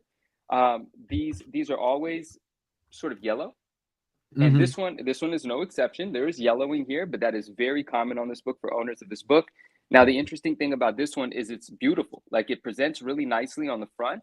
Even with the yellowing, they understand that it yellows. So if it does affect the grade, in my experience, I haven't recognized that because I've had 9.8s of the direct edition that have been yellow. Sure. But it's beautiful from the front. But on the back, you can't see it unless I take it out. There's a crease here. It's a color breaking crease. So I'm going to go $90 shipped for this one. This is the newsstand again, $90 shipped. And maybe it's a 9.0, maybe it's a 9.2 once it's graded. I'm not sure, but it comes with this for free. And this is just for fun. This is a direct edition, not extremely high grade. Fun fact, though, this is my childhood copy. And this glows in the dark. Like, it looks sick in the dark. I took a picture yesterday of my slab. I have a 9.8 newsstand slab of it. And I was just like, I wonder if these photograph well. Look how incredible that photograph. Oh, shit. What the hell, bro? That's perfect. That photograph hella dope. Oh, no, we're supposed to be doing blowouts. My bad. So not 90. The hell with it. Yeah, $77 shipped. 77 shipped. And it still comes with the glow in the dark. All right, 77 shipped. And anxiously waiting. Hello. Looks like Cal Yeti's gonna grab it. Cal Yeti, it is yours. I appreciate that. And that was very good of you to wait for me to drop the price, because I forgot that's what we were doing here. So I love that. Thank you. I'm putting out books that haven't come out yet. And let's start with ASM 606, J. Scott, Kissy Kissy. Ooh. Oh, I like that book, man. I like that book. It's a VF plus, so it's only $65. And then gotcha, Cal Yeti. We'll do that, and then we've got the ASM 607. Meow. That's a VF plus near mint minus. Those are sneaky newsstands. Make sure you're paying attention. I mean, I'm saying if they are. So no, I know, and that's $80. So VF plus near mint minus and VF plus. Let's see if anybody goes for them. They're both direct. Yeah. Okay. Here's a weird one. It's a card. It's a card with some controversy associated. Well, in terms of, Dave and I and some of our conversations about these things. This is a comic clipping. Okay? No. This is a comic clipping. Dave, you mind if I show this full screen real quick? I want give people me to one see what sec. this thing is. Thanks. So this is a comic clipping, and this one is actually cut out of Amazing Spider-Man #6. And there's like an anaconda in there, which I rather love because I love snakes. I love Spider-Man. It's Amazing Spider-Man #6, 1963, I'd imagine that is. And there were 40 out of this comic book that they put in this Spider-Man set from 2020. This is number 14 of 40. I pulled this myself on a stream with Justin. It's the only comic clipping I have from this set, and I pulled it. $100 shipped is the cost of this comic clipping. 14 out of 40. Not that there's 14 of these, but they cut 40 clippings out of an Amazing Spider-Man #6, and this is one of them. And so this is $100 shipped. Which is the first appearance of the lizard. Is it? Yes. That's why there's an anaconda in that issue. That's awesome. Well, Tyler, I already sold that MJ1. Mr. McKenna, what up, Ryan? How are you? What's up, Ryan? He's saying because I'm selling something I pulled on the stream. $100 shipped. Ryan, you want to buy my ASM 4 in an 8.0 for 10K? Jabba, I see what you're doing there. Is it Jabba or Jabba? Jabba. I see what yeah, you're my doing anaconda don't want none unless you got buns on. I think this might be the only Dave Stevens that I have left. Is Jungle Comics #1 in a 9.0. Some Dave Stevens goodness. And then here's one I didn't get. Ryan, it's a 9.8. I got 2 of them. And then I got a Guardians of the Galaxy issue 9. That's the Agents of S.H.I.E.L.D. variant cover. A VF Plus for $10. Show another item, please. After this, I want to research something. And what is Tyler saying? Tyler say I missed it. Fucking school. School Yeah, is important, Tyler. Yeah, school's important. Stay in school, kids. Don't stay in school. All right, I showed this before, but here's a full Kanan set, 1 through 12, except the first issue is a second print, which is a lot rarer. That is a VF Plus near mint. The rest of these are near mint, and it's 1 through 12, including all of the first appearances of the, Rebels, Kanan Jarrus and Harrison Dula, and, all of the friends. And I've got that for $210 shipped. How about that? Oh. Yeah. Okay. All So 12 issues, 210 shipped. Vince, There it is. Vince, Claim Spidey card from and I Manu. was just gonna show the one that just sold on eBay. Vince, Vince beautiful. Thank you, Bayless. my friend. And Vince, are we connected on Instagram? If we aren't connected on Instagram, please do DM me. Yes, and he I'm knows. gonna make. Vince is good people. Awesome. I appreciate that very much. Little sad to let that go. Ryan's got the right idea there, but I'm happy to let things go that make me a little sad. That means there's the good stuff. So I appreciate that. Oh, I'm so sorry, Tyler. Tyler, you should buy this. Everybody. What did somebody Tyler should buy it. miss? Can someone tell me what Tyler He missed? missed that Mary Jane titty squeeze on the couch. J Scott. Yeah. Okay. But somebody could buy this Amazing Spider-Man 700 1 in 100 variant by Joe Quesada, signed by Stan the Man Lee. Right here. 300, guaranteed to get you authentic yellow label or your money back. Manu does take PayPal. Yes. Oh, yes, indeed, I do. Thank you, Tyler. I appreciate This is that. a near mint 1 in 100 signed by Stan the Man.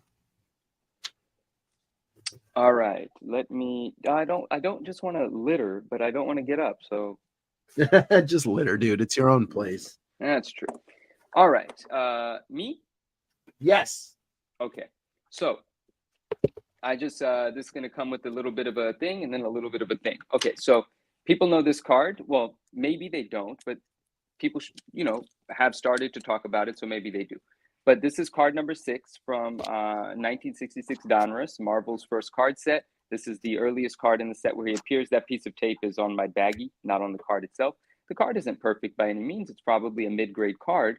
I sold a PSA 8 of this card for $700 a week ago. It's a recorded sale on eBay. And one of our friends, he might be with us, bought a PSA 1 of this card for $50 shipped because PSA 1s are just kind of cool. So whatever grade this is going to grade, I don't know. But if anybody wants this card, this will be $38 shipped. I will write that down for you. Sean, that is Spider-Man's first appearance on a card. And Walty, I got your claim 300 on the Omega Men. First appearance of Lobo. $38. Card number 6. Oops. 1966 Marvel Donruss. Kind of yellow, kind of soft corners, but it's old. And it's $38. Sean Couch said hello to you. Sean Couch, what up, my man? How are you? Hey, nice to see you as well. Were you hanging out with us yesterday? I'm not saying how dare you not, but I thought maybe you were with us yesterday. We had a really nice time, but it's really nice for you to be hanging out with us. Thank you, my man. I appreciate it. And I do have another 8, but I can't. Ooh. 8. Ooh. But $700, PSA 8, recorded sale. First time a PSA 8 of that card sells for that amount of money. Quite proud of that, to be honest with you. Hopefully there's some 90s vintage 90s card fans in the house, because I'm going to show some stuff that I recently acquired. I've got 2 full sets of the Batman the Animated Series pop-up insert cards from Skybox 95 Batman the Animated Series. There's 12 cards in this insert set, all of the Rogues Gallery. These are unpopped. So they are mint or near mint or however you want to call them. 2 sets available for $10 each. Oh, that should be an easy grab. Jonathan Hernandez says, Manu, have you ever been to New York? You're way what? That's JD. Oh, JD, what? I was like, why are you yelling at me? You're way too nice. I can't see that word, but it probably says to be here ever. Jonathan, that's hilarious. I grew up on East Coast music. It's like my favorite place. I visited New York several times. I love New York. My last trip to New York, unfortunately, did get canceled, but I hope to come back soon. But that is a lovely compliment. I appreciate it. All right, Jabba and H-Bomb are going to be the first claims Yeah. on the Batman set. So Vince is also in there for a Batman Vince, set. Vince, I may have a third, so let me put you as a backup. All right, let's blow out a set of slabs that's interesting. It's like, you know, for the price, maybe someone takes it. It's probably, I don't know how to ship 4 slabs. I'm not an efficient shipper. I like to over package. People know Yes, that. you do. So it's going to cost me a lot, but what the hell ever. So what this is Venom Carnage Unleashed, right? And it's all of them. There's 4 books in this set. It's all of, this is the one that I used to sell for like $350, $400. Now it's probably like $175 by itself. This is a newsstand, 9.8 newsstand, 9.8 newsstand. All of them, the 4 are 9.8 newsstands. And I don't want these slabs in my house anymore, and I would like to sell them. And so, you know, this is something that I just waited for the wrong time to sell. $350, all 4 of them, 9.8 newsstands shipped. That's stupid. But someone would have to want them to buy them. So 9.8 newsstands, 350, shippity doo dah day. David, you all right? No, I'm just reading the chat. Phil, I don't know what you're talking about. Sold, got the card. What is, I'm not sure what that means. And then anxious, got it, Bud IG. I don't know. Anyway, Sold got the card. Are you, Phil, are you talking about, I don't know. I'll wait for him to clarify, but yeah, just clarify. Grit City, I know, yeah, I thank you. Thank you, Grit. I mean, what does that come to? 350 for 4, 860, 20. That's like less than $80 a slab, and the shipping's included. Like, what the heck? Yeah. Yeah. And they're all 9.8 newsstands. I mean, come on. Oh, also, I do have issue number 3, the one that, you know, everyone's the biggest fan of because it's a dope cover. I do have another one of these in a 9.8 newsstand. If nobody wants to buy this particular set, I will sell a 9.8 newsstand by itself for $175 shipped. Let me know. Phil, you keep saying claimed card, and I think that you're talking about this one. I would just like you to confirm, and if to confirm, please just say, you know, $38. $38. Yeah. Yeah, because I just want to be sure, because that excites me when something gets claimed, and I thank you. Yeah, because we didn't see a claim come in. And then anxiously waiting asked about shipping. Comics, like for example, with Raw Comics, I do $6 for 2, $10 for 2 to 8. Basically just charge the cut price of shipping plus like $1 for materials and handling. So for the card sets that I'm going to show off, it'll be $5 for shipping. And let me show these real quick. Yeah. So here's a full set of 95 Marvel Metal Blasters. This is the full insert set. There's 18 cards. They're all near mint. So Wolverine, War Machine. I'm just going to go through it quick. I have 2 of these available. Venom, Thor, Thing, Storm, Spidey, Surfer, Rogue, Punisher, Jean Grey, Iron Man, Human Torch, Hulk, Gambit, Cyclops, Captain America, and Cable. 18 card insert set from 95 clear metal. 2 sets available at $40 each. $40 each. Phil, please. I think there's some wires crossed. We need to know what you're claiming by price or by title. You filled out the form. Yeah, we know you. We need some more information. You might be on a delay. I'm not sure what's going on. And even if I'm confused about it, Phil, if I don't get to it here, if I don't figure it out here in the chat, just DM me on Instagram. I'm the 9.9 newsstand on Instagram. Just DM me and we'll figure it out later. So we're just a little confused about it at the moment. Yes. Thank you, Derek. That's one Brady, sold. Brady. Okay, hold on. All right. Oh wait, you have something to deal with, I think, first. Bishop, No. you have it? Okay. Yeah, I got Derek. Brady says 300 on the 4 Venoms. You know what, Brady? Yeah. You got yourself a deal. You got yourself a deal, Brady. Thank you. Let's do it. All right. Congratulations, Brady and Manu. I got one more set 2. Oh my god. Limited edition Power Blast. This is 94 Marvel Universe. This is the full Power Blast subset, 9 cards. Carnage, Punisher, Ghost Rider, Gambit, Hulk, Spidey, Iron Man, Cyclops, and the Thing. I have 2 complete sets. They are $30 each.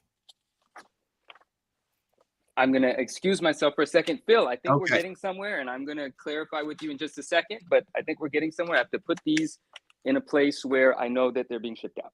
Two sets, $30 each. All right, Derek, I got you on it. All right, Phil claimed that card for 38. Thank you. Thank you, Phil. You're the man. Please do DM me on Instagram, and we should have a smooth transaction from that point on. Thank you. Let me make note of that. And it's just Phil by itself here, right? Just as Phil. Yeah, just yeah, as Phil. yeah. And for any Gambit fans, for $15, you can claim these 3 cards. You got the Gambit Gold Blaster, the Gambit Power Blast, Remy Lebo, and the Gambit Canvas card from 95 Masterpieces. That's $15. That's all for those 3 cards. I'm going to get back to the comics in a minute, but give me 1 sec while we let Manu do his thing. And Brady, thank you. I appreciate that. I'm happy to be selling those. So that makes me, that pleases me. We're going to try this one more time. This was a deal just for yesterday. We'll make it quick. This is 9.8, Wizard number 9, the Venom cover, $800. There aren't that many of these 9.8. Someone could check the census. Maybe the census is up to 6. Maybe it's up to 7. I do not believe any newsstands exist. This is a direct. So this is $800, Wizard number 9, 9.8. Oopsie. Oh, Dave has left us? No, Dave is back. Yeah, I just went to get some comics. Throw them on the screen, Dave. Oh, you want me to go? I thought you were going. Oh, yeah, I thought we were. I just went. I just showed something quickly. Leo, how long do I sleep after this weekend? I can't sleep until I've done billing and shipping, so later. Sean Waltmeyer, Walty, Manu, fuck it. I'll grab those 2 Wizard number 1s, 250. Don't have Insta, but I have his info via email. Where is that message? Oh, Sean, I love that. Thank you so much. Let me grab those right here and put your information on it, Sean. I appreciate that. And we have 100 people in the room, everybody. 100 people in the room. Round of applause for our friends that are spending their time with us. I really appreciate that. Thank you. And Sean Waltemeyer, right? Yes. And I'll show you. Thank you so much. I'll get you connected. All right, let's look at some comics.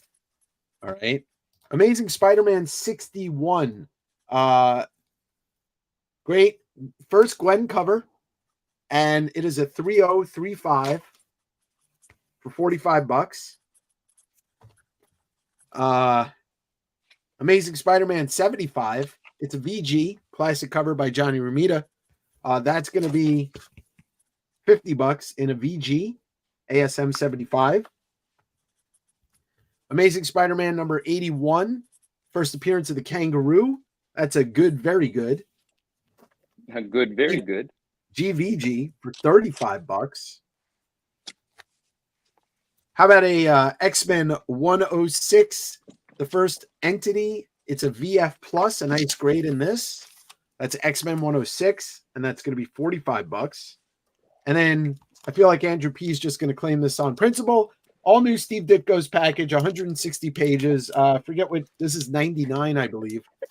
They're all in there together too, Sean. Look at that. VF plus for $15. So that's Ditko package, X-Men 106 VF plus, ASM 81, good, very good, 35, ASM 75, VG, and ASM 61 in a 3035 for $45. Yes, Andrew got it. Sorry, Josh. Yeah, it's the Sean Con. Jose's right. Sean Con. That's funny. Where's my boy? Where's my boy Tyler with these sub 100 ASMs? He's at school. He's studying. He's studying. That doesn't mean he can't spend any money. This is true. Oh, dude, I wanted to say something. Oh, so the stream was extremely successful yesterday in terms of selling and just having a good time. And then the selling continued afterwards. One of our friends that claimed something during the stream actually claimed the mini ASM 300 after the stream. Yeah. Look at that. So that's awesome. So I'm going to look forward to packaging that up. Joey, Oh, I it's my got go? you on it. It's my go. It's my go. All right, let's reintroduce some more of the slabs from yesterday, and let's drop the price on them. 9.2 Wizard One newsstand. So we already sold the raws, but this is a 9.2 graded CGC white page newsstand, and we are at what does my sticker say? We're at 350. You know what we're doing here today, so make an offer on it, or okay. or okay. $299. I can't accept offers below that, but I will take $299 if someone wants to. Trust me, that's foolish. $299. So that's the 9.2, guys. That's the 9.2. And then I'm going to also make available this 9.6 at a discounted price as well. David, iconic. That black mask is a 9.8 newsstand. For you, I'll drop it $100, $650 shipped. Oh, sweet. Sweet, very sweet. I just got it, so there's no reason to go that low on a book like that. This is a 9.6 newsstand. This 750 is already low as shit, but $699 is the right now price. So you have a 9.2 for $299, or you have Iconic is grabbing your black mask, I believe. No, he offered me $50 lower than my ask on a deal. Let's see, that's Batman. You keep going, Manu. You keep going. Oh no, I was invested. I wanted to see what the hell was going to happen there. I thought that was hilarious. Okay, Batman sorry. 9.8 newsstand. We'll do $699 on this. Okay, $699. This is a 9.6 newsstand. $699 is stupid. You can shoot. No, please don't. Or do if you want. Don't. If you shoot an offer, here's what I'll say. If you shoot an offer below my $699, I'm going to try to upsell you on something else to bundle it up and try to squeeze some juice out of something else. I'm just being honest with you. So $699 is this. The 9.2 is $299. Now, not to confuse you guys, there's a lot of wizards going on right now, but here's an SDCC in a 9.6. This is a file copy. I have this one. What does that say? 375? That's going to go to 325. So we're at 325 on this one. I will write the stickies while Dave does something here. Sean, payment plans for you? Absolutely. Absolutely. And all you have to do is coordinate with me in the DM afterwards. But so claim freely, Sean. We know each other. And I don't mind a payment plan at all. So yes, indeed. And my payment plans are 30% down, non-refundable, and then we can work it out a couple of weeks, whatever. David, I'm sticking to $650.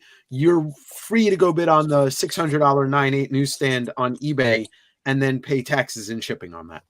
Damn, Dave got at you like that. Did you hear that? He got so at you. Marsh asked, I'm going to go over these ASMs again. ASM 81, first kangaroo, good, very good, 35.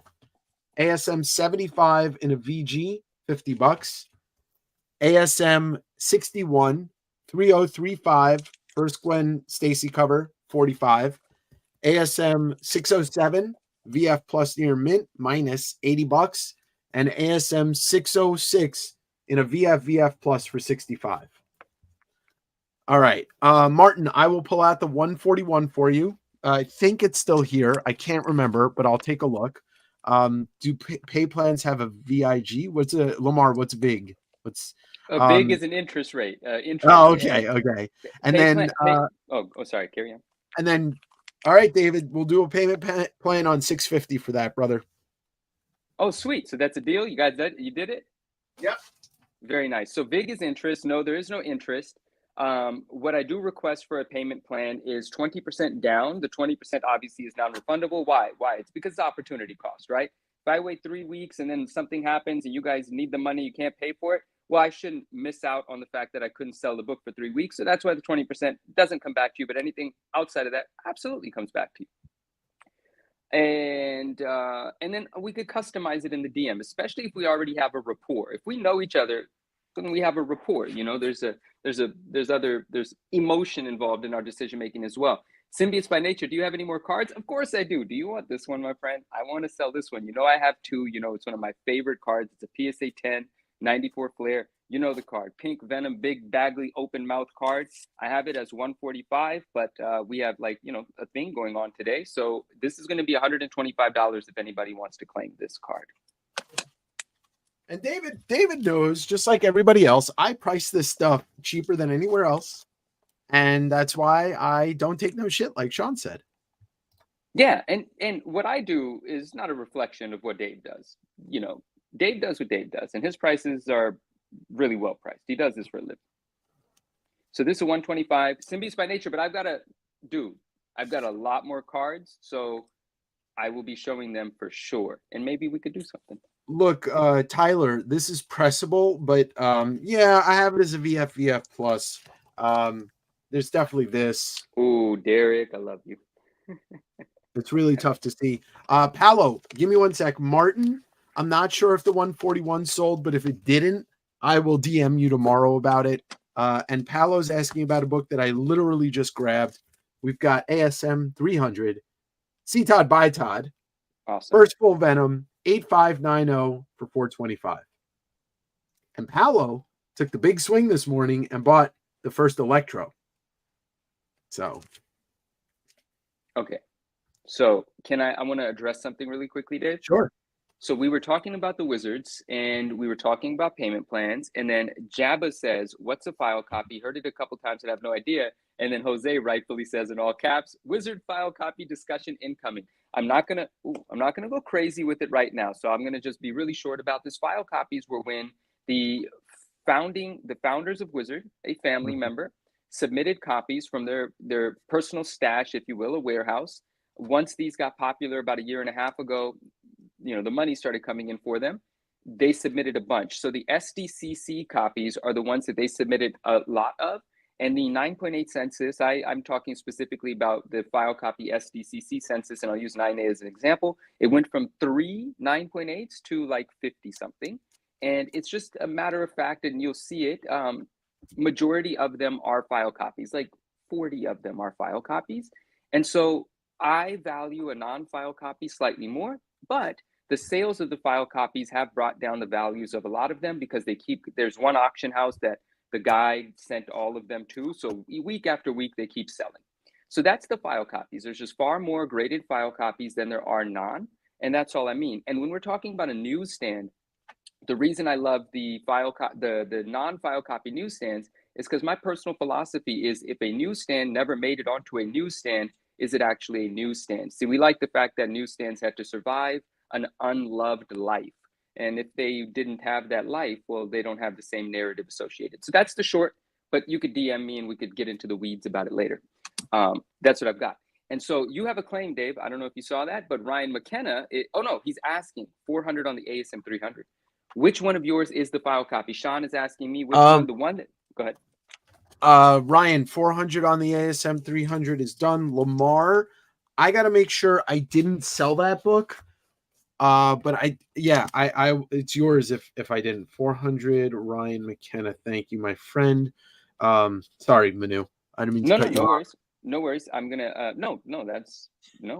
Sean says, which one of yours is the file copy? The only file copy that I have in my house at the moment is this one. It's the 9.6 SDCC, and I think I just dropped the price to $325. I just didn't write it here.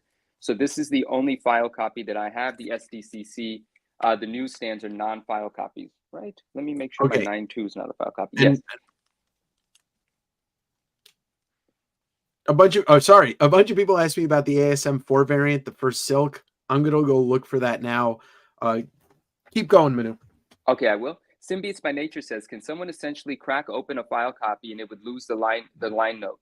Absolutely, because a lot of people, yes, both of you guys win. Congratulations. So basically, yes, because there's no difference between the two. One just lived in a warehouse that belonged to the founder's family for 30 years. There's no difference. So the only way to get the file copy designation is to be that individual signing that piece of paper and submitting it and saying he is who he is. So yes, the only risk in that is, like, for instance, if you buy a 9.8 newsstand or something, file copy or 9.8 SDCC, you risk the grade not coming back a 9.8 again. So someone has to take that risk, but you're absolutely right. Oh, Jose said it too. What prevents someone from cracking the file copy and resubmitting? Risk. That is absolutely it. Risk. That's the only thing. Anyone can do it. You're putting your money on the line. You deserve to win. And I hope that you do. I don't think you did. It was in the first hour. Mr. No Love is responding to something. Yeah, Jabba says file copy means uncirculated. Generally speaking, that is what it means. I mean, no, in this case, that is sort of what it means. But generally speaking, that is not what file copy means. File copies are usually given to people that are part of the creating process of whatever the project is, right? The writer can have one, the inker can have one. It just means someone that was part of it kept it in their file for reference, and later in life, they decided to bring it out and sell it and represent it as such.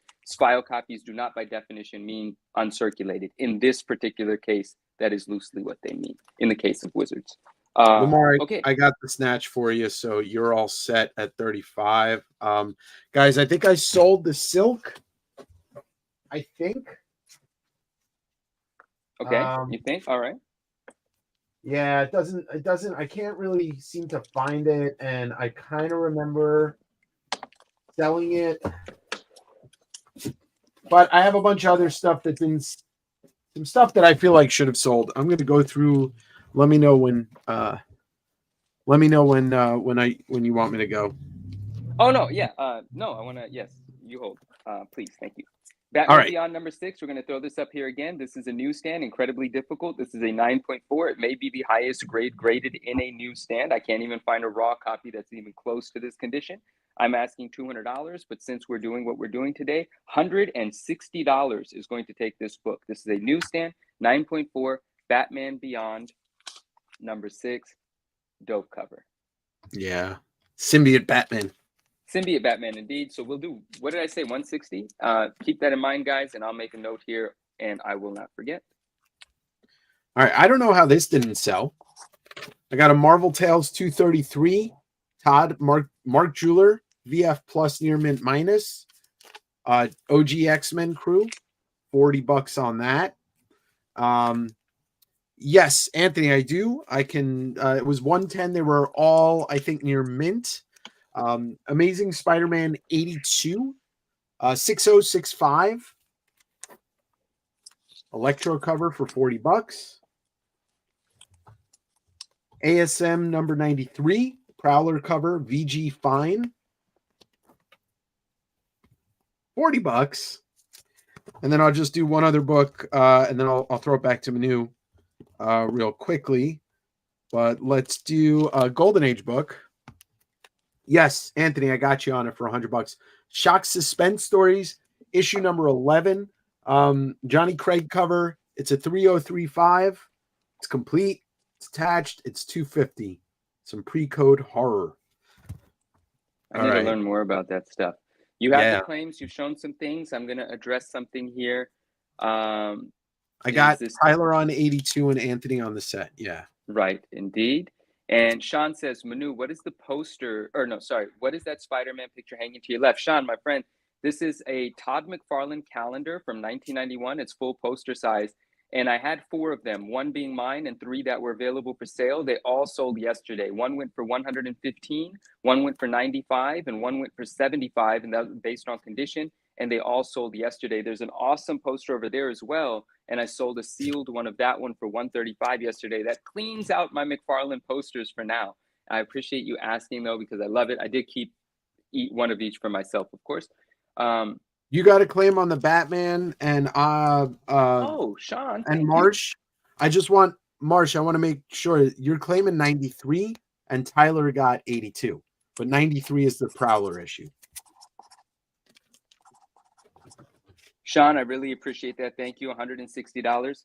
I got you down right here. And then I'll present something in just a second. I just got to get my notes. Oh, here, I'll present something really quickly and then I'll finish up my notes. This is a PSA 10. Oh, this is another card from 2022 Spider-Man Metal. That's where that comic clipping came from. But this is a PSA 10 of an insert called Grandiose. And this is obviously the High Series Carnage. High Series represents the 100 to 200 part of the set. They use the first appearance images from the OG books, and it has this great shiny situation going on, and it's dope. And we're going to be at $175 shipped. Well, we just sold a book for 160, so we're gonna do this for 160 shipped as well on the Grandiose. PSA 10, Carnage Grandiose, 160 shipped. I'll get a sticker for us in a second. All right. I'm gonna do a couple of things. I'm gonna do 5 things. You ready, Manu? Is that cool? Is that cool? Do 5 of them, David. Do 5. All right. 1995, November 95 Previews Magazine. You get a Rob Liefeld Youngblood cover, and then on the back side, you get Kelly Jones Batman. It's like a VF Plus. It's only $10 if you want it. Ryan, that is the final issue. That is Turtles number 6298. I think there's only 43 of them on census in a 9.8. I also have this limited to 3,000 slipcase hardcover Alex Ross Fantastic Four full circle book. That's going to be $50. This was the convention San Diego Comic-Con release one.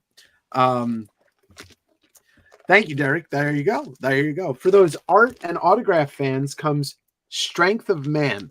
This is a portfolio, 1,500 of these made. Every single one of these plates is signed by the artists. So you got Will Eisner, Scott Hampton, Jeffrey Catherine Jones, Mobius, George Pratt, Kevin Nolan, Bart Sears, and Bill Sienkiewicz. That's going to be $200 for the portfolio. I can show that off if you want. And then on top of that, I'm going to do a couple more card things. Let's do this first. I've got these are, I think, from Simpsons. All right, Jason, I got you on the Alex Ross brother. All right, so we've got Simpsons. These are called Wiggle Room. This is from the second series. This is a lot of lenticular Simpsons cards. You got Homer, Bartman, Itchy and Scratchy, Radioactive Man, Itchy and Scratchy again. The dancer, I forget her name, and then they fight, they fight, they fight, they fight, they fight, fight, fight, fight, fight, fight, fight. The Itchy and Scratchy show. $40 for that lot. My AirPod left my ear. You screamed it out. And then one last thing. This is just a blind lot of vintage Garbage Pail Kids cards. There's no series 1 or 2 in here, but there is 25 different cards for $20. They are from the 80s. So there you go. Tyler says, Manu, the Spider-Man related trinkets and knickknacks you wanna, I can't ever see the last word because of that heart. And I love the heart you want to sell. Yeah, I want to sell this. Oh, Jason. you said Spider-Man related, but I want to sell this. Actually, I don't care if it sells or not, but if it sells, fantastic. You know, I already forgot the price I said. I think it said $95. I want to show another card real quick. Oh, what other prices / slabs you got? Every slab around me, we can slash the prices on. The problem is I have 150 slabs around me, so I don't really know which one to grab next. But so do I'll I. grab something, you know. Let's grab something real quick. Let's slash a price. This is dope. So this is Venom. This is inexpensive already, but we're going to slash the price. So Venom number 155, Christopher variant, also known as the trading card variant. Why? Because it looks like a trading card, right? And it's super dope looking. And the back also looks like a trading card, kind of has like those old school power ratings on it from whatever. And so I had this at 150 shipped and, you know, 120 shipped. What, right? Why not? I'm gonna slash a price and do a combo deal. Oh, and this last sold for 135 plus tax and shipping on eBay. So I'm asking 120 now. Jimothy Lee X-Men box, and I will throw in the $40 value full Metal Blaster insert set. So you get both of these for $225 shipped. You can sell this on eBay and make $55 on it. Because if you don't, I will. Sean, yes, this is a metal wall clock that was sold at Hot Topic maybe a year and a half ago or 2 years ago. I have no idea the availability. I checked eBay really quickly just to make sure I wasn't, you know, robbing someone by pricing it the way I priced it. And from what I saw, I wasn't, because there wasn't one available. If you go on Hot Topic's website, maybe they're still there. Maybe they're discounted to $10. I don't know, but I'm asking $95 shipped for it. That's what I'm asking for it. It's never been opened or anything because I don't like opening stuff. I just like having it. I'm gonna do a couple of books. How about that? Do it. Oh wait, let me show a card before you get into that real quick. I want them to have more to chew on card wise real quick. PSA 10. This is 1994 Flair. Our 90s kids remember this. It's a very luxurious set. This is the Venom Power Blast. Details on this I just had somewhere. One sold for just a week ago on eBay. One went for, I think it was $325 or $340. Anyone is welcome to keep me honest, but I'll sell this PSA 10 for less. We'll do $300 shipped. It is awesome card. Venom Power Blast, PSA 10, under comps, $300 shipped. On to you, Dave. All right. Spawn 174. First appearance, first full appearance and cover on Gunslinger Spawn. 9496 for 375. And then the second full appearance and cover of Gunslinger 175. That is a 94 for 250. And I think I told Adam I would knock $50 off this.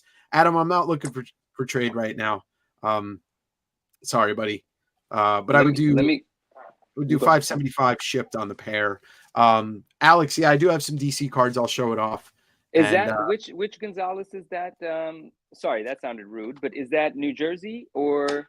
I think that's Wisconsin, Alex. I have some DC cards as well. So Yeah. you grab yours and I'll grab mine. Yeah, let's take a look at this quick. I got some Batman the Animated Series inserts. This is the foil. This is a lot of card 1, card 3.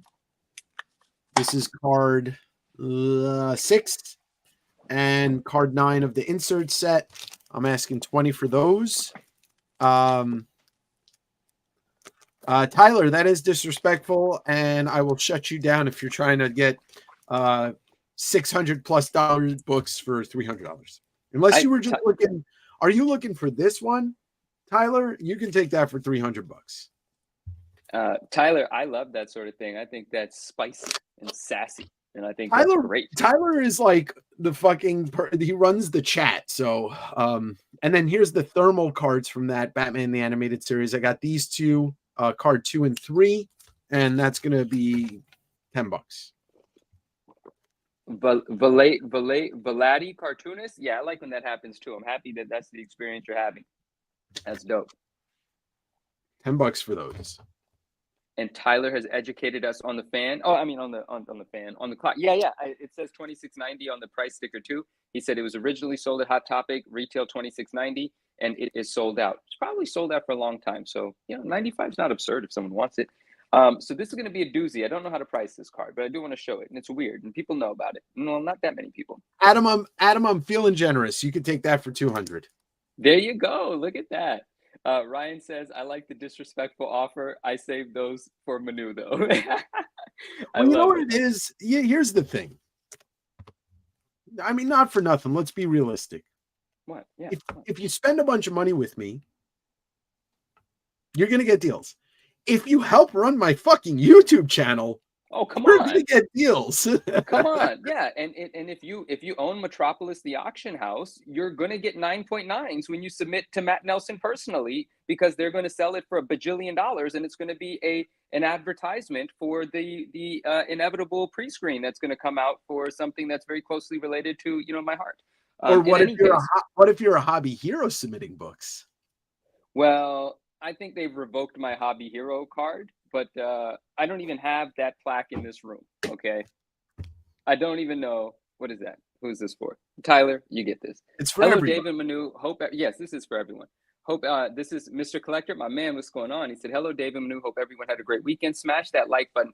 Incredibly kind of you to suggest that." Okay, so I don't know if you're into. This is just. Hey, wait, hold on. Ryan McKenna, right now, $1,100 for that Transformers number 198. Gift.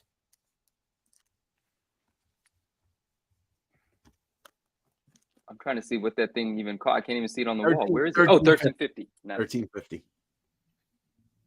Yeah, let's see what he says. Sean, they have to done. He said done. You got yourself a deal, bro. It's out of here. Boom. All right, right now, 9K. Oh, he's on a roll. Look, get The somebody. Let me last make something happen here. the last 9.8, the last 8.0 that sold was off white to white pages for $10,000. This is a white pager for $9,000. Ryan, on behalf of my friend Dave, I say thank you very much. Thank you, Ryan McKenna.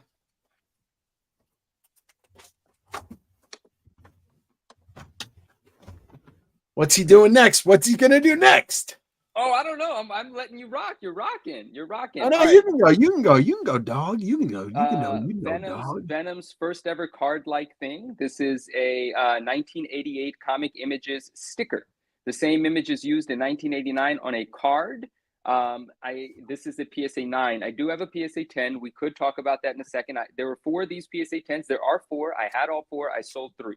I sold them for $500 a pop. I'm just hesitant to sell this one for the same price because I want it, But if anybody wants to have a PSA 9, I was asking $125 on this yesterday. We'll do $100 on this today. If anybody wants a PSA 9 of Venom's first ever appearance on a card-like item, it is a sticker type thing. It is a sticker, 1988, $100. Okay, hold on. Sean Walty, 1,100. You could take this one, and also Tyler. I fucking sold my ASM 14 last week. I haven't told really too many people yet. I know I blew it yesterday by announcing that. I'm sorry. I apologize. Woo! Okay, let's do. No, I don't want to. No, you go, Dave. I want to put something. Oh, I got something. Okay, here we go, guys. I thought this box was more expensive than I thought it was. Or wait, I don't. You know what I mean? Yes. And yes, because this looks like 1995 Fleer Spider-Man, but this is actually 1997 Fleer International. You can see on the sticker it says Skybox International. The difference between this box and the one that's domestic is the insert cards in this box aren't chrome. In the domestic one, they're chrome. Ryan McKenna actually bought 4 of them in a PSA 10 from me a few weeks ago. Thank you. And so I was pricing this box rather high because there was none available. And now many of them have come to eBay. I forgot the most recent price on it, but I forgot what it was. But in any case, if anybody wants this one right now, this is half of what I was asking prior because I just didn't know that they were less rare than I thought. $150 shipped. You can go ahead and rip into this box of 1997 Fleer Spider-Man International. This is $150 shipped. All right. I want to say just a couple things. Thank you to everybody that's making claims, and thank you everybody that's been a part of this weekend. Just tell everybody about it. Let's make this big. Next year, we get Eric Larson and Todd McFarlane in the same chat. How about that one? Sean's the man. That'd be amazing. And Sean has some really that's a sweet compliment, Sean. I appreciate that very much. We have some more people with us yesterday. I'm still trying to blow. Then yesterday, I'm still trying to blow these out, and no one grabbed them. We're not gonna take too much time. This is a PSA 10 Peach Momoko Black Cat. I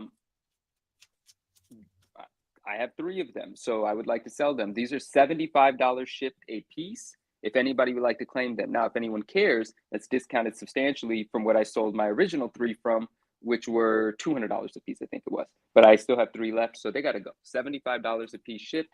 PSA 10s, Peach Momoko, Black Cat, Flareums from 2019 Flare Marvel.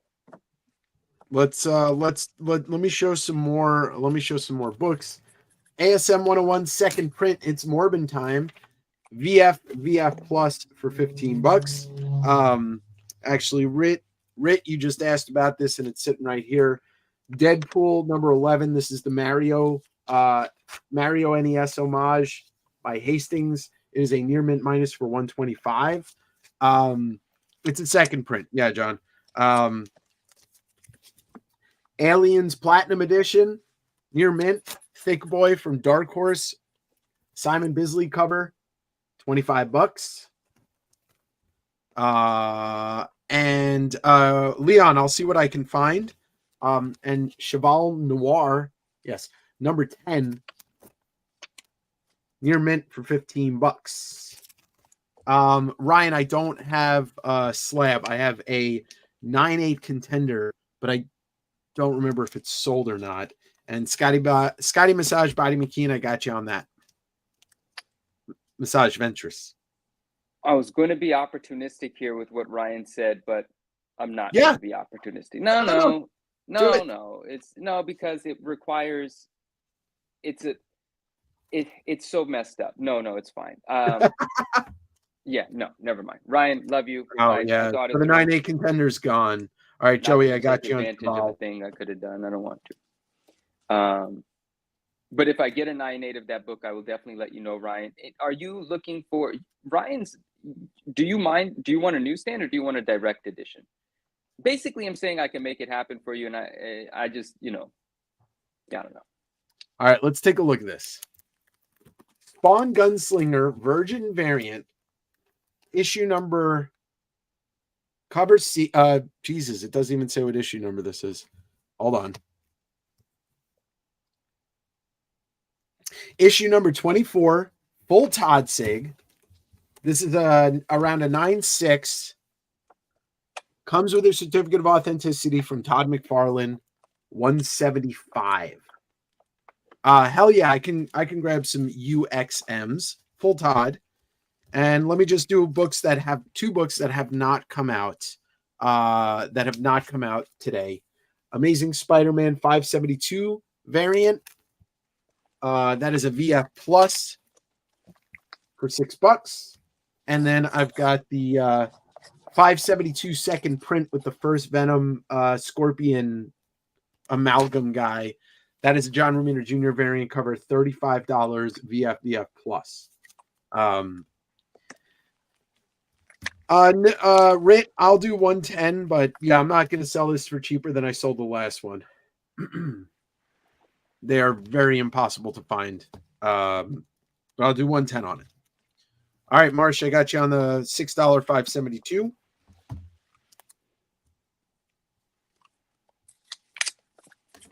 Was there a set of Marvel cards for 30 and did they sell?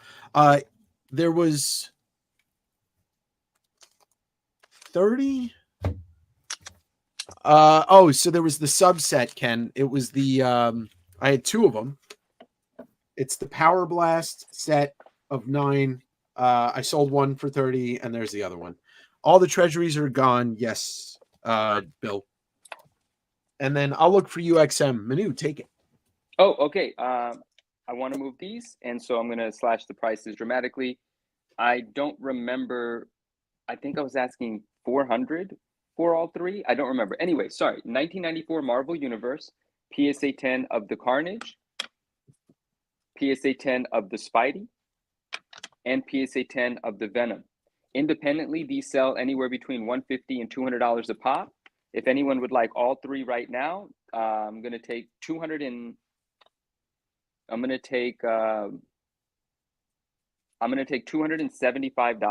if anybody wants to grab all three PSA 10s, 1994 Marvel Universe, Spider-Man, Carnage, Venom, $275. Thank you, Jason. I think you were talking about these cards. I appreciate that, Jason. Thank you.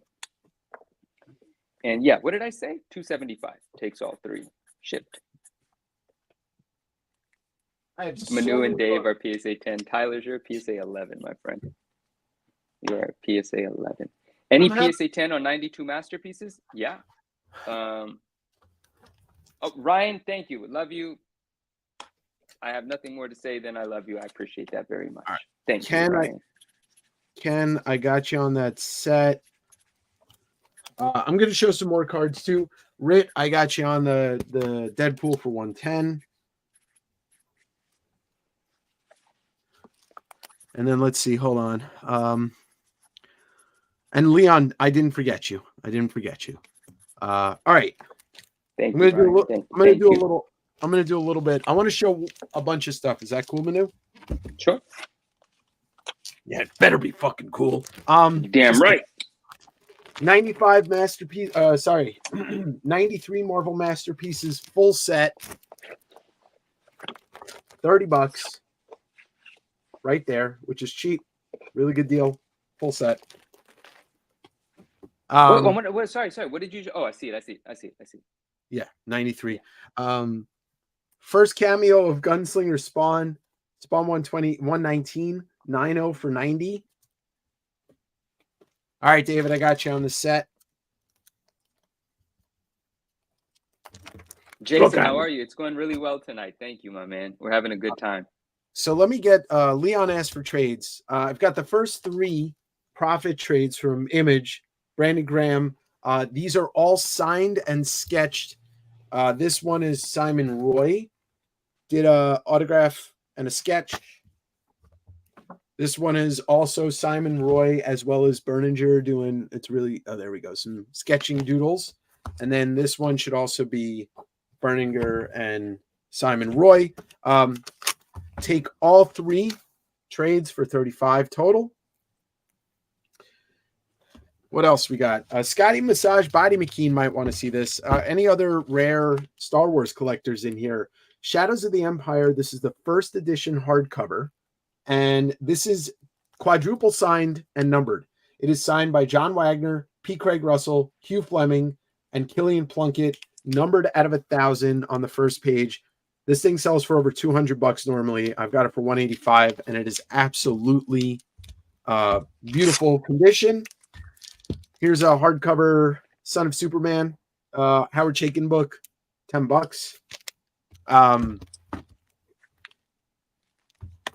And then for any Invincible fans, I've got Invincible number 115, this fucking killer Battle Beast cover, near mint for $25. Craig, any underground indie stuff or old or new? I'll go grab some stuff. Manu, why don't you let me know what you need? What you got? Oh, we had this Wizard number 7 newsstand. Told the story about it yesterday. Super rare book. And Got you, when they Leon. pop up, they sell quick for the people that know how hard it is to find. This is the variant cover of issue number 7. Few people know it exists. I have this as a very fine plus or better, and it's clean looking. It has a few little nicks on it, but it presents really well and it's complete with poster. Yesterday I had this at $100 ship, so today we're doing this at $90. If anyone would like to take advantage of a book that, quite frankly, does not pop up, and a lot of these, not of these, but a Wizard lot sneakily had one in it. And it was for a $225 starting bid, and it did catch its $225 starting bid. I suspect someone bought it for this. So we'll do 90 on this one if anybody would like to take advantage of that. And of course, that price includes shipping. And then I'm going to show a card real quick. But let me go ahead and make sure that that's been notated. I love this card. It is a Pop 1. It is not inexpensive, but I am going to reduce the price in an effort to find someone to buy it. And obviously that's Venom from 316. This is a PSA 10. This is an insert card from 2020 Upper Deck Marvel Ages. And the insert is called Decades. And of course it's, just reminiscing. So it's prismatic, so on and so forth. Pop 1, PSA 10. I think I have this card on eBay for $900. It's the only one. And so if anybody wants to grab it today, I'm going to do $500 shipped for it. Miles, I got you on the Invincible. Thank you. I don't have any Spider-Man 2099 number 1s. I don't know if Manu does. Lamar, I don't think I pulled any more crumb for today, but I could try and find. And then I think that's all the questions. Manu, any Batman or Spawn or Spider-Man slabs? You know what's interesting about the Batman question is I have, my love interest. I have Catwoman cards. And if those are of interest, then we can certainly put some prices on that and get those going. Except I wouldn't sell. I just don't want to sell that one. I mean, come on. I don't want to sell that one. But if anyone wants this 1995 DC Legends Catwoman Chromium card in a PSA 10, we can do $100 shipped. Why not? I don't even know what I paid for this one. Ken wants to see that Spidey box you showed off, the international one. Oh, yeah, Ken. Hey, Ken. Yeah, give me 1 second, and I'll get that. So that's this box. This is 1997 Fleer Spider-Man International. It looks like 1995 Fleer, but the international release date was 1997. It does not have the same inserts. It has them, but they are regular, just like the card, not chromium. The domestic set has chromium. Obviously, this is a more rare thing, but a less cool insert, depending on how you look at it. And so I'm at $150 shipped. Excuse me, for this sealed box. It's sealed. I don't know what these little like, you know, that stuff is, why they're kind of open in these areas, but it's nice, tight, sealed. 150 shipped on that. All right, Manu. Thank you for asking, Ken. I'm gonna try and get through a bunch of shit real quick because I got some requests. So, Craig CK asked for a bunch of weird indie stuff. This is something called Wave Makers from sometime in the 80s. A fun book, near mint. It's cool design. It's 1990, I should say. That's gonna be $10. We've got a Black Hole, number 1 and number 2, first print, Charles Burns. Number 1 is a near mint minus. Number 2 is a near mint. Let's do the pair for 40. I got Critters 2 VF Plus for 8. Little Usagi on number 3, Critters number 3. VF Plus near mint for 15. And then Trip asked for this specifically. Computer Fun, Marvel Superheroes Book 1. These are incredibly tough to find. This is in beautiful shape. I would just say VF Plus by default. That's going to be $70, which kills any sale that you can find. It is definitely going to beat that. All right. So Craig, I didn't see you haven't claimed the Wave Makers, so that's going to go to Lamar, and Bill is going to take the Critters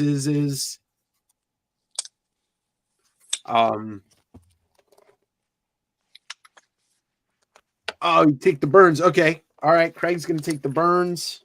CK Craig. All right. Look at all those sold. Manu, Nice job. Just bear with me real quick. What's the computer book if you have a moment? Oh, you know what? All right, Manu, you go.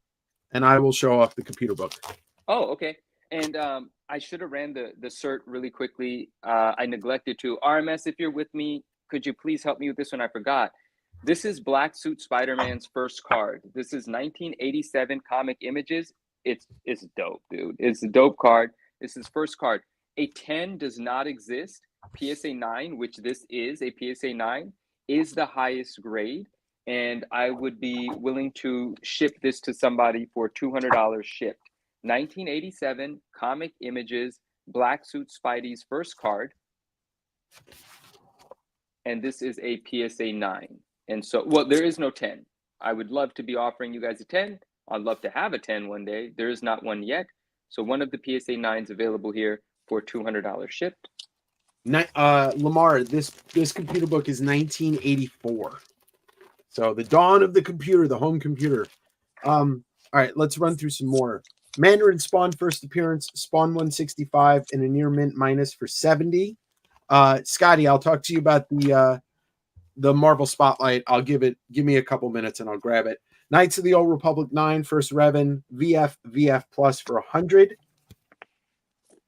Spider-Man number 1 silver 9698 contender for $25. See Todd by Todd.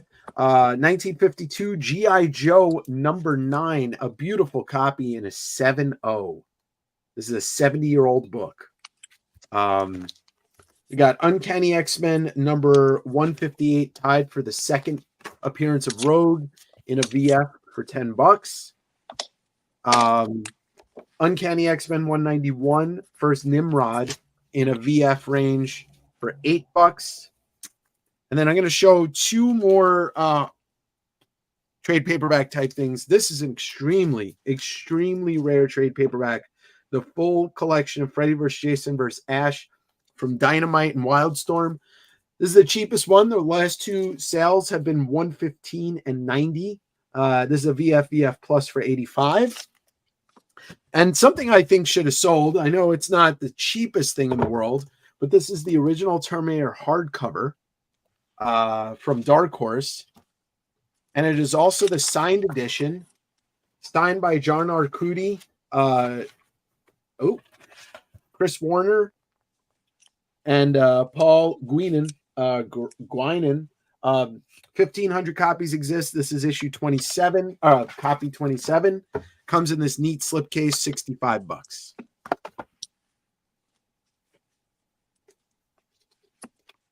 All right, there you go. There you go, Manu. It's back to you. I'm gonna look at these offers. All right, Thank you. Eggs is gonna take that $8 X-Men. Thank you, Chris.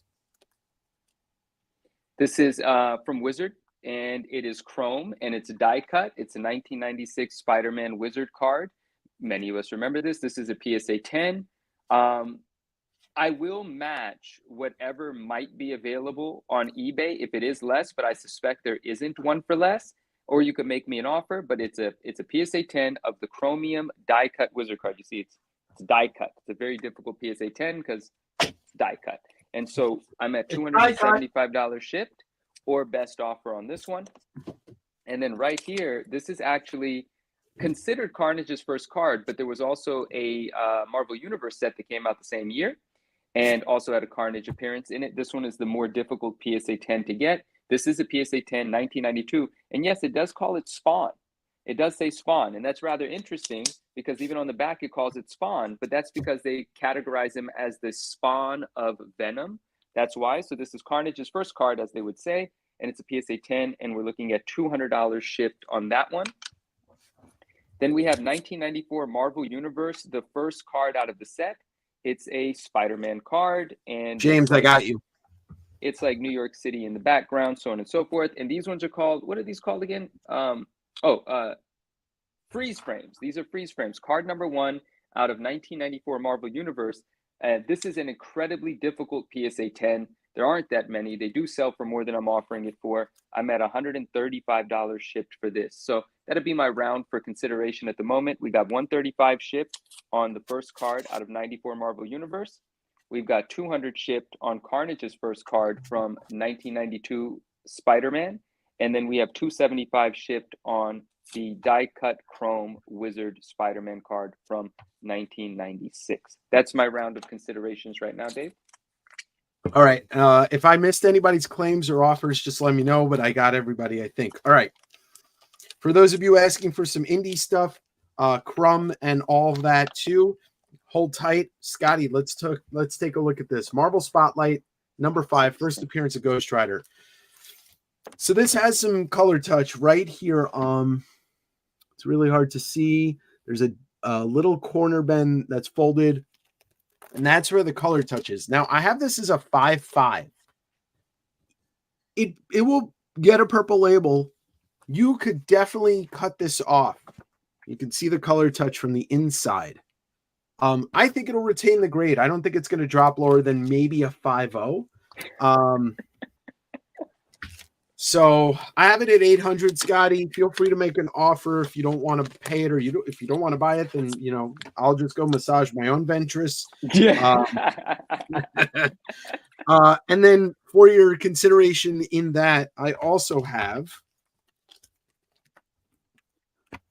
a Marvel Spotlight. Here's a bundle. Second appearance of Ghost Rider in a VF.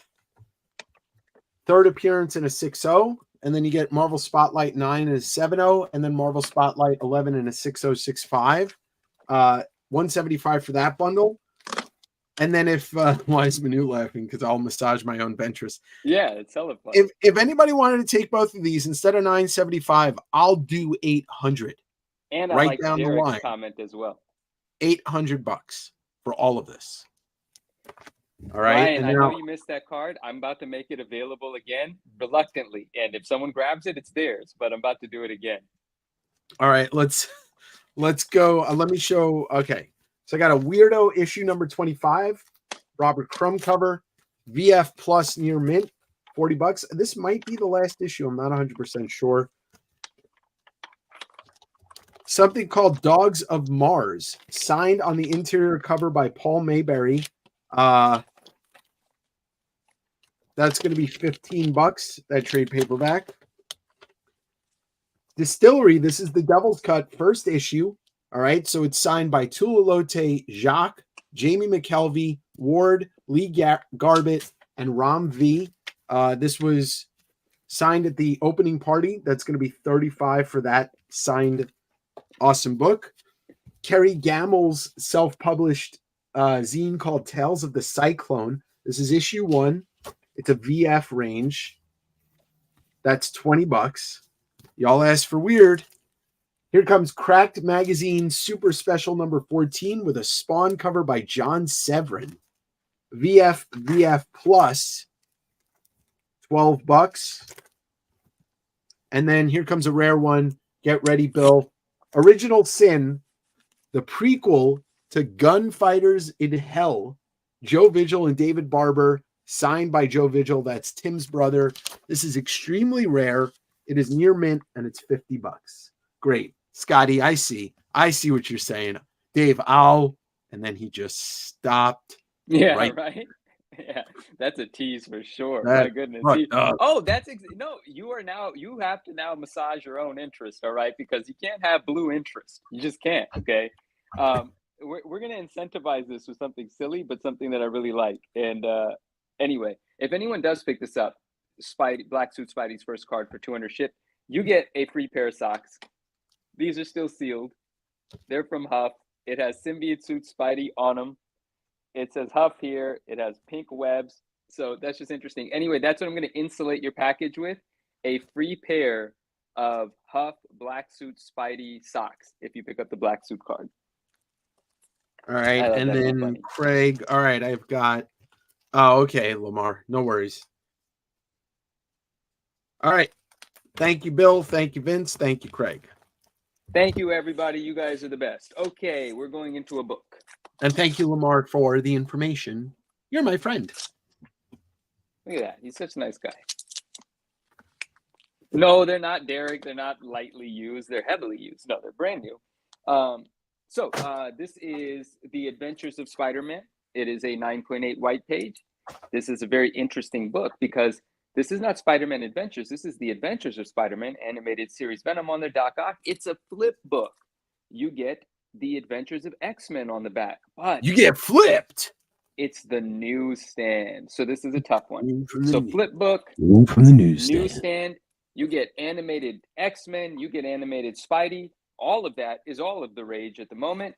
And I'm asking $225 shipped, but of course we're going to slash that. That is now $199. Should anyone like to take home something dope?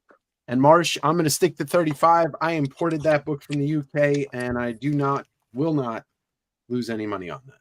$199, 9.8, flip, newsstand, X-Men, Spidey, all of those things. Okay, for your consideration. Scotty, I appreciate you. This card is pricey, but this card deserves to be pricey. It should be pricier. This card in its normal form came in silver and came in gold, and it was from 1994. I think it was an insert in Marvel Universe. I'm not sure. It was a Power Blast insert in one of the sets. Someone can correct me. None of that's important. Well, it's important. This is actually the Pepsi set. This is called 1994 Marvel Pepsi Mexico. You could see there, it says Pepsi Mexico. So they took the inserts from a different set and put them into the 1994 Flair set for Pepsi Mexico. And this is the insert, and it's prismatic. None of the other ones are prismatic. There are variants of this, but they don't exist in a PSA 10. This is the only PSA 10 that exists. And should anyone want to take this home, it's going to be $750. It is the only 10 of this card that exists. It's scarce. It's amazing. It's essentially a one of one currently, and it's Pepsi Mexico, and it's $750. Lamar, how about $55? All right. I'm going to do some cards. Symbiotes by Nature, yes. This book is a 9.8 newsstand. But it's not the Spider-Man Adventures. It did. It's the Adventures of Spider-Man flip book, newsstand, has Adventures of X-Men on the back of it. Boom, boom. The issue number is Adventures of Spider-Man number 12, animated Venom, Spidey, Doc Ock. It's a newsstand. It's $199 shipped. Thank you for asking. All right. What's on your wall of CGCs? Okay, George, let's do this. Let's check this out real quick. Here we go. You go there. Are you ready? Yeah. Amazing Heroes number 187. Turtles cover, 9.8 white pages. Aliens number 1, 9.2 white pages, first print. Batman 366, first Jason Todd, 9.8 white pager, $250. Thundercats number 1, 9.8 newsstand, It came from the newsstand. 900. Tales of the Teenage Mutant Ninja Turtles #1. 9/8 white pages, 400. The last issue of the first volume of Teenage Mutant Ninja Turtles under 59/8 on the census, 850. Turtles #5, wraparound cover 9/8 white page, 300. Teen Titans First Nightwing, Teen Titans 44, 315 white page, 9/8. There's like 8 first appearances in that G.I. Joe 25, but I think Zartan's the big one. 9/8 newsstand, 400. Masters of the Universe #1, 9/6 newsstand, 230. And then Secret Wars #1, 9/8, 230. Turtles #6, wraparound cover, 325. First Sandman, 80 white pages, 9K. And first long shot in a 9/8 newsstand for $575. And that's what's on the wall. All right. I'm making Sean, thank you for that, Dave. Sean, Ryan McKenna is aware. This is what Ryan and I do. He is a great friend, and he also does great business. And so he gets great deals, and he makes these offers. But I think he knows that I can't go to $450 on that just because it's too important. I don't want to let it go for that price.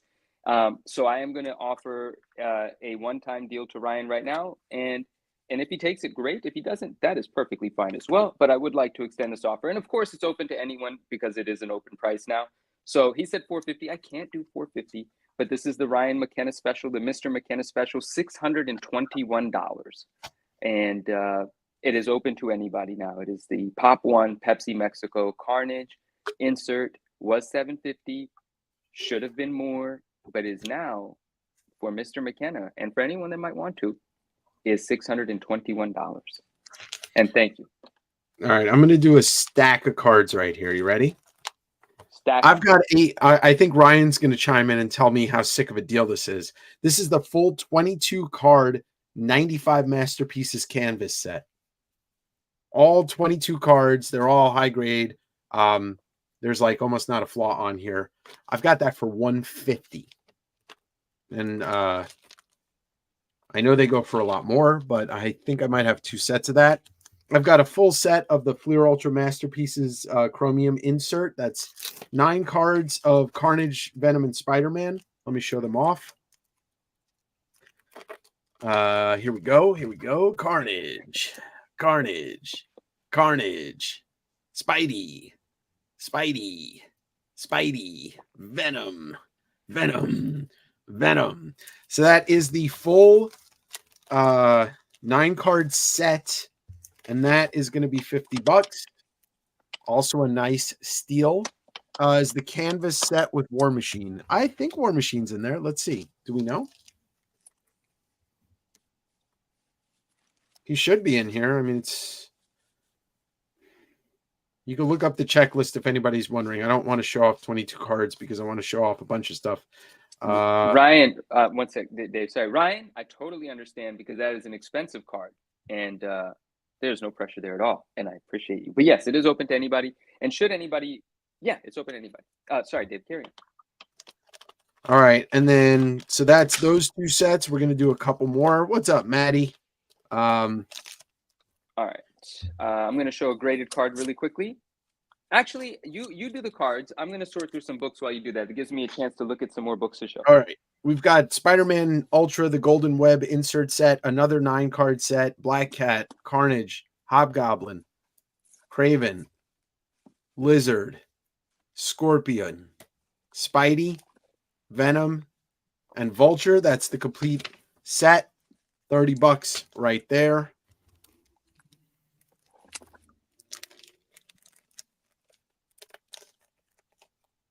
Maddie, what up? Let's do a couple more. I got a 2 full sets. Come on. Of the Spider-Man Fleer Ultra Hollow Blast, Carnage, Doc Ock, Spidey, Green Goblin, Juggernaut, and Venom. 2 of them each for $50 each. Maddie, I know we talked about it, but I'm going to probably be doing the raffle pull soon. Been on for 10.5 hours. So $50 each, 6-card set, and then the last subset is the entire clear chrome subset for $80. Those are all vintage Spider-Man cards, apparently, that nobody wants. Okay, we're gonna go back to the dirty book. Venomized Mickey, about to save Tinkerbell. Okay, Venomized Mickey is rescuing Tinkerbell here, Dave. That's what's happening. I'm sure that's what's happening. That's what's happening. This is a book from Pharaoh's Lounge. They make dirty books. There's nudity on the inside. I only assume so. I know it sounds like I'm joking, but I haven't looked inside. But I'm pretty sure there's nudity on there. And this was limited to 100, and so I'm asking 150 shipped. But it's today, so I'm going to ask 125 shipped on this one. Should anyone want this? It's limited to 100. There's only one on eBay. From what I saw, it is a graded 9.6, and it's $150 plus shipping. This one is a 9.6, 9.8. It will likely get you a 9.8. I do not promise anything. I do not work at CGC, but it looks like a 9.8. It's a beautiful book, 125 shipped. Should anyone want to take something really dope home? I mean, in all fairness, we should have gone full screen for this one, but I think you guys know. You should have said something. Oh, sorry, Dave. You're busy. Look at that Venomized Mickey. Look at that thing. Are you kidding me? Come on. That's too dope. 125 shipped. Somebody spice up your life. What are we doing here? I think we all want. I understand. You're in the home stretch. All right. Yeah, Just sorry. show the inside, Ryan says. RMS says. So, Matt, Manu, I Yes, see what maybe another 15 minutes. Is that cool? And then we can just start doing the raffles. I want to go another 25 minutes. That's my comp. I'm bargaining with you here. 20 minutes. Because fine. 22 and a half. Oh, no one bought this yesterday. That was surprising. $75 shipped. It's the Spectral Virgin variant of the 423 homage. Well, it's like a direct reprint, but it's a Virgin. It's beautiful, and it's like a 9.8. It's probably a 9.8, but I'm selling it as what, a near mint plus. That's what I'm selling it at, a $75 shipped. These are still here. These are the 9.2 or better of what's his name? Gambit's first appearance. 9.2 or better. These are both newsstands, right? And yesterday I was saying 150 takes them both. Right now 125 takes them both. That's stupid. But right now 125 does take them both. They're 9.2 or better, and they are newsstands. The first appearance of Gambit, for anyone that doesn't know what that is, that's X-Men annual number something. What is it, 14? What number? You got a claim on the Gambits from Bill McGoverns. My man Bill. Thank you, my friend. I appreciate that. Let me make sure I get you down here. Okay. Let me go. Can I go? What are you doing? Yeah, go. Okay. Run. Spawn number 139. Nyx becomes She Spawn VF plus near mint. $45. You got an offer from Ryan for 423 for $60. Yours, my friend. Absolutely. Thank you, Ryan. I appreciate you. That is yours. Thank you. I will make note of that just now. Uncanny X-Men 183 in a near mint. Juggernaut versus Colossus, $10. Uncanny X-Men 185 near mint range newsstand, $10. ASM 114 in a VG. I think that might be the first Hammerhead, actually. That's going to be $25. Invincible number 50. Oof. Look at that. Cecil getting the shit kicked out of him. VF plus near mint minus for $40. Bill got those X-Men's. Sorry, John. Yeah, those are gone. There was a backup on them. Yeah, I might be able to fulfill those backups. Give me one sec though. Strange Tales number 178. There's that Warlock first Magus, and that is about an 8.0 for $60. Strange Tales 131 in a 7075. $30. Some horny Emma Frost. This is Emma Frost 1 through 6 near mint. Near mint. Near mint minus and near mint. That's Greg Horny, Horny Greg's Emma Frost, $30. New Mutants 52, Mark Jewelers, VF, $10. New Mutants 66, Mark Jewelers, VF Plus, $15. X Factor 33, Mark Jeweler, VF range, $10. Beast cover. Art Adams fill-in issue on X Factor 41, Mark Jewelers, VF Plus, $18. Two more books. X Factor 43, Mark Jewelers,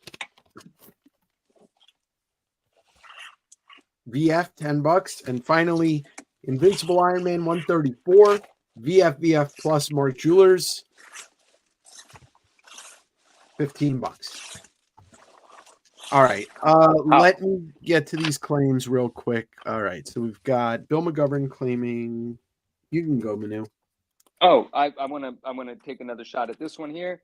So what we have here is Amazing Spider-Man number 392. Showed it last night. This is the homage to ASM 50, of course. This is Bagley homaging Romita Sr. This is a newsstand. It has the Maximum Carnage ad on the back. It's really dope. So just a rare newsstand, really dope book. I had it last night at $300. We obviously did not get it claimed, but it is $265 shipped right now. Should anybody want to take that? $265. We have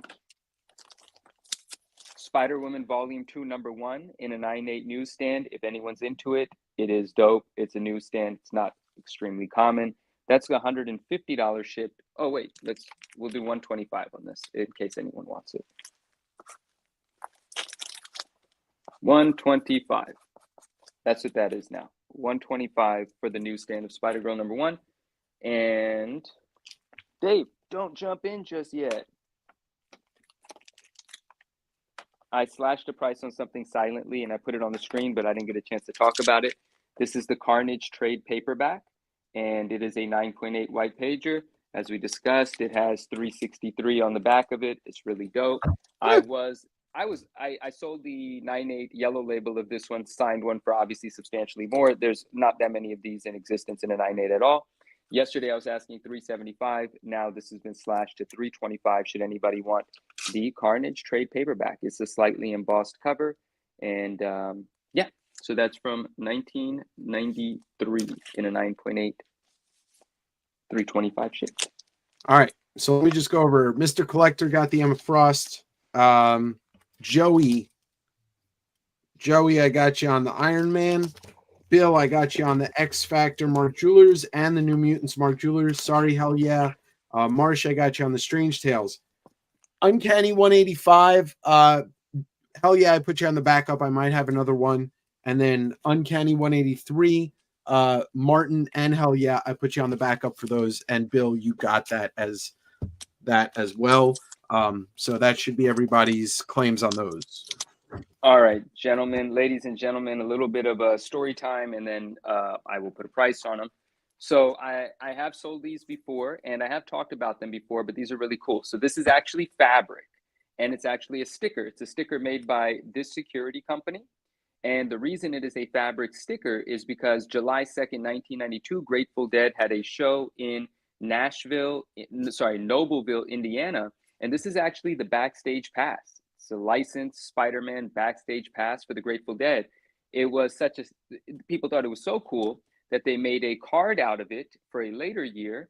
And you can see that it's a commemorative special card.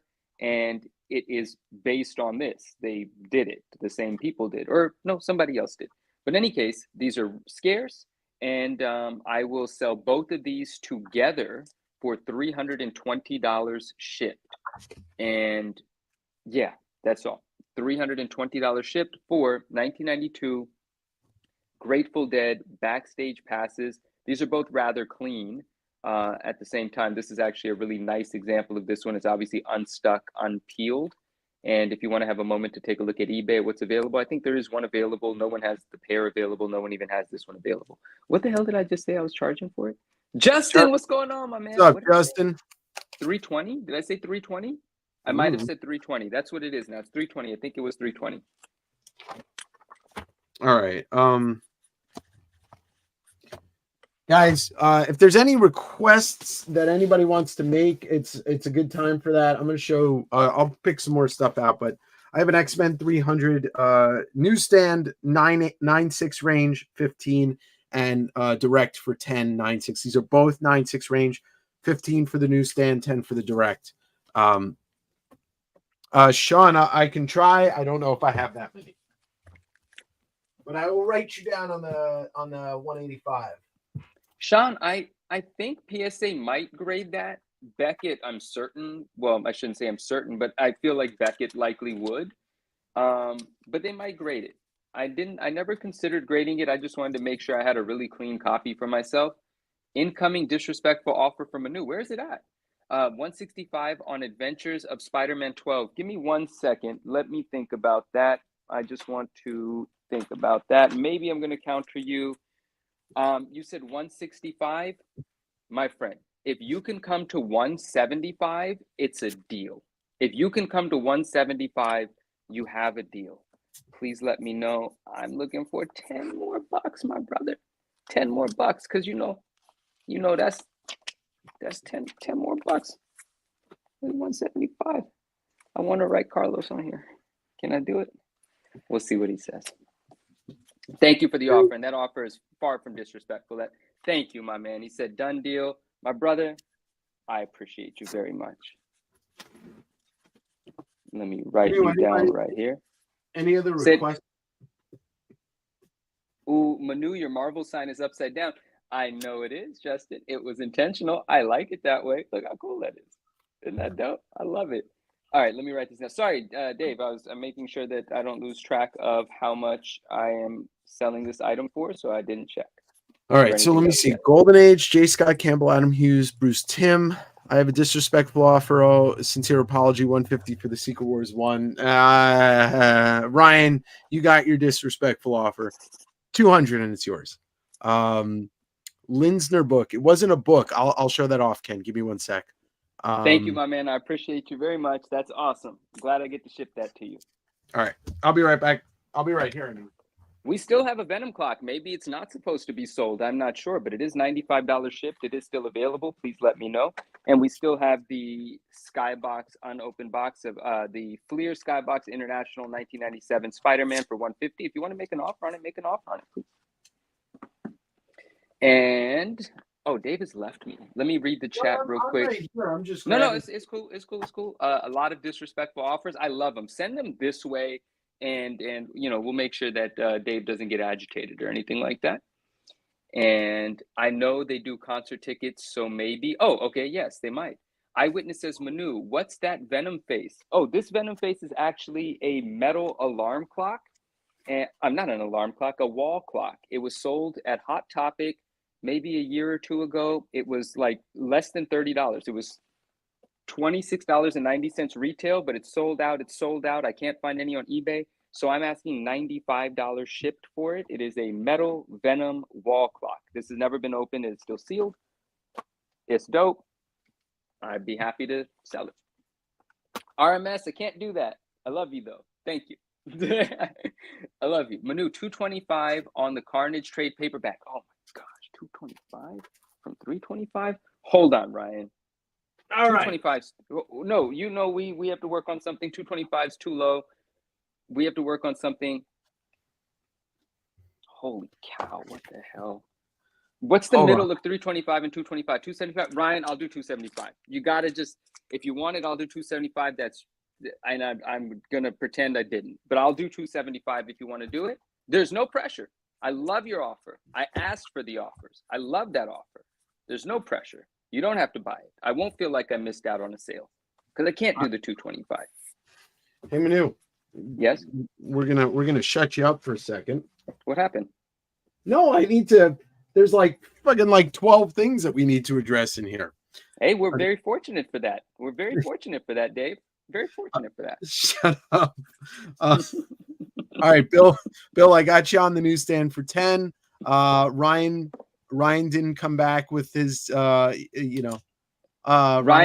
Ryan, there you Mr. go. McKenna, don't tell anybody. We're never going to speak another word of this.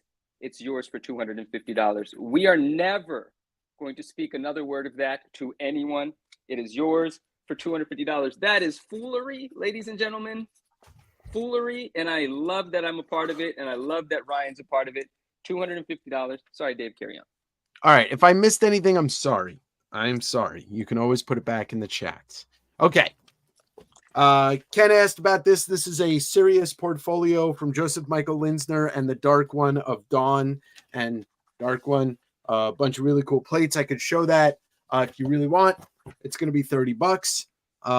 Dave, would you do 60 for that Art Adams sketch from this morning? Vince, it's you, and I will. All right. Vampirella print. There's two of them. They're both APs. Bloodbath is named. They're $20 each. Take both for 30. Hey, look, I'm allowed to tell Manu to shut it. It's not called Manu. Yeah, who said you can't? It's not called Manu Con. It's called Davenger Con. Sean's enjoying that with us. All right. Sean's offering you 120 on the Spidey card box.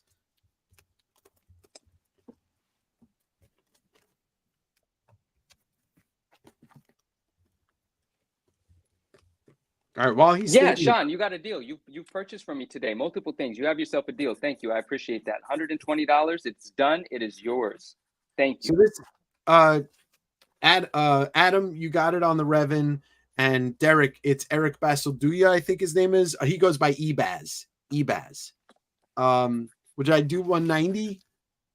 All right, Ryan, give me 1 sec. All right. Which Ryan is that, and what did he just get for 190? Secret Wars #1 for 190, and then Adam Crawford. I gotta find the Revan real quick here. Manu, I want to let you know. Got you down, Sean. Thank you. Manu, I just want to let you know I am losing steam. Just letting you know.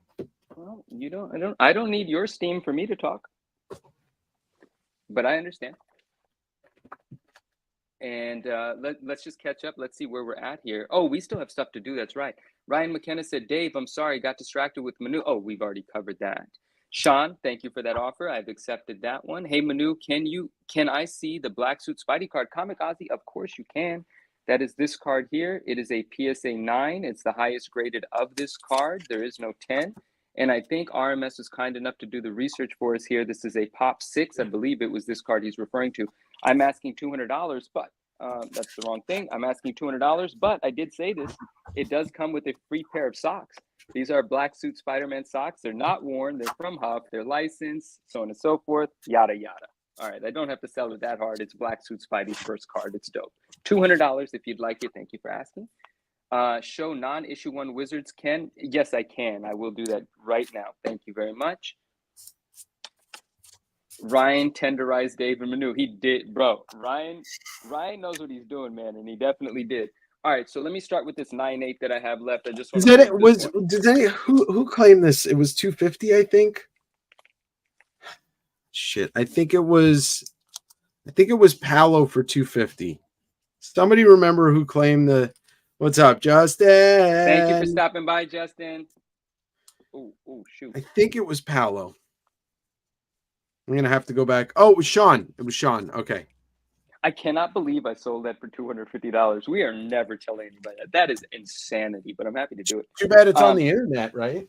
Yeah, it's all right. Someone's going to have to scrub through 48 hours of a live stream.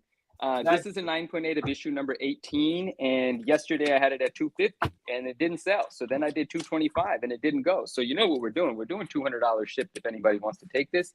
And Ken, I was just showing you that, but I think you might have interest in the raw one. So let me grab those for you right now.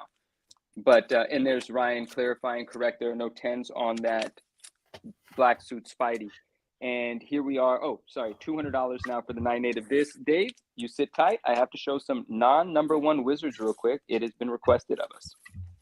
All right. We will be doing the raffle drawing after I show this pile of comics, and then we will continue. You got it. You got it, bud.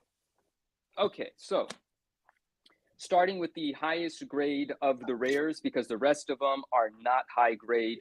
they're just extremely rare. And cut his mic, Derek says. Thanks, Ryan. Okay, so we have Wizard number 7, which is rare, and I've already slashed the price. We're at $90 shipped. I have this as a very fine plus or better. It's the variant cover of Wizard number 7. They're all newsstands, rare. So I have that at $90. Then we have number 3. It is complete. It has the poster, but it's in rough shape, but it's complete with the poster. It's a newsstand. It's an absolute ghost. I'm willing to bet you cannot find this on eBay right now or tomorrow or yesterday, and there's probably not even any in the sold section. If there are, it was me most likely. Oh, last one sold for $225, but it was a high grade. So I'm at 65 shipped, newsstand, complete. That's issue number 3. And then we have, we have 2 newsstands of issue number 2. These are ghosts for sure.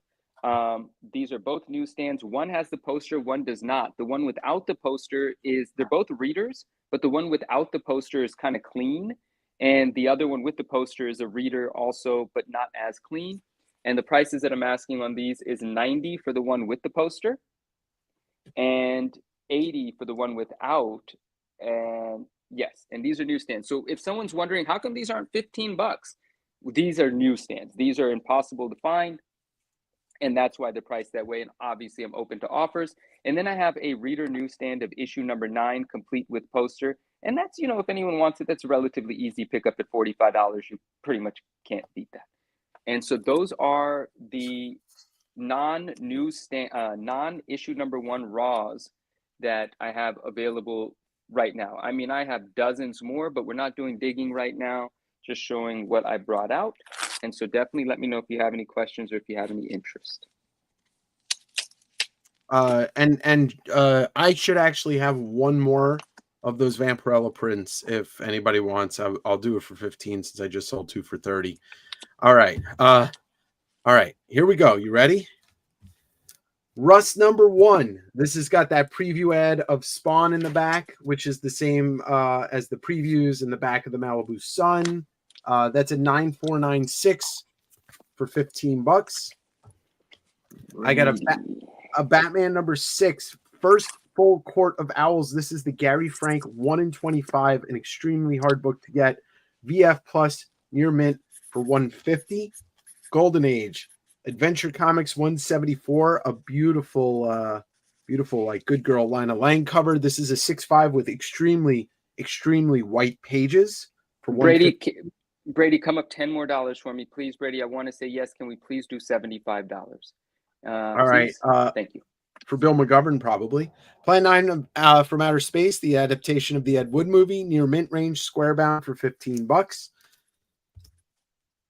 X-Men 184, first Forge in a 9496 direct for $25. Amazing Spider-Man 285, Mark Jeweler variant in a VF for $20. Here's a rare one. This is Batman Predator, the collection, the original collection. First print, near mint range. Very tough to find this trade paperback, $30. Going into the very rare Zombie Tramp number 1. This is the limited edition volume 2 sexy risque variant from 2014. Near mint minus $115. Good luck finding this for cheaper. Spawn number 77, Wings of Redemption, Capullo McFarlane, 9496.45. Here comes some more Golden Age, Crime and Punishment, number 15, June 1949. It's a 2.0 Charles Bureau cover for $45. Uncle Scrooge number 63, The Beagle Boys. That's a 5.5 for $10. Carl Barks goodness. Usagi Yojimbo special number 1, VF Plus, $20. I'm almost at the end here, everybody. Strange Tales 157, the cameo of Eternity in a 7.0. Really nice price. Steranko cover, $70. Mighty Thor 1. Don't worry, Manu. I'll be done in a second. Mighty Thor 412, first appearance of the New Warriors, Mark Jewelers, VF Plus for $50. All right, Manu. I'll take a break because my head hurts. Thank you.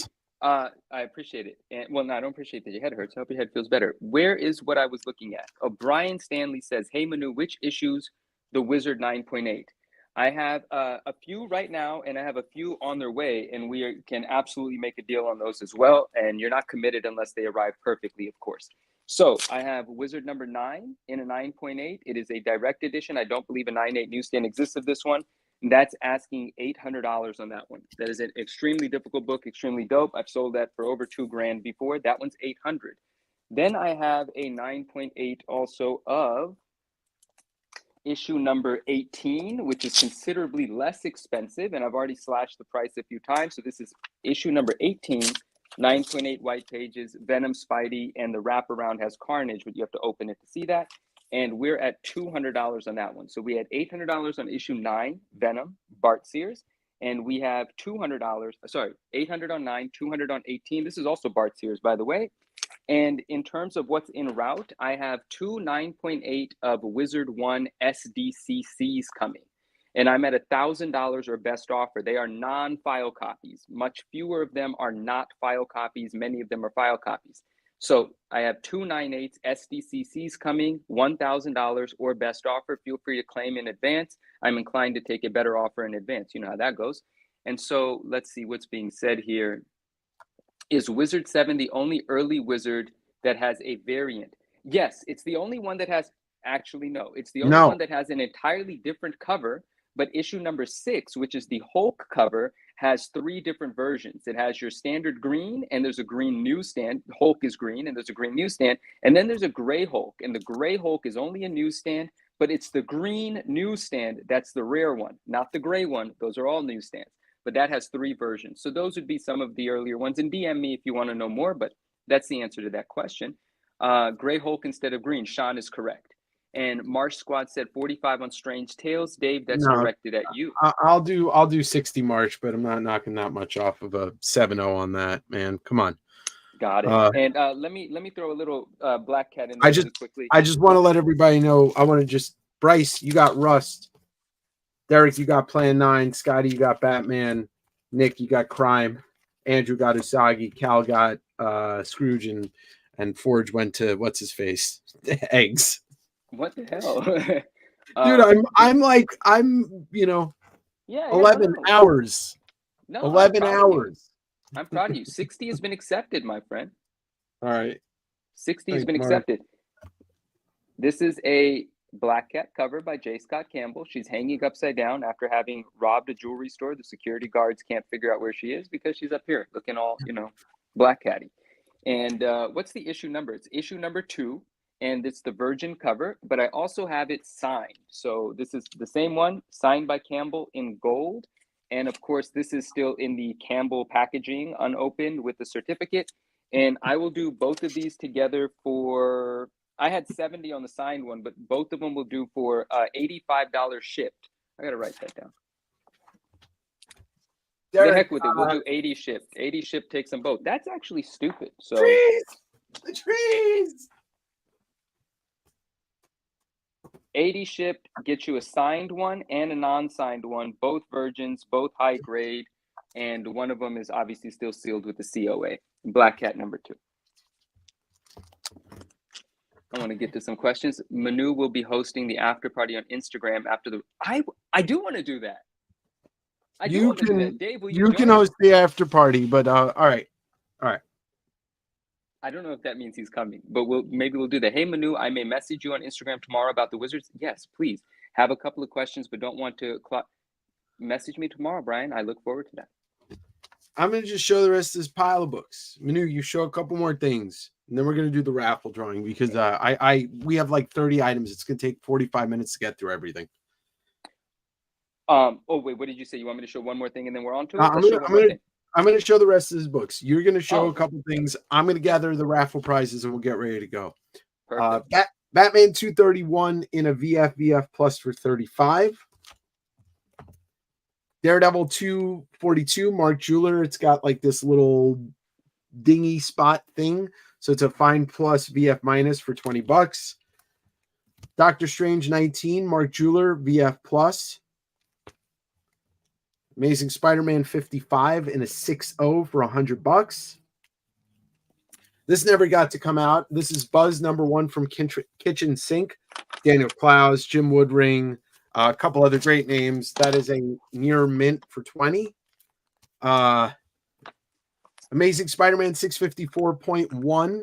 That's that first Solo or Venom, whatever. Near mint minus Venom key thing. That's $20. And Cheval Noir 49, second to last issue. Near mint minus. John Bolton cover, $25. All right, I'm gonna throw a weird ass bundle out there. It's gonna be stupid, and it's not gonna make much sense, but we're gonna see what happens. So we have 12 PSA 10s. Leon, yeah. 1, 2, 3. This one's dope. 4, 5. Come on. 6, 7, 8, 9, 10, 11, and the checklist to that card, 12. So 12 PSA 10s. This is it's going to be a big ticket, but like it's a lot of stuff. $900. 12 PSA 10s. If anyone wants me to go through them slowly, I will. But if someone has interest in $900 for a bundle of PSA 10s, I will definitely go through them slowly. But that's 12 PSA 10s, variety of values, variety of pops, but it's $900 for all 12. Dave, I think I'm satisfied with that because I have plenty of stuff, but I want to start winding down so that I can catch up to your energy level and do the raffle. Me too. I mean, I have short box after short box, and I'd love to, but my head's starting to hurt a bit, and so I want to do the raffle. So just bear with me while I get everything. Thank you, Ryan. Ryan, very much appreciated. Thank you, and thank you. You're the best, man. I appreciate it. I just want to make sure. Let me just double check that nobody else paid me for raffle tickets that I might have missed while we were gallivanting through the sales here, and then we can get started with the raffle. Okay. All right. We are clear. Everybody that bought tickets. I do not have a tally on how much we raised, but this morning we were at $2,500. So I'm assuming we're over $3,000 for the charities. Very nice. Very nice.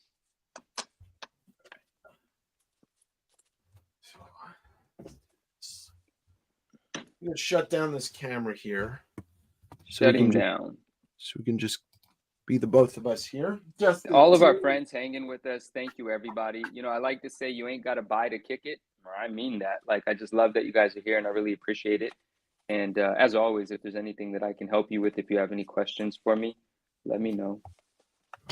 All right. So this is I needed to make some stipulation on the on the raffle because there were some people that claimed stuff from Canada. And so here's the thing. If you are in Canada, right, and you win something, you are automatically going to get one of the original art pieces that were done by a Canadian. So that's either Rob McCallum or Adrian. So that way we can ship from Canada to Canada, and we don't have to Kate Cam signing up, and we don't have to I don't have to lose any money spending $50 to ship something to Canada when that money could be better used donating to the charities. All right. So I wish this bowl was a little bit bigger because I feel like as soon as I pull out a ticket, half of them are going to fall out. But I'm trying to mix them up as best as I can. So the other stipulation is last year we had one person win 5 items. All right, Craig, I appreciate it. Last year we had somebody win 5 items. So this year, I think it's only fair that you can only win 1 piece of original art and 1 additional item. So you can win 2 items, but I kind of feel like it's unfair if somebody wins 10 of the 30 items, right? Does that make sense, Manu? It does. And Bryce, thank you very much. $100 claim. You got it, my friend. Thank you. That Dave, I'm be honest with you. You know what I'm about to say. I didn't listen to what you're saying because I was talking to Bryce. I love you, but I'm sure you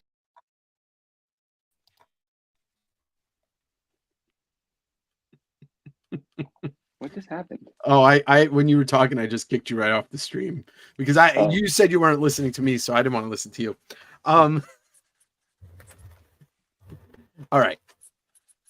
So what we're gonna do, Manu, what we're gonna do here, and we're gonna pull the first item, which I wanted to do this one first just because I was so excited to put this in the giveaway. The first giveaway for the raffle. Let's do up close version so people could see this stuff. There we go. That's much better. Sorry, Manu, if you didn't want to be this close to the screen. I'm fine, thank you. All right. Usagi Yojimbo sketch cover by Stan Sakai. You can actually see me getting this from Stan on my Emerald City Comic-Con video that dropped a couple months ago. So let's put this. Let's see. Where's the? We're gonna put this right here. You guys can't see it, but yeah, it's not gonna work like that. Okay, forget it. There we go. Usagi Yojimbo. Manu, should I pick from like the very bottom? I mean, yeah, but it's you got a good mix. You got to toss the. Sorry. There it is. Toss it. Jamie Good Heddens. job, Dave. Jamie Heddens. Congratulations, Mr. Wraith. Mr. Wraith. By the way, does anybody in the chat wear a medium t-shirt? Thank you, Jamie. Congratulations. I don't know if you're in here, but I'll message you on Instagram tomorrow. Let's grab this one. Here we go. A 9-2 ASM 299 graciously donated by Joe Scar. Joe Scar right here. Okay, he's not here anymore. Let's go. Let's turn these over. I'm gonna pick one from the edge here, right here. DJ Henrique. There he is. Congratulations, DJ Henrique. All right, so the first person was Tyler to say that he wins, that he wears a medium. Tyler, remind me, I'll just send you the shirt. Nice. All right, DJ Henrique's gonna win that. Ken's letting us know he does not fit a medium. He's been sneaking those late night snacks. All right. Okay. Give me one sec here, Manu. I'm sorry. Yeah. First piece of Turtles art I'm gonna pull a ticket for is gonna be Mike Vlad cartoonist. That's his Raphael. Who's gonna get it? Oh, Chris CK. All right. So this makes sense. Craig is in Canada. So instead of that, Craig, take your pick. I'll either have Adrian ship you one from Toronto or Robin Callum ship it from Toronto. Dave's moving fast. All right, Craig, what's it going to be? You tell me.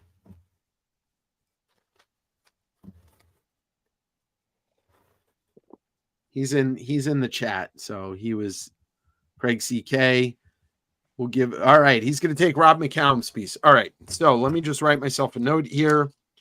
Rob, ship to Craig. See, that worked out, and that was not even done on purpose. The Canadian gets pulled, and the Canadian gets art from Canada. All right, let's do another physical piece here. All right, here we go. Deadly Class. Oh, sorry. Deadly Class number 1, 9/8, signed by Wes Craig and Rick Remender. That's a CBCS.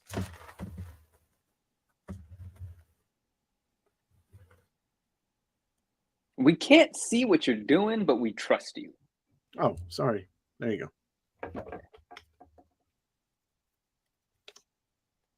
go. My mom does not want a slab. She just wanted to go into the raffle. That's really nice. Thank you, Mom. My mom basically said she wants to win a piece of art. So if she gets pulled for a piece of art, she'll keep it. She'll keep it. All right. So somebody's going to win this. Oh my God. Oh, Sean, Japan Book Hunter. He's going to win the slab. Congratulations, Sean. All right. There we go. There we go. Congratulations, Sean. And thank you for donating to the raffle. Okay, mom. All right. Since Manu's right here, Manu, how about we do yours? Oh, let's do it. Let's do it. All right. Let me grab them real quick. They're here somewhere. Ah, here they are. So Manu, this guy right here, the high grade snob, the good looking guy, Oh, he donated a Wizard 1 SDCC and a Wizard 9 newsstand. These are both like VF range. They're great. yeah, they're readers, but they're great. Yeah. They're cool. I They're love how you say they're readers. A reader's like a 2.0 or 3.0. Dude, that's me protecting my I know. everything. It's like, call it a reader, send it out, Oh. whatever. All right, I'm going to take the one that just fell on my lap because I think that's a sign. Let's see who it was. Wow. Sean Walty. Sean There he Walty, congratulations. Yeah, Waltemeyer. There he is. Oh, that's Congratulations. Waltemeyer? Oh, Yeah. that's beautiful, man. That's awesome. I mean, listen, sorry, it would be great for anyone to win, but he did some business with me tonight, and I think it's our first time, so I think that's really cool. Congratulations to all of the winners this evening. And here's a good thing. We had no repeat winners yet. So I think enough people bought tickets this round. And yeah, I'm just gonna stop talking. All right. Donated by this is donated by Bryce, and the slab was donated by Josh, Grit City. Here, let me do this because this is driving me nuts. All right, so an ASM 24790 and an ASM 184. This is a lower grade, but it is a first black cat. Who's getting it? Oh God. All right. Well, that one just fell in my lap. He would oh no. Anthony, Dr. Dooms. Congratulations, my friend. Dr. Dooms, congrats. Yeah, he's a longtime Davenger. Very nice. That's awesome. So this is great. We're getting different people winning stuff. It is Sean Khan. It definitely is. It is Sean Khan. All right, let's see. Let's do another Turtles piece. How about that? Absolutely. Who doesn't love turtles? I like turtles. Hmm. Oh, sorry, Manu. I didn't mean to kick you out of here. Nope. all good. Nope. Tried. There it is. Okay.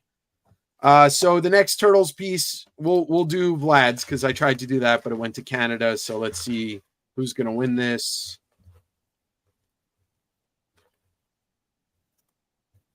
All right, here we go. Congratulations. Uh-oh. Well, I said you could win up to 2 with a piece of art. Walty's going to take Vlad's piece. Congratulations, Walty. Double congrats. Wow. So Walty knows that that's it, and he won his 2 pieces. All right. So hey, you can't get any better than maximizing. That's maximizing. That's incredible. All right. I'll make sure Vlad to give you Sean's address. All right. What should I do next? He said, fuck yeah, I'm out. No one's ever been so happy to be out, right? Like, I'm out, fucking did it. I love it. All right, this was donated by Maddie. This is the 8 Billion Genies hardcover. This is limited to 50 copies on the Super Mario 3 homage. So let's see who's going to win that. I'm going to go all the way at the bottom here. Okay. Good luck in advance.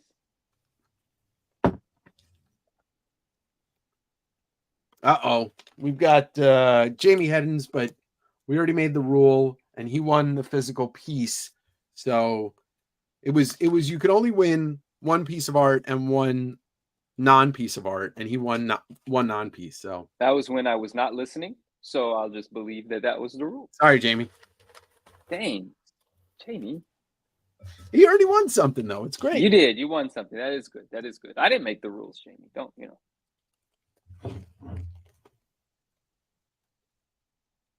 Okay, that's what that says. James Olson, congratulations, James. You won the 8 Billion Genie. I don't know if you're in here right now, but I did get your payment. Can Manu keep going? Well, no, sorry. I'm my look, numbered friend. I'm in. First, James, Mr. Olson, congratulations. That is awesome. We had some nice exchanges of DMs. And I appreciate that sentiment. Dave's going to kick me out, Dave's house, Dave's rules. But I look forward we're to the next time we're we just hang out. doing a charity raffle. I'm trying to reward people for donating to charity. So that's what this is all about. That's why I put this on. All right. Superman Slab, classic Neil Adams, 8.5. Let's go back to the big way. Sorry. Absolutely stunning cover. Let's go. Sean, you won. Sean, you won. You won this deadly class slab. There you go. Signed by Wes Craig and Rick Remender, 9.8. Your first slab. You don't even care about slabs, but it's your first slab.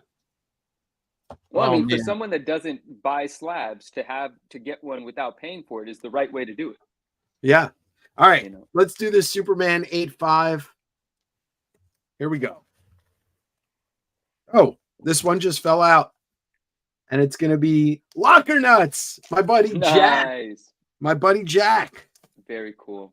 Yeah, he bought a butt ton of tickets and he likes cool old books, so that's great. That's great. Congratulations, Jack, if you're here. Superman, Neil Adams. Is Japan Book Hunter perhaps on a delay? I think he's just realizing that he won and he's here. So yeah. Awesome. Yeah. All right. What do we got? What do we got next? All right. Donated by Bryce. We got this nice Spider-Man lot. A couple of J. Scott covers. Ooh. Got that exclusive. We got this Cal New. This is numbered at there's 1,500 copies of the Spider-Man 1. It's pretty expensive. It's a $100 book. And then we got this J. Scott Black Cat. So here we go. I'm going to pull this.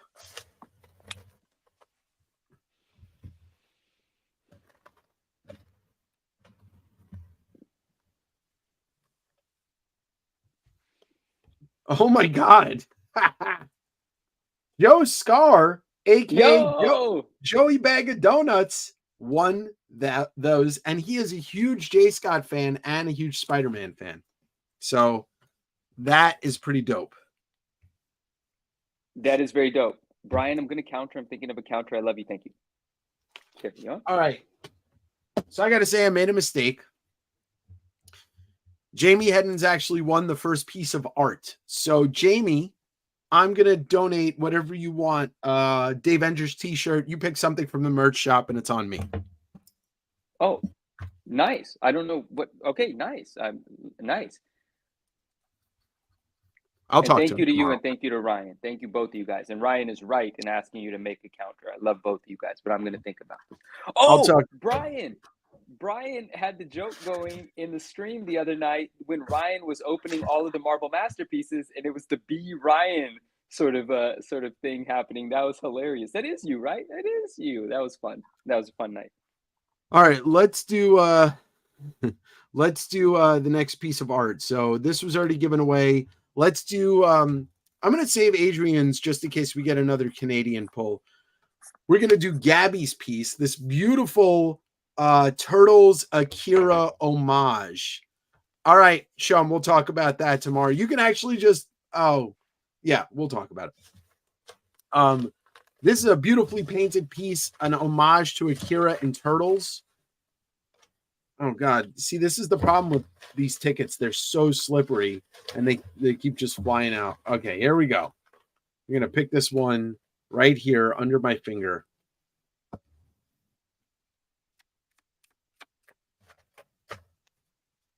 Bill McGovern. Yo. Oh, hell yeah. Congratulations, Bill. That's dope. Wow. Bill's a big Turtles fan and he likes, he's going to love that. That's Bill, super perfect, man. Gabby. All right, cool. And he's been here. Look, there he is right there. And he's there he is. Weekend. Yeah, That's congratulations, awesome. Bill. That's sick. All right, let's do another physical piece here. Dude, that's awesome, Bill. I'm so stoked that you got that. All right, we've got this Tom DeFalco signed ASM 257, first Ned Lead, second Puma, donated by Lucas Bell. Thank you so much, Lucas. You know who forgot to buy tickets to the charity? Oh, me? I have a reason. You don't have to call me out like that. There's something. Jeez Louise. Yeah. You donated. It doesn't matter. This All is right. what I'm saying. And there's other things too. But goodness, you guys, you hear this? You hear this? I'm here on the screen. And I didn't donate. I got to to give this guy some shit because we're an hour and 11 and a half. Johnson Benjamin, congratulations on the slab. Minu, I've got nothing in the filter category right now. Like, it's just. You've been worse before. It's fine. You're still filtered. You're still Congratulations, filtered. Johnson. All right. All right. Good night, Sean. Where's Sean going? Sean, I know he said night, so I said good night. All right, what do we got? Oh, since Sean, Japan Book Hunter, is in the chat, he's got $100 gift certificate to his online shop that he donated. Such a great human being. I only select the best for this, right? Right? Somehow I made the cut. Actual Dracula. Whoa. Congratulations, Adrian. Congratulations. And that's great because Adrian is good people. Adrian loves comics and has his own YouTube channel. So congratulations, Adrian. If you're in here, $100 gift certificate. I'm jealous because I wanted one of these. All right. Let's do the fucking John Wayshak, baby. Good night, Ken. Damn. All right. Check Which this Ken's shit out. Ken, good night. Thank you for hanging out. Oh, 4 hours for work. Get some good rest, my man. All right, check this out. One day back in Philly, 4 guys wanted to sing. They came up to me and said, "What's your name?" Boys to Men. Hey, oh, sorry. All right, so we're gonna. Why are you so close to the screen? I don't know. All right, here we go. We're doing the John Wayshak sketch cover of Rhino, which is still in shipping hell, so it is on the way.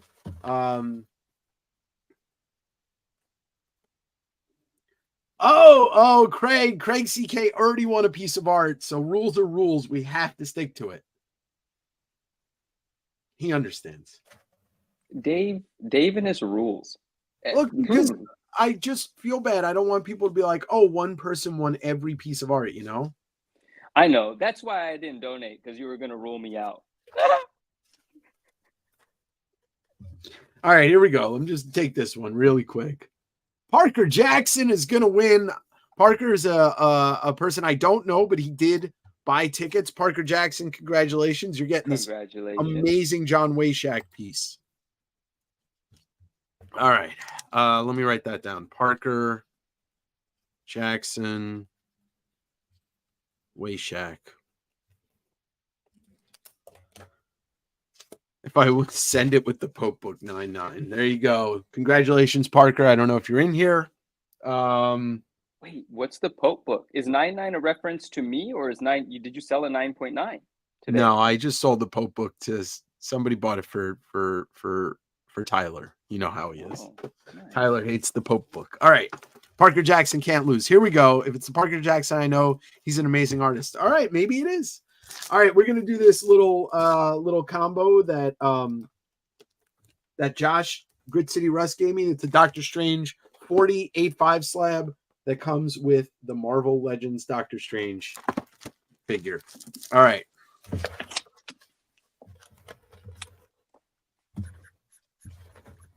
Lamar, I don't, maybe everybody's getting one. Who knows? All right, they're still making sales. All right, Jamie Heddens just won again. See, this is what I need to prevent.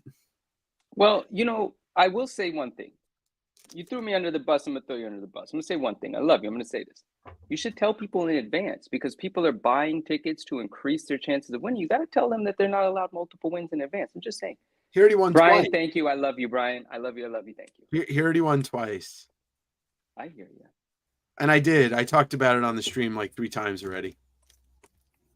But because I fucked up that one, and we'll just go with the no shirt, and that'll be his ticket.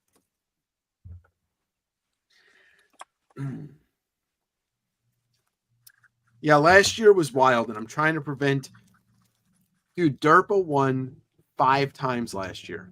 Yeah, that was something.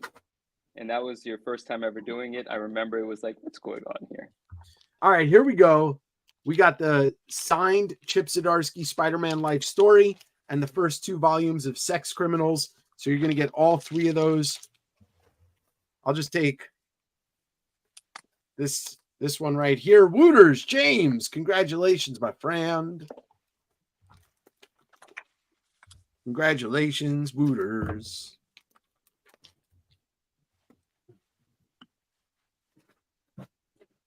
All right. We got a great donation right here from Andrew P. He donated the Marvel Year in Review. Oh, dope. The Spider-Man McFarlane poster book with the sticker. And then the Comics Interview magazine. So one person's going to get all those.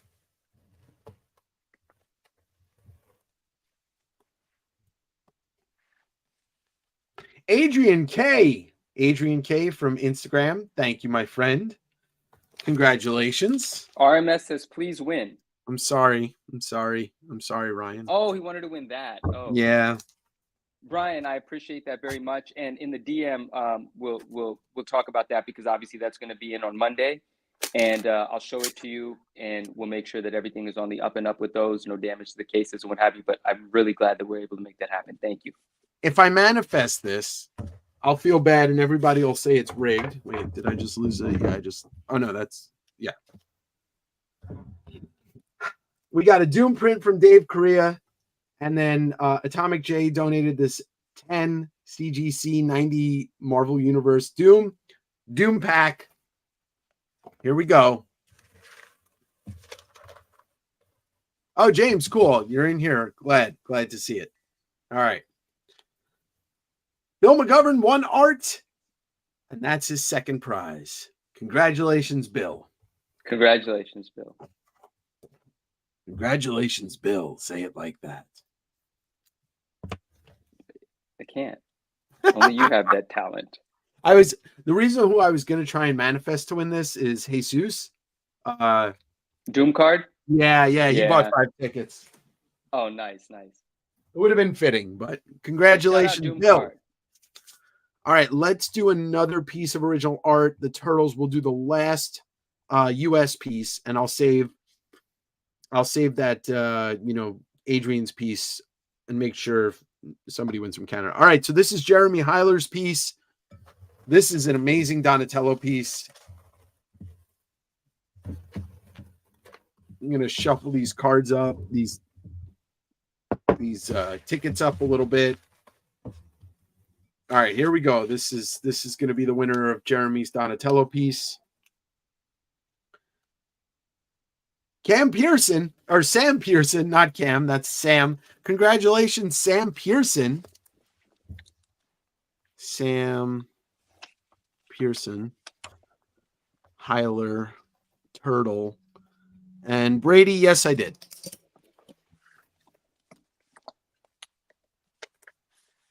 Wait, hold on. Bill, are you donating that piece? Because, well, we'll talk about that later. How about that? I don't want to deal with anything other than pulling tickets right now. All right. Oh, and Sam Pearson's going to get one of Jeremy's Batman bootleg comics, and I'll have Jeremy ship him one, and I'll just pay Jeremy for it. All right. So the next person who wins this, they're going to get a stack of Red Room Ed Piskor books as well. I have Sean, Japan Book Hunter, shipping me a Hip Hop Family Tree Japanese edition. So you're going to get that as well. So there's the Ed Piskor lot. Rest in peace to Ed Piskor. And here we go. Who's going to win this? Craig CK again. All right. Craig hit his limit. See, this is why I was just trying to be fair to people, you know. We're here to raise money and I want people to get. All right, there we go. We've got A1 Aaron. Mr. Aaron. Yo, nice. Aaron Perez, congratulations. I put everybody's tickets in there. Everybody's got their tickets in there. Literally, this is how many tickets are in there. That's a lot. Yeah. All right. Homeboy, Dave Korea. Homeboy Dave Korea donated not just 2 Doom prints, which this is going to be one of them you're going to get right now, but he also donated this absolutely fucking stunning painted sketch cover of Batman. Yeah, that's dope. This is a Dave Korea original right here. All right, Craig, good to know. All right, let's do the Dave Korea piece.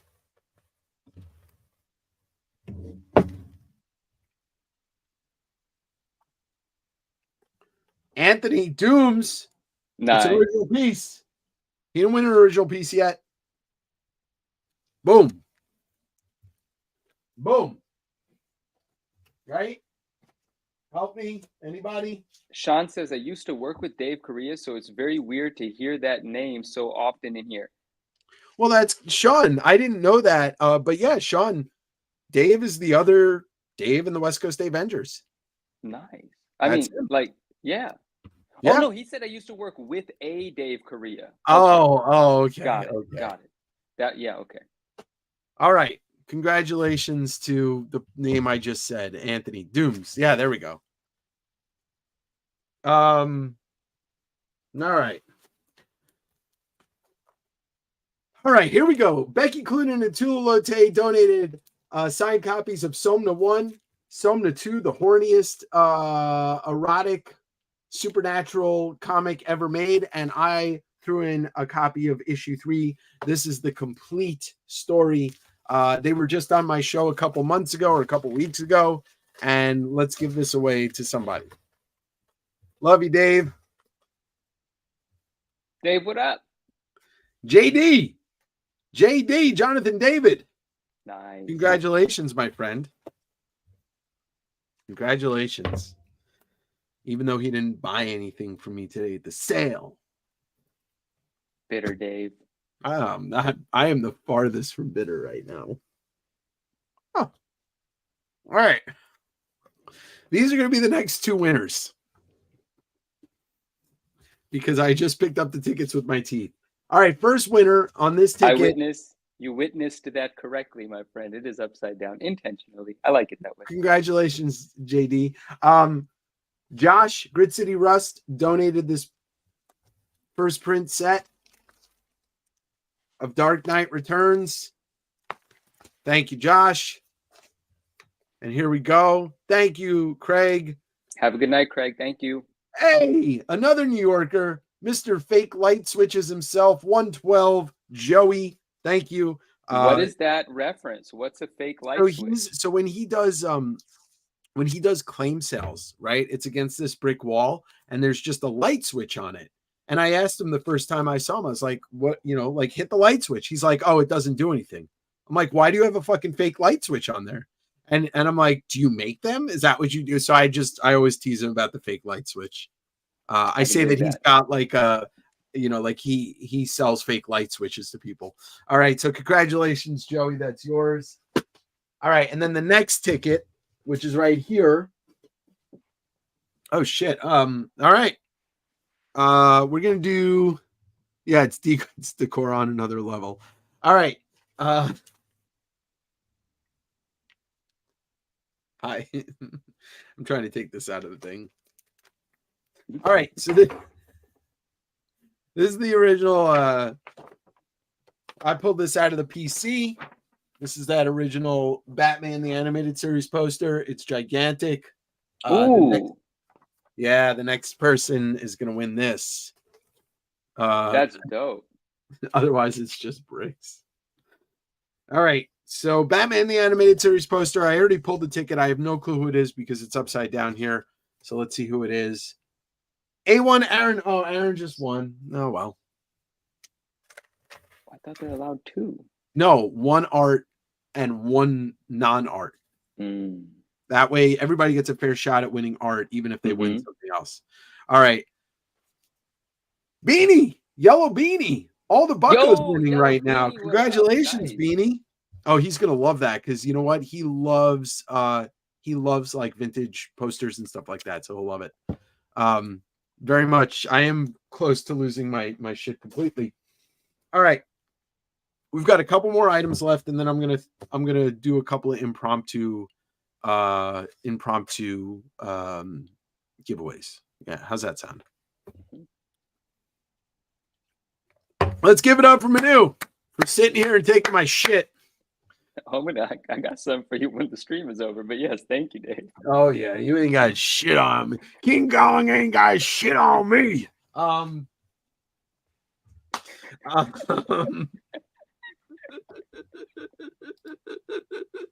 right, let's give away Adrian. Let's give away Adrian's piece. The last of the original Turtles pieces. Here we go. This is where we're going. Congratulations to Jason Woods. Jason fucking Woods, baby. Oh my God. I dropped it. Thank you, everybody. I appreciate it. That's the actual Dracula made this one. Yes. Congratulations, actual Dracula. All right. So what do we got here? We got I gave away all 5 Turtles pieces, I believe. I just got to make sure. Yes. Okay. Those have gotten given away. Hey, Pop Craig, it is very nice to be hanging with you. All right. Let's do this is, I guess, let's call this the premiere item. This is an original Ryan Otley page from Amazing Spider-Man 4, although Spider-Man's not on it. I paid quite a price for this on Heritage last year. You're giving that away? Yeah. Yeah. Whoa.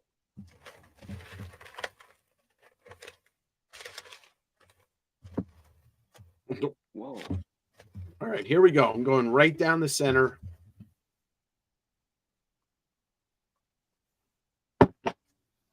Oh my God. Megan, you won it. Nice. Congrats. Megan is the person who actually has been doing a bunch of my reels on social media, those interview ones. Cool. Yeah, and you know what the thing is, though? I'll say this. Megan knew Scott. Megan was a Frightened Rabbit fan, and she's going to be really happy that she won this. And if she does not want it, for some reason, I'll just do another giveaway.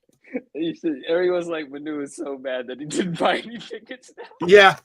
Yeah, your mind was fucking blown right there. Oh my gosh. All right. Good times. Congrats, Megan. That is awesome. Manu, let's do a giveaway here. All right, so the next ticket I pull, you get a choice of coffee mug for my shop and t-shirt for my shop. Okay. Or instead of a t-shirt and mug, I'll get you a hoodie. Ooh.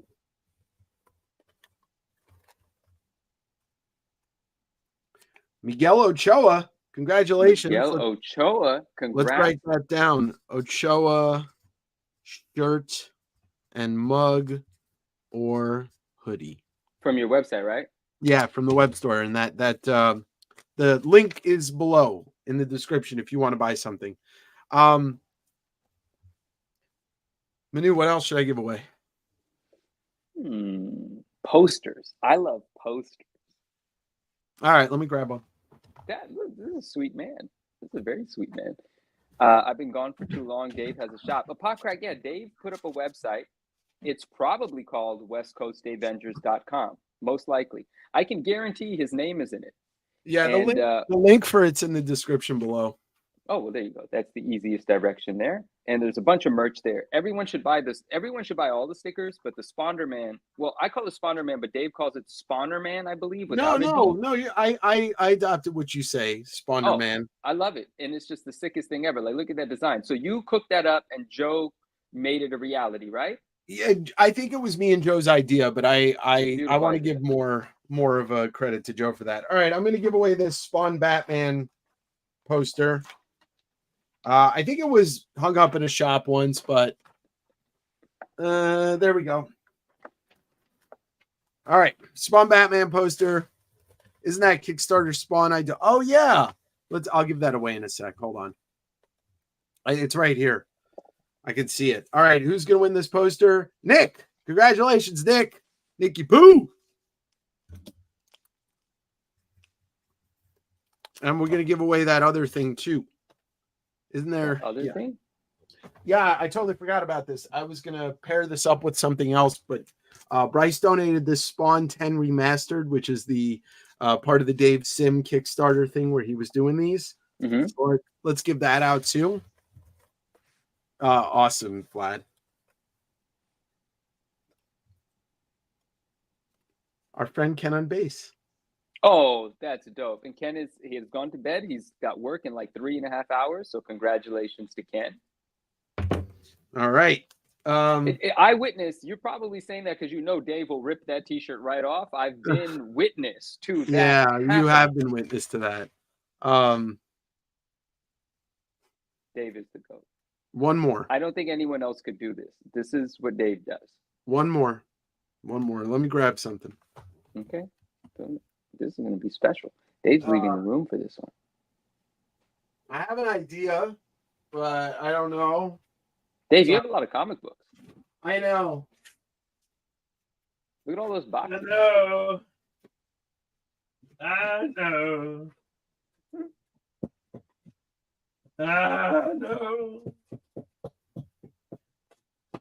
Should I do something really crazy, Manu? Yeah, I will encourage that. All right, fine. I will encourage that.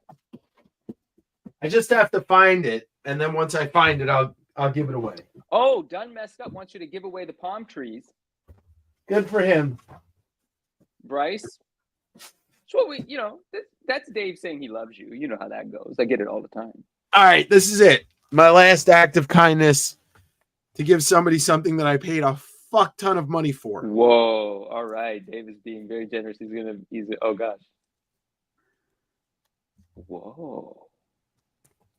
This was part of the charity auction that Todd did on Whatnot. Wow.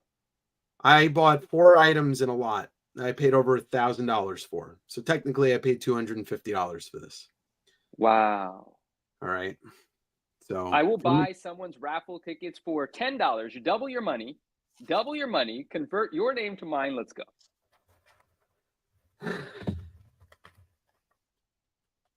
Congratulations in advance to whomever's on that ticket.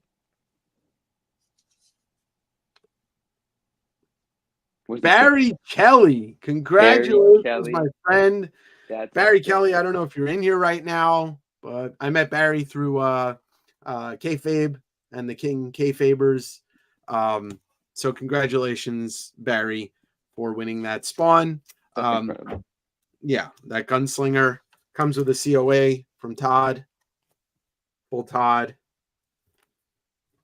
And guys, I am done. We are approaching literal 12 hours of streaming. Dave, you did such it was amazing last year. And then you did like the mini one as well. Remember the one day? Incredible.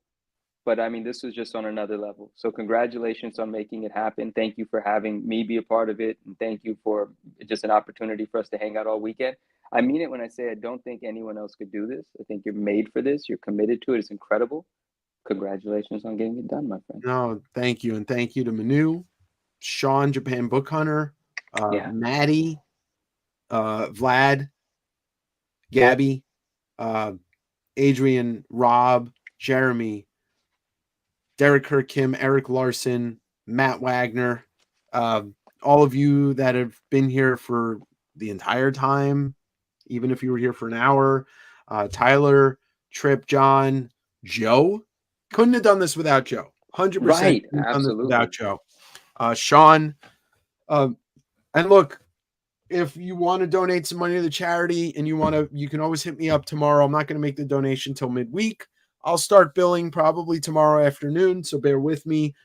If you need to talk to Manu, you know where to find him on Instagram. It's right there. Sean, same thing on Instagram. Maddie on Instagram. Give me a little time. I'm going to take a couple weeks off from live selling and stuff like that. Of course, Josh, I will hit you up. This is going to be bigger next year, and it's just going to get bigger and bigger. But tell people about this. get people to subscribe to the channel. Let's get this fucking community large. And yeah, I got almost nothing left. We will close with the 3-minute intro that is a labor of love, and I appreciate you, all of you, for being here and being a part of this. This is fucking amazing. Like, I couldn't have done it without my friends, and I couldn't have done it without everybody in the community. So much love to all of you. Manu, you just stick around. I'm just gonna go to the bathroom, but I'll play the thing. We'll end the stream. But if you want to talk and scold me for being me, Oh, that was it already. I did it already. All right, everybody. Right in time. Hold on. Don't There, leave yet. okay, I'm not gonna leave. Wait. All right, Manu wants to say something. You're good. Okay. Well, thank you. You're welcome. All right, I'm gonna play the outro. Manu, you stick around backstage. I'm just gonna go to the bathroom real quick. Okay. Yeah, I'm here. All right, night, everybody. everyone. We'll see you soon. Enjoy my masterpiece. Yeah. All right, man. Sure? All right. I'll be right there. Davenger Con. Activate.